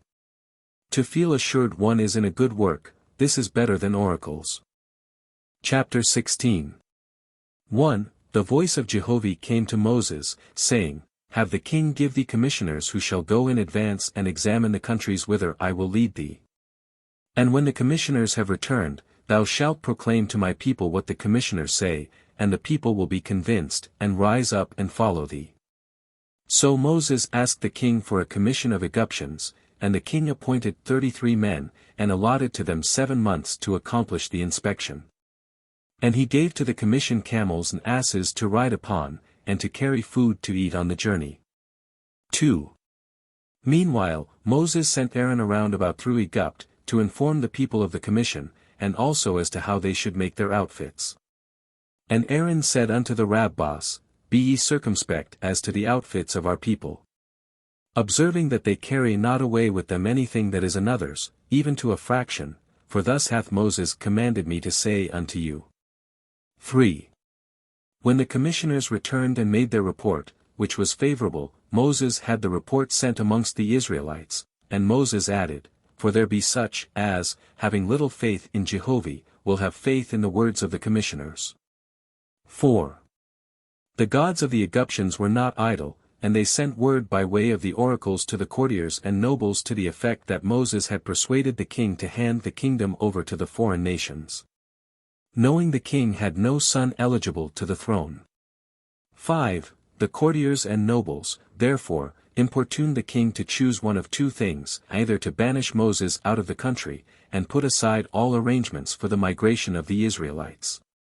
Or, on the other hand, to abdicate the throne in favor of Nugon.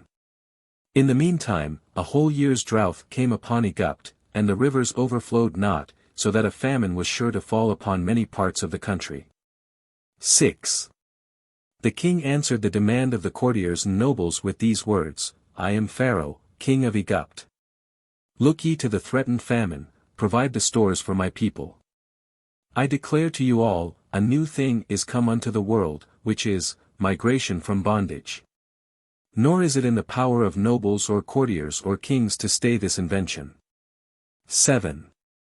When the courtiers received this answer they said to one another, These are Moses' words, fashioned for the king's mouth. Certainly he hath lost the fear of the Lord, and hearkeneth to the great spirit of the Israelites. 8. Jehovih, through his angels, spake to Moses, saying, Now is thy time. Go to the heads whom thou hast chosen and appoint a time unto them of one place, and a time unto others of another place, and so on unto all the heads.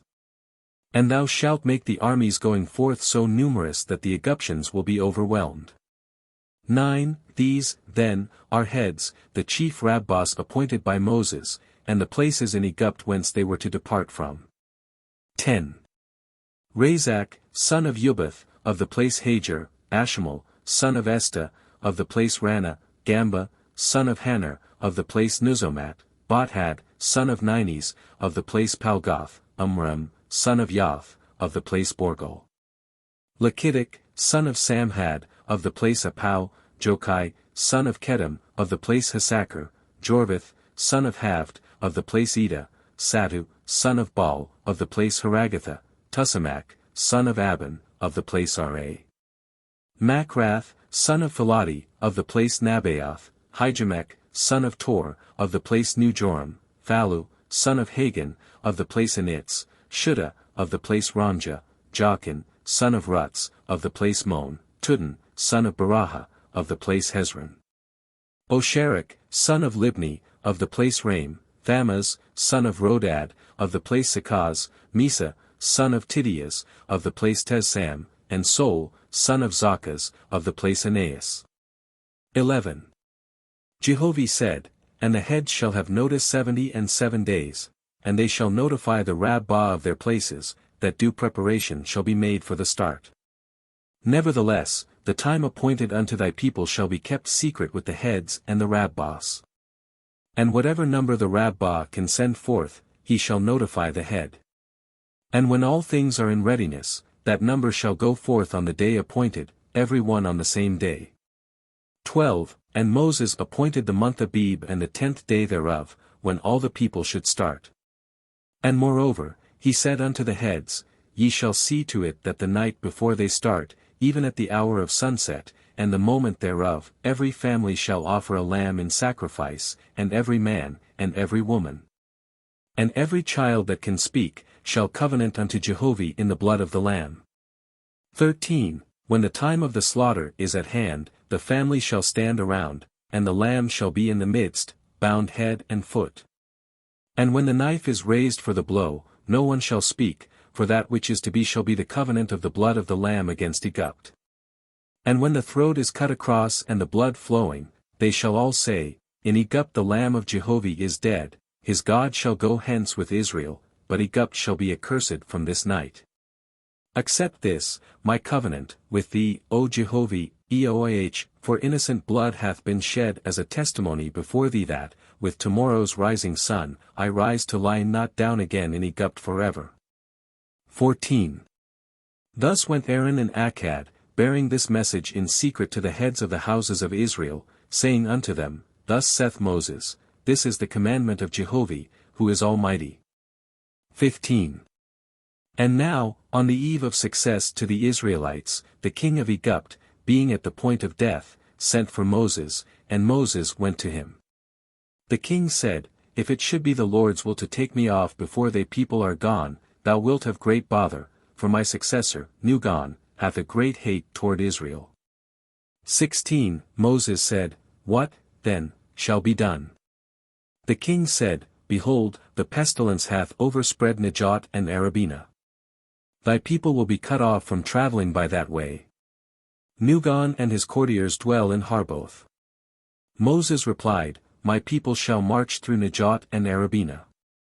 Neither shall the pestilence come upon them, for the hand of the Almighty is in this matter. 17. Leotonas, learning that Moses was with the king, went in to see him. She said, O my son and brother, thou art welcome. Behold, the trials of the royal court, and the persistence of the nobles, are the death of the king. To this the king said, And still I live, Leotonas. But, alas, these were his last words, for he laughed, and the blood bursted through his heart, and he died then and there, even in Moses' arms. Chapter 17. 1. Jehovih, through his angels, said unto Moses, When the body of the king is embalmed and put away, thou shalt go quickly to thy people. For he who cometh to the throne is under the voice of the Lord, Baal, and he will try to prevent the departure of my chosen. So, Moses left the capital and did as commanded. 2. On Nugan's being crowned he at once issued the following decree, Behold me, I am Pharaoh, king of Egypt, and ruler of the world. God hath raised his voice in my dominions saying, Hail thou, son king of the corporeal world, behold, I gave to thee all the living that are on the face of the earth, and in the waters of the earth, to be thine, to keep forever. And I say unto thee, What is thine own is thine own, and thou shalt have dominion in thine own way, for I made all that are alive on the earth to be thine forever. 3. Whether of beasts of the field, or fish in the waters, or man on the earth. All the living I created for thee, and thou shalt possess them from everlasting to everlasting. And the life of the living gave I into thy keeping, and I said unto thee, The house of Pharaoh have I created, and it is my house also. 4. And whoever ruleth on the throne of this land, the same is my son, and is the possessor whilst the breath of life is in him. But when he dieth, and the throne fall to his successor, the rights and the powers and possessions of thy kingdom shall not die nor be set at naught. But the successor shall be my Pharaoh whom I raised upon unto my dominions, thus saith the Lord. 5. Now, therefore, Pharaoh, who am king and possessor of all the world by commandment of God, and by his son, Osiris, who is dead and risen, being myself God of the earth, into whose hands are bequeathed all the living, am today, yesterday, and forever, the same everlasting King and Lord of all. And I decree unto my people, who are mine by virtue of my authority from God, that only by my gracious indulgence hath any man or people right to put one foot before the other, on this my sacred earth. 6. And whoso goeth here or there, save by the sign of the signet of my seal, shall surely be put to death. 7. Any multitude of my people, who are my servants, whom the God of gods hath given into my hands to do my works, to till my earth, or to build my houses, or dig ditches, or make bricks, or gather harvest, or make cloth, or attend flocks. And to do all works whatsoever, who may design to escape out of Egypt, to go to my enemies, the foreign kings, shall be deemed guilty unto death. And if such people start forth, to quit my service, to go out of my holy land, then shall my loyal slaves fall upon them and slay them, right and left, sparing neither man, woman nor child. For thus commandeth the Lord God, whose son I am. 8. Jehovih, through his angels, spake to Moses, saying, Go thou, take Aaron thy brother, and go before the king and plead thy cause. Moses said, O Jehovih, thou Almighty, why hast thou said this unto me? I have no argument in me, like other men. Nor have I courage to face a man or woman. My tongue is slow to find words till after the opportunity. From my youth up I have known this man, Nugan, who is king, and if he but stomp his foot at me I am helpless before him. 9. Jehovih said, For that reason, my son, I can give thee my words. Go and fear not. 10. Then Moses went before Pharaoh, taking Aaron with him. The king asked, What is thy will? And Moses said, I am come to beseech thee to suffer my people to depart out of Egypt. The king replied, The Lord is with me, he saith thou shalt not go, and I repeat the words of my God. 11. Then spake Moses, the power of Jehovah being upon him, Think not, O king, that bondage is for this world only, here doth not the matter end. Thou hast here said in thy decree, even from the Lord hast thou spoken, saying, The life of the living gave I into thy keeping. Saidst the Lord this to thee? Wherein, then, is justice, since pestilence and death are coming upon thy people? Callest thou this keeping them? I declare unto thee, that even in the words of thine own God thou hast failed utterly, and this sin is upon thee. Suffer, then, my people to depart, that thine own shortness may not be magnified unto thee, in the afflictions which will surely overspread this land. 12. The king said, Thou hast no authority. Thou art a frozen serpent that was taken into the house of the king, and being thawed out, thou turnest to bite thy benefactors. Thou art outlawed by men and accursed by the oracles. It is said of thee, Thou hast been to whore, and there wed for sake of alliance with my high priest, Jethro, for conveyance of my lands unto thy people. Who art thou, that pretendest to hear a voice, and to be led by the unseen? Thou slave! 13. Moses said, I am not here to plead mine own cause, O king, but my people's. Suffice it, though, that even as thy Lord God standeth upon miracles, I bow not down before him. For these are evidence that thy God and thy Lord are but angels of the dead, who labor for thee and thy aggrandizement, and not for all men's welfare. 14. For I have miracles also, and whatsoever thy magicians can do, that can I do also. Have I not eyes and ears, even as the oracles? Now I declare a miracle unto thee, which is that thou thyself shalt yet not only consent to my people going out of Egypt, but thou shalt send armies to drive them out. To turn a rod into a serpent, or water into wine, or to show the spirits of the dead, alas, O king, even they that are of rotten flesh can do such things. 15. Pharaoh said, If the oracle hear God, is not this the greatest? Moses replied, He who uttereth what an angel bid him is that angel's servant, he who uttereth a good truth hath spoken with Jehovah's voice. Pharaoh asked, Sayest thou thy words are the Creator's? 16. Moses replied, I am as all good men who speak truth, all that is good, and all truth, are Jehovah's words. In a rose he findeth expression in perfume, in the lightning his words are thunder, in a bird his words are songs. But in man, his voice is in man's words, for every living creature, and every dead thing on the earth, or in the waters, or in the air above the earth, giveth expression in its own way. Because the Father's hand is the foundation of all that is good and true. He is the I am who sent me to thee, by his command open I my mouth before thee. And in his name declare I unto thee thou shalt not only suffer my people to depart out of Egypt, but thou shalt send thy armies to drive them out.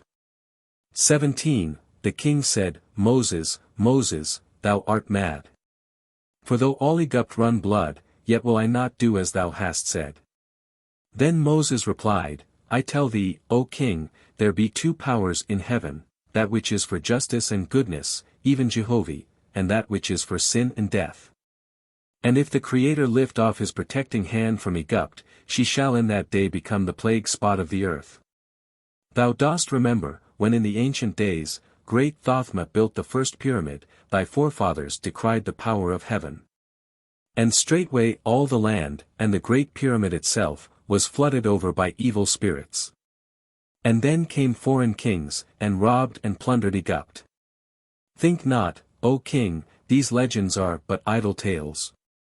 There be gods and lords in heaven who could sweep the sea up, and drown all this country. Behold, a day is set, a night is marked out when the Lamb of peace shall die. And in that night the firstborn of every woman, and the firstborn of every beast in the fields, shall die for all the Egyptians, and in that same night not one of the Israelites shall go down in death. Jehovah saith, I will show my power through my people in the time of my covenants. 18. Pharaoh said, Were these things to be, God had come to more noble quarters. Thou art beside thyself. And I banish thee, nor will I again look upon thy face. 19. Moses said, Whether in this world or the next, thou shalt yet call unto me to deliver thee from torments. Nevertheless, I do thy bidding, neither will I come to thee again, nor shalt thou look upon my face for a long season.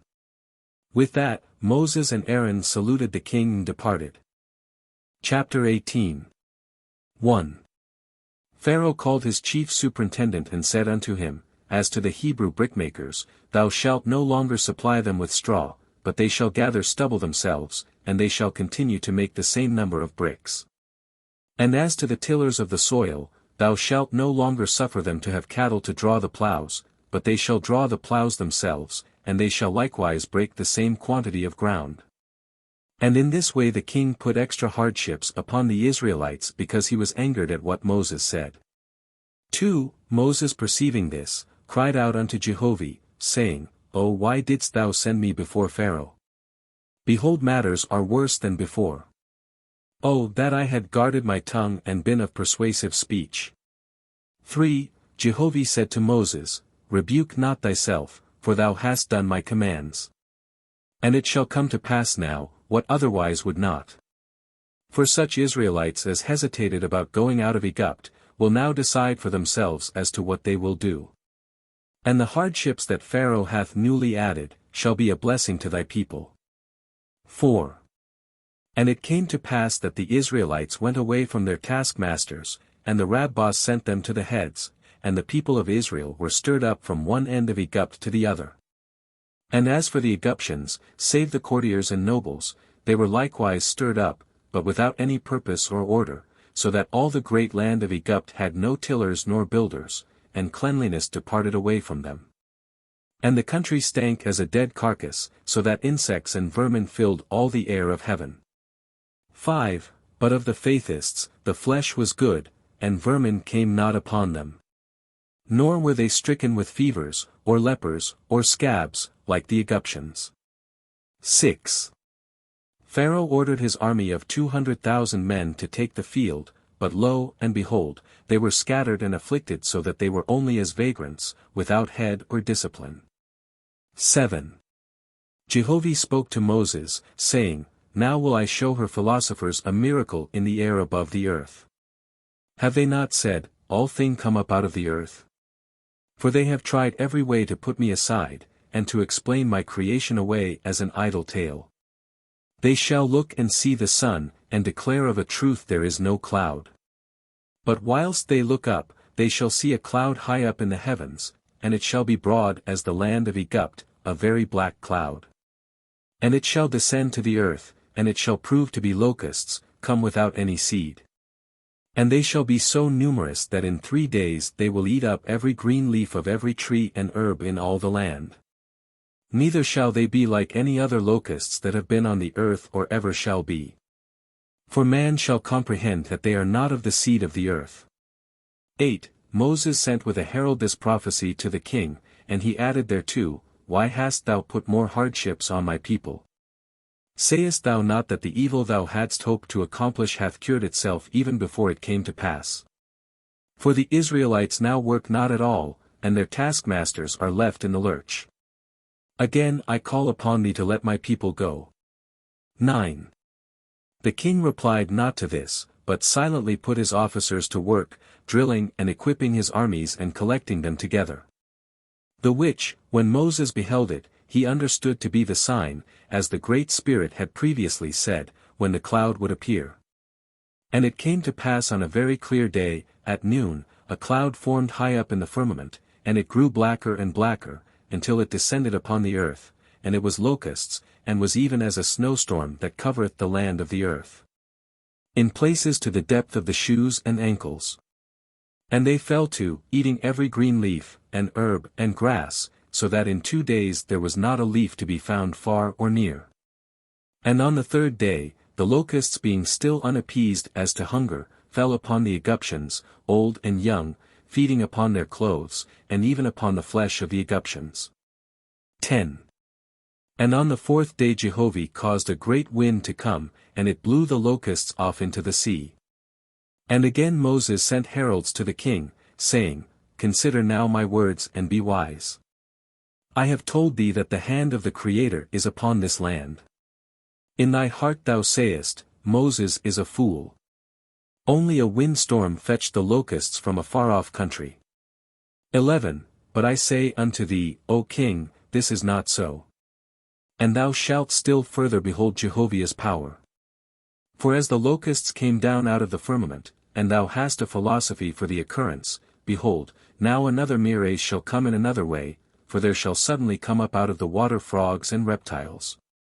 And they shall likewise be so numerous on the land that man shall not find where to put his foot that it shall not come upon them. And the first day they shall be harmless, but on the second day they shall crawl upon the people, and under their clothes, and in their houses, and on the third day they shall eat the flesh of the Egyptians. But they shall not touch one Hebrew in all the land. 12. Nor shall any man find whence came so many frogs and reptiles, for they shall not be like the seed of other frogs and reptiles. And on the fifth day they shall suddenly disappear, neither by wind nor rain. But a stench, as of rotten flesh, shall strangle the Egyptians nigh unto death. 13. Again I appeal unto thee, O king, to suffer my people to depart out of Egypt in peace. This is the last time I shall solicit thee. And if thou answerest not me, then shall it come to pass in the month Abib, and on the 9th day and night thereof, Jehovah will raise his hand over Israel. But as for Egypt, thy Lord shall strike her in death. For in every family of Egyptians, far and near, on that night shall the firstborn fall dead. And that thou shalt not say the prophecy killed them, behold the firstborn of every beast shall die also, even of goats, and sheep, and cattle, and asses, and of dogs and cats, and of every living creature man useth. For on that night, behold, 4 millions of Israelites shall make with Jehovah the covenant of death. And on the morning thereafter they will rise up to not lie down again in Egypt. And this shall be the testimony of innocent blood against thyself and all thy people, for what the Hebrews have suffered. 14. The king answered not Moses. And it came to pass that Egypt was overspread with frogs and reptiles, in every particular even as Moses had prophesied. Nevertheless, Pharaoh pursued his course. 15. Jehovah spake to Moses, saying, Moses, my son, look upon man and pity him, for he believeth not in me, though I multiply signs and omens continually, and give him prophecies without end. One thing only turneth man's eyes inward. That is, flesh of his flesh, lying dead before him. 16. Now on the night of the Passover, when the Israelites made the covenant on the blood of the Lamb, a hot wind blew upon the face of the earth. And the firstborn of the Egyptians fell dead, both man and beast. And Pharaoh's son died, and his brother's son. And the firstborn of every courtier, and every noble's firstborn, and all other people, their firstborn, so that in every family there lay one dead. 17. Pharaoh was now stricken, but not unto repentance, for evil was in his heart, and he cursed Moses and the Israelites, and swore an oath to destroy Israel, man, woman and child, so that never more should there be one on the earth. And such a commandment he sent to his officers, to fall to, and begin the slaughter. 18. As for the Faithists, not many of them had slept all the night, but were providing for the journey. So that when morning came, and at the time of sunrise, they every one started.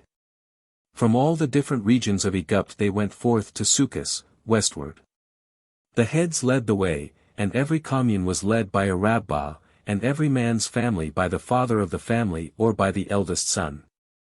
And at the start they spake through their leaders, saying, In thy name, O Jehovah, we depart out of the land of our birth, where we were born, and our sons and daughters were born, to return not forever.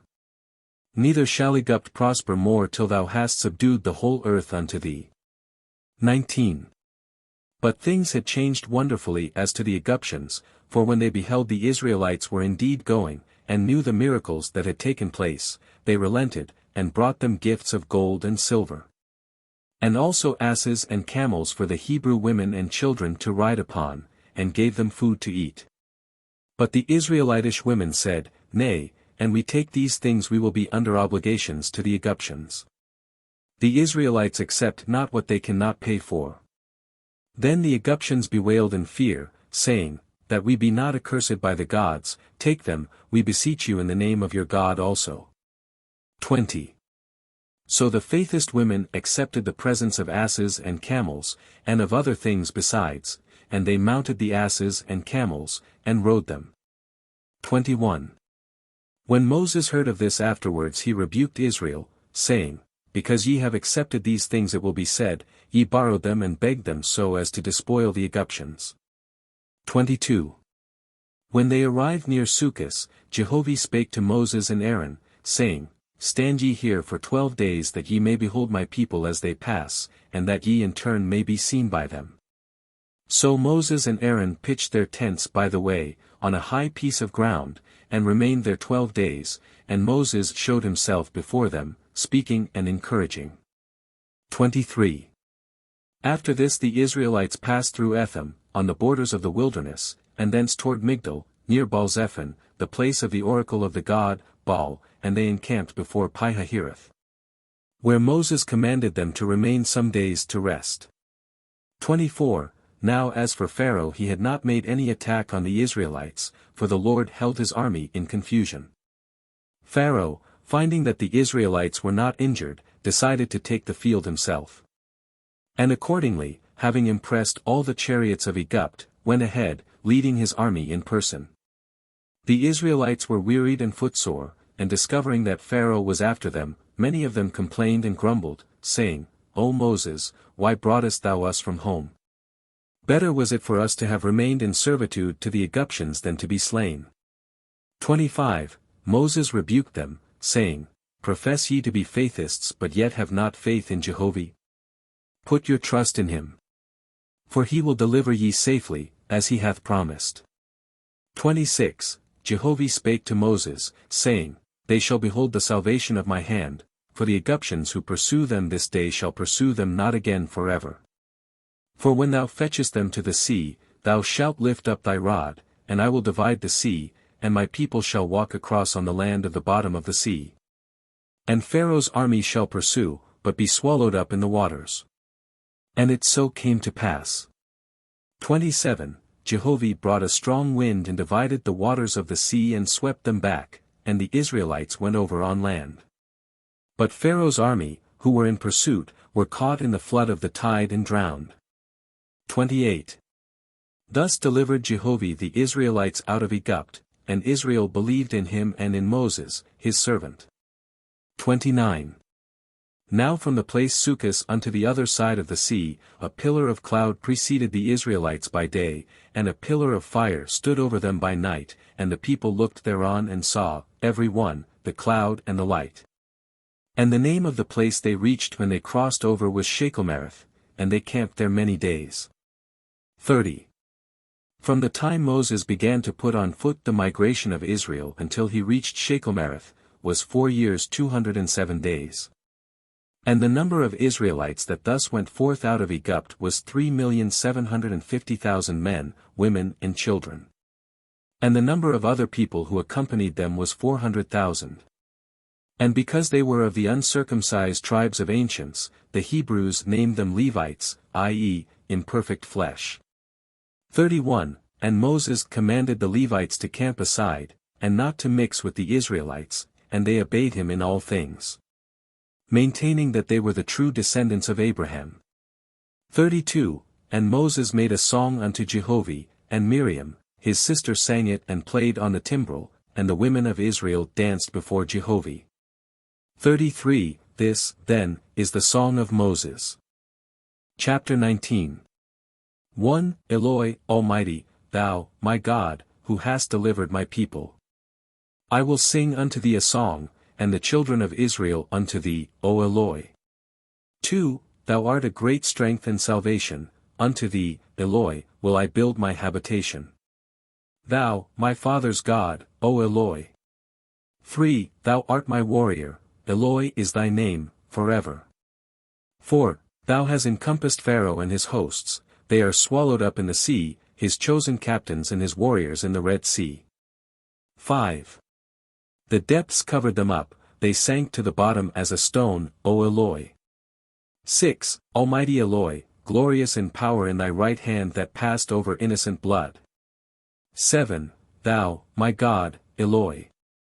Wise in majesty, in thy right hand that dashed in pieces thy enemy. 8. Excellency, O thou Eloi, in graciousness that came upon them that rose up in thy way, thou sentest thy breath upon them, as stubble they were cut down by thy righteous sword. 9. By the breath of thy nostrils, thou heapedst up the waters of the sea, and the flood stood upright by thy voice, to entrap them in the heart of the sea. 10. Thine enemy said, I will pursue, I will overtake them, the spoil shall be mine. I will draw the sword, my hand shall destroy them. 11. Thou didst blow with thy wind, the sea covered them, they sank as lead in the mighty waters. 12. Who is like unto thee, Eloi, amongst the gods? Who is like thee, glorious in holiness, fearful in praise and wonders, O Eloi? Thou stretchedst out thy right hand, and they went down into the earth. 13. Merciful Almighty, Eloi, my God, and God of my fathers. Who hast led forth Israel and delivered her into the land of her fathers, O Eloi. Who hast guided them to a holy habitation and peaceful one. 14. All people shall hear and be afraid, sober thought shall take hold on the inhabitants of Palestina. And the nobles of Edom shall be amazed. The warrior of Moab, trembling shall take hold on them, and the wild men of Canaan shall melt away.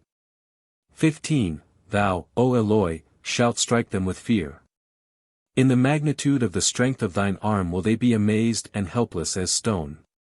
For this land is thy purchase, O Eloi, in the Passover of the blood of the Lamb purchased thou it, and Israel shall pass over it in fear. 16. And thou shalt bring them to the mountain of their inheritance, to thy place, our God, Eloi. To dwell in thy sanctuary, which thou hast established for thy reign, forever and forever. Chapter 20. 1. Moses called together the heads and the rabbis, privily, and spake before them, saying, 2. What have I taken upon me, O Jehovih? Behold thy sons and daughters have followed me out of Egypt.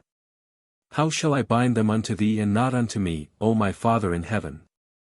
3. Jehovah said unto me, Moses, Moses, what I say unto thee, say thou unto the rabbis and unto the heads. Saying unto them, not Moses, nor the heads, nor the rabbis, brought ye out of Egypt, ye were brought out by the Creator, Jehovah, who is God of all, Captain of all, Head of all, Rabbah of all. 4. For herein have I drawn the line betwixt my people and my enemies, the idolaters of men. Because of signs and miracles, the idolaters make a man god of their magician and worship him. But who is like unto thee, Moses, my son? In miracles who can match thee in the magnitude of thy proceeding? 5. Who led forth my millions, and delivered them out of a great power without loss of a man, woman or child? 6. But I declare unto thee, thou shalt do a greater miracle than any of these, for thou shalt preserve thyself from becoming an idol before men. For thou shalt proclaim me unto thy people in all things, teaching them that thou art but a man. And thy heads and thy rabbis shall likewise teach them after the same manner, for I will put away all idolatry from the face of the earth. 7. Neither will I have kings nor queens, I am sufficient unto all men. 8. As Abraham apportioned my people into families, with rabbis and with chief rabbis, so shalt thou re-establish them. 9. And my commandments, which I gave unto Abraham, will I give unto thee, and my crescent will I re-establish with my rabbis. And my crescent shall be the fullness of my law unto the rabbis and chief rabbis. 10. Moses said, I cried unto Jehovah, saying, how shall it be with the square and at high noon? And the angel of Jehovah, speaking in the Father's name, said, to the northeast God, to the southwest Lord, to the northwest Baal, to the southeast Ashtaroth. For Osiris is dead already. 11. To this end, then, prepare ye a place this night, that the Great Spirit may bless us. The rabbis and the head said, it is well. 12. And when it was night Moses and the rabbis and the heads went away aside, placing sentinels that they might be alone. And when they were thus prepared the light of Jehovah came upon Moses, and the books of the ancients were opened before him. And he administered Emethakava upon them. By the voice of Jehovah he re-established it, with all the rites and ceremonies as they are to this day. And after that the heads were no longer called heads, but chief rabbis, for Moses anointed them, by command of Jehovah he anointed them. 13.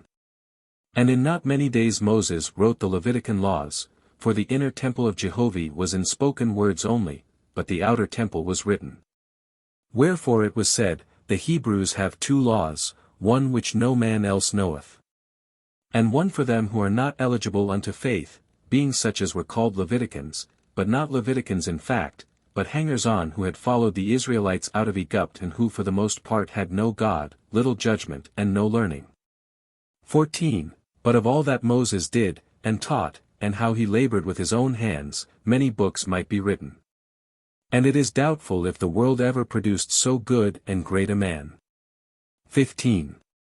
At the time Moses reached Shechelmereth, he was 44 years old by the Hebrew son, but by the Egyptian he was 88 years old. 16. Of Pharaoh and his hosts who were not destroyed in the sea, be it said, they returned home to their places. And not long after that, Pharaoh banished God, Osiris, from the earth, declaring himself the Savior of the world and vicegerent of the Holy Ghost. 17. The scribes and recorders assembled in Keona and appointed Phaiah, an Egyptian, to write the departure of the Israelites out of Egypt. And Phaiah wrote the account and called it the Exodus of the Hebrews, and it was recorded in the king's house of records. And copies of it were sent to the large cities, and there recorded also, for such was the law of Egypt.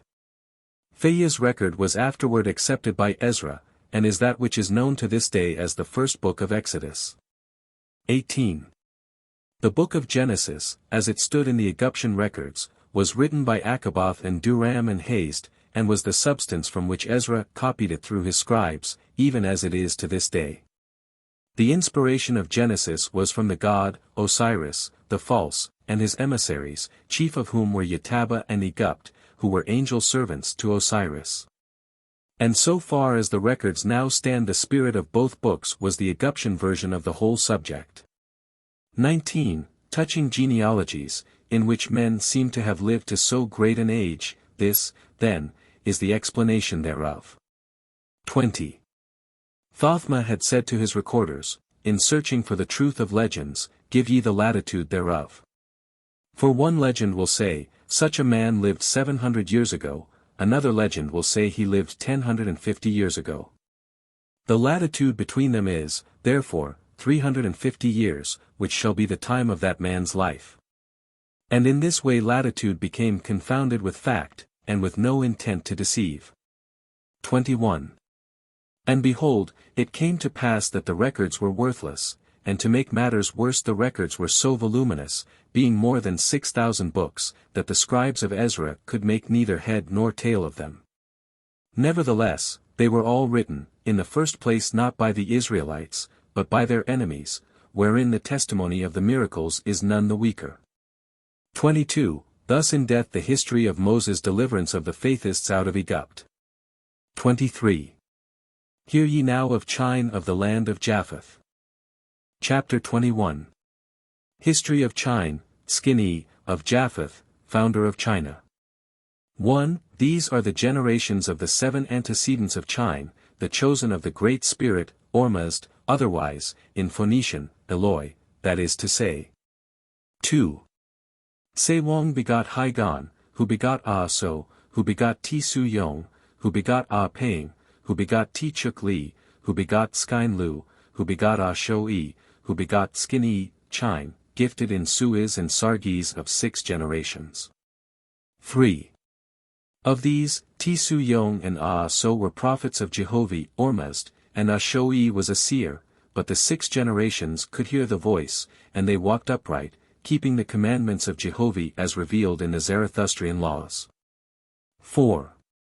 Ah-sho-i was a basket-maker, and after the manner of the man, Zarathustra, and Chine, his son, was the 4th birth of Ah-sho-i's wife, Song-hung. Like Moses, Chine was of copper color, and very large, but his hair was red, like a fox, and he was bashful and of few words. 5. Sho-i, i.e., Chine's father, said, I have had other sons, my words are wise and true. Chine was unlike any child born in the world, for boy child, or girl child, no physician could tell which, but rather to the boy kind was he. The angel of Jehovih, Oahspe, came to me before the birth and said, The child shall be called Chine, signifying no sex, as it is written among the ancients, i.e. Su, having no earthly desires. For he shall restore the chosen people of Jehovih. 6. Whereof I told the physicians before the birth, but they would not believe. Nevertheless, by command of Jehovih, I sent for 7 physicians to witness the birth, lest it be said afterward the surgeons have dealt wrongly with the child at its birth. 7.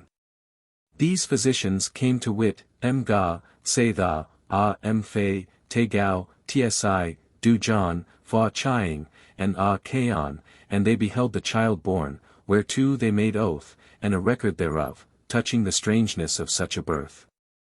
And of the prophecy of its coming into the world.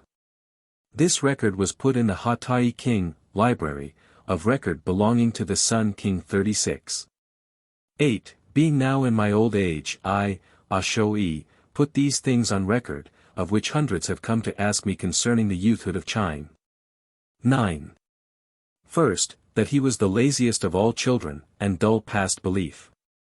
For his brothers and sisters mocked him, concerning my prophecy, as to becoming a great man. 10. Second, he ate less than a small bird, Faak, and grew so thin we were ashamed of him in his childhood, verily was he nothing but skin and bone, with a large head. 11. Third, when he walked about, the stools and tables moved out of his way. And yet no hand touched them.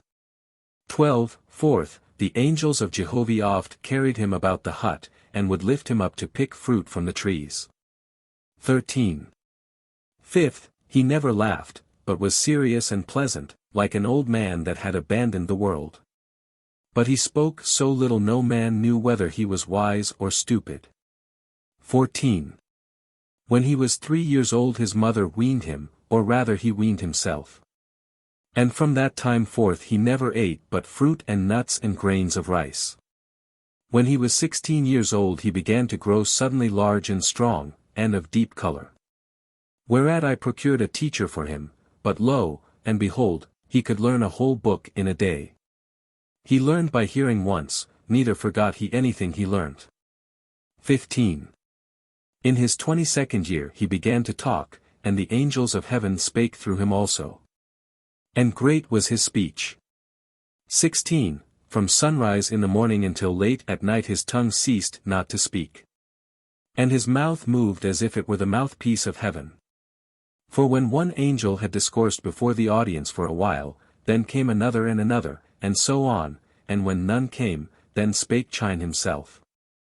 17. And there came before him men of great learning, and philosophers, to try him as to his knowledge, but they all went away confounded, as if they were fools. Neither was it possible to ask him a question he could not answer correctly. Whether it was to read a tablet or to reveal the size and build of a temple he never saw, or the sickness of a man who was far away, for all things were to him as an open book. 18. For 4 years this great wisdom remained in him, and his fame spread from the east to the west, and from the north to the south, no man knew how far. When he was asked how far he could see and hear, he said, Over all my land. And he marked with his finger, saying, On this tablet, Chine land. 19. Thus was the country named Chine, China, which it beareth to this day. 20. Oahspe said, Suddenly Chine's abundant speech ceased, and he answered only yea and nay to all things. And he was silent for 7 years and 80 days. And then the angels from the second heaven came to him. After that he spake not as man, save in private, but he spake as the All-Light, whereof the world knoweth the rest. Chapter 22. 1. Chine said, I am a man only. I am the All-Light. My voice is that liveth forever. Worship not me, worship not man, worship All-Light. I am Jehovih, Oahspe, ever present. Because of my abundance in man, man openeth the mouth. Mocketh words. 2. To know me is to know all things, he who striveth to me is my chosen. He who knoweth not me proveth not me, he who knoweth me cannot prove me. To every self am I the self of that self. To perfect that self which is in all selves. Such a man is one with me.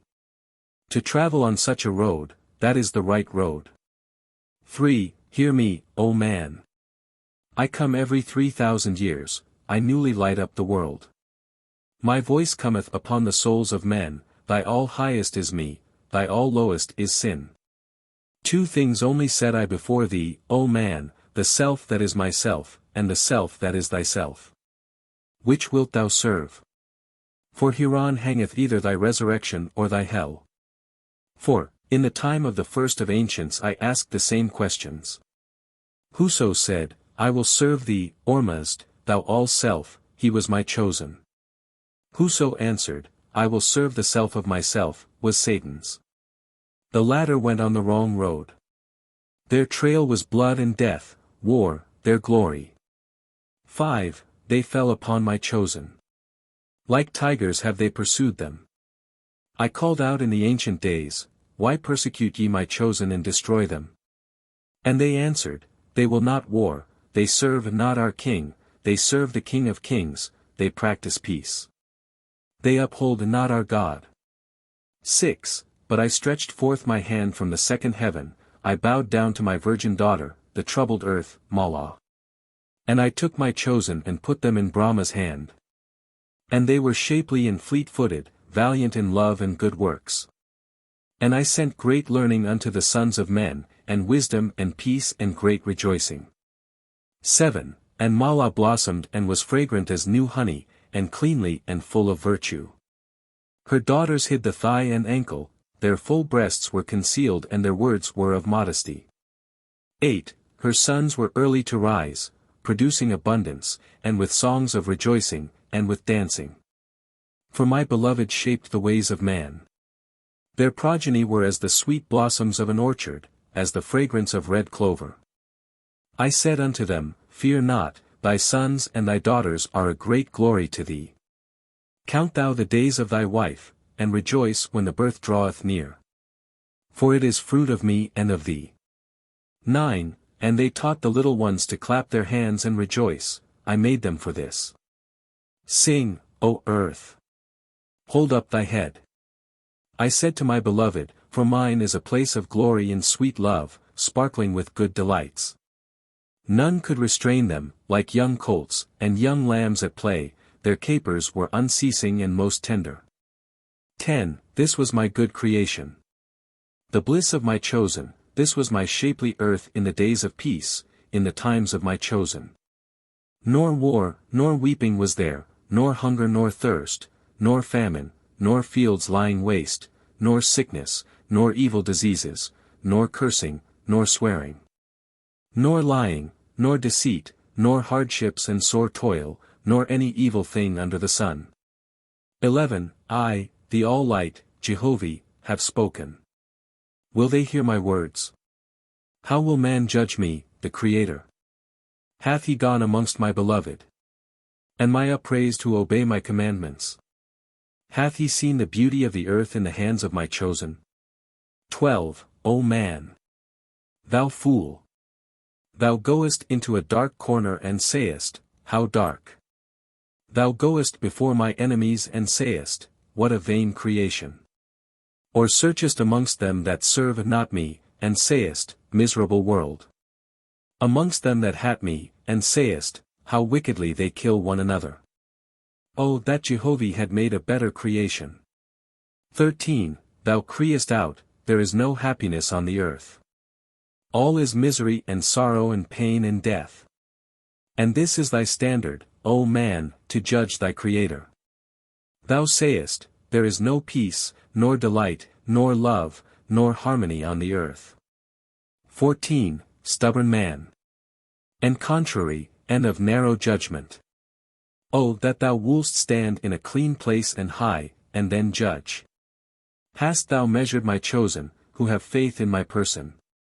Why hast thou treasured thyself? And put thyself uppermost of all things? Who hast thou found that denied my person, but dwelt in lust and self-conceit. 15. Where is thy standard, save the All-High? What is thy dispute about the All-Low? If I call myself the All-High, art thou better pleased? If Satan calleth himself the All-Low, wilt thou be satisfied? Or shall a man not speak of the All-High? Nor of the All-Low? Are there not such things? And shall they not have names? 16. Thy wicked hand riseth up against my chosen, to lay them in death. And when thou hast trailed the earth over in blood. And thy hand is wearied with destruction, and thy little ones have not wherewith to eat, thou prayest, O Father, help thy little ones. 17. I have spoken. Chapter 23. 1. Chine spake Jehovah's words, saying, They have sought after pleasure, and after thee, O earth. They have bowed down to men, to the king and the rich man, and now, behold their misery. The king said, Come serve me. Take thy spear, and thy strong bow and arrow, and come with me. I will show thee great delights, thou shalt slaughter my enemies, and I will give thee wages. 2. And they ran to serve the king. Yea, they washed their hands in the blood of my innocent ones. Because the king said, Brave. Good slaughterer. Then were they pleased, highly recompensed. 3. I have said, Ye are on the wrong road, serve only me, for I am good delights. Because ye slay one another, the land will not be tilled, ye are hungered and ragged. And they queried, What will Jehovah give for wages? More than the king. 4. Herein is thy weakness, O man. Thou sayest, Wait a little while, I will serve the man first, and afterward Jehovah. 5. What profit hast thou in thy brother's death? With all his treasures of gold and silver, what hast thou? 6. Behold, even they that choose me in my ways, thou wilt not suffer to live in peace. Because they say, My Creator is my king, him will I serve. The king saith, Go for them, slaughter them. They put Jehovah higher than me. 7. And thou sayest, It is a good and wholesome thing to serve the king, and kill his enemies. To serve my country by killing men, this is great glory. 8. But the voice of my beloved rose up to me. My lambs fleeing before the wolves, and driven away from my goodly pastures. Behold me, I am come to them, to the lovers of peace and virtue and loving kindness. My hand is stretched over them in great power. My word is given unto them, and is not dead. 9. I will call them together, they shall again hold up their heads and rejoice because of my presence. 10. After Jehovah's voice came to Chine, he travelled far and near. And because of his wonderful wisdom, men of great learning, even kings, sent for him. And wherever he went he preached after the same manner, for peace and love, and against war. 11. For 3 years Chine travelled, proclaiming the Creator above all else in heaven and earth. And then he rested 140 days, sleeping like a young child, saying not more than a child would say. 12. Then came a change upon Chine. He was as a new man in the world, and not as a god. And he rose up, saying, My Father, Creator of men, calleth me. I hear his voice. It is like a burning fire in my soul, moving me. Not with pain, but with great power. He saith. 13. Chine, my son. Chine, my son. My house is on fire. My little ones are burning. Go thou, Chine, to them. They are in fear and trembling, they know not what way to turn. The kings of the earth have outlawed them, they are hunted down, and are famished. Go thou to them, O Chine. For that end created I thee alive in the world, thou shalt be my voice unto them. 14. Chine said, Jehovah saith, Who can overcome the fire when he remaineth in the house? He goeth outside where there is water. Call thou my people out of the house of my enemies. Give them a wellspring of clean water, they are parched up and athirst. Say to them, Jehovah liveth. His love aboundeth, come ye to my fountains that are not dried up. Come ye and hear the covenant of my Son, Chine. 15. I swear to thee, O Jehovah, thou my Almighty. I will have no other God but thee, thou Creator. All light, most glorious. Thou art my King. Holy, holy, ever present. O my Captain, my all-highest Captain. I salute thee in the rising sun. In the high noon, most mighty. And in the sweet setting sun. 16. I know nothing but thee, to thee I swear this my most solemn oath, O Jehovah. Call thou up thy angels, holy and most wise, thy recording angels. They shall hear my covenant unto thee, my Creator. They shall write it in the books of heaven, my Master. And whilst the sun standeth, and the moon and the earth and the stars, my oath unto thee shall stand up against me. 17. Thou only shalt be my King, thou only shalt be my God and heavenly ruler. All other kings I forswear, and all other gods and captains and great rulers, none of them will I bow down to or worship, forever. I, Chine, have spoken. 18. I swear unto thee, thou great Spirit, thou art my bond to the end of the world. I will not war nor abet war, to peace forever am I sworn. And though they impress me and torture me, or slay me outright, they shall not force me. I will not draw one drop of blood in any man or woman or child whom thou hast created alive on the earth. 19. I swear unto thee, thou all-person, who art so large that the earth and sun and stars would not fill the hollow of thy hand. To be like unto thee, O Jehovah. Fair dealing unto all men, as thou wouldst, good, forgiving and without anger, forever. And equally in all possessions with thy chosen, O Jehovah. 20. To raise them up that are cast down.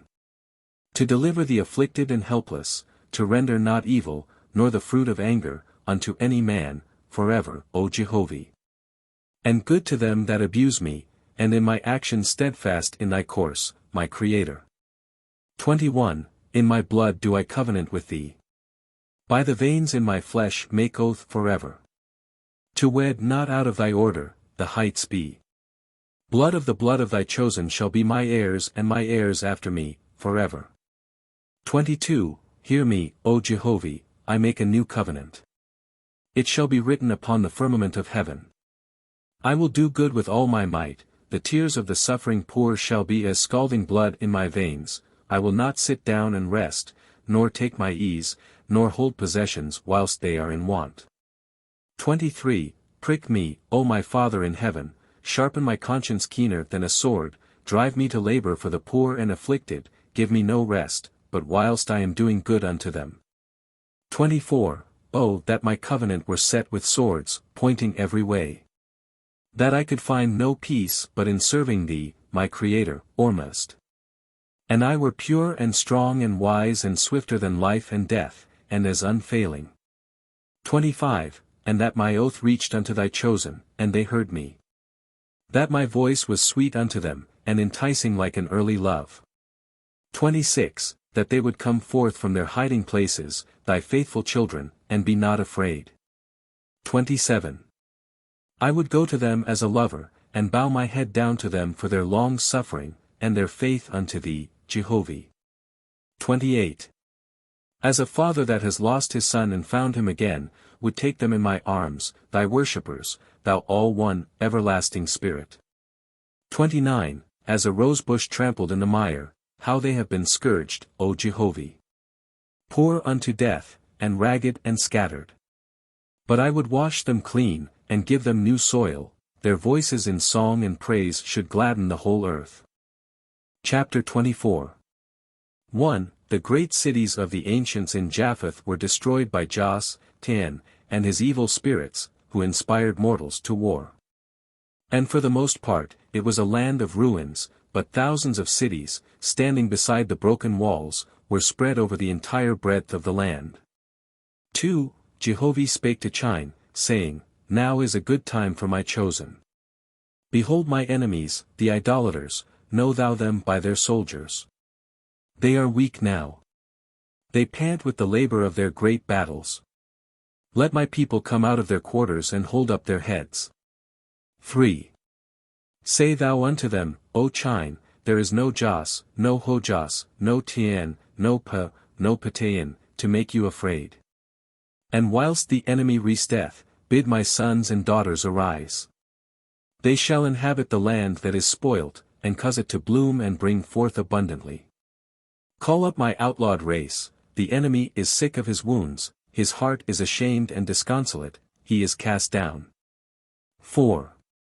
Chine went to Ashong and gathered up many converts, descendants of the Faithists, the pure Brahmins, the line of Zarathustra, the people of the great All-One, who accepted not gods and lords. And he established them, and invented plows and mattocks for digging the ground, for these implements had been lost and destroyed, hundreds of years, and no man knew how to make them. 5. Chine said unto them, This is a good philosophy. Wait not till ye are well fed and clothed before ye bow down your heads at the altar of Jehovih. When ye have prayed and sung before him, then go forth into the field to work. And he will bless you. 6. Remember the heathen, they say, first provide the natural body, and then the spirit.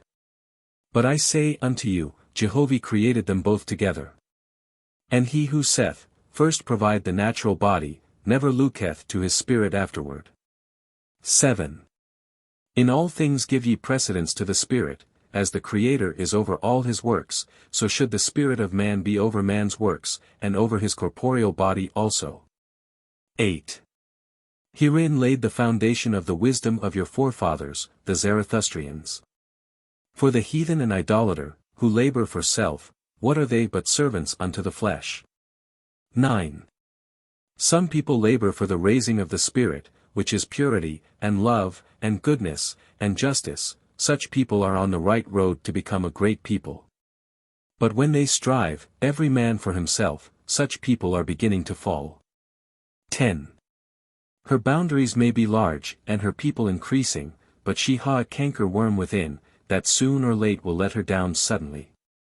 11. Two extremes meeting are always dangerous, great wealth, and extensive poverty. It not only devolveth on the rich to give their substance to the poor, but they shall go amongst them, teaching them and lifting them up. 12. He who doeth not this, consider how vain it is for him to pray to Jehovih. His prayer riseth not upward. Let him himself first answer the poor. This is the opening of his own soul, so Jehovih can reach him. 13. Remember thou that all men have judgment, and that they should be perfected to see things from their own standpoint, and not from thine. Consider, then, how unjust it is to foist thy opinions on any man, uncalled for. 14. Chine established families of the chosen, but limited them to 200, and to each family he gave one priest. But he gave privilege to 4,000 people to dwell in one city. 15. Chine said, Ye have been afflicted with gods, I was sent into the world by the Creator to deliver you unto liberty in the family. I am only a man. I have no authority in myself. Jehovih, the Creator, dwelleth freely in me. Ye can attain the same. 16. Because he is within me, this shall be called Chineland. There is a time for this.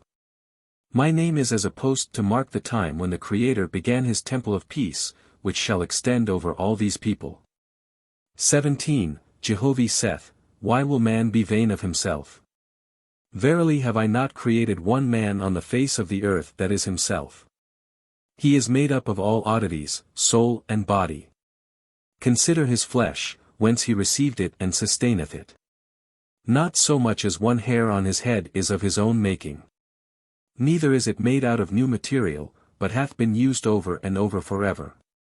18. Even so is his mind not his own, not even his simplest thought, but he is made up of borrowed things from beginning to end, for so I created him.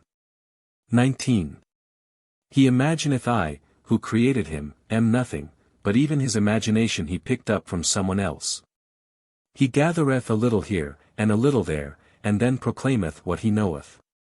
20. Chine said, One man saith, I am normal. Neither angels or mortals rule over me. Yet he hath only boasted as a crazy man, who will say the same thing. Another saith, Behold my wisdom. The highest of angels course through me. Yet he knoweth not whether it be true or not.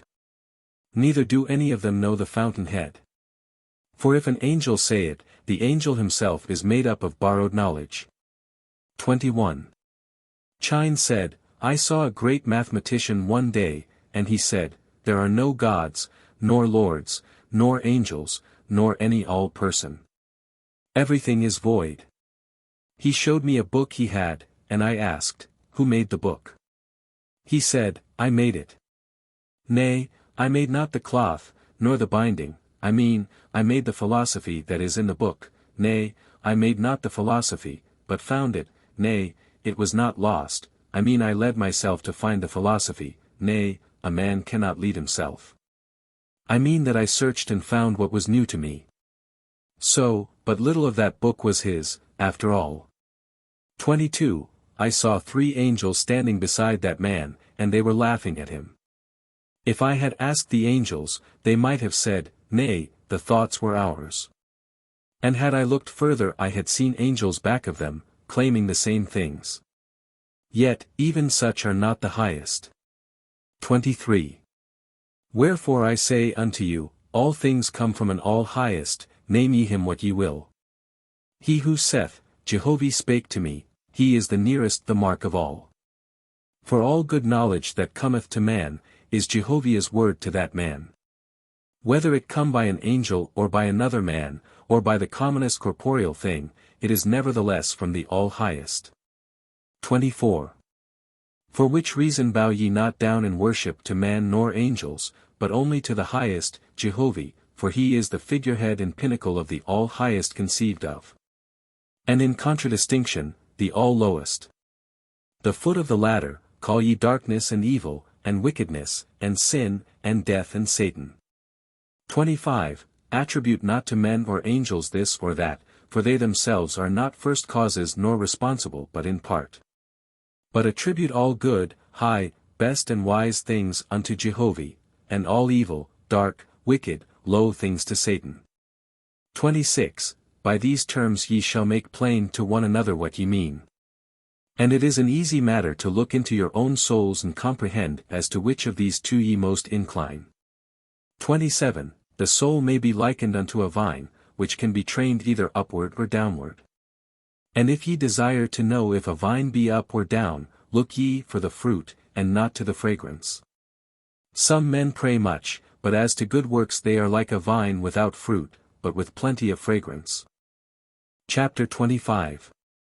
1. Chine said, One man waiteth till he is rich, before helping the poor, another man waiteth for the angels to inspire him, and give him wonders, before he teacheth the unlearned, another waiteth for the multitude to join in first. And yet another waiteth for something else.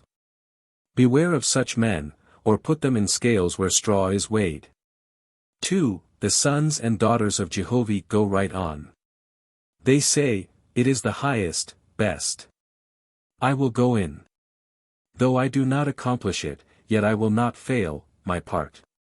3. Consider ye the foundation of things at all times. Jehovah saith, I created all the living to bring forth their own kind. Be ye perceiving as to whom ye marry, considering as to the all-highest inspiration common to your choice. 4. Neither judge ye the all-highest inspiration of any man or woman by their words, but by their works. For the raising up of the world shall be mostly accomplished by the fruit of judicious marriage. 5. Chine said, I declare a bondage unto men that they know not of, for it belongeth in the next world. Which is the begetting of selfish offspring in this world. For whilst their heirs are in darkness they themselves cannot rise in heaven. 6. And like unto this, I also declare a glory in heaven to them that wed in self-abnegation, who do good unto others constantly and with delight, for they bring forth heirs to glorify Jehovah in good works also. 7. To this end was the mark of the circumcision given unto your forefathers, lest the Faithist women be led astray by idolaters. And yet, with all precautions, many fell, being tempted of the flesh. And their heirs descended lower and lower in darkness, until they lost sight of the All-Person, and believed not in him. 8. The hand hard with toil will ensure a better heir than the dimpled hand of a proud woman. The latter hath a soul of passions, and her offspring will have souls like a mixture of gall and sugar, though they be sweet, they will prove to be bitter in time to come. 9. Consider thy heir, show him a house with a head, orderly, that he may grow up understanding the discipline of earth and heaven. 10. The father shall be master in all things, and the mother shall be vice-master in all things, to rule in his absence. 11. For each family shall be a kingdom of itself. But no one shall be a tyrant, though he have precedence in all things. 12. Sit not down by the table to eat until all stand about, and when they are seated, thou shalt say, in thy praise, O Jehovah, receive we this, thy gift. Be thou with us unto thine own glory, forever, Amen. 13. For the chief virtue of the words lieth in the discipline of the young mind, holding him steadfast after the orderly manner of the angels in heaven. And because he repeateth it with thee, he learneth to honor thee with good rejoicing. 14. And when the sons and daughters are yet small, thou shalt teach them to work, inspiring them above all things not to fall into idleness, which lieth at the borders of hell. 15. But overtask them not, nor give them pain, remembering they are to be thy glory, which Jehovah bestowed unto thee to be in thy keeping, not for thy self-aggrandizement, but for their own delights and holy pleasures. 16. For they shall sing and play, and clap their hands and rejoice and dance, for these are their thanks unto the Creator, and the earth shall be glad because they came into the world. 17. Remember thou that labor shall be delight, and toil a great delight. To have it otherwise to thy children and to thyself is to prostitute man to be as a beast of the field.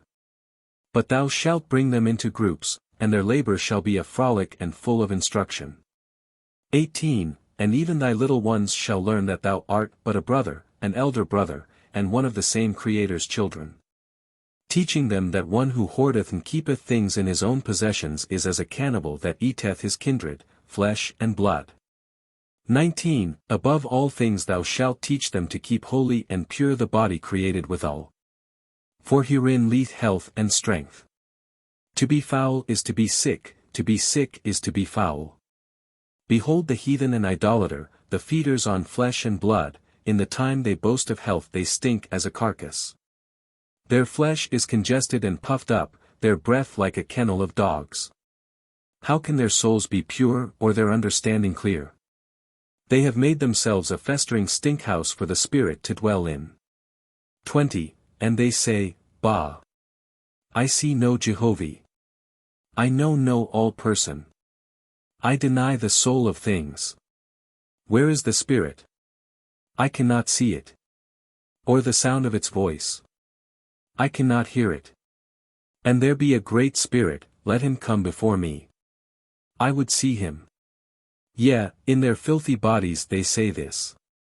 Let them be pure and they will understand the vanity of such words. Chapter 26. 1. Jehovah said unto Chine, Now will I stir up the nations. Through thee will I show them the glory and dominion of my kingdoms. 2. For thou shalt walk without feet, write without hands, hear without ears, see without eyes. And thou shalt rise in the air as a bird, by thine own will go whithersoever thou wilt. 3. And thou shalt bring down the thunder cloud, and at the sound of thy voice the rains shall fall. 4. And thou shalt say, Go away, ye clouds.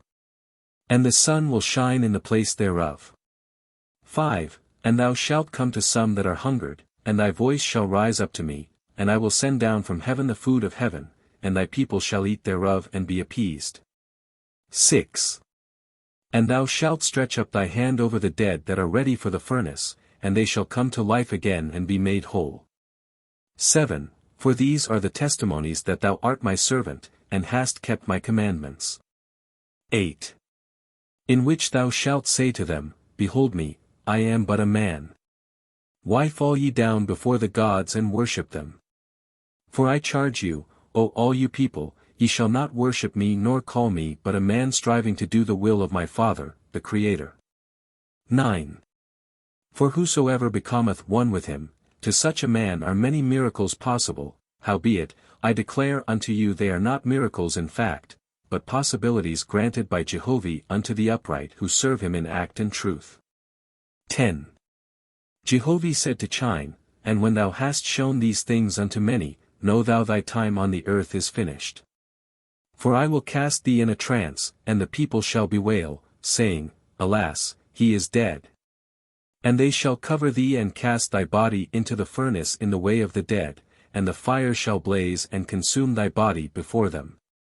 But thou shalt have previously bid them watch by the furnace, for thou shalt gather together the elements of thy burnt body and restore them, and again inhabit it and go about, preaching before men. 11. Therefore get thee ready. Declaring these prophecies beforehand, that they may be testified to by men, and so be recorded in the libraries of the kings and queens. 12. Chine related unto the congregations of Faithists, the true Zarathustrians, what Ormuzd, Jehovih, had said, and many of them wept bitterly. 13. In years prior to this, when Chine had travelled and preached by the voice of Jehovih, he visited the kings and princes and rich men in many regions. And whilst he was thus speaking, rebuking them for their governments and for their possessions, they took no part against him. But afterward, when he was gone, the kings and queens and nobles said, Chine hath preached a dangerous doctrine. For he said, Thou shalt have no king but the Creator, who is king over all. Will not this set our slaves against us? And if the people go into communities of their own, ignoring the king, where will the king find his revenue? 14.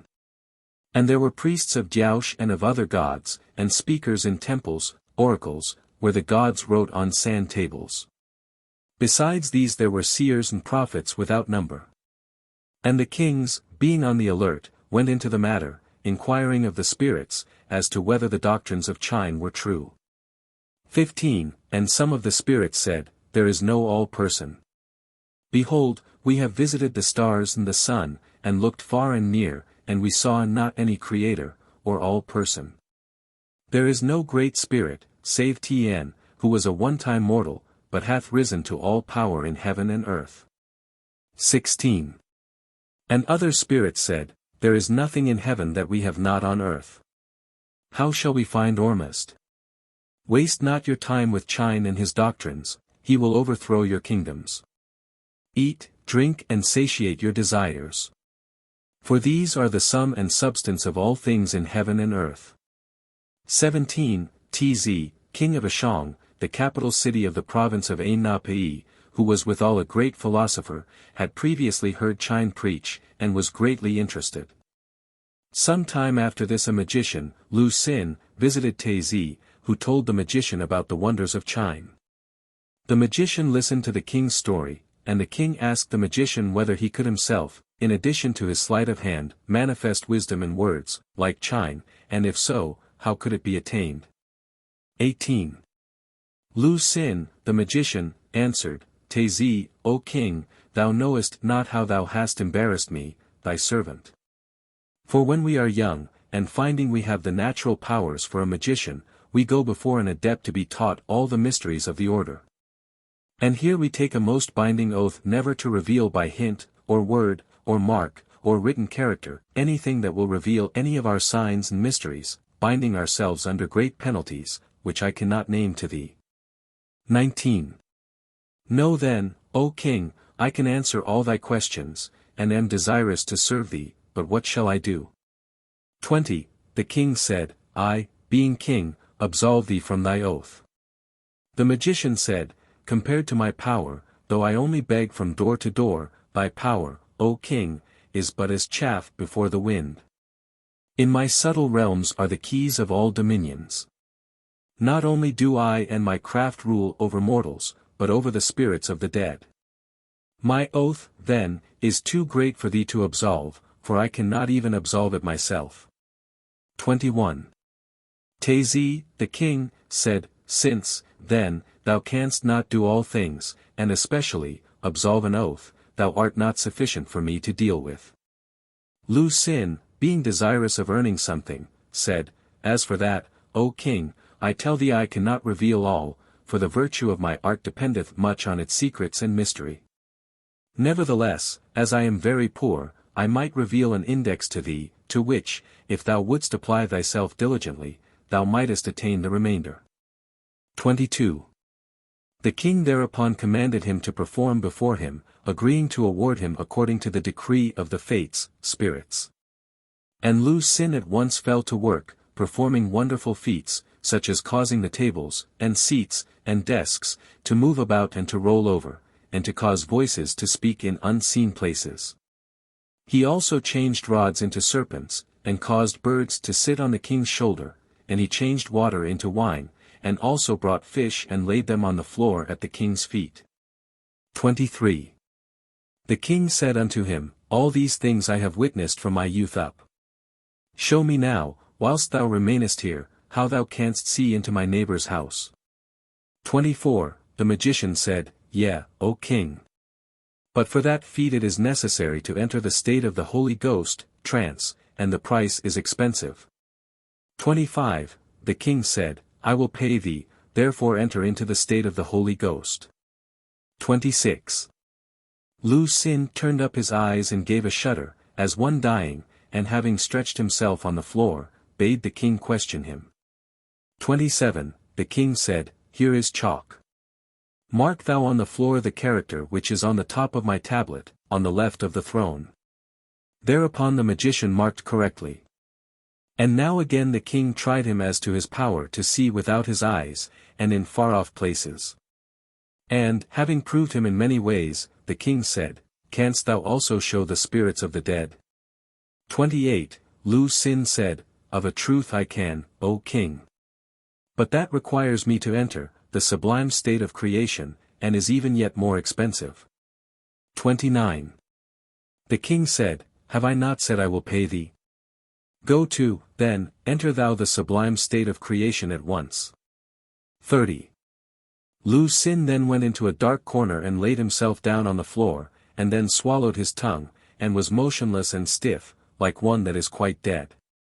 Presently a light like a thin smoke rose up from the body and stood a little aside, and a voice spake out of the light, saying, 31. Who art thou that callest up the spirits of the dead? Beware. He whose body lieth stiff and cold beside me, is one of the heirs of the immortal gods. What wouldst thou, man of earth? 32. The king said, Who art thou? The voice answered, I am Jas, Tien, ruler of heaven and earth. The Great Spirit personified. Creator of all things. 33. The king in satire said, Thou art welcome, O Tien. I am one of the most blessed of mortals, because thou hast made my place a holy place. 34. The spirit then assumed mortal shape and stood before the king, even whilst the magician's body lay on the floor in sight also. The spirit said, What question is it troubleth thee, O king? Speak thou, and I will answer thee, for I am all wisdom and truth personified. 35. The king said, Why hast thou not appeared to me before this? Why have I been left in the dark as to thy real existence? Answer thou me this, for it is the foundation on which I desire to rest many questions. 36. The Spirit said, My son, Tezi, I have been with thee from thy youth up, watching over thee, for thou shalt become the greatest king in all the world. Yea, there are great works for thee to do. And if thou desire to extend the kingdom, or to gain great battles, will show thee the way.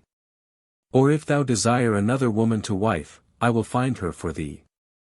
38. The Spirit said, Who sayest thou I am?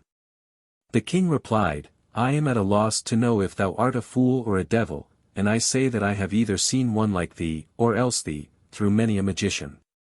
But, alas, they're all knowledge in death. 39. The Spirit said, Thou saidst thou would pay what the fates decreed. Hear me then, O king, thou shalt give to Lu Sin 4 pieces of gold. And after that I will explain all things to thee. 40. The king then cast the 4 pieces of gold to Lu Sin, and demanded the knowledge as promised. The Spirit then said, And on thine oath, thou wilt not reveal. 41. The king said, I solemnly swear to reveal naught of what thou teachest me. The spirit said, Know then, O king, I am Lu Sin, the magician. By long training, the magician attaineth to go out of his own body in spirit, and to appear in any form or shape desired. Wilt thou try me? The king said, Show me the spirit of Hagaotzi. 42. The spirit walked back to the body of Lu Sin, and presently returned before the king, looking like the spirit of Hagaotzi. The king said, It is like the king. The spirit answered, Here then, O man, is the end of philosophy. Behold, I am Lu Sin, also. Some men are one spirit, some two, some three, and some four, to one corporeal body. And yet there is but one person in fact. 43. The king asked, What becometh of the spirit when the corporeal part is dead? The spirit answered, One of two things is possible to every man, his spirit will either dissolve into non-existence, and be scattered and void like the air of heaven, like the heat of a fire that is burnt out.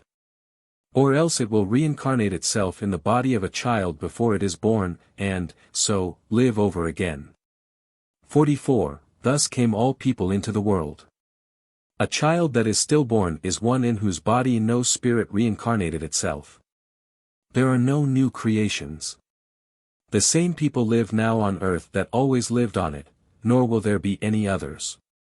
They go out of one body when it is old and worn out, and then enter a young one and live over again and again, forever. Nor is there more nor less unto any man, woman, or child in all the world. 45. The king asked, What, then, is the highest, best thing for a mortal man to do during life? 46. The spirit said, To eat and drink, and sleep and rest, and enjoy begetting numerous offspring. 47. The king said, How long would a spirit live if it did not reincarnate itself? The spirit said, If the mortal body is burnt to ashes, then that is the time, if the body be buried, and rot, and return to earth, then that is the time. If the body be embalmed, and keepeth well, the spirit goeth back in the embalmed body and remaineth till that body is mouldered into dust, or burnt to ashes, then is the spirit set free. And ready to either reincarnate itself or to dissolve and disappear forever. 48. The king asked, As it is with thee, is it the same with all magicians? The spirit said, Thou hast only given 4 pieces of gold, if thou wouldst have more, the price is expensive. The king said, I have told thee I would pay whatever the fates decreed, therefore, proceed. The spirit said, It is even so with all magicians. The king asked, Show me now that thou canst preach like Chine. 49.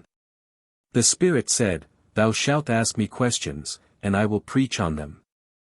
50. The king asked many questions, and the spirit spake thereon. Finally the king said, That is sufficient, I will pay thee, go thou thy way. As for thy preaching and thy doctrines, they are nothing. Now will I send and find another magician, for out of a council with many I shall arrive at the truth. Chapter 27. 1. Tzee, the king, sent for another magician, Wanzhou, who came and was commanded to exhibit his powers, but he also demanded a high price, which the king agreed to pay, and Wanzhou exhibited. First he caused a rose to come within a glass bottle whilst it was shut, then a small serpent he created out of a rod, and caused birds to come and sing to the king, then changed vinegar into water. Then writing on a stone tablet without touching the tablet, and even whilst the tablet lay under the king's foot. 2. Now after he had exhibited many more feats of like character, he demanded his money, saying, The angels are gone, I can do no more. The king said, And hast thou not power to fetch them back? 3. Wanzhou said, How much wouldst thou give?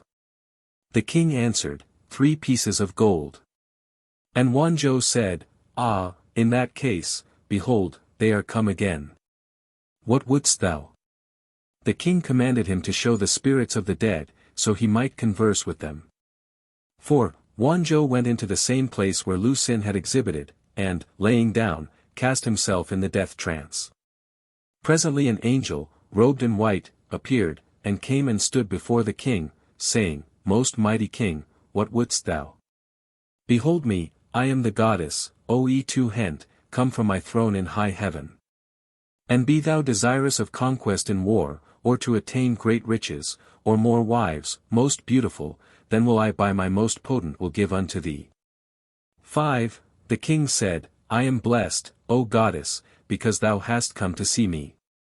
But alas, none of the things thou hast mentioned suiteth me. I desire nothing as regardeth this world. Give me light as to the place in heaven where dwelleth King Sequan. 6. The spirit said, Were he thy friend or thine enemy? The king answered, He was my deadly enemy. The spirit said, Because I ask thee, is he thy friend or thine enemy? For I saw one Sequan in hell, writhing in great agony. And yet I saw another Sequan in paradise. So, then, I will go and fetch him that is in hell. 7. The spirit passed over to the corner, and presently returned, saying, Oh, oh, oh, oh, oh. Horrors. Demons. Hell. And such like, pretending to be in torments, as if it were Sequan in torments. 8.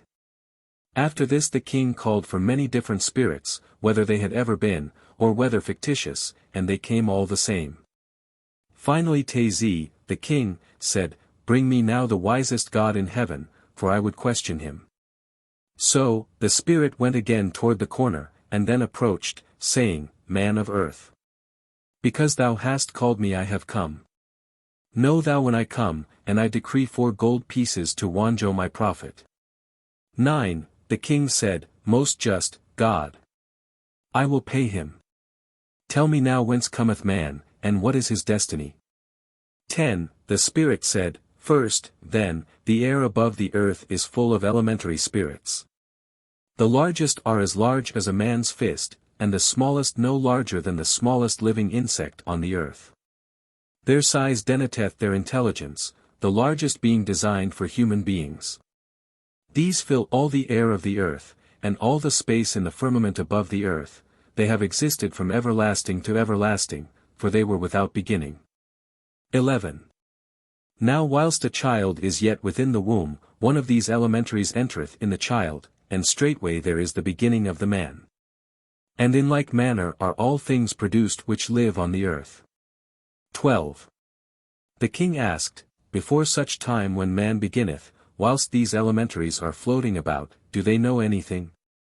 The spirit said, Many of them have great wisdom and cunning, and are withal great liars and thieves and rascals.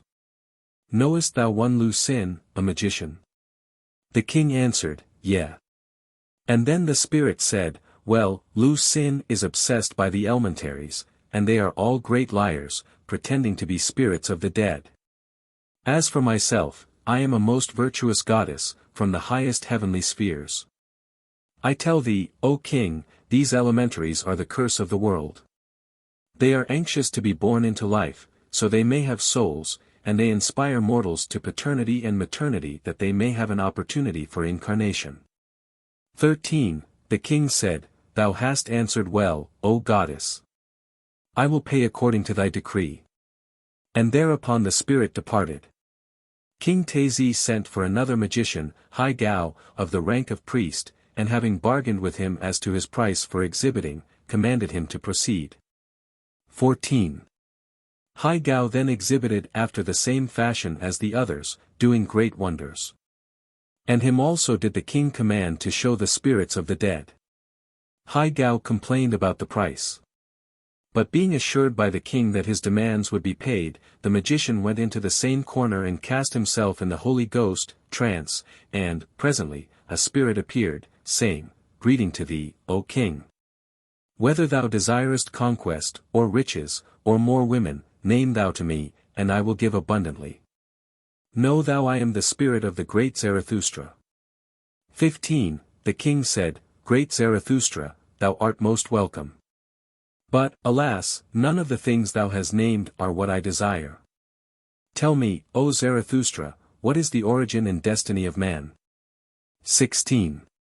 The spirit said, First, then, O king, in days long past, the sun turned round so swiftly it threw off its outer rim, and the rim broke into 1,000,000 pieces, flying every way, and these pieces are the stars and the earth and the moon. 17. And for millions of years the earth was only a stone, melting hot, but it cooled off in time, and the outer stones on the earth were oxidized, and this made moss, then the moss died. But the spirit of the moss reincarnated itself, and this made grass, and the grass died, but the spirit of the grass lived and reincarnated itself, and thus made the trees. 18. Then the trees died, but the spirit lived, and it reincarnated and became animals, and they died, but their spirits lived and reincarnated and became man. After that the spirit no longer reincarnateth itself, but floateth upward into peace, and resteth for a long time, when it finally mergeth back into the sun and is extinct, like a lamp burnt out. 19. The king asked, How, then, is it with thyself? The spirit replied, I was the original sun god, that came away from the sun to take charge of this world. It is in my keeping. The king asked, Who, then, is the all-first that still stayeth with the sun? 20. The spirit answered, Because thou asketh many questions, O king, thou shalt pay more money. The king assured the spirit that the money, to any amount, would be paid, whereupon the spirit said, Ahura-Ormazd was the original of all. But when the sun threw off its surface, Ahura-Ormazd was thrown into pieces, one piece going to every star, save the earth, and I came here of my own accord, because it was larger and better than any other world. 21. The king dismissed the spirit and the priest, and sent for another, a magician also of the rank of priest, Guanlu. And Guanlu, being assured that his price would be paid, proceeded to exhibit also. And he performed feats even like the others. Then the king commanded Guanlu to call the spirits of the dead. 22. The priest apologized about the expense of the death trance, Holy Ghost power, but being further assured that his demands would be paid, he went into the corner and cast himself into the swoon, stiff and cold. 23. Presently an angel appeared, saying, Behold me, O king, I am Brahma. And if thou desire conquest in war, or greater riches, or more women, I will grant unto thee. I can tell thee of hidden treasures, and of rich mines, and of women greatly to be desired. Also I can tell thee how thy armies can overcome thy enemies with great slaughter. 24. The king said, I am delighted, O Brahma. But I desire nothing of which thou hast mentioned. Tell me of the origin and destiny of man. 25. The spirit said, Know then, O king, all things alive have two parts, the corporeal and the spiritual, all dead things are but one, which is the spirit. Thou, O king, wert first a stone, a very large stone, then when it mouldered into dust thy soul went into silver, a very large piece, but when the silver rusted away, thy soul went into gold. And when the gold was worn away, thy soul began to run into animal life, then into a low order of man, then into the high order of man, as thou now art. Thus came man up from the beginning, reincarnating himself over and over, higher and higher and higher. And when he is perfected in spirit as thou art, he never more returneth to reincarnate himself. The king asked, What doth the spirit after leaving this world? The spirit replied, Thou shalt then meet thy sexual partner, thy soul wife. And shall do nothing ever after but have sexual indulgence, peopling the spirit realms with delightful spiritual offspring. 26. The king said, It is well, thou hast a wonderful doctrine. Thereupon the spirit departed, and the priest also. And the king sent for still another priest, seeing, a Brahmin prophet. And the king asked him, What sayest thou for thy king? 27. The priest said, By the rights of my order I cannot disclose any of the secrets of heaven or earth until thou hast paid the price of indulgence, which is 2 pieces of gold. So the king paid him. Seeing said, And thou desire riches, or success in war, or new wives, speak thou and I will grant unto thee according to the price. The king said, Alas, seeing, I desire none of these indulgences. Tell me the origin and destiny of man, for I would learn why I am, and the object and end. 28. Seeing said, The first of all was Brahma, which was round like an egg. Then Brahma broke open, and the shell was in two halves, and one half was the sky and the other half was the earth. Then Brahma incarnated himself in the earth, but he came not up as one only, as he expected, but he came up in 10 millions and 1 million parts, and every part was a living thing, a tree, or a plant, or a fish, or a bird, or a beast, or a man. And this is all there is, or was, or ever shall be. 29. But Brahma looked over the world and he saw that some men were good and some evil. And he said, I will separate the good from the evil. And that justice might be done he called all the nations and tribes of men before him. And when they were come he said unto them. 30. Whoever delighteth in the earth, it shall be his forever. And though he die, his spirit shall have power to reincarnate itself into another unborn child, and so live over again, and so on, forever. And he shall have great indulgence in the earth, in eating and drinking, and with women, and in all manner of delights, for they shall be his forever. 31. But whosoever delighteth in spirit shall be blessed in spirit. He shall not, after death, reincarnate himself and live over again, but shall dwell forever in heaven and have heavenly delights. But since heavenly delights are not after the manner of earthly delights, then shall the spiritual choser not live like earth people. 32. But he shall live secluded, and shall torment his flesh with fastings and with castigations. Neither shall he marry or live with woman, nor beget children, nor have any indulgence on the earth whatever, save merely to live, for the earth is not his, nor is he of the earth. And the more he tortureth the flesh, the higher shall be his bliss in heaven. 33. Now, when Brahma had stated the two propositions unto the children of the earth, he further added, Choose ye now which ye will, for after ye have chosen, behold, there is the end. For ye that choose the earth shall be of the earth, even unto all succeeding generations. But whoso chooseth heaven, to him and his heirs it shall be final, and forever. 34. Thereupon mortals made choice, and lo, and behold, nearly all of them chose the earth. But in thousands of years and millions of years afterward Brahma repented of his former decree, for he saw the earth become too full of people, and they were sinful beyond bounds.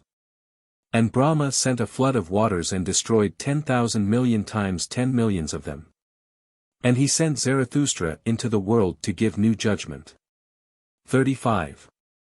Zarathustra opened the door of heaven anew, saying, Whoever after this chooseth Brahma, and will torture his flesh, and hate the earth, and live away from the world, him will I save from the earth and from hell also. For I am very efficient and influential with the Creator.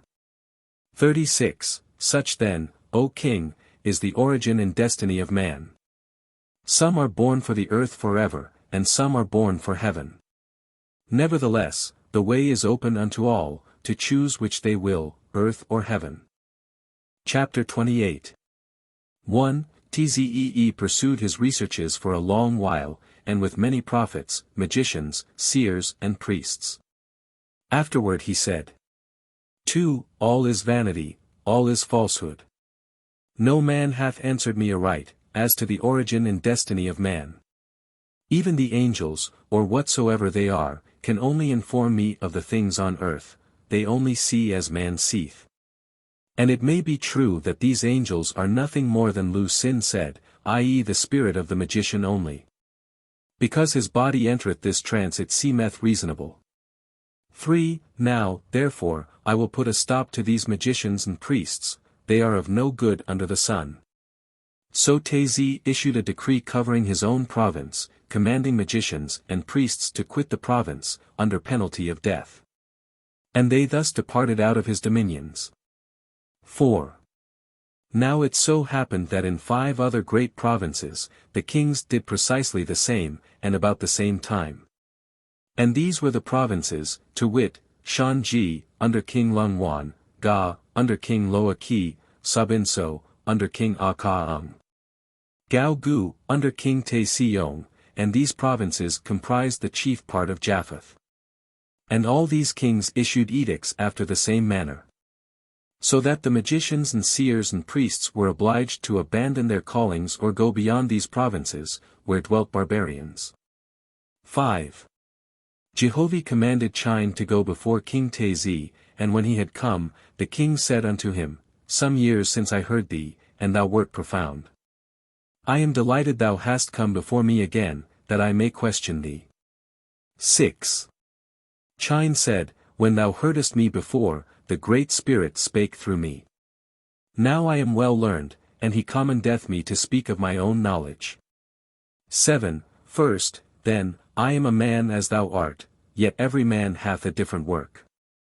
Thou art king of this province, and I am told, moreover, thou art good and wise. I hope thou art. Otherwise my words will not please thee. As for myself, I was sent into the world to mark out this land and name it Chinya, Chineland, and to establish anew those that accept the Great Spirit. For Chinya and her people shall remain a different country and different people from all the world. 8. Know then, O king, I come not in vain boasting that I, Chine, am much or can do much. On the contrary, I say unto thee, I am one of the weakest of men, and yet I have more power than any other man in the world. And yet, mark thee, of myself is there nothing whereof to boast. For I am but as a tool in the hands of Jehovih Ormazd, and not I myself do anything, but he through me. 9. I look upon thee and see thou hast been questioning magicians and priests, and that thou art unsatisfied. Know then, O king, this is thine error, in not magnifying thy judgment. 10. Thou hast worked with magicians who are under the power of angels of the first resurrection, and even angels below them. 11. All such angels teach on their own individual understanding, as wandering individuals they go about. And their miracles are of the same order, merely individual miracles. 12. He, whom I teach, worketh miracles, not in a small corner but in the affairs of kingdoms and nations, not through magicians only, but through kings and queens, and even through common people. Thou thyself art an instrument of his hand. 13. Behold, in the same time thou issuest thy decree against magicians and asceticism, even in that same time 5 other great kings do the same thing. This is a miracle indeed. No man can counterfeit his miracles. Neither flatter thyself that such matters occur by accident. They do not occur by accident, but by Jehovih. For his angels in the second resurrection are organized, and work in mighty armies. 14. Tezi said, Thou art great, Chine. Or else thy sudden philosophy turneth my brain. Go on. How shall we know, first, that there are angels who are really the spirits of the dead? Second, how shall we distinguish betwixt the first and second resurrections? 15. Chine said, Only by seeing and hearing with the natural eyes and ears, and with the spiritual eyes and ears, can any man attain to know anything either on earth or in heaven. When these senses are pure and clear, then a man knoweth that the spirits of the dead do live. For I declare, O king, of a truth, that the spirit of my body hath emerged from my body on many occasions, sometimes going subjectively and sometimes objectively. Neither is this a special creation to me only. But it is that which thousands and tens of thousands can attain to by discipline. 16. Touching the first and second resurrections, know thou, O king, spirits that dispose individual things, or earthly things. Or propose riches or personal gain, or marriage, descanting to this man or that man as to what is good for him as an individual, spirits giving great names, professing to be this or that great person long since dead. All such are deceivers and have not advanced beyond the first resurrection. They deny the I Am, the Great Spirit, the All-Person. Their highest heaven is re-engraftment on mortals, and the reveling in lust.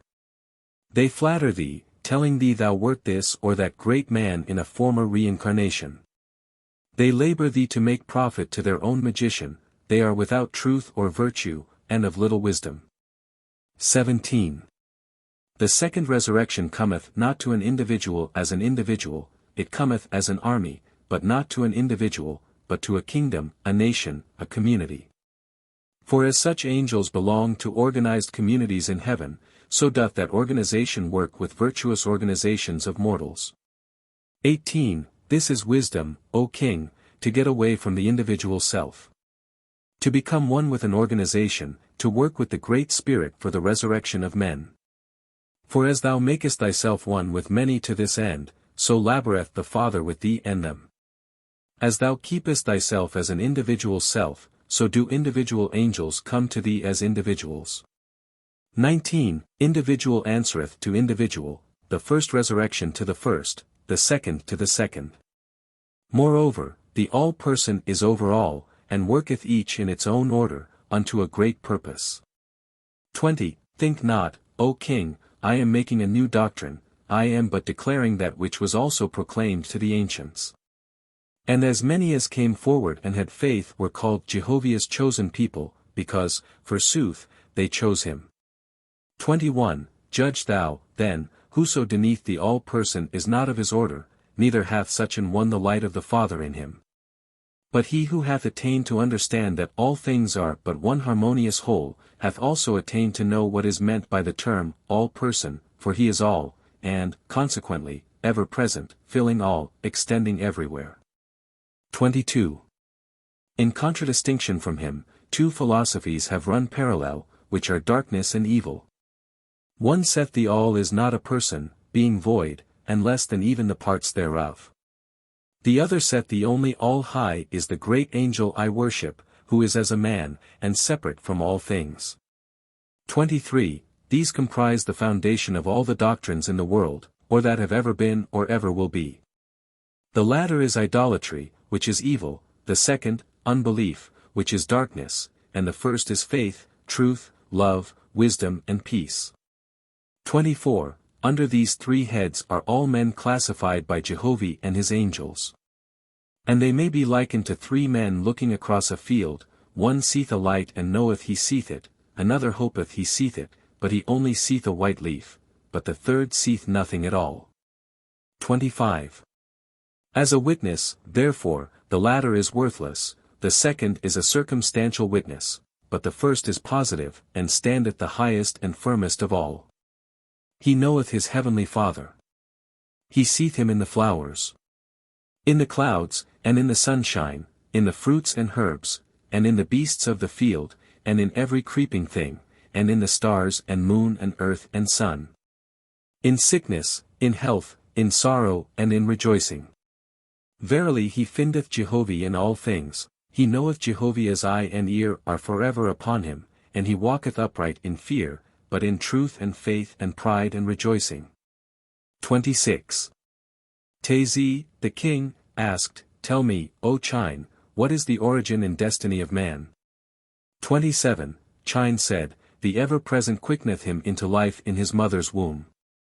And he is then and there a new creation, his spirit from the spirit Jehovah, and his body from the earth, a dual being the Father createth him. 28. His destination is everlasting resurrection.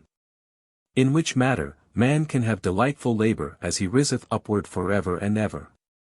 29. The king asked, If Jehovah is all the time creating, will not the firmament become too full of angels?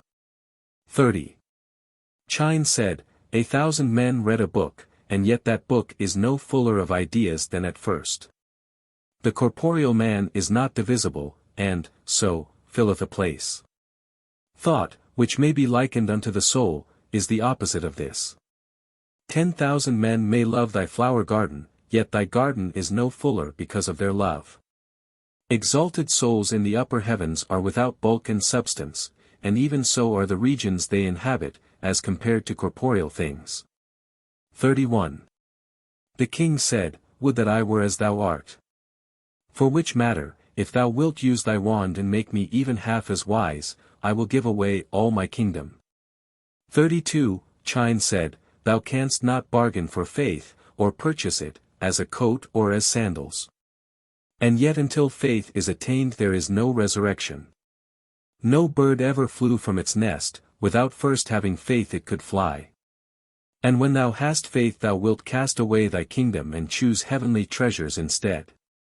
Until thou hast attained faith thou wilt retain thy kingdom. This is a judgment unto the rich man in the same way. 33. Riches and a king's kingdom may be likened to balls of gold tied to a man's feet in deep water. He cannot rise until he cutteth himself loose, and casteth away that which bindeth him. So, also, are men bound in spirit, and until they put their own hands to the matter there is no resurrection for them. Chapter 29. 1. Tze, the king, said unto Chine, Because thou hast given me this great light, it seemeth to me I should issue a decree commanding all my people to accept thy doctrines. 2. Chine replied, O man! How short thou art in understanding our father! Violence is his enemy. Such a decree would be no better than a decree establishing any other heavenly ruler. It would thwart itself. He cometh not with sword and spear, like the idol gods. He cometh with education, the chief book of which is the example of good works, and of peace and liberty to all. 3. Tze said, Thou reasonest well. Hear me, then, thou greatest of men. Command me even as if I were the meanest of servants, and I will obey thee. 4. Chine said, O king, thou tormentest me with my own inability to make thee understand. Thou shalt not make thyself servant to any man, but to Oahspe, the great spirit. 5. The king said, Then I will put away my kingdom. But Chine said, Consider first if thou can best serve him by doing this way or that way, and then follow thy highest light, and thou shalt not err. 6. The king asked, How, sayest thou, shall I put aside my kingdom and my riches and do as thou dost? 7. Chine said, Thou shalt be thine own judge. If I judge for thee, and thou follow my judgment, then am I bound to thee. Suffer me to have my liberty also. 8. Tze said, If the Great Spirit would give me thy wisdom, then would I serve him. How long, sayest thou, a man shall serve him in order to reach great wisdom? 9. Chine said, Suppose a man had several pieces of glass, some clear, some clouded with smoke and grease, how long, sayest thou, would it require to make them all clear alike? For such is the self in man, it cloudeth his soul. And when he hath put self away, then is his soul clear, and that is wisdom, for then he beholdeth the Father through his own soul, yea, and heareth him also. And until he doeth this, he believeth not in his person or presence, no matter how much he professeth. 10. The king kept Chine many days, and questioned him with great wisdom and delight. One day Chine said to him, Jehovih saith to me, Go thou quickly unto the 5 other provinces of China, and explain to the kings thereof who I am. Chine added, Therefore, O Tze, I must leave thee, but after many days I will return to thee and exhibit to thee the testimony of immortal life. 11. The king provided camels and servants, and sent Chine on his way. And, after Chine was gone, Tze said to himself, Although I cannot decree Chine's doctrines, I see no reason why I cannot decree the extinction of Tien and other idol gods. And thereupon he did as he thought best, prohibiting the priests from doing sacrifice to Jas, God, or Hojas, Lord God, or Tien, or Pa, or any other ruler in heaven, save and except the Great Spirit. Chapter 30. 1. In course of time Chine completed his labor with the 6 kings of Japheth, and returned to Tze, to die. 2. At this time there had been established in different places more than 1,000 families, communities, of Faithists, either through Chine or his followers, the chief rabbis. And when Chine returned before the king, Tze, there came from every quarter of the world men and women to meet him and learn wisdom. 3. And all that were in any way sick or lame or blind or deaf he cured by pronouncing the word Eoih over them. And persons who were obsessed with evil spirits he healed by permitting them to touch his staff. And many that were dead he brought to life, for he showed before men power to accomplish anything whatsoever. Yea, he rose up in the air and walked therein and thereon over the heads of the multitude.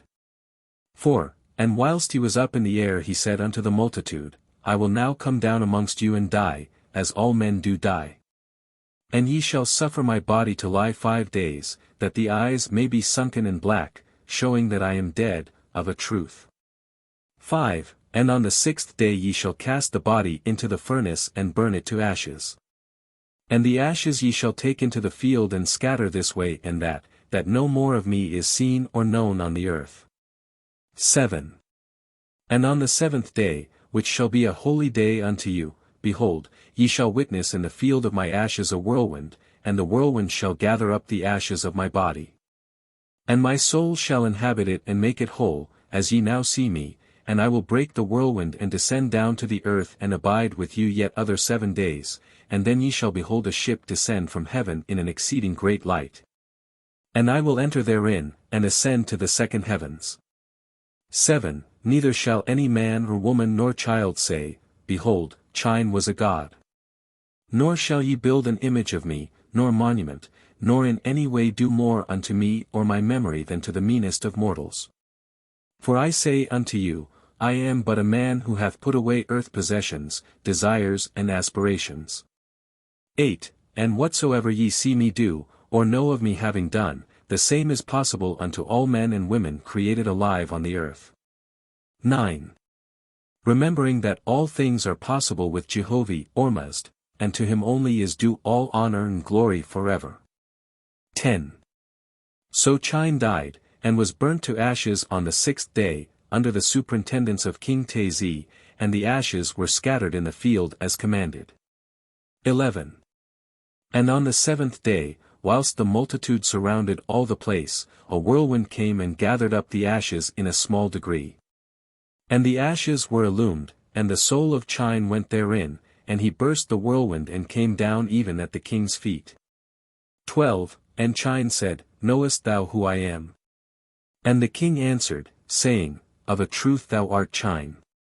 And because this hath come to pass I decree that this, thy native land, shall henceforth forever be called China.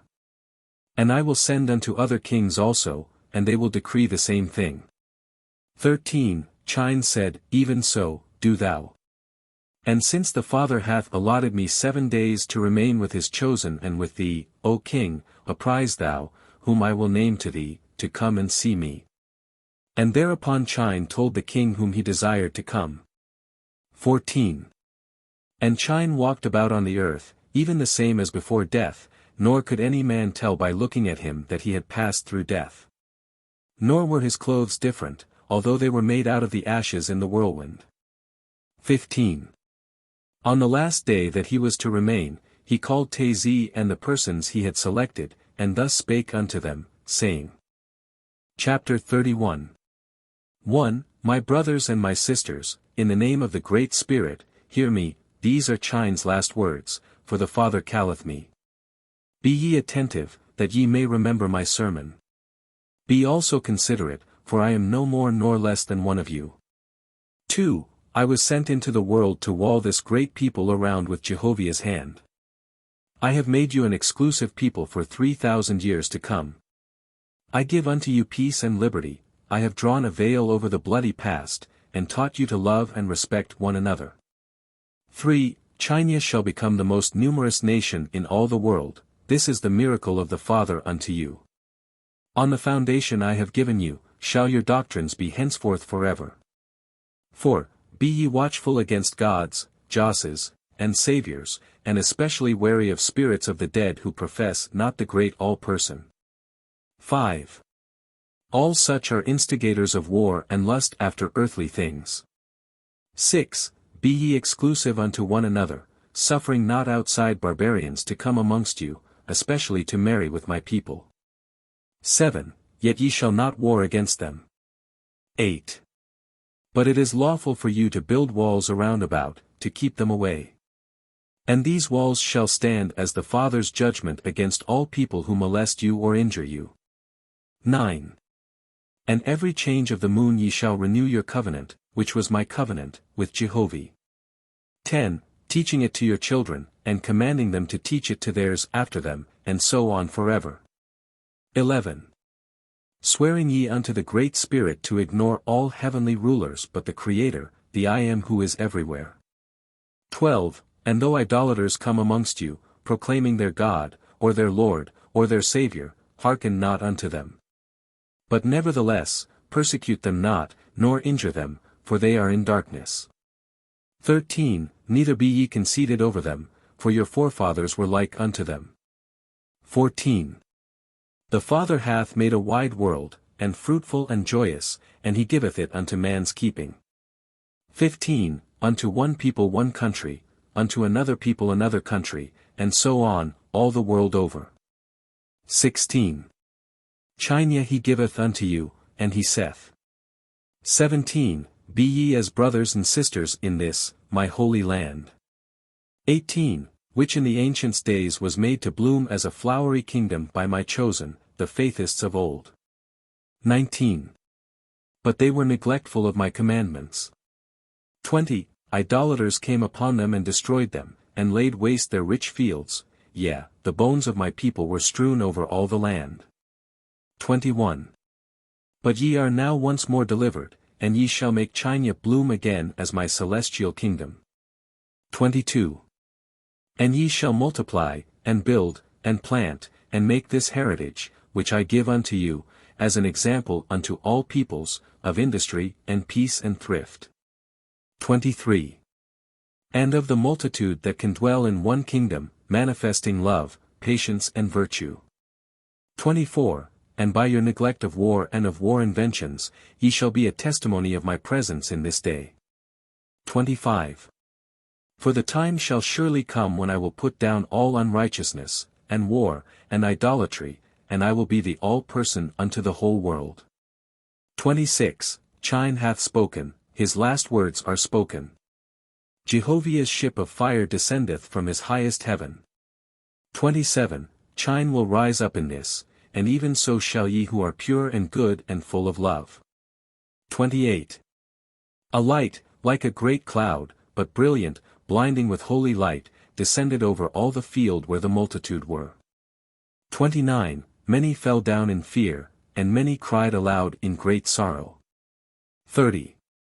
Then Chine went and kissed Taizé, and immediately walked toward the midst of the field, and was lost in the exceeding great light. 31. And the light turned around like a whirlwind, and rose up, higher, and then was seen no more. 32. Chine was gone. 33. And now were manifested the power and glory of Jehovah. Taizé at once made special laws protecting all persons who rejected gods, lords and saviors, but worshipped the all-light, Jehovah. 4 other kings followed with the same edicts and laws. 34. The Faithists were safely delivered into freedom throughout China. Thus end the revelations of the 3 contemporaneous sons of Jehovah, Capilla, Moses and Chine. End of Book of the Ark of Bon. God's Book of Ben. The 9 entities. Jehovah, or Jehovah said, and is equivalent to the all-highest light. The all-knowledge. Te, or Te said, the word Tae is equivalent to the words, the highest general expression of mankind, or, the universal voice was. Corpor, or Corpor said, Corpor signifieth whatever hath length, breadth and thickness. Uz, or Uz said, Uz is equivalent to the vanishment of things seen into things unseen. Uz is also equivalent to worldliness, or, world's people. Esphoma, or, Esphoma said, equivalent to there is something in the wind, or, as things seem to indicate. Signs of the times. Es, or Es said, equivalent to, the unseen world, also to, spirit world. The testimony of angels. Also spirit. Hake, or Hake said, darkness. Ignorance is Hake. Darkness may be corporeal or spiritual. Dark ages, or, a time of anarchy and false philosophy. Cosmon, or, Cosmon said, the present era. All knowledge in possession of man, embracing corporeal and spiritual knowledge sufficiently proven. Cephas, or Cephas said, Cephas is equivalent to, the established, or, the enforced. As the laws of the land, or, the religion of the land, as established. God said, these are the 9 entities, or, according to the ancients, Jehovah and his 8 children, his sons and daughters. And these are the same, which in all ages, poets and philosophers have made to speak as, the family of the universe. Through them I speak. Jehovah is the light, that is, knowledge. The manifestation of knowledge in man is Jehovih. The growth of wisdom in man, as the earth groweth older, is the tree of light. Chapter 1. 1. God said, before the ark of Bon the earth was rank.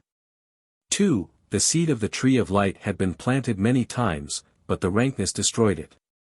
3. In the time of the ark of Bon, the earth reached maturity. 4.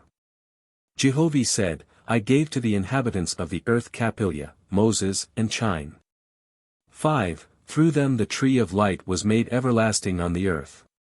6. The great peoples then knew I was God, and my word was with them. 7. Es had spoken before that day, and man knew the presence of angels. But he heeded them not. 8. When my word came, man gave heed. Mine was with authority. 9. Emblems, signs and symbols were the letters of man's alphabet to lead him upward in wisdom. 10. Wisdom cometh not suddenly, as darkness goeth away, light cometh. 11. Great knowledge is all around about. To make man perceive it, is the labor of God. 12. Man said, I have looked in Corpor, but found not knowledge. 13. Corpor said, doth thy flesh know? Have thy bones knowledge? Is it in the blood? 14. Jehovih said, I am knowledge, come thou to me. I am the unseen. Behold thyself, O man. Canst thou put thy finger on the place, and say, here is knowledge? Hath wisdom bulk, and a place? 15. Chapte said, who knoweth the boundary of light? Behold, I cannot hide away from him. What is my small corner compared with the all-light of Etheria? 16. Jehovih said, think not that the vault of the firmament is nothing, for thither have I created Etherian worlds, of sizes equal to the corporeal worlds. But they are independent of them. These are my kingdoms, prepared for the spirits of man and women and children, whom I bring forth into life on Corpor. Nor are my Etherian worlds alike in density or motion, but of different consistencies, that they may be suitable for the varied advancement of my children. 17. Man said, O world, give me light. Give me substantial knowledge, that I can put my finger on it and say, here is the real. 18. Uz said, O man. Behold thy folly. All things thou sayest and hearest and touchest are my abode. 19. Man said, how sayest thou? Thou art vanishment. All things perish, thou art that is without foundation. 20. God said, thou art both a flesh man and an es man. How hopest thou for thy flesh talents to acquire substantial knowledge? All substance is evanescent. The real is the all-light, which thou canst not comprehend. 21. Man said, why, then, this craving in my soul for all wisdom? Was my creation in vain? 22. Jehovih said, because I created thee craving for light, thou goest forth searching. Thou art on a long road, to the summit of all light, even gods have not attained. 23. Man inquired, why, then, was death created? 24. Uz said, behold, even stones moulder into dust. Wouldst thou have had a separate law for man? 25. Es said, I am within thy corpor, when thy corpor mouldereth into dust, behold, I am the es man, thy real self. I am thy spirit, and like a seed planted, I dwell within thy corpor. 26. Jehovih hath said, the corpor of man I created as a womb for the es of man. By death, behold, the es is born. 27. Around about my corporeal worlds I placed atmospheria. 4. As the earth and other corporeal worlds provide a womb for the spirit of man, so have I made atmospheria the substance for a womb for the souls of men. 28. Man said, if, when I am dead, I shall see the place, is not the germ of that light already in me? How am I made that I see, but see not this? Hear, but hear not this? If I am now dead to that which is to be, will I not then be dead to what now is? Give me light, O Father. 29. Jehovih said, To man I gave a corporeal body that he might learn corporeal things, but death I made that man might rise in spirit and inherit my Etherean worlds. 30. 2 senses gave I to all men, corporeal senses and spiritual senses, nevertheless, the twain are one person. A man with corporeal senses transcending, chooseth corporeal things, a man with spiritual senses transcending chooseth spiritual things.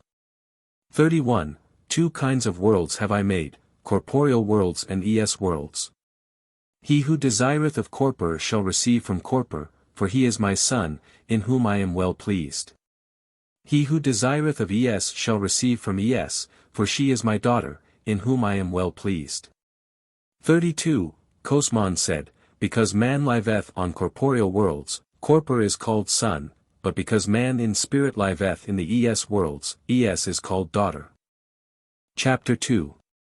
1. God said, Hear me, O man. I am come to teach thee wise dominion. 2. Man said, The aborigines were free. Why shall man with more wisdom learn dominion? 3. Cephas said, My peace is forced peace, I am the light and the life. 4. Man inquired, Behold, the air of heaven is free. Can dominion come down out of nothing, as it seemeth, and rule over something, that is proven? 5. How can God rule over solid flesh? 6. Uz said, O vain man! Do I not come in the winds of heaven and cast cities in epidemic? And yet man seeth me not. 7. I inoculate in the breath, I cast fevers in the bright sunlight, and yet no man seeth me. 8. Jehovih said, All power gave I to the unseen to rule over the seen. 9. Cosmon said, Why wilt thou, O man, search forever in corpor for the cause of things?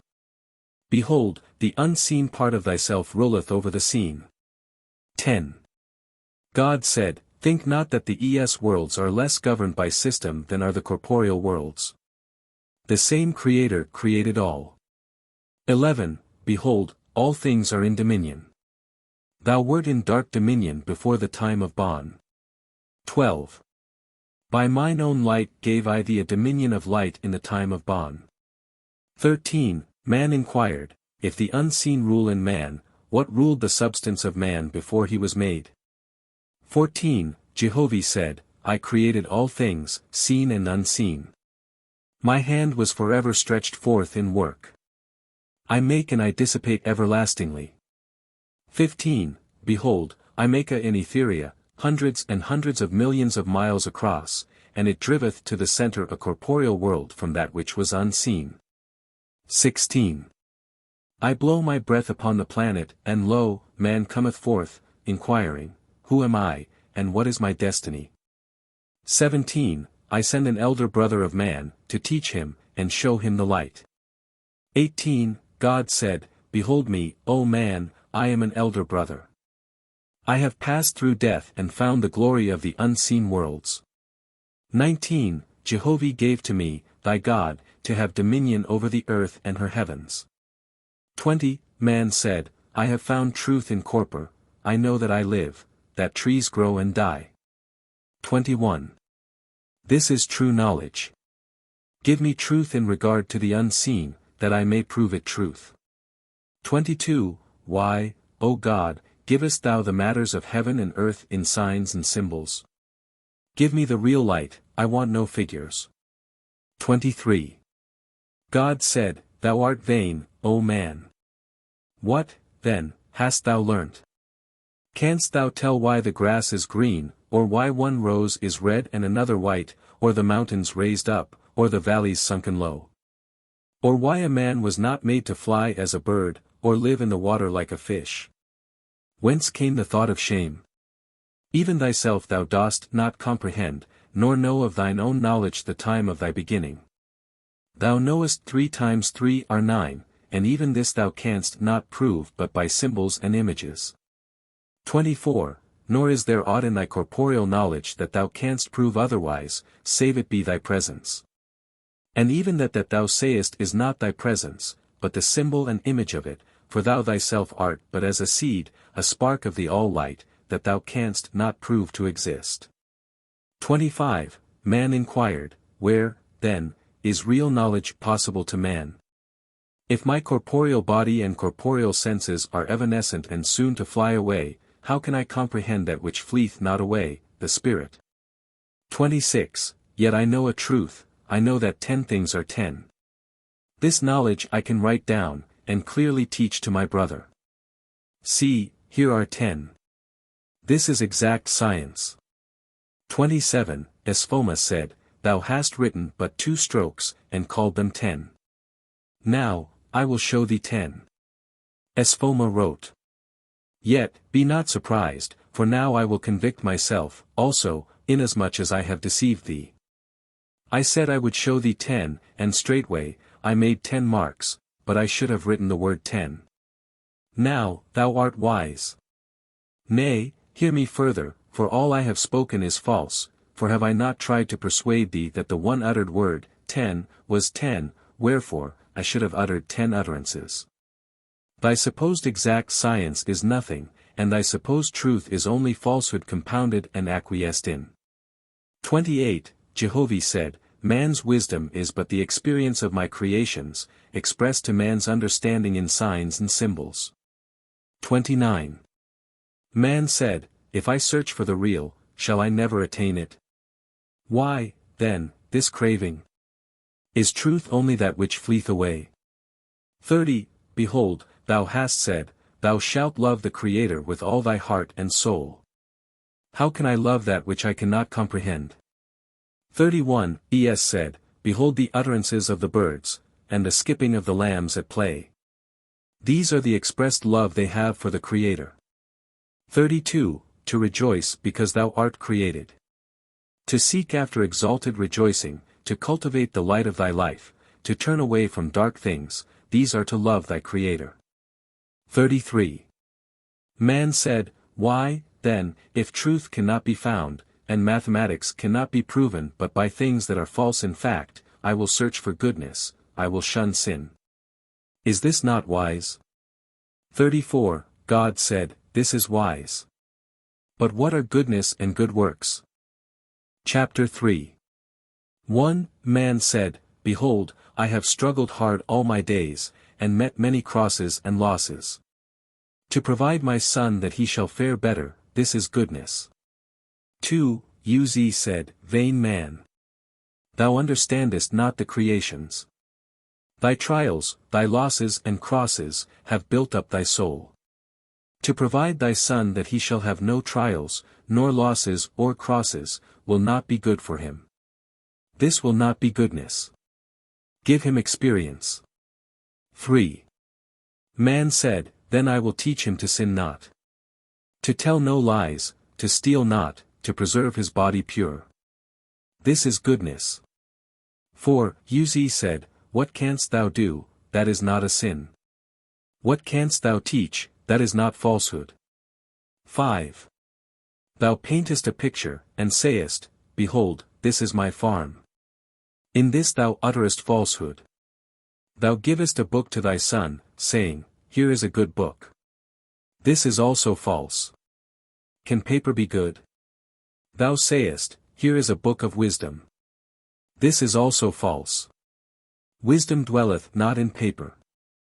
6. How, then, canst thou teach thy son to tell no lies, since no man can speak without lying? 7. God said, One only is truth, Jehovih. All else are false. One only is without sin, Jehovih. All else do sin every day. 8. Man said, To understand the laws of the universe, this is great wisdom. 9. Es inquired, What is a law of the universe? 10. Man said, That an apple will fall to the ground. 11. Uz said, By my hand the apple rotteth. The earth to the earth, but moisture fleeth upward. 12. Jehovih said, By my touch the substance riseth up out of the earth and becometh an apple. Sayest thou, Law is my opposite? 13. Man said, Why, then, there are 2 laws, one to make the apple rise up and grow on a tree, and one to make it fall down again. 14. is this the creation? One law to pull one way, and another law in another way. 15. Can one law make one rose red, and another law make another rose white? One law make one man good, and another law make another man bad. 16. Jehovah said, I make no laws. Behold, I labor with mine own hands. I am everywhere present. 17. Es said, all men may be likened unto green fruit, and on the way toward ripeness. 18. What more is man's earth life than a tree? It hath its winters and summers for a season, and then the end cometh. 19. Jehovah said, behold, I created light and darkness, and one followeth the other. 20. I give Dan to the earth for a season, and then I rain down Gi for a season. Even so created I the soul of man, today, light and joyous. Tomorrow in gloom and melancholy. 21. Man inquired, how can I know if a thing be of God or if it be of nature? What is Jehovah more than natural law? 22. Corpor answered, what is nature, O man? Why wilt thou use a name for the members of my body? 23. Behold, the trees are mine, the mountains and valleys, the waters and every living thing, and everything that liveth not, they are me. 24. Why sayest thou nature? Now I say unto thee, the soul of all things is Jehovah. That which thou callest nature is but the corporeal part. 25. Man said, I mean the laws of nature. Certain combinations under certain conditions give the same result. This is law. 26. God said, what hast thou gained by the word law, instead of the word Jehovah? If that doeth a thing, doth it of its own accord, then it is alive, and wise withal. Therefore it is Jehovah. 27. If it do it not of itself, then it is not the doer, but the instrument. How, then, can law do anything? Law is dead, and the dead do nothing. 28. Within atmospheria, becometh organic and falleth to the earth. 29. Work in Etheria becometh an Aegean cloud, and shattered. 30. Men make laws, as betwixt themselves, these laws are rules governing action, but they are not action itself. 31. Jehovah is action. His actions are manifested in things thou sayest. He is light and life. All his things are a complete whole, which is his person. Chapter 4. 1. Man said, what, then, shall I believe? If great learning have not proven anything real, if science is based on falsehood, and if there be no natural laws, shall I not give up my judgment? Whatever is at variance with my judgment, shall I not turn away from it? 2. It hath been said, the soul of man never dieth. No one can know this, save Jehovah. 3. It hath been said, Jehovah is a person. No one can know this, for his magnitude is incomprehensible. 4. Is the soul of man made of oxygen or hydrogen? Give me light that is real. I can say of what man's mortal body is made. 5. Jehovah said, my divisions are not as man's divisions. Behold, I create one thing within another. Neither space, nor place, nor time, nor eternity standeth in my way. The soul is Es. 6. Man inquired, if the dwelling place for the spirits of the dead be up in the firmament, how is it created? What resteth it upon? 7. And how dwelleth the soul of man in heaven? If the Es man hath feet and legs, how doth he walk? 8. Hath his arms changed into wings? Or rideth he on the lightnings? 9. God said, already goeth thy soul thitherward, but it cannot take thy body with it. Thy corporeal judgment cannot cope with spiritual things. 10. As thought travelleth, so is it with the spirit of the dead. When thou hast quit thy corporeal body, behold thy spirit will be free, whithersoever thou desirest to go thou shalt go. 11. Nevertheless thou shalt go only as thought goeth. And when thou hast arrived at the place, thou shalt fashion, from the surroundings, thine own form, hands and arms, and feet and legs, perfectly. 12. The gods build not only themselves, but plateaus for the inhabitation of millions and millions of other souls risen from the earth. 13. Man said, Alas, me! Why was I born in darkness? 14. Why was I not created knowing all things from my youth up? 15. Why did not the Creator send his angels with me every day, to satisfy my craving for light from the Almighty? 16. Cosmon answered, Hadst thou not craved for light, thou hadst not been delighted to receive light. Hadst thou been created with knowledge, thou couldst not be an acquirer of knowledge. 17. Had the Creator given the angels to be forever giving thee light, then they would be slaves. 18. Liberty is the boon of men and angels. The desire for liberty causeth the soul of man to come out of darkness. 19. Whoso feeleth that he hath no need of exertion, groweth not in spirit. He hath no honor on the earth or in the heavens thereof. 20. Man said, This is my comfort. Man nowadays is not so foolish as the ancients. 21. They worshipped before idols of stone and wood. 22. They built temples and pyramids so costly that they ruined themselves. 23. Cephas said, O vain man! In the day thou abusest the ancients, thou sendest thy son to college, and enforcest him to study the ancients. 24. Thy standing armies hold the nations of the earth in misery greater than did the temples and pyramids. And as for drunkenness and dissolute habits, and for selfishness, thou art worse than the ancients. 25. God said, O man, turn thou from the dead past, learn from the ever-living present. 26. What is thy wisdom for the raising up of the poor and the distressed, more than was that of the ancients? 27. Is it better for thee to hold up a book and say, Behold a most sacred and holy book? Than for the ancients to say, Behold a sacred and holy temple? 28. Cephas said, Consider the established things, in one age one thing, in another age another thing. 29. To make man break away from all the past, and live by the light of the ever-present, is this not the wisest labor? Chapter 5. 1. Jehovih said, In the time I created life on the earth, and in the waters, and in the air above the earth, I brought the earth into hierarchy for 1,000 years. 2. And the earth gave out light because of the darkness of the heavenly forests whither I had brought her. 3. Man said, To know the beginning of things, what greater delight than this? 4. To know when the earth was made, and how the living were created. 5. The thousands of millions of kinds and species. 6. God said, Was not this answered unto thee? According to the light that man was capable of receiving, so was he answered. 7. Man inquired, But why was not the truth told?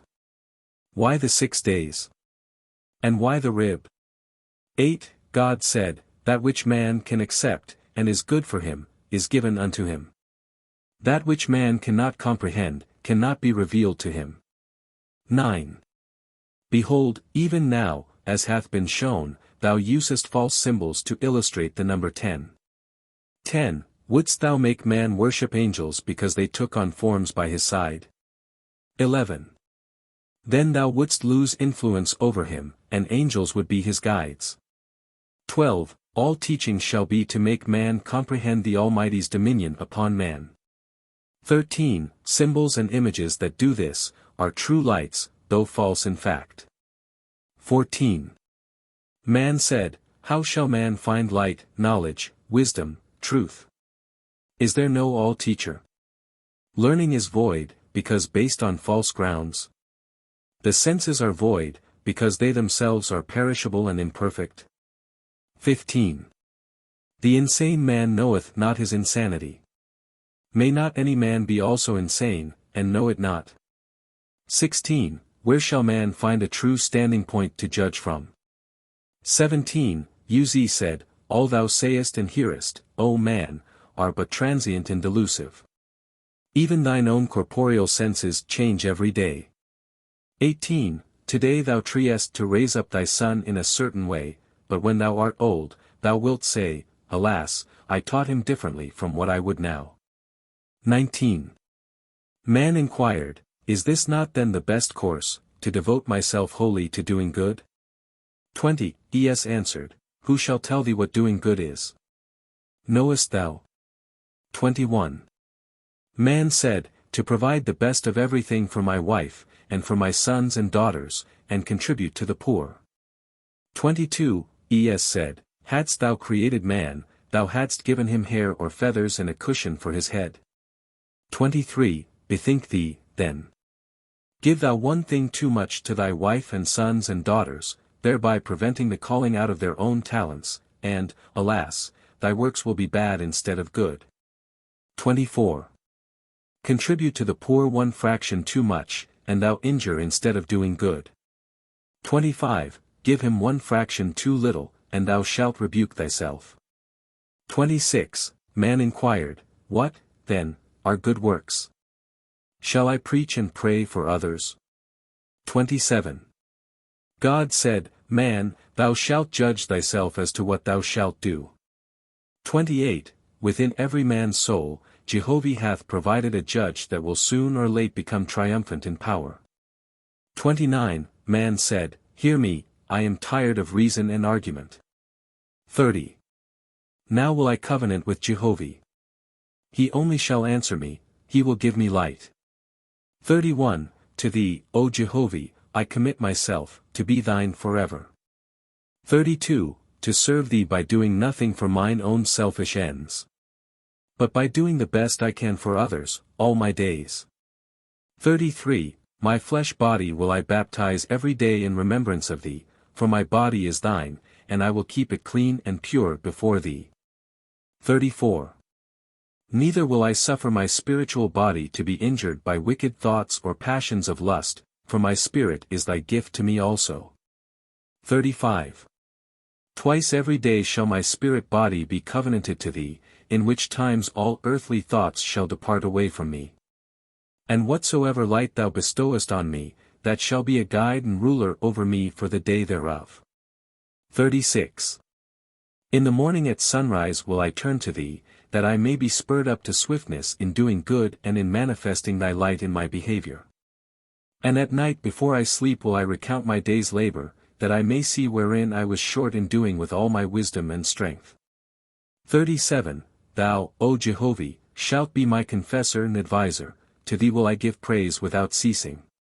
My prayers and anthems to thee shall be without number. This do I perceive is the highest of all aspiration. 38. For what better is it for God or the spirits of the dead to tell me a thing than for mortals to tell me? Is not all wisdom necessary to be proved within each and every man? Is it not better that my vision reach up to heaven and see it myself, than to be told of it by the angels? 39.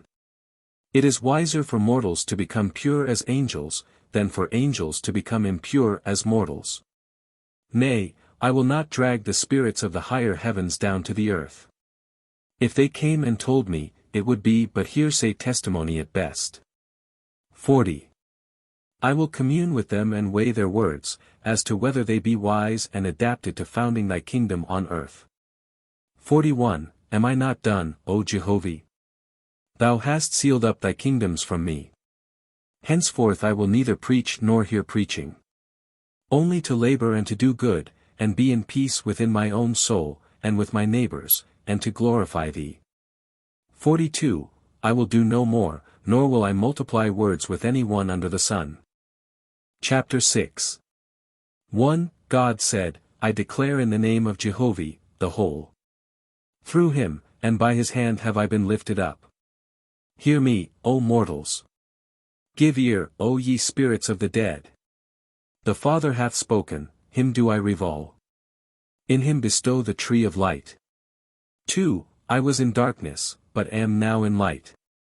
His presence is upon me. Hearken, then, to my words, and be wise in your lives. 3. Seek not to disprove him, seek not to prove that these things cannot be. Seek not to deny his person, nor his spirit. Of such was my bondage. In bitterness of heart was I bound in darkness. Those who deny, those who try to disprove him, are in darkness. For, he is the same today and forever. The prophets of old found him, so also can ye. But he cometh not to the denier, nor to the disprover. 5. He who will find his person must look for him. He who will hear his voice must hearken. Then cometh light. 6. All argument is void. There is more wisdom in the song of a bird than in the speech of a philosopher. The first speaketh to the Almighty, proclaiming his glory. The second plotteth in darkness. 7. By my hand were the ancient libraries burnt, to draw man away from darkness. 8. Cosmon said, What hath great learning found that is valuable? 9. Shall learning, like riches, be acquired for one's own selfish gratification? 10.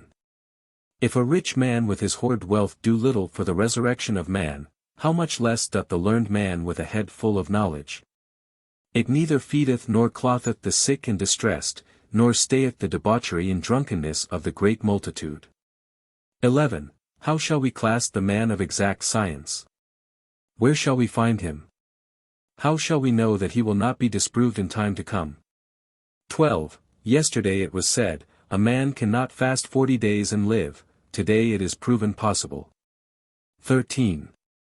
Yesterday it was said, there is attraction of gravitation betwixt the sun and the earth, today it is proven that there is no such thing. That no man can see without eyes or hear without ears, in suis, clairvoyance and clairaudience. Today hundreds of thousands know it to be so. 14. Yesterday it was said, thou shalt eat flesh and oil, because they supply certain things for the blood, without which man cannot live, today it is proven otherwise. 15. Yesterday the physician said, take thou this, and it will heal thee, today the same thing is proven to have no virtue. 16. This only is proven, that man is vain and conceited, desiring to make others believe he is wise when he is not. 17. What healed the sick yesterday, will not tomorrow. 18. Philosophy that was good yesterday, is folly today. 19. Religions that were good for the ancients are worthless today. 20. Crime and pauperism grow up in the heart of them, even worse than in the regions of the earth where they are not preached. 21. The physicians have not lessened the amount of sickness on the earth. 22. The lawyers have not lessened the rascality of the wicked, or depleted the number of defrauders. 23. The march of Jehovih in his peoples is onward, it is like a tree of light, forever growing, but man heedeth not the growth. 24. Man bindeth his judgment by things that are past, he will not quicken himself to see and understand the all-light. Chapter 7. 1. Esphoma said, I am the signs of the times. 2. By my face the prophets foretell what is to be. 3. I am the living mathematics, the unseen progress of things speaking to the senses of man. 4. My name is, the signs of the times. 5. Why have ye, the inhabitants of the earth, and ye angels of the heavens, not beholden me in my march? 6. I called out in the days of the pyramids, O ye kings and mighty ones. Behold the signs of the times. 7. And ye men of great learning, give ear, a voice speaketh in the wind. 8. Behold, Osiris and Isis shall go down. Anubi shall not judge the people of the Almighty. 9. I sent a storm into colleges of learning. The wise professors held up their heads and said. 10. I doubt the person of Osiris. I doubt Isis. Are they merely a principle? 11. The prophets looked here and looked there. They said, behold the signs of the times. Let us measure the increase in the growth of skepticism to these ancient gods. 12. They said, Osiris shall go down, and so shall Isis and Anubi, and Baal, and Ashtaroth, and Thammus. 13. But kings heard not. They called their councils for stern legislation. 14. They saw, but denied my person and the power of my hand. 15. Man calleth out, give me a key for prophecy. Show me the way to find the destiny of gods and angels and mortals. 16. Show me the key for the rise and fall of nations and empires. 17. Then I come forth over all the land. Man beginneth to doubt, then to disbelieve, and then to deny the popular gods and saviors of his forefathers. 18. They will not see which way the wind bloweth, with strong arms and bloody hands they raise up against Jehovih. 19. Then they go down in destruction, they and their gods are known no more. 20. Jehovih hath said, All things are like a tree, which springeth up from a little seed to become mighty, which beareth fruit for a season, and then falleth and is turned to dust. 21. One by one my gods, and my false gods, rise up and are powerful for a season, and then are swept away in Esfoma's hands. 22. Behold my thousands of saviors, which I have sent to raise up the inhabitants of the earth. Where are they this day? 23. I give to mortals gods and lords and saviors, according to the time and place of the earth in my Ethereans, so bestow I them. 24. But when they have fulfilled their time, lo, I take away their gods and lords and saviors. Not suddenly, nor without signs of the times of their going. Chapter 8. The battle with the beast of the Ark of Bon. 1. Es said, The light of Jehovih touched on the earth, and the heavens about were stirred to the foundation. Things past were moved forward. His voice was from the depth of darkness to the summit of all light. 2. Nations that had not known him, now knew him. Acceptable, and with loud rejoicings, they shouted, Jehovih! Jehovih! Almighty and everlasting! Glory be to thee on high! Creator, Father! All praise to thee forever! 3. And Jehovih went far and near swiftly, quickening with a new power both the living and the dead. And the peoples raised up, and heard his voice from every corner, calling, Come forth! Come forth!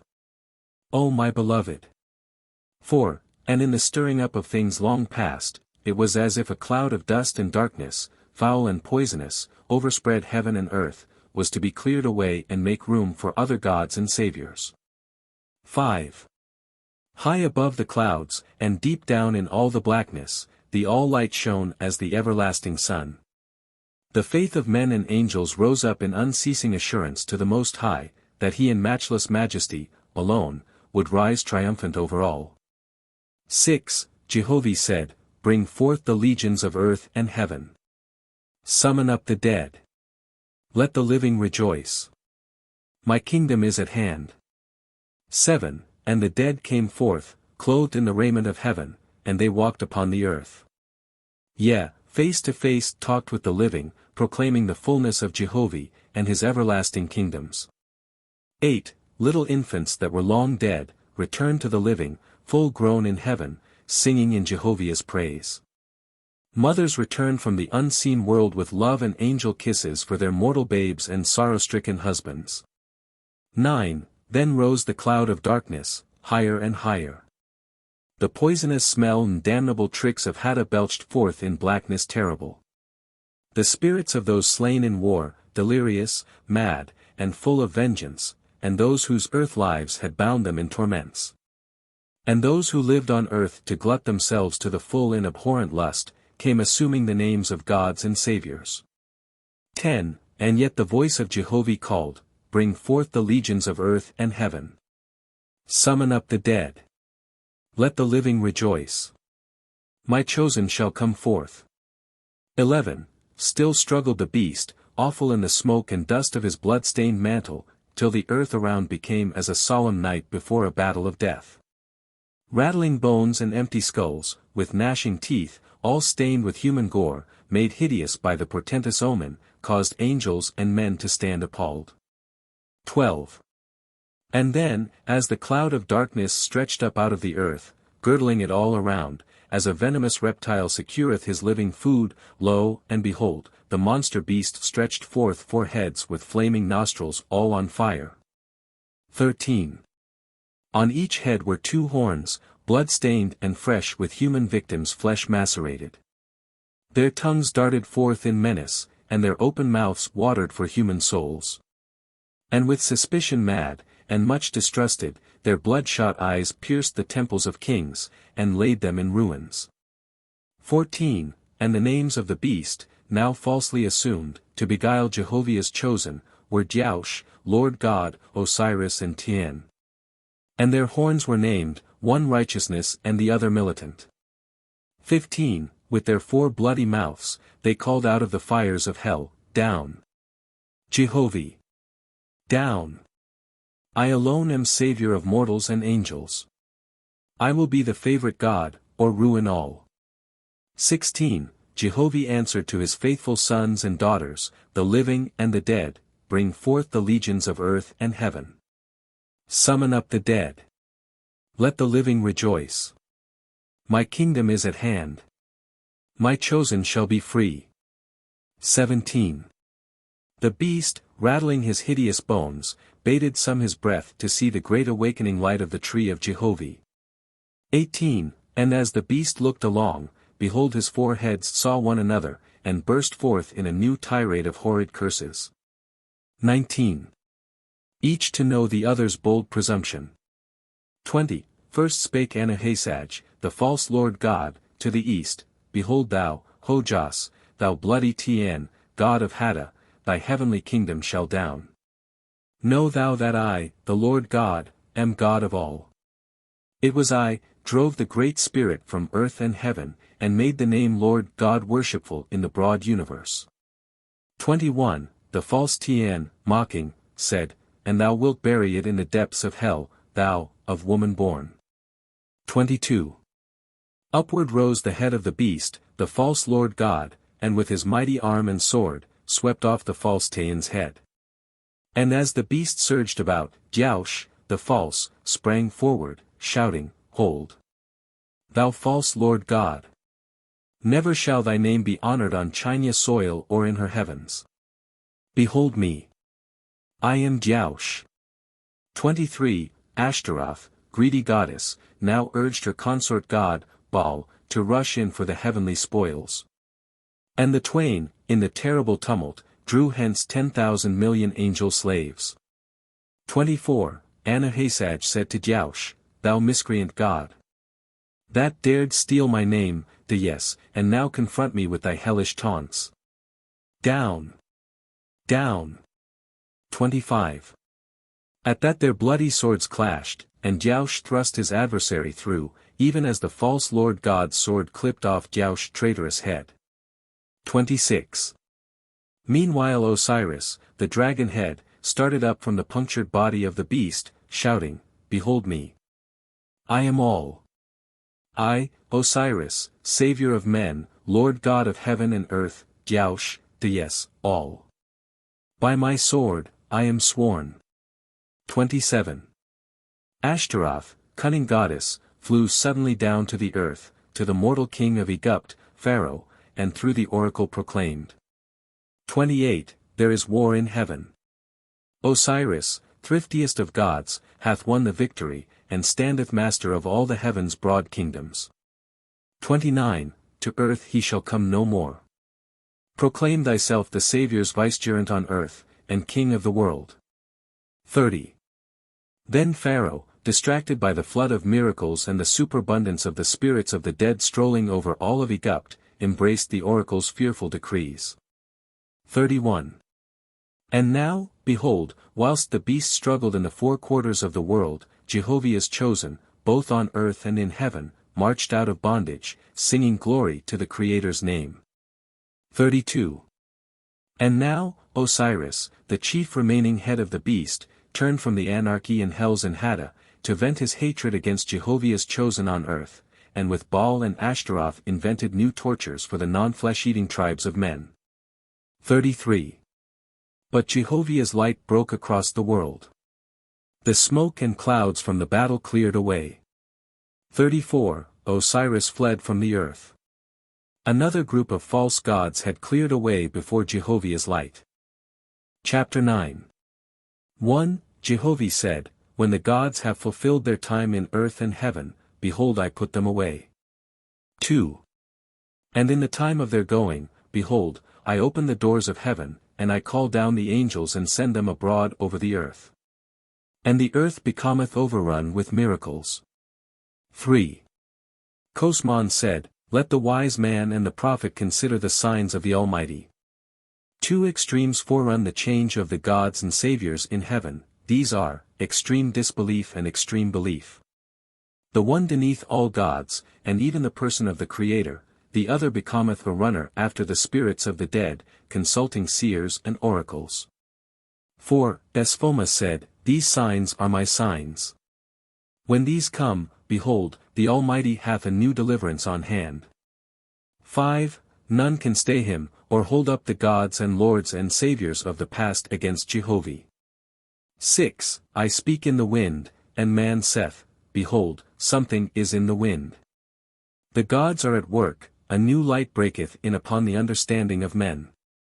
7. Out of the tumult, Jehovih riseth supreme in every cycle. 8. He letteth forth a few who know him. He foundeth them as a separate people in the world. 9. Uz said, And in the time of Jehovah's triumph, I come and make myths out of the deposed gods and saviors. 10. Then I stretch forth my hand against the libraries, and houses of ancient records, and I destroy them. 11.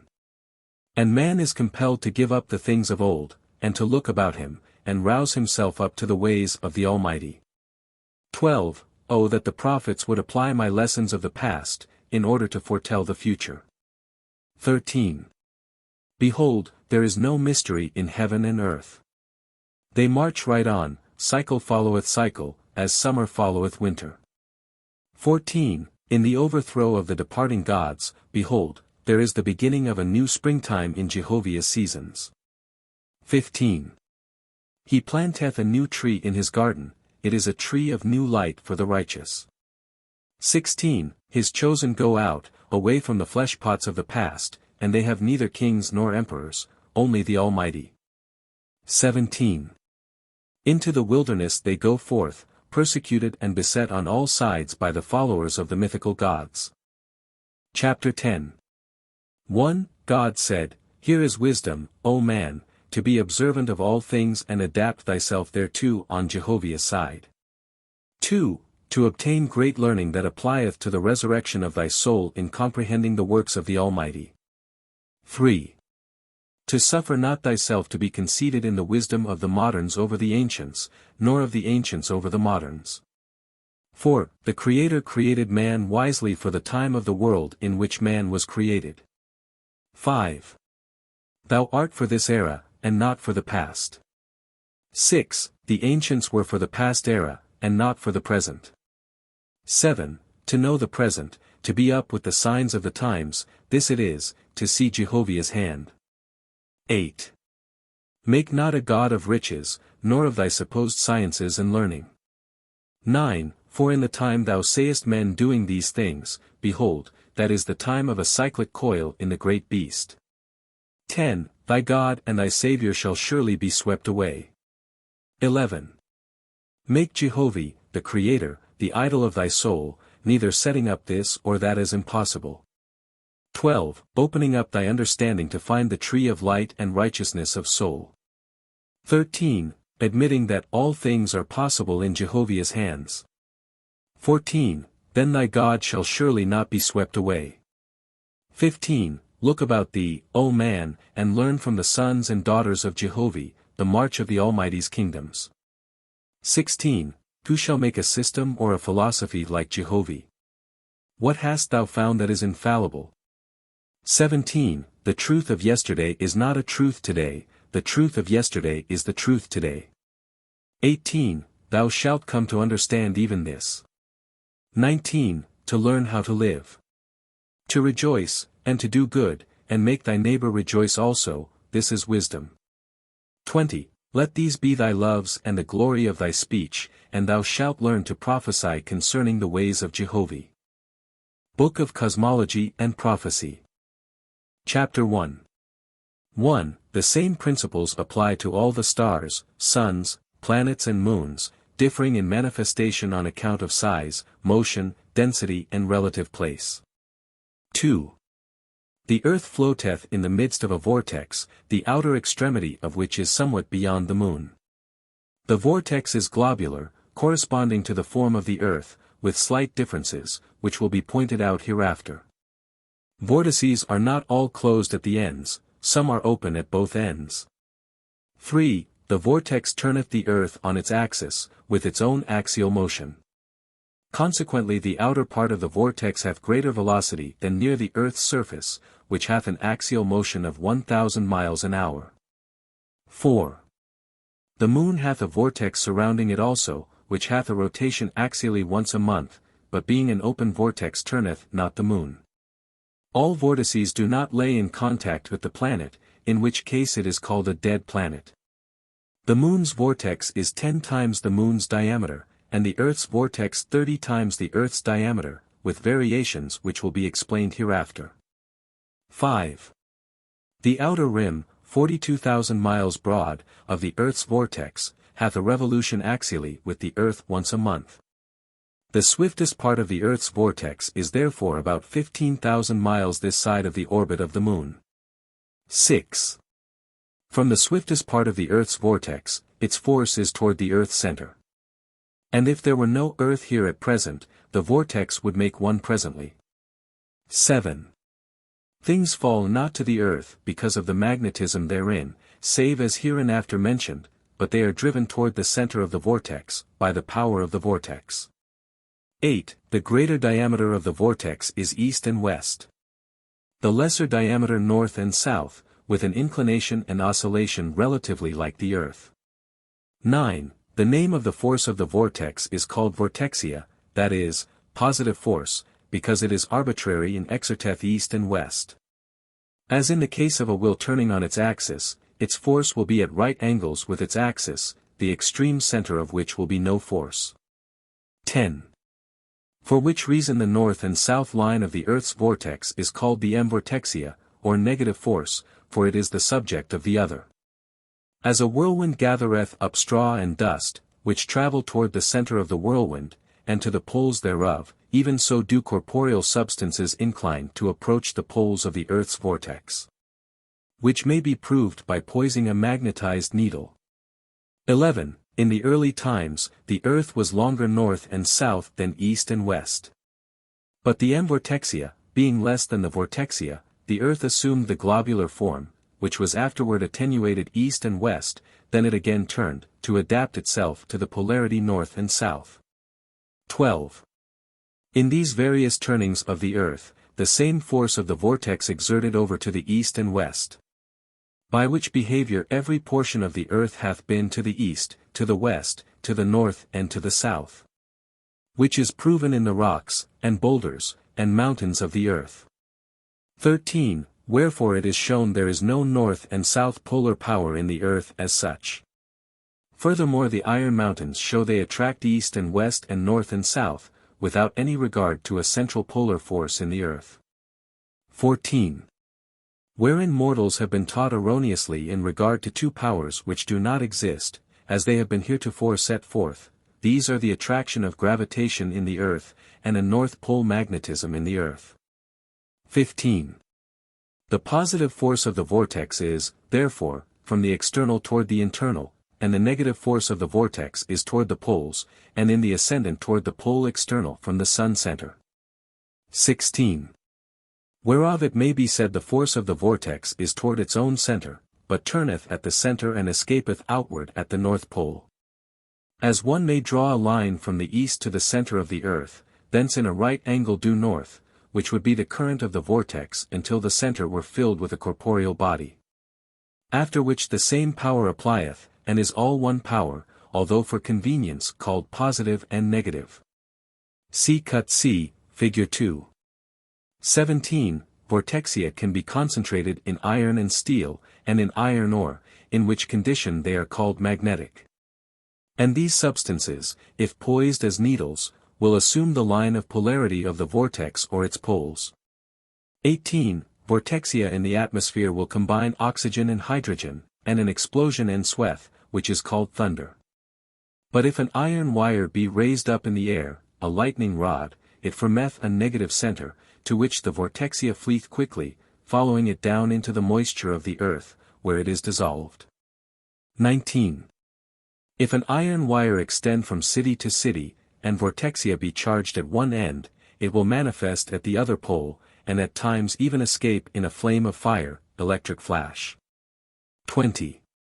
In like manner the vortex of the earth constantly chargeth the earth with its vortexia in the east and west, and it manifesteth in the northern pole of the vortex in flames of fire, which are called borealis. But it sometimes happeneth, over high iron mountains, that the light is manifested in other directions. A Suez can see vortexia, as is proven by placing a horseshoe magnet before him in the dark, and he will describe the polar light escaping, even though he hath not been previously informed. 21. When vortexia is manifested in flames of fire it is called electricity. But when it lieth dormant, as in iron, it is called magnetism. 22. Where two corporeal substances are rubbed quickly together, friction and heat result. This is a manifestation of vortexia. 23. In the beginning of the earth's vortex, the current concentrated certain substances, which will be described hereafter, in the center thereof, where, by friction, the vortexia manifested in heat. So that when the congregation of materials of the earth's substance were together, they were as a molten mass of fire. 24. And for a long period of time after the fire disappeared, two great lights manifested, one at the north and one at the south. 25. Were the earth a central planet, like the sun, the light would have been all around, in which case it would have been called a photosphere. 26. By vortexia was the earth first formed as a ball of fire. By the same power is the warmth of the surface of the earth manufactured to this day. Think not that heat cometh from the sun to the earth, heat cometh not from the sun to the earth. Of which matter mortals in part still dwell in the superstitions of the ancients, who believed all things came from the sun. For is it not said this day, heat and light come from the sun? Nay, without examination, they also talk about the attraction of gravitation of the sun extending to other planets. 27. Corpor, as such, hath no power in any direction whatever, neither attraction of cohesion, nor attraction of gravitation. Nor hath it propulsion. But it is of itself inert in all particulars. As two ships sailing near each other will collide, or as two balls suspended by long cords will approach each other somewhat, the cause lieth not in the ships or the balls, but in what is external to them. 28. Cast water on a dusty floor and the drops of water will assume globular forms, being coated with dust. For convenience sake it is said that the globular form is natural to a liquid, and it is called the globular power. But it is nevertheless caused by a power external to itself. Approach one of the drops of water, which lieth coated with dust, with a piece of cloth, and instantly the globe of water breaketh and climbeth up into the cloth. This is erroneously called capillary attraction. But in fact the water had no attraction for the cloth, nor the cloth for the water. The power which accomplished this was external to both, and was the same in kind as the vortexia that brought the earth to its center and maintained it therein. 29. Withdraw the vortexian power, and the earth would instantly go into dissolution.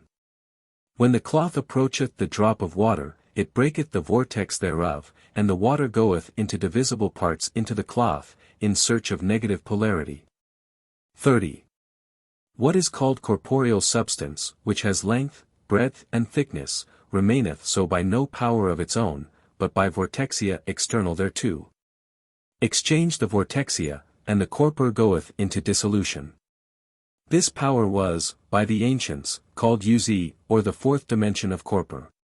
See Uz, in Sappha. 31. Wherefore it is said, the tendency of corpor is to uncorpor itself, dissolve or evaporate. From the surface of the ocean, and from the earth also, moisture riseth upward. Turn a wheel slowly, with water on its periphery, and the water fleeth not off, let the wheel stand idle, and the water runneth off. Or turn the wheel very swiftly, and the water fleeth off.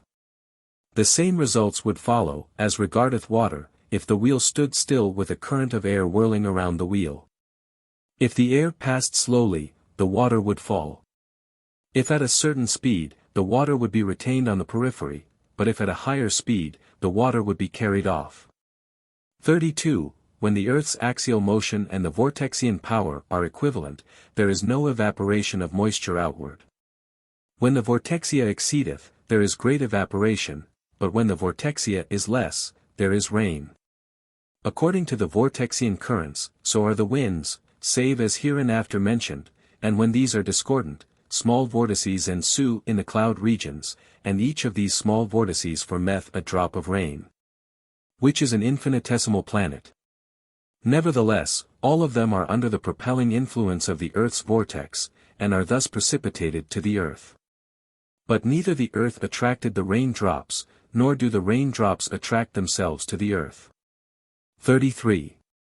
The Earth's vortex is a subvortex, existing within the Sun's vortex. Mercury, Venus, Mars, Jupiter, Saturn, and so on, are corporeal worlds, and each and all of them within subvortices. And the combination of all these vortices within the Sun's vortex are known by the names Great Serpent, or Solar Phalanx.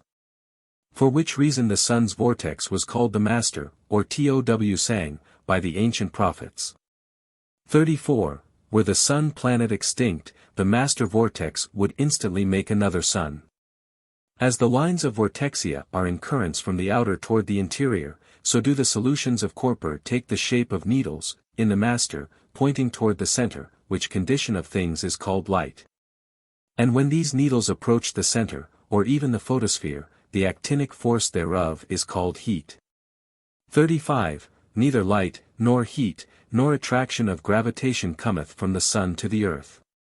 Heat decreaseth in force in proportion to the square of the distance from the place of generation, nevertheless, an allowance of decrease must be added thereunto of 1 to the 100.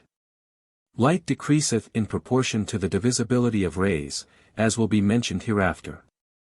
Though a man see the light of the sun, as he seeth a horse in a field, yet there is no such thing as travel of light in fact. Nor is there any substance of light. But that which is called light is polarity of corporeal needles in solution, caused by the lines of vortexia. In experiments on Earth, the flash requireth a certain time to polarize these infinitesimal needles, and for convenience sake such lapse of time is called the travel of light. When the flash continueth, as in the case of the Sun center, the Master's infinitesimal needles remain poised from the Sun center outward, even to the Earth, and may be compared to telegraph wires, with a battery at each end. But there is no travel in any sense whatever. Daylight is not, therefore, made by the Sun, nor by the photosphere of the Sun. Daylight is the condition of things polarized within the Master vortex. Night is manufactured by the Earth coming betwixt the Master's focus and the outer extreme. So that both night and day continue all the time, and we realize them both alternately in consequence of the axial motion of the Earth. As in the case of night, or of any darkness, when the needles of atmospherian substance are disturbed in polarity, or when the lines of needles are cut, as in eclipse, there is no direct manifestation of the Earth's vortexian currents. And such is the cause of darkness. For which reason nitrogenous plants grow rapidly at night, whilst the ripening of certain fruits and grains require the light of day. For by this vortexia are seeds and grains and fruits charged with it. Whereof when man eateth, or, as in breathing air, these things go into dissolution, as hereinafter mentioned, the heat is eliminated, and lodgeth itself in man. Or if certain herbs be piled together, and they commence dissolution, their heat is evolved, and is called spontaneous combustion. 36. Nevertheless, the herbs as such, have no power to produce heat. By their rapid dissolution, the vortexia in them endeavoureth to escape to some pole. The heat in herbs, and seeds, and plants, and other growing things, is because they are the objective points of the actinic force of vortexia. And this heat in herbs is equivalent to the same thing in iron, which is called magnetism. And its liberation or polar manifestation is, after all, one and the same thing as that which is discharged in a magnetic flame called electricity. 37. So that the cause of all these things springeth from the vortex, the power and force of which is vortexia. By a sudden dissolution of vegetable substance, as wood or straw, we have what is called fire, or burning. There is no substance of heat, nor of fire, a dissolution occurreth in which the vortexia is liberated. Corporeal substances all contain heat, vortexia proper, even snow and ice have it in infinitesimal quantities, and oils, and herbs of all kinds. But the diamond containeth the highest percentage of charge. 38. Wherein they have taught erroneously that heat cometh from the sun. As may be proved in all the earth that heat, so-called, is evolved at the expense of destroying something, which is, in general, called combustion. And there is not in all the universe anything that can give off forever without receiving a supply forever. Heat had to be stored up in the first place in anything in heaven or earth before it could be liberated. 39. Though a man burn a stick of wood, he can produce no more heat therefrom than what was stored therein. 40. Allowing the sun to be 4.5 millions of miles in diameter, and to be of the best quality of a diamond. Give it even 50% of the burning capacity, and it would be entirely consumed in 80,000 years. And yet the sun is not of any such quality as a diamond. Even not more so in quality than is the earth. But suppose it were even as a diamond, or as the highest conceived of center of heat, then that heat had to be previously given to it. Whence came it? To suppose that heat existeth of itself is folly. To suppose that heat can be produced forever without supply is not supported by any fact in heaven or earth. 41. Friction produceth heat, but it is because the abrasion liberateth stored up vortexia.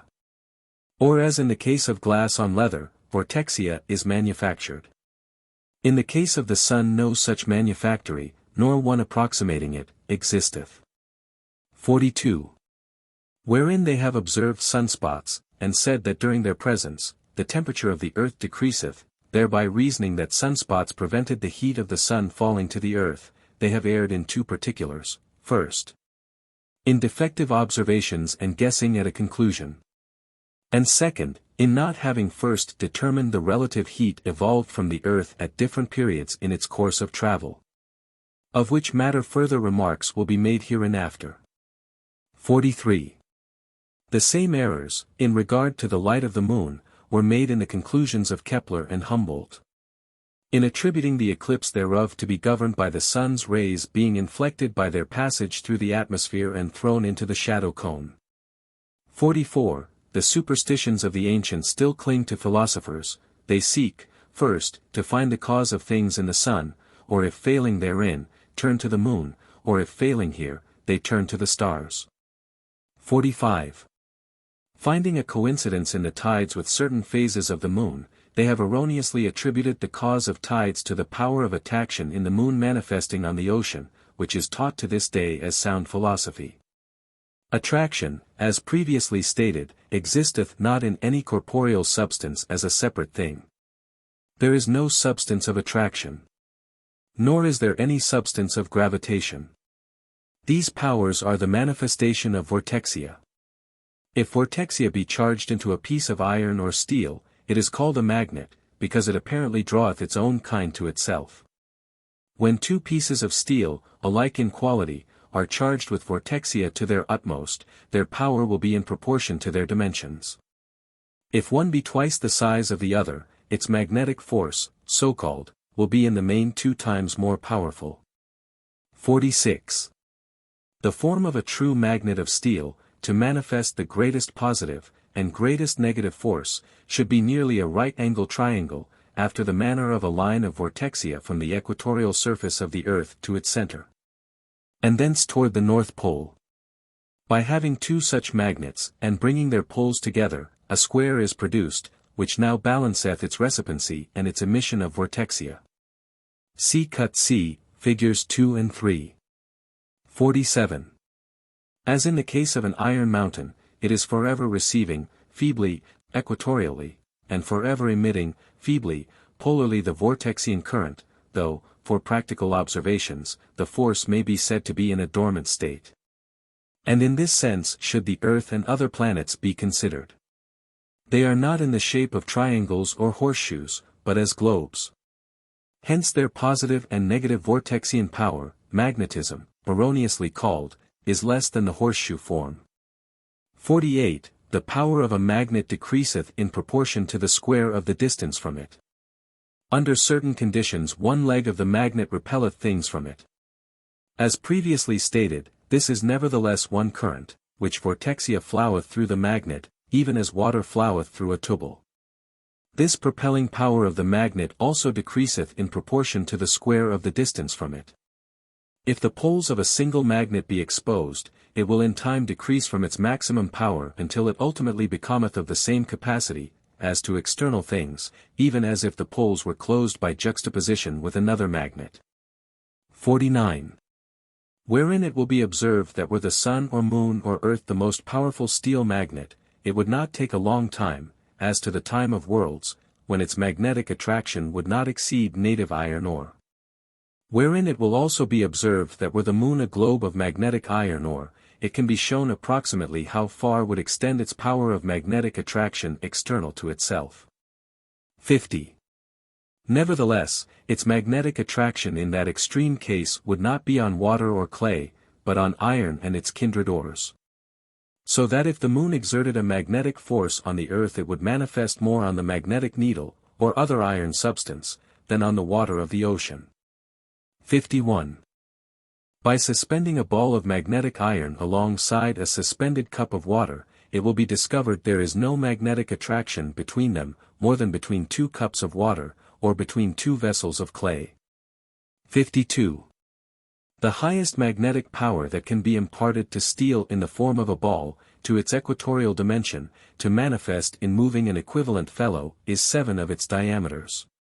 But in the case of iron or normal magnet, it is very considerably less than this. By this it is shown that were the moon a steel magnet it would not exert perceptible power more than 9,000 miles. Her shortest distance from the earth is 220,000 miles. 53. Wherein it is shown that under the most extravagant supposition of power, her magnetic attraction is more than 200,000 miles short of reaching to the earth. 54. Were there such a thing as magnetic attraction between the iron and water, or between water and water, a still further discrepancy would result.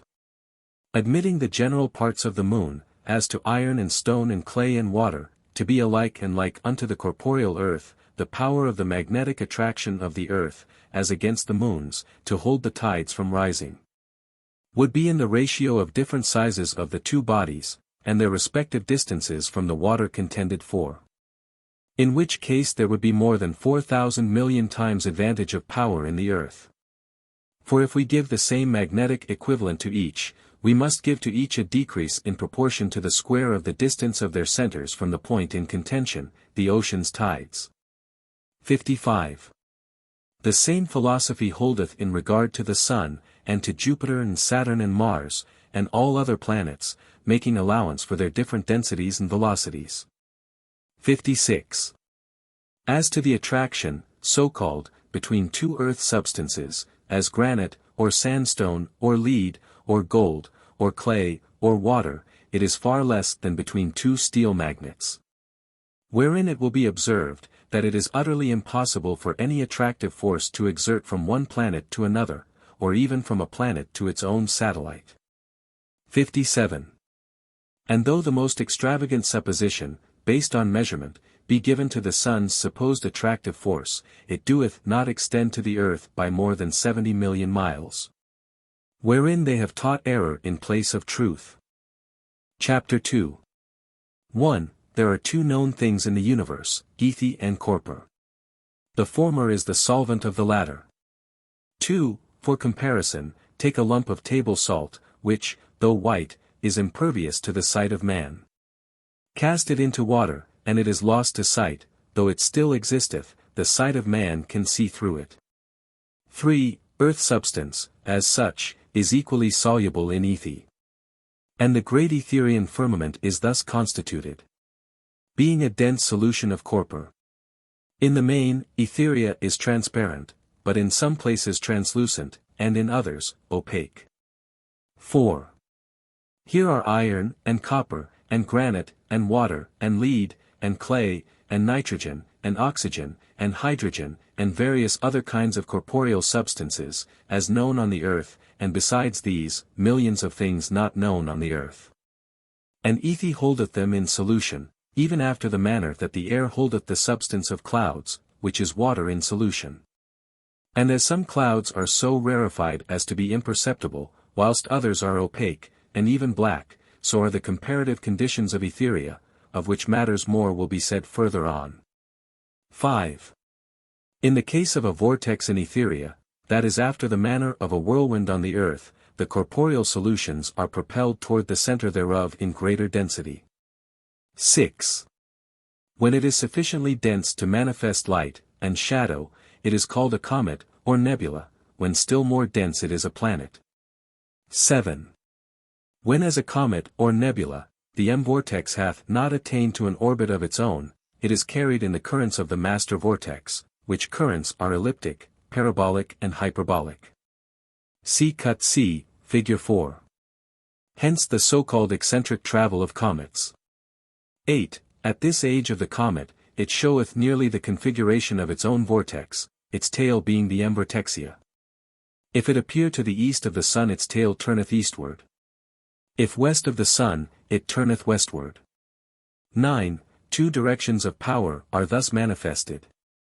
And also two powers, first, that the vortex of the sun hath power from the east to west, and from the west to east, to which the comet is subjected, second, that the comet hath a vortex of its own, which is sufficient under the circumstances to maintain the general form of the comet. The ordinary comet hath its tail away from the sun, but some comets have two tails, one toward the sun and one away. In the case of Biela's comet in the year 4 BK, 1846 AD, which was broken whilst the observer was looking on, is sufficient evidence of the subpower of the comet vortex. 10. Interior nebula is generally described as comets, whilst exterior nebula is usually called nebula. Nevertheless, all such solutions of corpor are of like nature, being as the beginning or as the incomplete condensation of a planet. 11. They do not all, nor half of them, ripen into planets. But their vortices are often broken and they return again into sublimated solutions, and are lost to mortal sight. 12. But nowhere in Etheria is there a solution of corpor sufficient to put itself in motion, nor sufficient to condense itself, nor to provide the road of its travel. But its road of travel showeth the direction of the lines of the sun's vortex. Save and except in such case when a comet's vortex cometh within the vortex of another planet's vortex of greater power than its own. 13. As a cyclone, or whirlwind, on the earth, travelleth with the general current of the wind, so travel the subvortices in Etheria within the axial lines of vortices in chief. 14. Whether within the sun's vortex, or external thereto, the rules apply, so far as nebula or comets are concerned, and the vortices that carry them. 15. Axial velocity belongeth to all of them, and the tendency of all of them is to orbits, the which they attain to or not, according to their strength compared to the master. 16. When a nebulous planet is sufficiently dense to have its corpor polarized, but so that its polarity correspondeth to the polarity of the master, it is transparent, and possesseth no eclipse power. 17. But when nebula is polarized transversely, it is as a cloud in Etheria, with power to eclipse stars, and even to eclipse the sun itself, provided it be within the solar vortex. 18. Of external nebulae, of sufficient size to be self-sustaining, and to ultimately become planets, there are at present visible from the earth more than 8,000. These are in process of globe-making, even as the earth was made. Of nebulae within the sun's vortex, where they are usually called comets, there are upward of 8 or 10 new ones every year. Some of them survive but a few months, some a few years, some 100 years, and some even 1,000 or more years. But in all cases when the vortex of one of them bursteth, the corpor of the comet fleeth instantly into dissolution more sublimated, and is lost to mortal sight. 19. Where nebula is transparent and lieth between the earth and master center, it is not discernible either with the naked eye or with a telescope. Amongst the most sublimated forms of corpor in solution are nitrogen, oxygen and hydrogen. When a subvortex, or even a stratum of 10 or 20 million miles, of this solution lieth between the earth and sun center, and an observation of the sun be taken, the observer is apt to erroneously suppose he hath discovered nitrogen, oxygen and hydrogen in the sun atmosphere or photosphere. And if the solution contain iron and gold and platina, and other metals, the observer is apt to erroneously suppose he hath discovered these things within the photosphere or atmosphere of the sun. 20. Wherefore all observations made to determine such matters require that the observer shall first understand what lieth between the earth and the sun at the time of observation. 21. But some of these subvortices in Etheria require 40 years' time in which to drag their whole length away from the line of observation. So that in no case is the observation of any value, even though it be taken the breadth of the earth, unless it covereth a period greater than 40 years. But it also so happeneth that, perhaps, when such an immense vortex is about passing away from the line, that another one, equally large and perhaps of different density of solution, cometh within the line.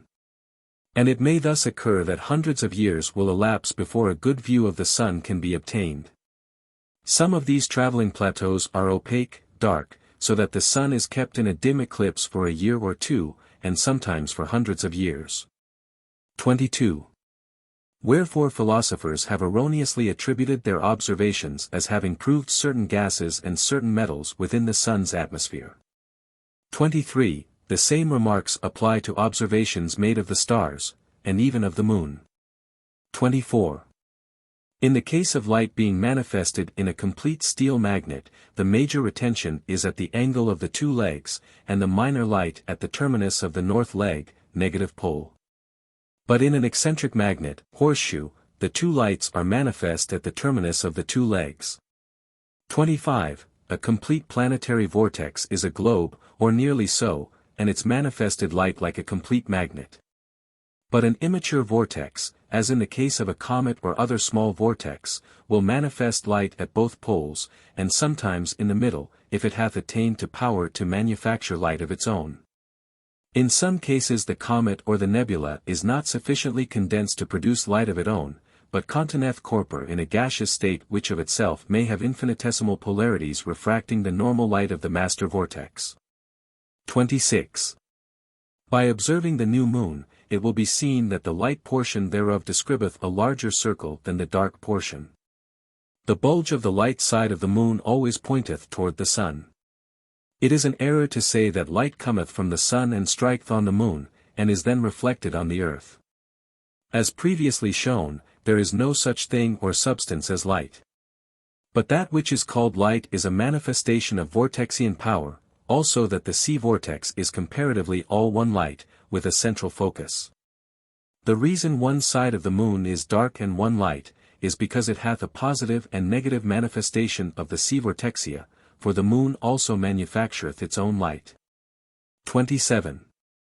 As the moon advanceth to the next quarter, the same discrepancy in the two apparent sizes is manifest, and this continueth until it is full moon.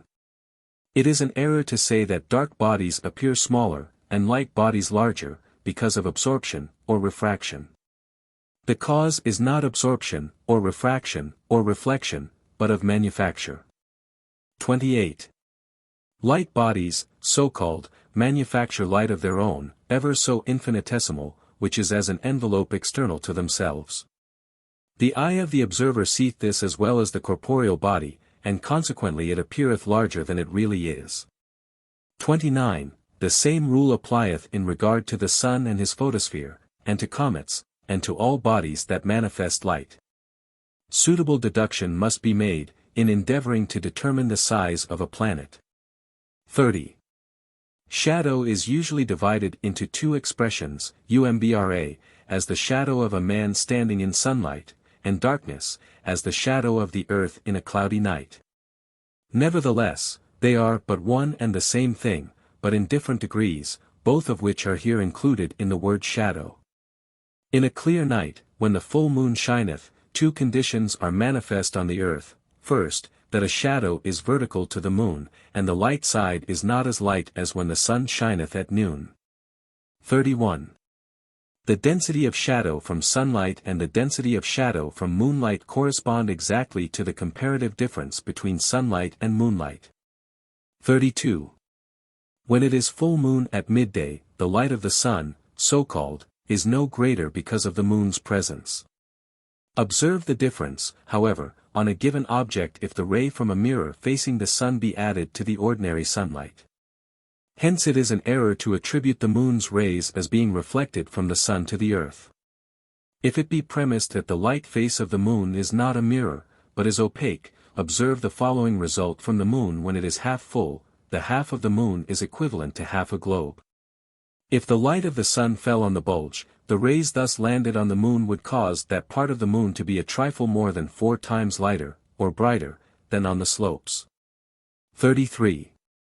In an observation of this kind, and if the light were borrowed from the sun, 2 kinds of rays would result. The bulge of the moon would afford a center for rays to emanate in very direction.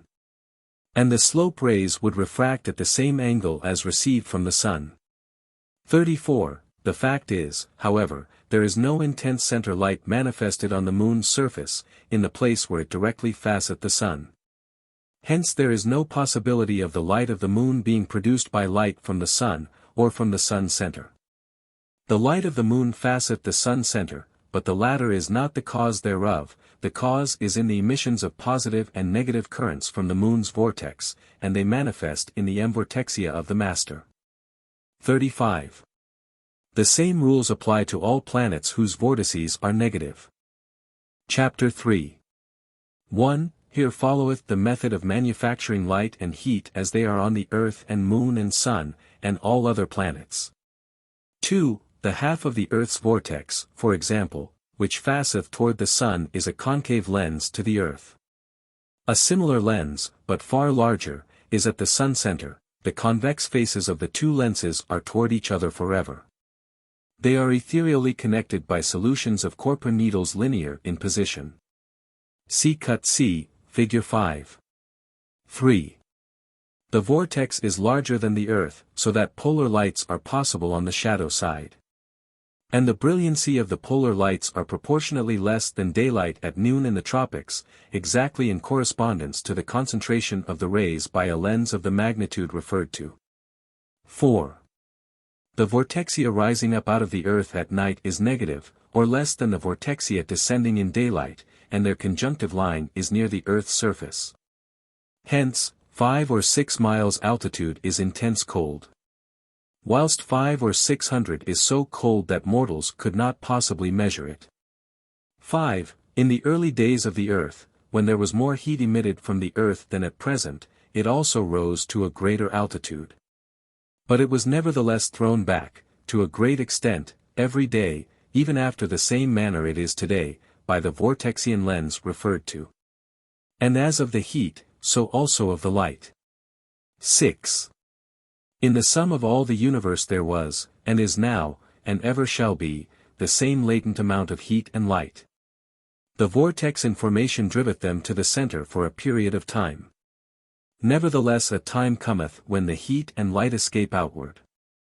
And though the vortexian lens recast them back in a measure, thus producing day and warmth on the face of the earth, yet there is ever a trifling loss toward perpetual coldness and darkness. 7. This great hemispherical lens, atmospheria, not only thus manufactureth light and heat, but it also affordeth man the means of seeing the sun and moon and stars. It hath the power also of magnifying millions of comparatively dense Etherean worlds, so that man can see through them. The student should consider this from the standpoint of a magnifying lens in a microscope, which hath power to distend many things so one can see through their fibers, which to the naked eye seem dense. For Etheria is not nearly so rarefied as mortals suppose. Without the sun's atmospherian lens, man could not even see the moon, nor stars, and the sun itself would seem as a pale red star. 8. As the vortex of the earth is thus a lens to the earth, so is the moon's vortex to the moon, and so also of the sun and all other stars and planets, where light and heat are manifested. 9. When the moon is half full, a dim outline of the shadow side of the moon is to be seen with the naked eye. This, by philosophers hath been erroneously called the earth's shine. For they ignorantly believed the light of the earth was reflected on the moon. The real cause of this sublight on the moon is in consequence of the action of a sublens on the moon, facing the earth's vortex, which operateth after the same manner as the other. 10. When the moon produceth a full eclipse of the sun, by which philosophers ignorantly believed the light and heat of the sun were cut off from the earth. It causeth darkness on the earth by breaking the linear connection betwixt the earth's vortex and the sun center, so that the positive current in the earth's vortex is cut off. And that part that would otherwise be a lens becometh negative in its action, in the linear space. See cut C, figure 6, eclipse of sun. But when the eclipse falleth far in the north or south part of the earth only, then the action of the moon's shadow will fall in the direction of the earth's lens, so that a sublens is impossible. Whereas, were there such a thing as earth's shine, in time of total eclipse of the sun, the equatorial light would make the moon shine at that time also. 11. As light, and heat, and magnetism, and electricity, are all one and the same thing, which are the manifestation of vortexian currents under different conditions. The student must not lose sight of the fact that none of these so-called things are things in fact, that is, entities of themselves, separately or combined. 12. Vortexia can be charged, as before mentioned, into iron and other substances. When it is charged in iron it is called magnetism, when charged in phosphorus it is called light, inactive, when charged in nitrate of silver it is called darkness. If its application be continued on phosphorus, the latter will combine with common air and ignite. With phosphorus and without it, it will, as before stated, combine oxygen and hydrogen, and it will also separate them.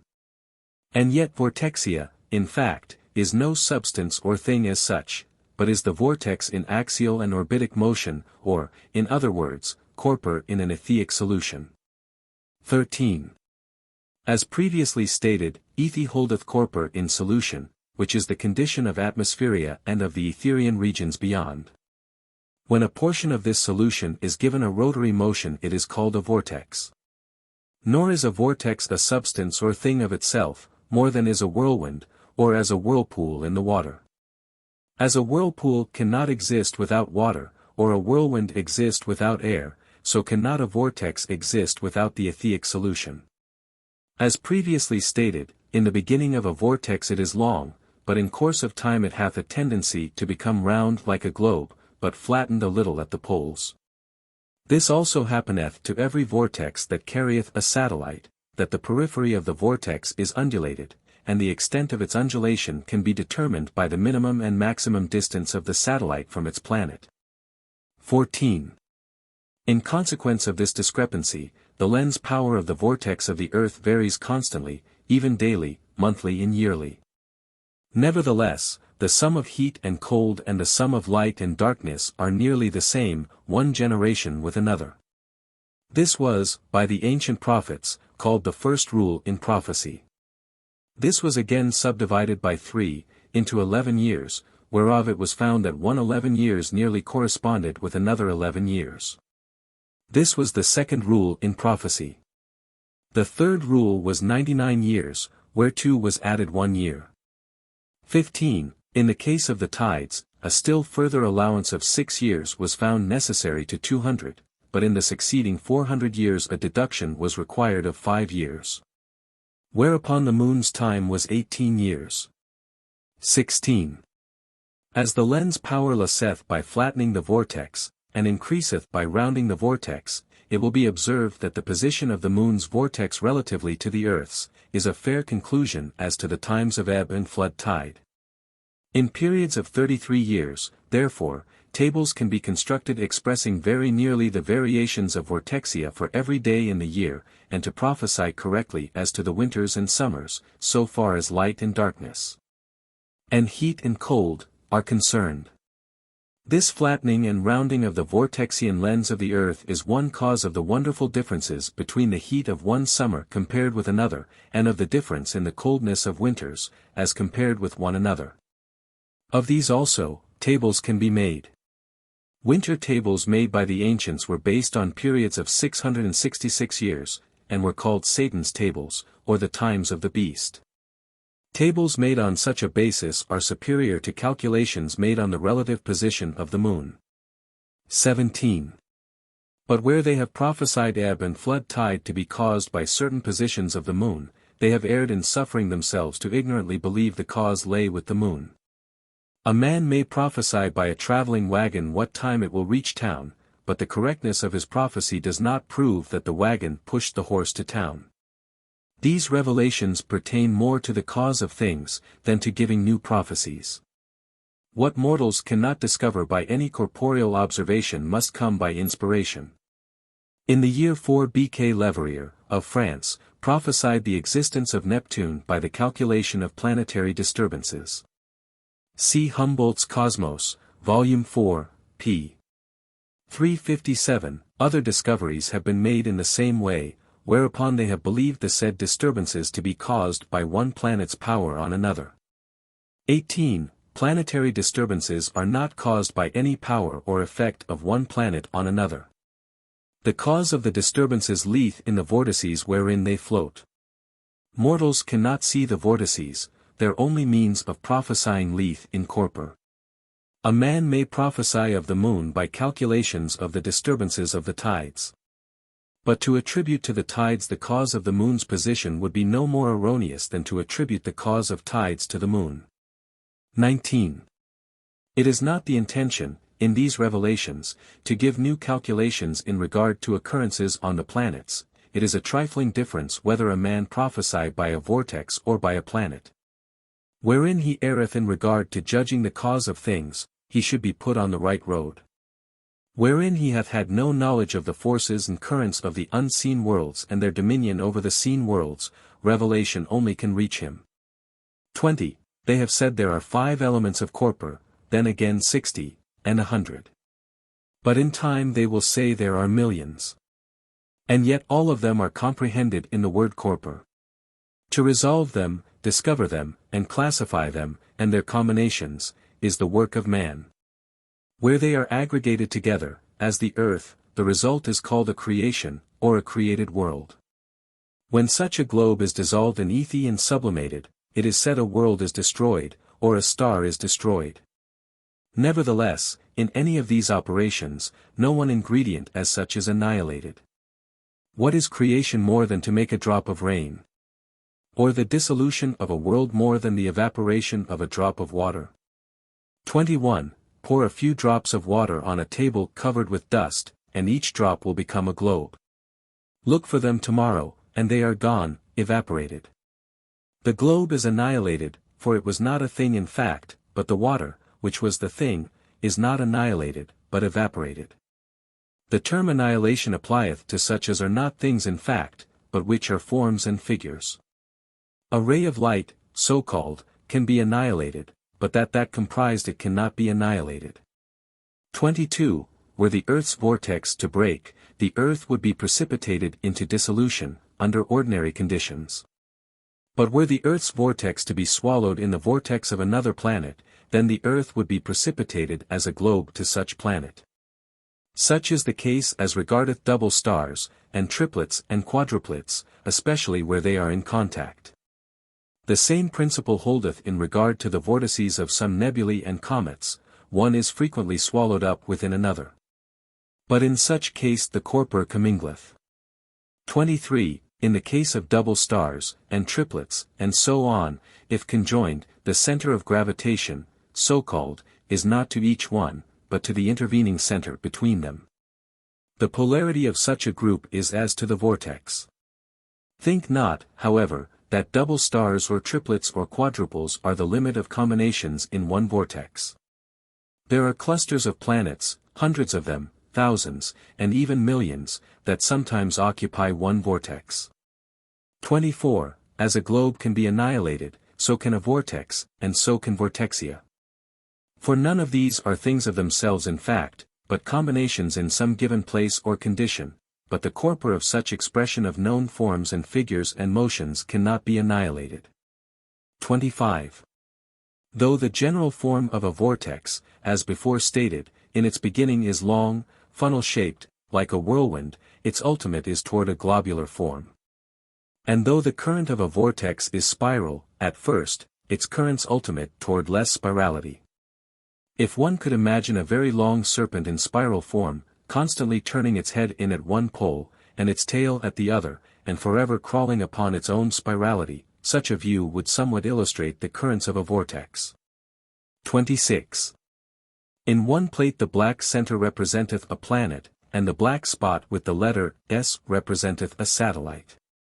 The white lines indicate the course of the vortexian currents, but purposely exaggerated in the drawing. First, to show the undulation in the vortex where the satellite resteth, and secondly, to show the head turning in at one end, and the bulge of the tail ready to overlap itself. Wherefrom there is an excess of light manifested in the tail, northern, regions. 27. Were the currents of the vortex to attain due east and west lines, without polar outcropping, the winds would cease to blow on the face of the earth. The air and the earth would ultimate in equilibrium in axial revolution.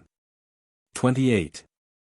Herein lieth the cause of the winds chiefly, nevertheless, high mountain ranges of irregular forms, and places on the earth's surface, add considerably to breaking and changing the currents that would otherwise result. The transcendent heat of the tropical atmosphere would seem to call for replacement from the north and south by cold currents of wind. But it must be remembered that only a few miles up from the earth the temperature of the tropical air is as low as the polar air. Only so far as icebergs float toward the equator is there any very perceptible lowering of the temperature of the air, and of wind currents toward the tropics. 29. As previously stated, in describing the positive current of vortexia being in the form of a right-angled triangle, with the angle in the center of the earth, and one leg toward the North Pole, and one in the east, at the equator. It will now be perceived that the greatest cold region of the earth cannot be at either the equator or the poles, but must occupy places distant from the poles in the exact ratio of the difference in the power between the positive and negative currents of vortexia and emvortexia, and corresponding to the atmospherian lens of the earth. Chapter 4. 1. The currents of the vortex of the earth being in constant change, the following results happen. In the regions where they overlap one another, and break to a limited extent, producing discord in motion, certain eddies and whirlpools result, and the corpora in solution is condensed, like little planets or meteoric stones, varying in size from a pin's head to 10 or 20 miles in diameter.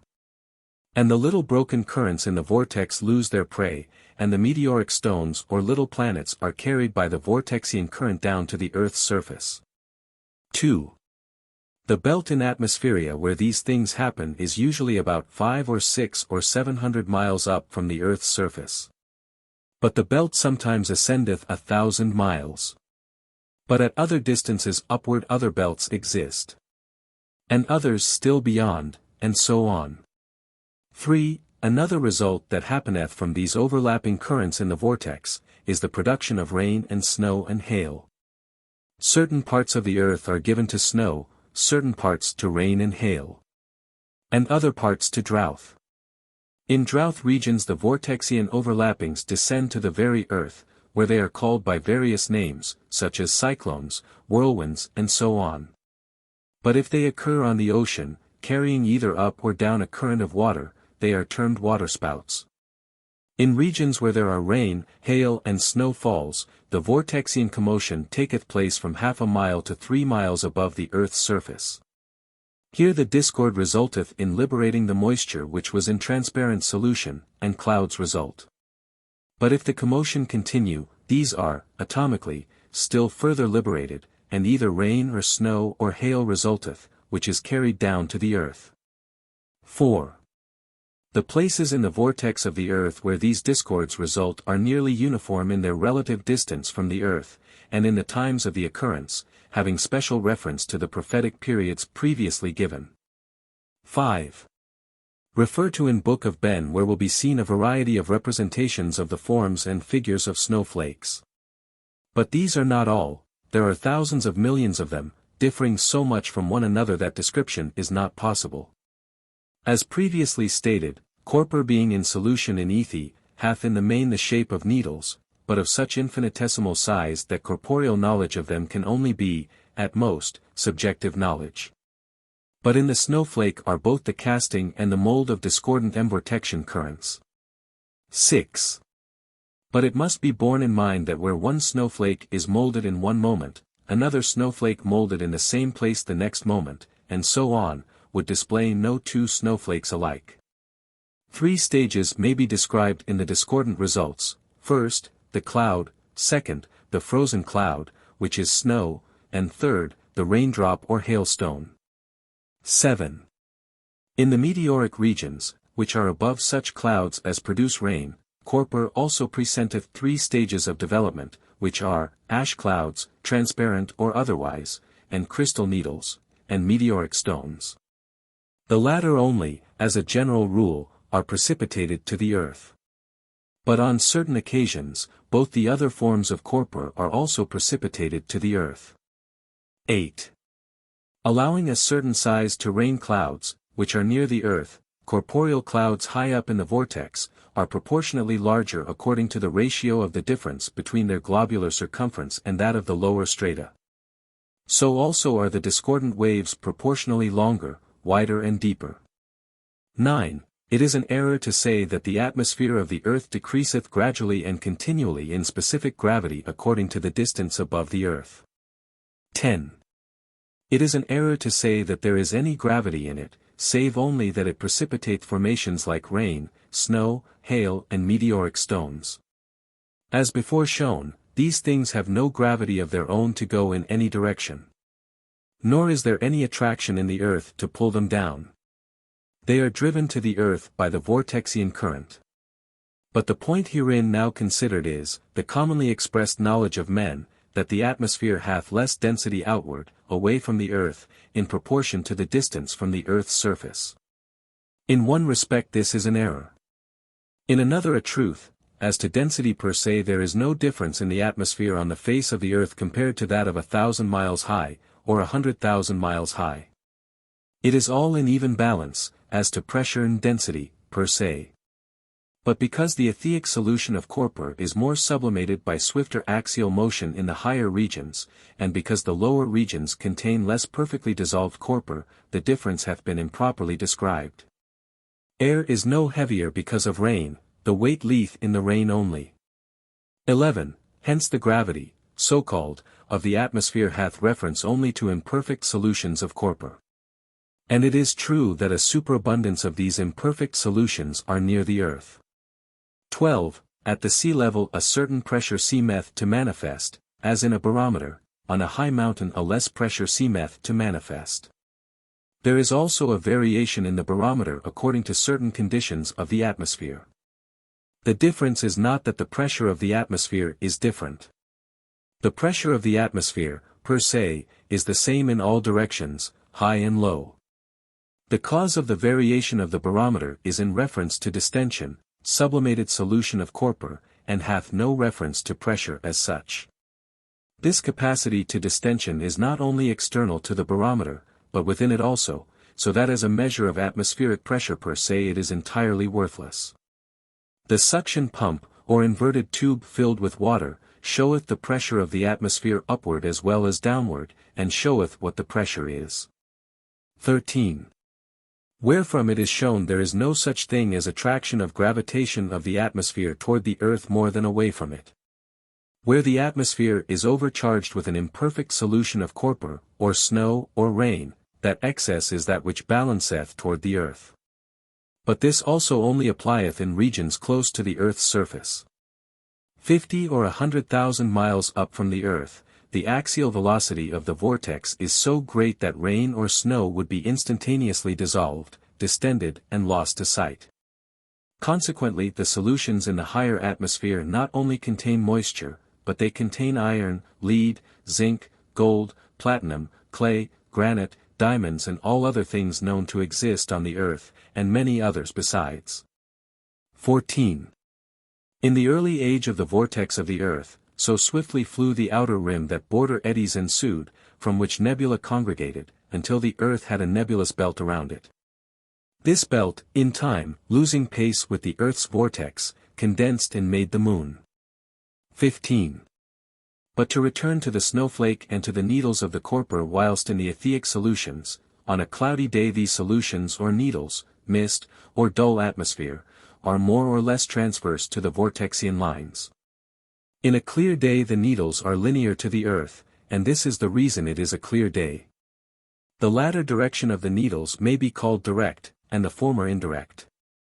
Wherein they are direct, and they fall on the photoplate, the force of their blows is called actinic force, and it is the same as where they fall on the wet linen in the bleachman's field.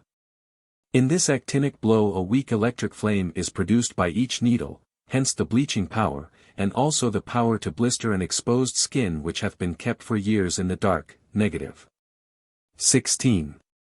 If a solution of iron, transparent, or of quinine, or other recipient of negative electricity, be sprinkled on the cloth, the actinic ray will not result in the electric spark, and no bleaching effect will be produced.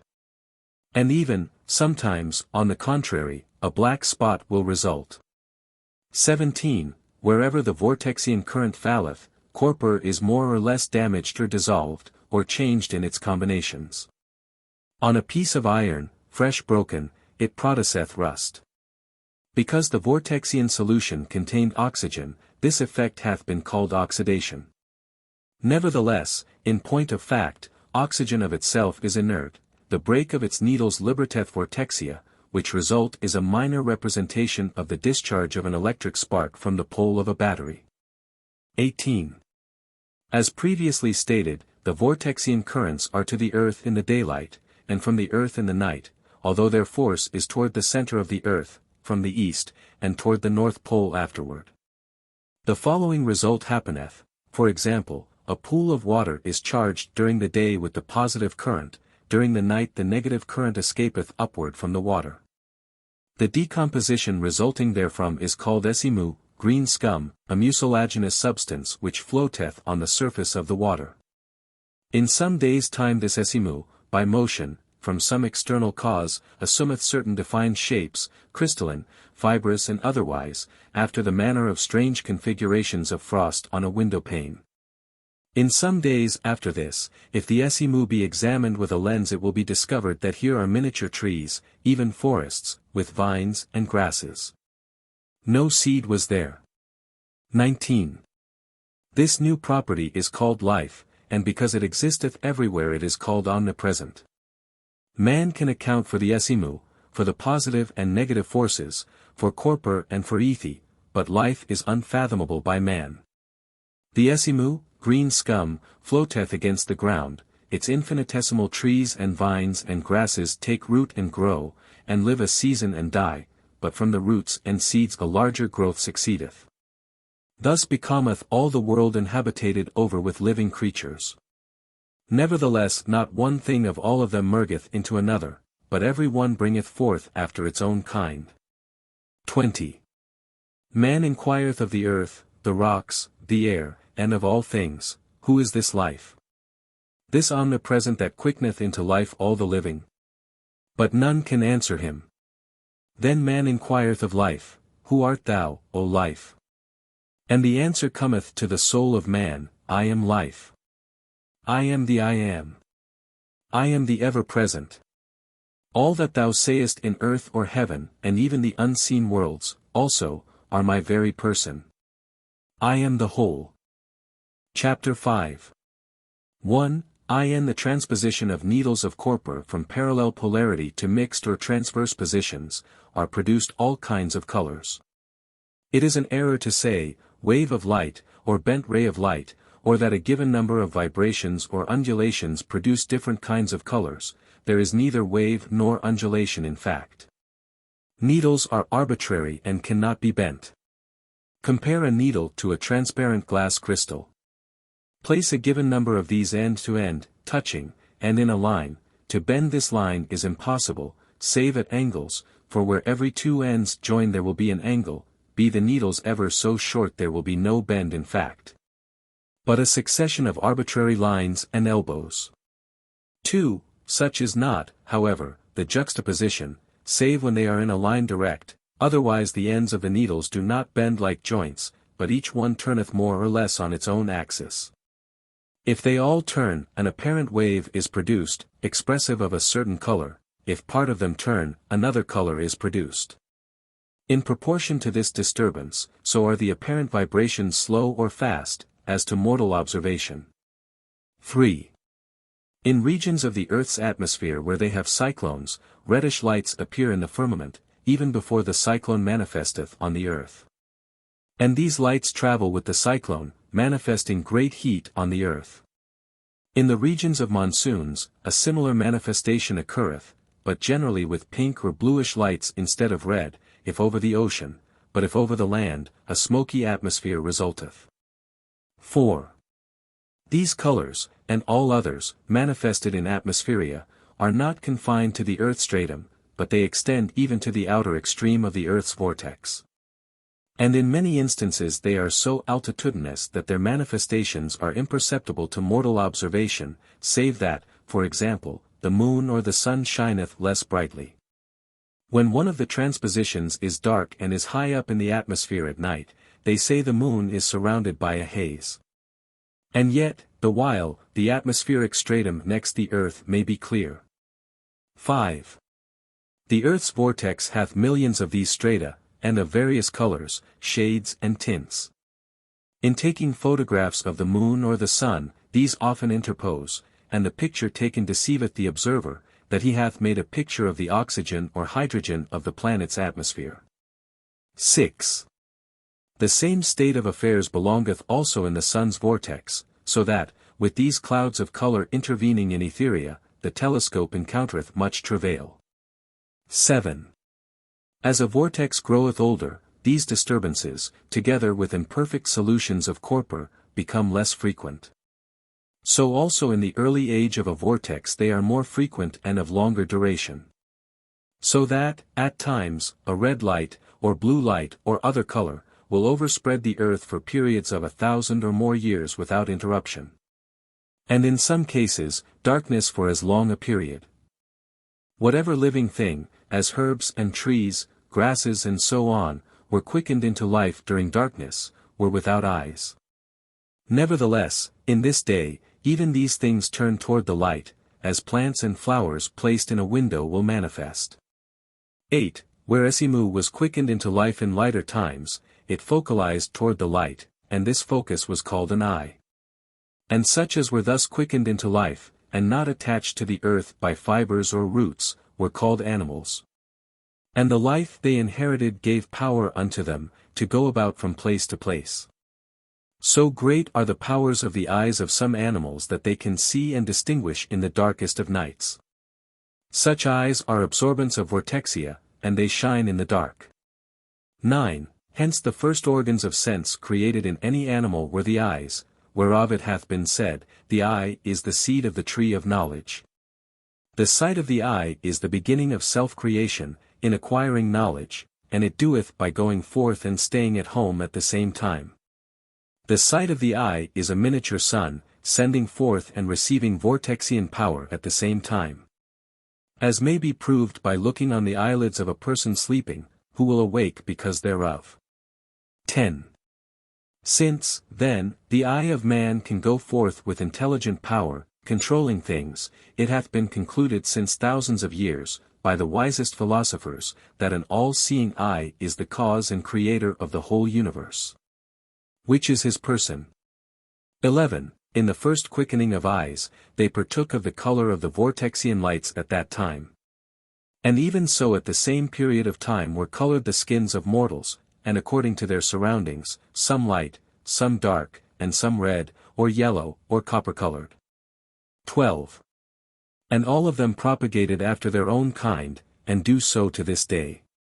And though the blacks might live for thousands of generations with themselves only, in any country in the world, they would never become whites. And the same rule applieth to whites and browns, and all the races of man. 13. But because they can mix, and because that mixture can propagate, all the races of man are one and the same in all their organs and capabilities. Now, as previously stated, white things manufacture a white atmosphere around them, whilst black things do not, being negative. The white give off, or radiate light and power, the black are not radiance. The white man's radiating power recoileth upon himself, and he suffereth with heat. So also with the white bear. The black man and black bear are the reverse. 14. Wherefrom this rule will now be plain to the student, when a planet hath attained to so great age she no longer giveth forth light or heat to radiate upon herself, she cannot be seen in the heavens. Of which kinds of planets there are millions in the Etherean firmament. Some of these move slower than any of the planets man can see. Some of these at times eclipse the sun, and are taken for sunspots, although, perhaps, not 1,000,000 miles from the earth. 15. Like unto these, in darkness, are there plateaus of nebula floating in the firmament, which also produce eclipses of the sun and of the moon. For convenience, let such planets and nebula be called dead planets and dead nebula. And that there are millions of such bodies, sufficient to eclipse the sun, or a star, or the moon, the different periods of darkness on the earth will prove. See notes at end of Book of Ben. 16. In prophesying the tendency of a planet's approach to death, refer once more to the moon. Now the moon hath, as to the earth's face, no axial revolution. But it must be remembered the moon cannot go around the earth without making an actual axial revolution. 70½ revolutions of the moon's vortex complete one travel around the earth's vortex. Consequently we arrive at the exact speed of the moon's vortexia and the strength of light and heat manifested on the moon. The student should make allowance for the moon's ellipse, for the light of the moon is much stronger, as seen from the earth, sometimes than others. 17. Place the Esimuan age at 99 degrees, the time of quickening animal life. It will be found that the moon at such period must have had an axial motion, facing the earth, of 3 4/7 times faster than the earth. Whilst at the same period of time the earth made its daily revolution in what would now be 21 hours and 40 minutes. This would give a difference in animal heat of 2½ degrees of vortexia on the earth, as compared to the Esimuan age. Consequently large animals, which are now extinct, had a temperature, average, higher of 2½ degrees than at present. Wherein we perceive 3 hours and 17 minutes loss in axial motion produced a loss of 2½ degrees of vortexian heat. 18.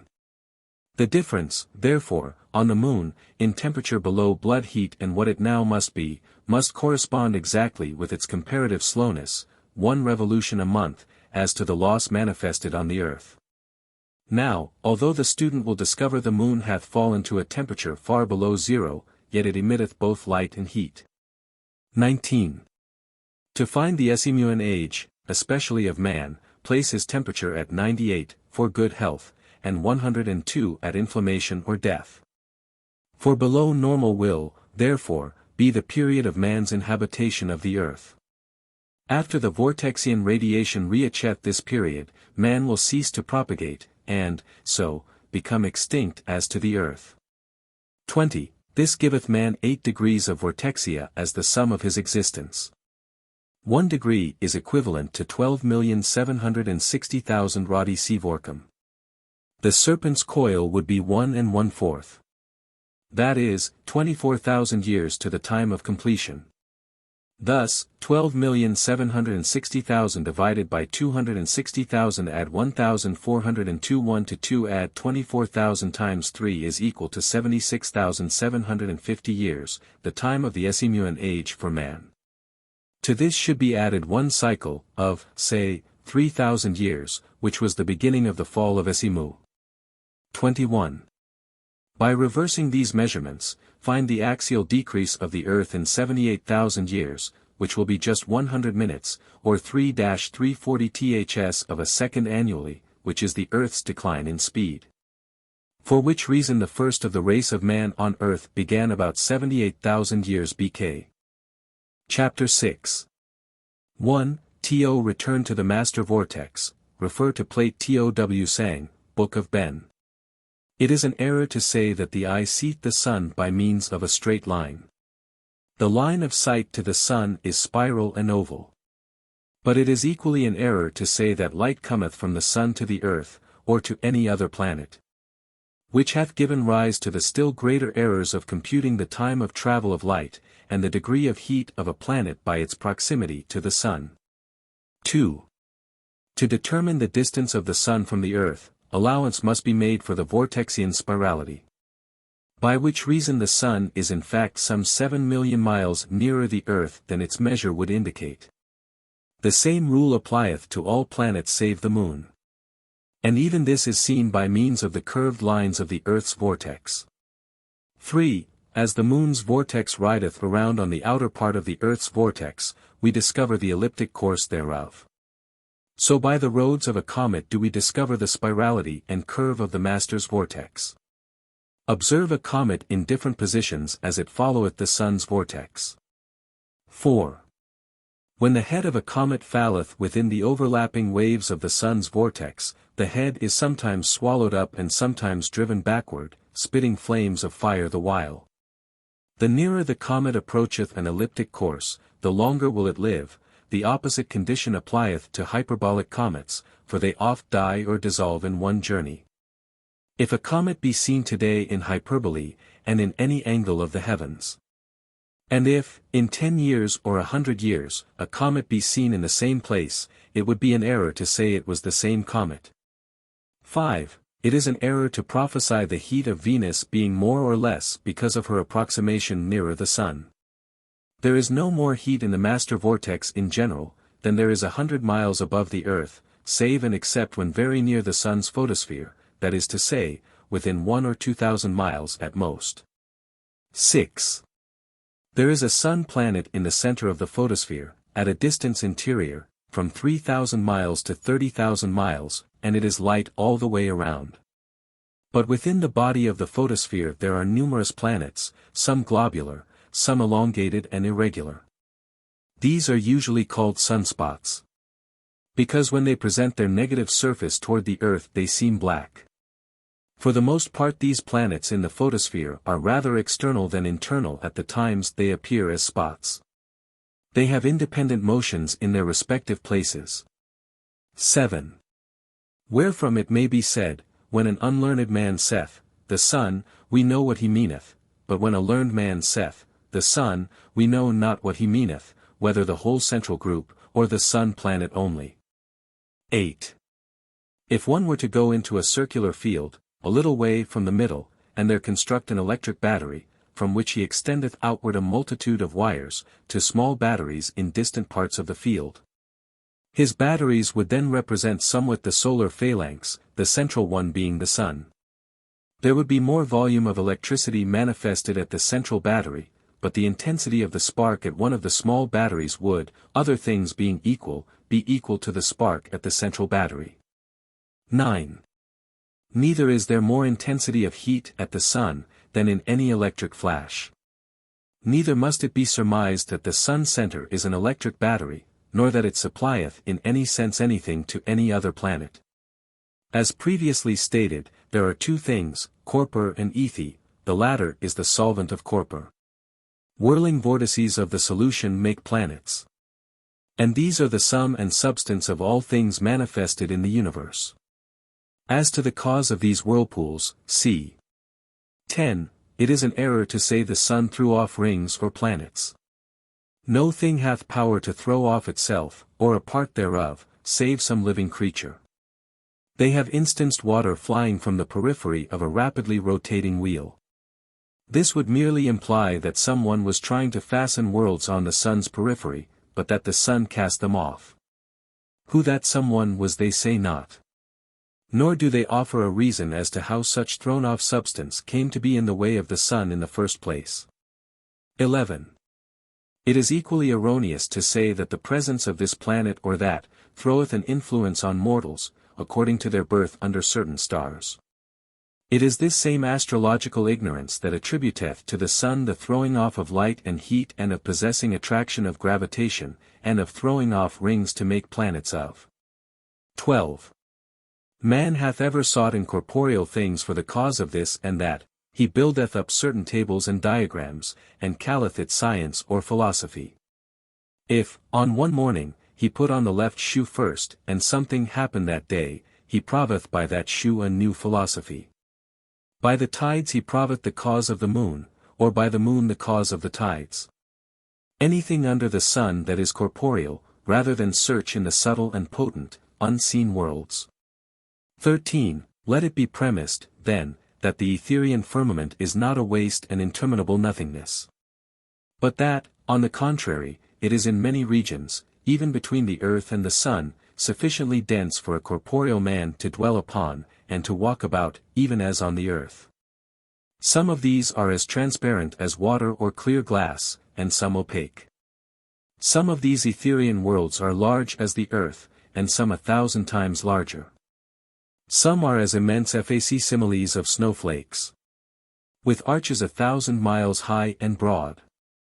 Some of them are as oceans of water, some transparent and some opaque, and some of them dense clouds of ashes.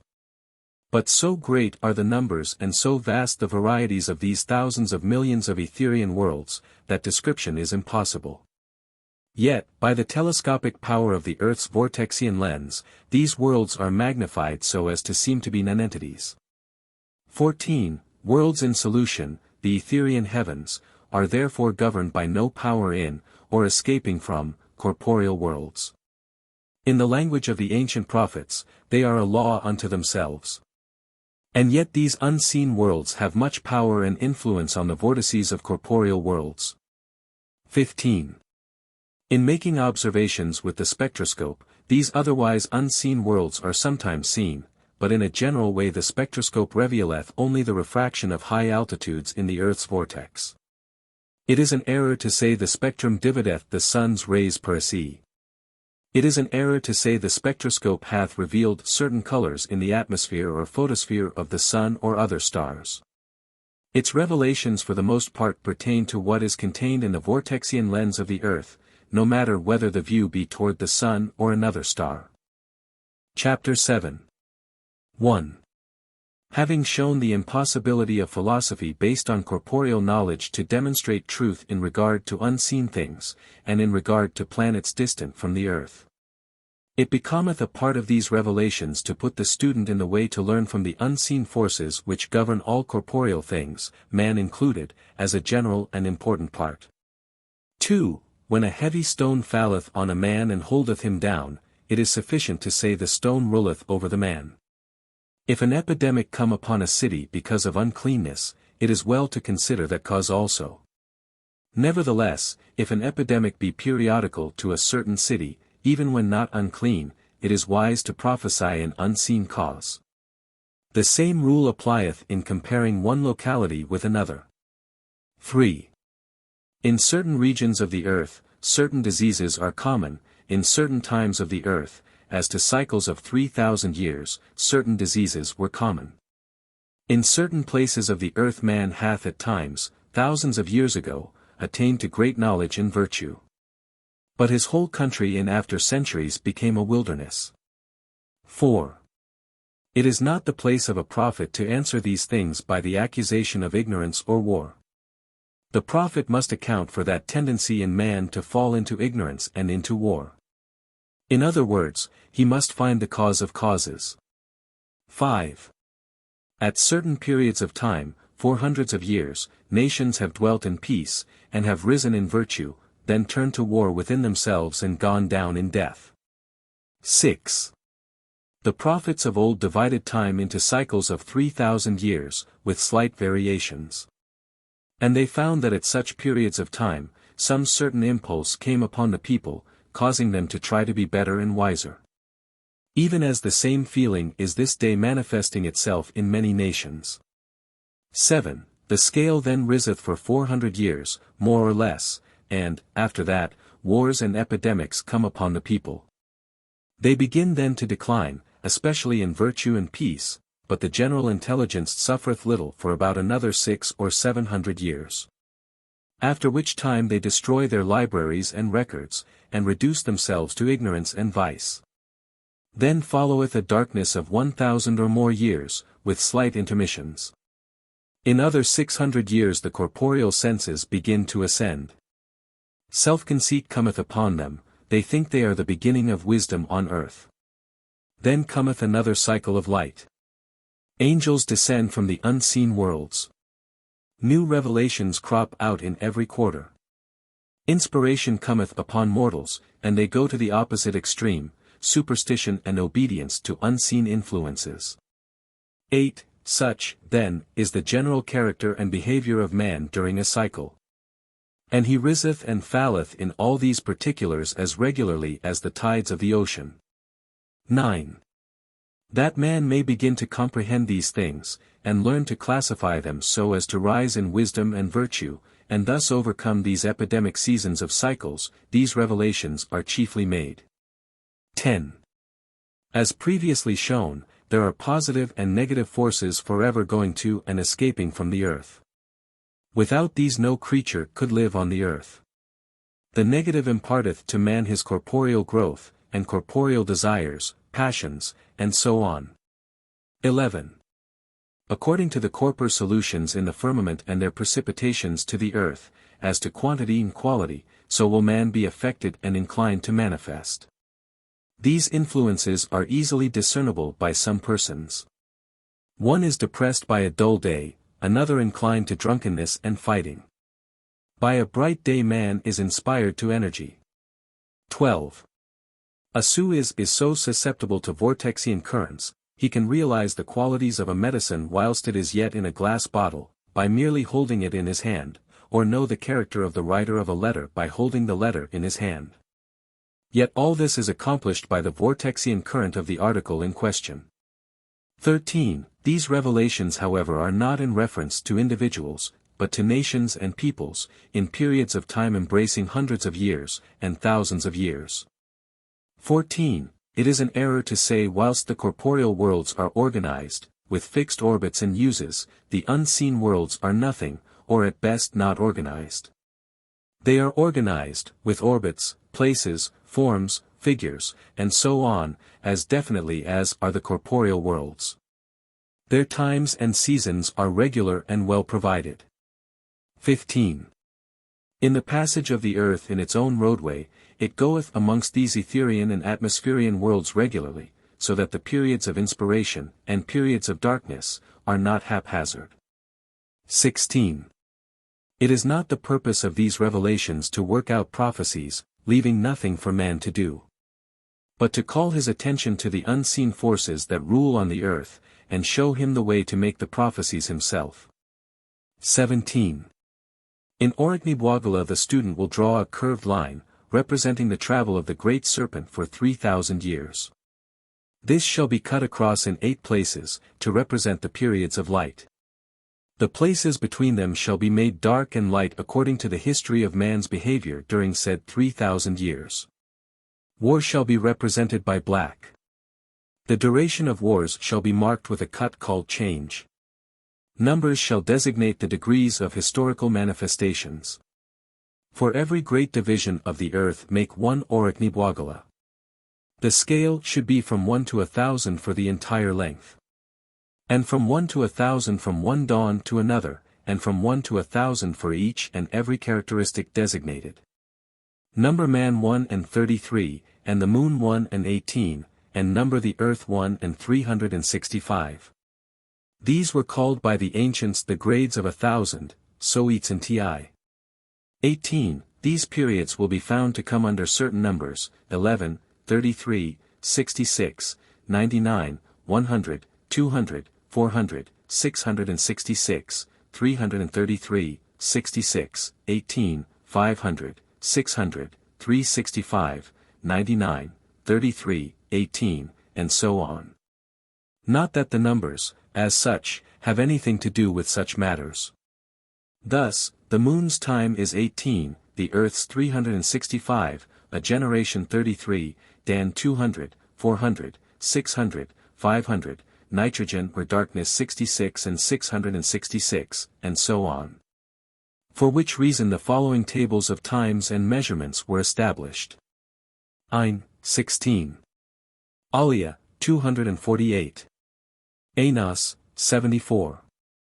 Atu, 441. Alex, 11. Aleph, 100. Abram, 9. Eri, 36. Ba, 467. Bays, 74. Beth, 999. Brahen, 99. Boy, 476. Ban, 666. Seir, 11. Series, 111. Seret, 112. Serif, 48. CRA, 98. CTA, 126. DHU, 69. Dai, 408. Drivius, 6. Dien, 244. Diis, 240. Di, 100. Edis, 42. Iras, 80. Ada, 344. Edith, 111. Eman, 44. Eman, 444. Phase, 11. Fo, 666. 4, 333. Go, 400. Gao, 600. Gao, 500. Gao, 200. Gao, 111. Gu, 888. Ha, 10. Hai, 110. Ha, 120. Ha, 464.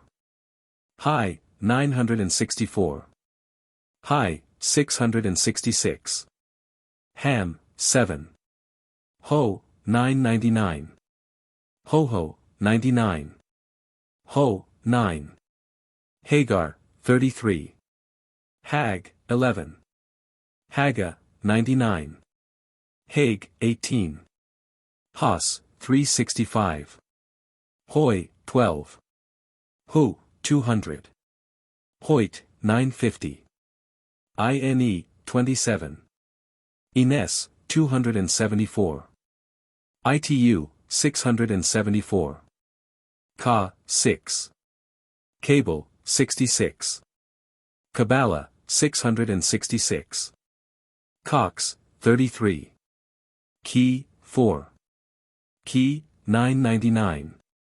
Kaisiv, 18. Lu, 999.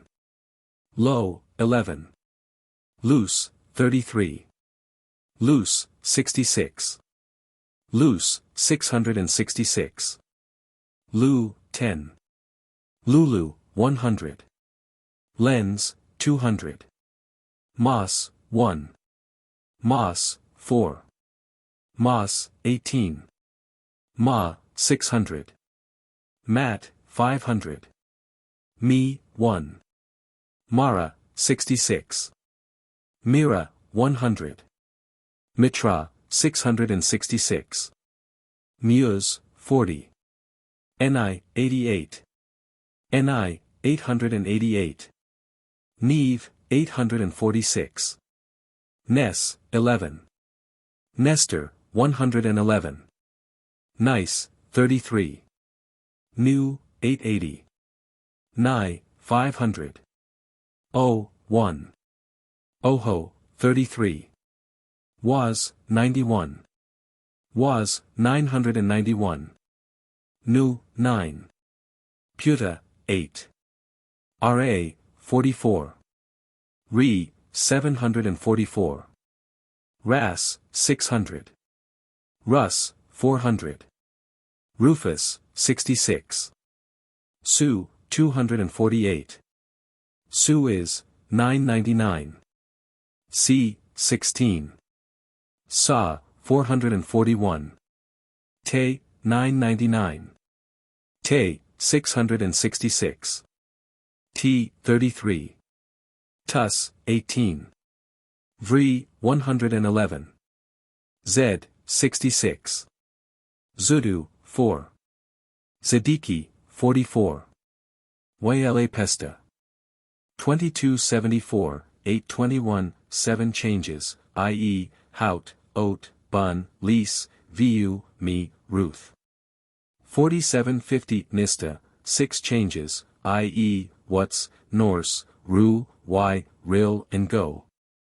1060, 2 changes, Aant and Foe. 1768, 4 changes, Mattai, Yam, Luke and John. 1245, 8 changes, Wu, Gosa, Lo, Galeb, Nor, Nu, Dai and Yun. 1790, 6 changes, Lu, Chong, Buk, Chan, Clips and Wis. 108, 2 changes, Yisain and Taran. 3644, 12 changes, Yats, Rope, Sum, Div, Hong, Ras, Rak, Nir, Ute, Theo, Ike and Mar. 1746, 11 changes, Z, U, Che, Gao, Ram, Lutz, Wang, Sed, Du, Goes and Yun. 3601, 3 changes, Hak, Ghi and Kong. 47, 3 changes, Sim, Will and Lu. 9278, 4 changes, Lai, Bom, Ross and Fur. 326, 8 changes, Waz, Yain, Seb, Dai, Yeniv, Gon, Li and Rak. 2340, 12 changes, Mark, His, Thor, Bess, Lin, Triv, Gam, Zet, Haud, Sang, Tum and Gouts. Chapter 8. 1. Let Ethi stand as 1, Gi as 2, Ag as 3, and Corpor as 4. To Ethi give motion 100, or 99, as the case may be, to Corpor give 0, that is, no motion, of itself, to Gi give 66. To Ag give 33. 2. Ethi, being the time of light, is named Dan, Gi, the time of fevers, epidemics, plagues, and Ag the time of wars, dashing forth with power and grasping, me, the earth being the subject. 3. There is still another period to all corporeal worlds, Lutz.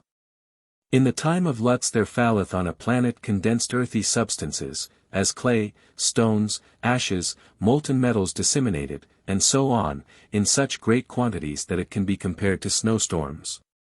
Piling up corporeal substance on the earth in places to a depth of many feet, and in drifts to hundreds of feet. 4. Lutz was by some ancient prophets called Uz, because it was a time of destruction.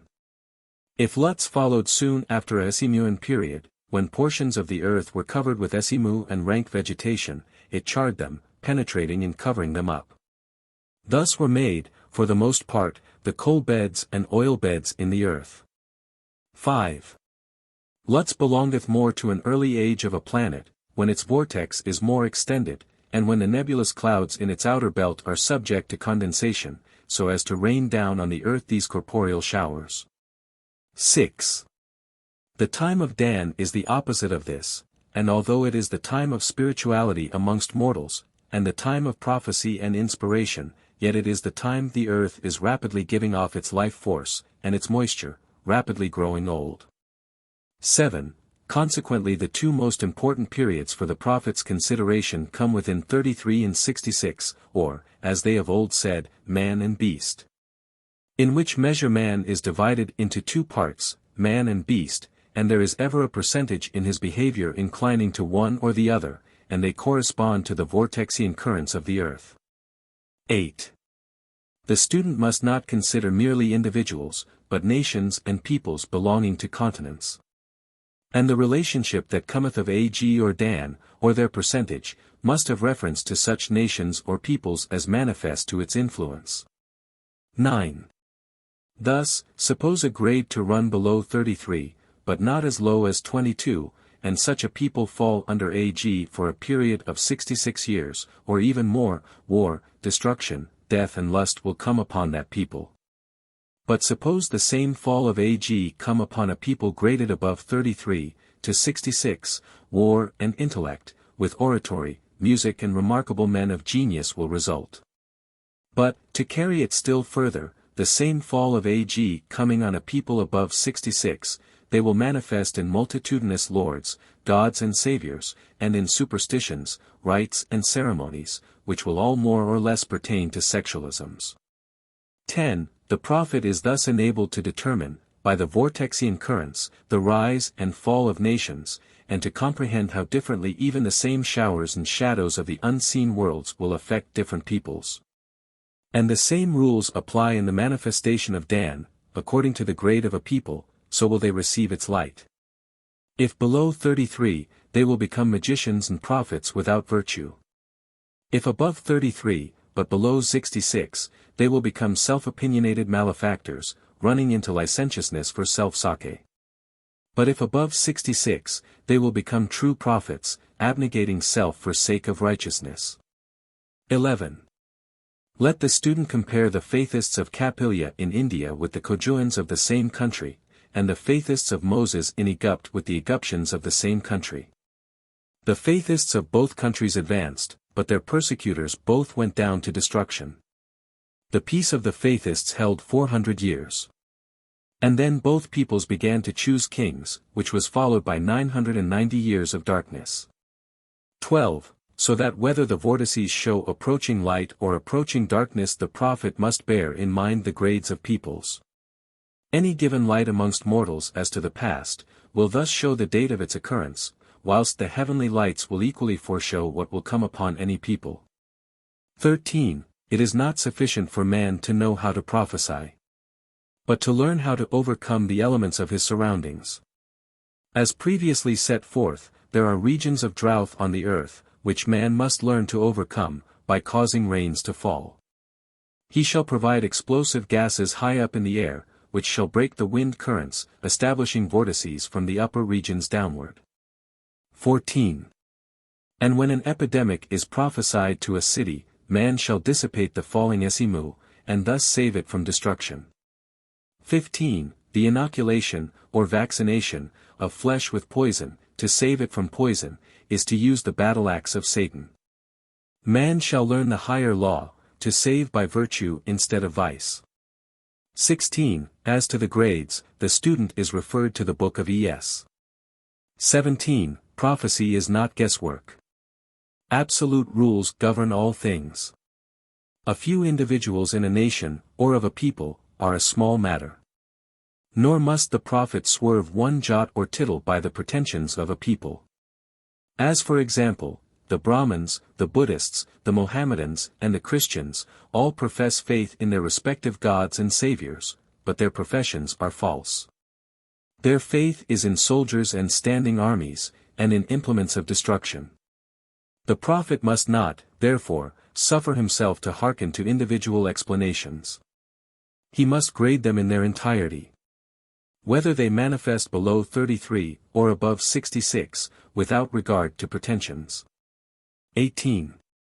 When the student hath completed his tables of Oriknibwagala, with the history of the period, and taken the measure of grades of the different nations and peoples of the earth, he will find that he can not only foretell the future, but he can discover the past history for an equally long period of time. 19. And when he hath thus completed 2 cycles, he can find a third, and then a fourth, and so on, until all the past history of the earth is delivered up to his understanding. Chapter 9. 1. The same force, vortexia, pervadeth the entire universe, but differently, according to volume, velocity, and configuration. 2. As previously shown, colors are not substances or things in fact, but records of currents of vortexia, and are in proportion to their deviation from linear to adverse parallelism.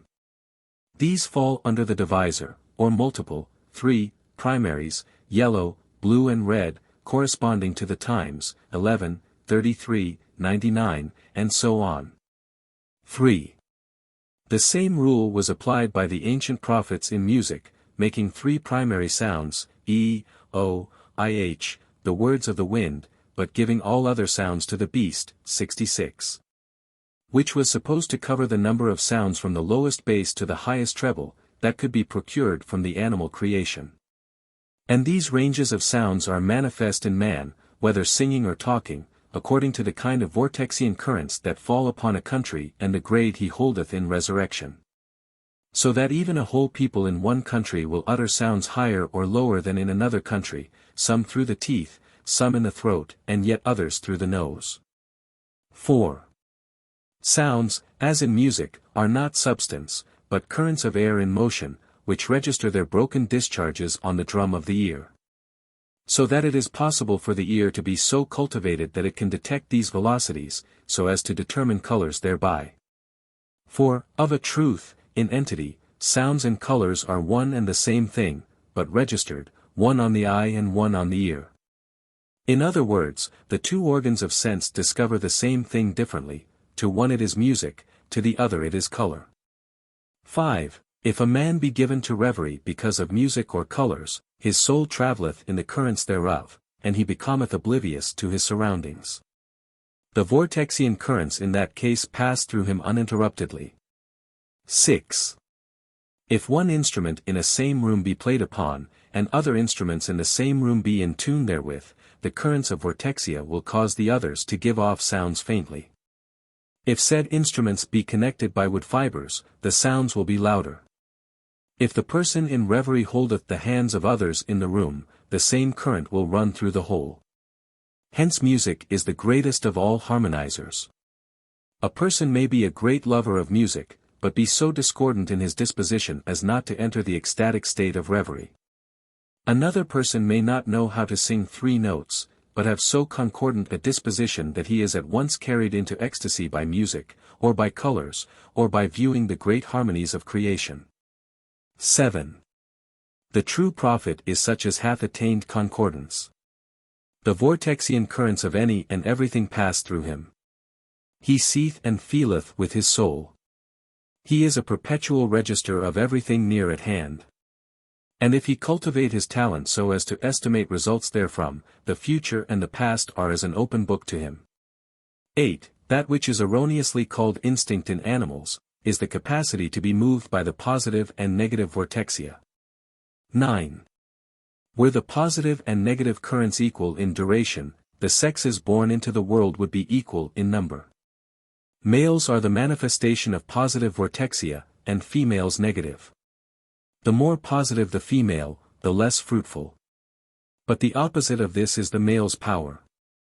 10. Herb food for man cultivateth the negative condition, flesh food for man increaseth the positive, which is to say, flesh food carrieth man away from prophecy, away from spirituality. A nation of meat-eaters will always culminate in disbelievers in spirituality, and they become addicted to corporeal passions. Such men cannot understand, to them the world is vanity and vexation, if poor. Or, if rich, a place to revel in for lust's sake. 11. Let the prophet steer clear of them, nor marry with them, nor have anything in common with them. For though a man learn all the motions and powers of the corporeal worlds, his information is still but as a drop of water compared to the ocean, when measured by the seer and prophet that seeth the atmospherian and Etherean worlds. Chapter 10. 1. It is not the part of this book to deal with spiritual matters, only so far as enableth the student to begin etheic knowledge. 2. First, then, there are 2 kinds of prophecy, or 2 ways to prophesy. For example, the ant and the bee, and many animals, prophesy in regard to an approaching winter. Even birds begin to fly toward tropical regions whilst it is yet warm weather. 3. These creatures prophesy by the direct action of vortexian currents upon them. They feel what is approaching, because the unseen cause is already upon them. 4. Man can learn to acquire the same kind of prophecy. And this is different from the prophecy herein before mentioned, because he prophesieth in this last method without rules or calculations. 5. To attain this kind of prophecy, the following discipline is requisite. 6. To live in the fields and forests, and study the action of unseen forces upon himself, to eat not fish, nor flesh, nor any food that cometh of animals, to bathe daily, to permit no passion to enter his mind.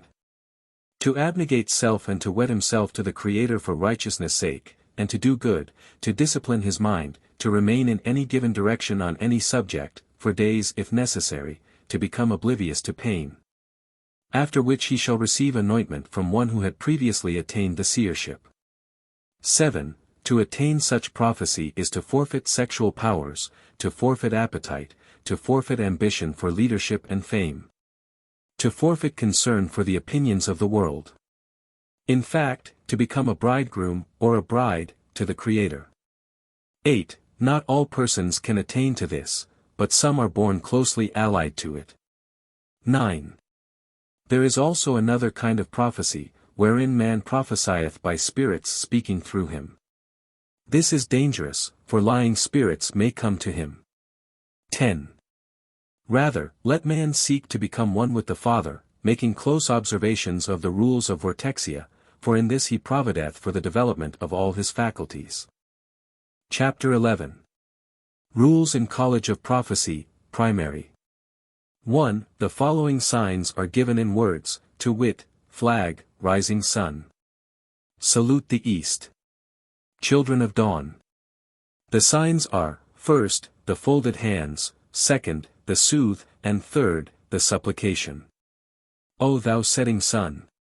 Response, in Jehovah's name. How many chiefs dwell in dawn? Response, 3 or more. How stationed, O thou high noon?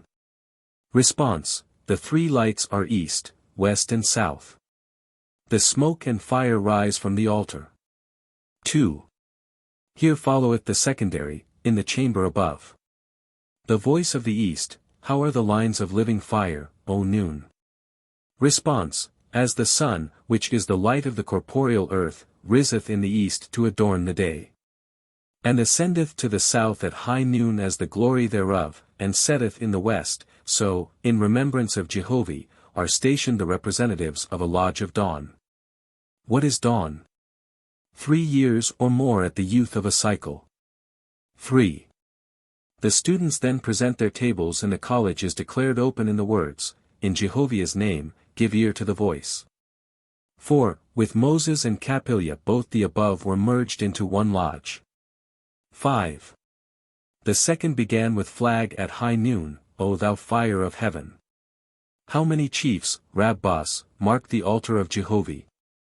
4 or more. Thou setting sun, speak, how stand the fathers? Response, my hands shield the light of the all-seeing eye. My heart I cast to the winds.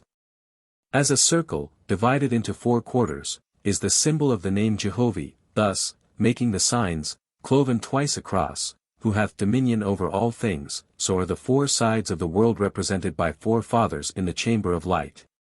In the temple of holies, which is square with east and west and north and south, for the honor and glory of our Father in heaven. How are they numbered? 333s, and 199. Wherefore these signs of blood and death? They are the 4 heads of the beast. They are always stationed in the 4 corners of the lodge.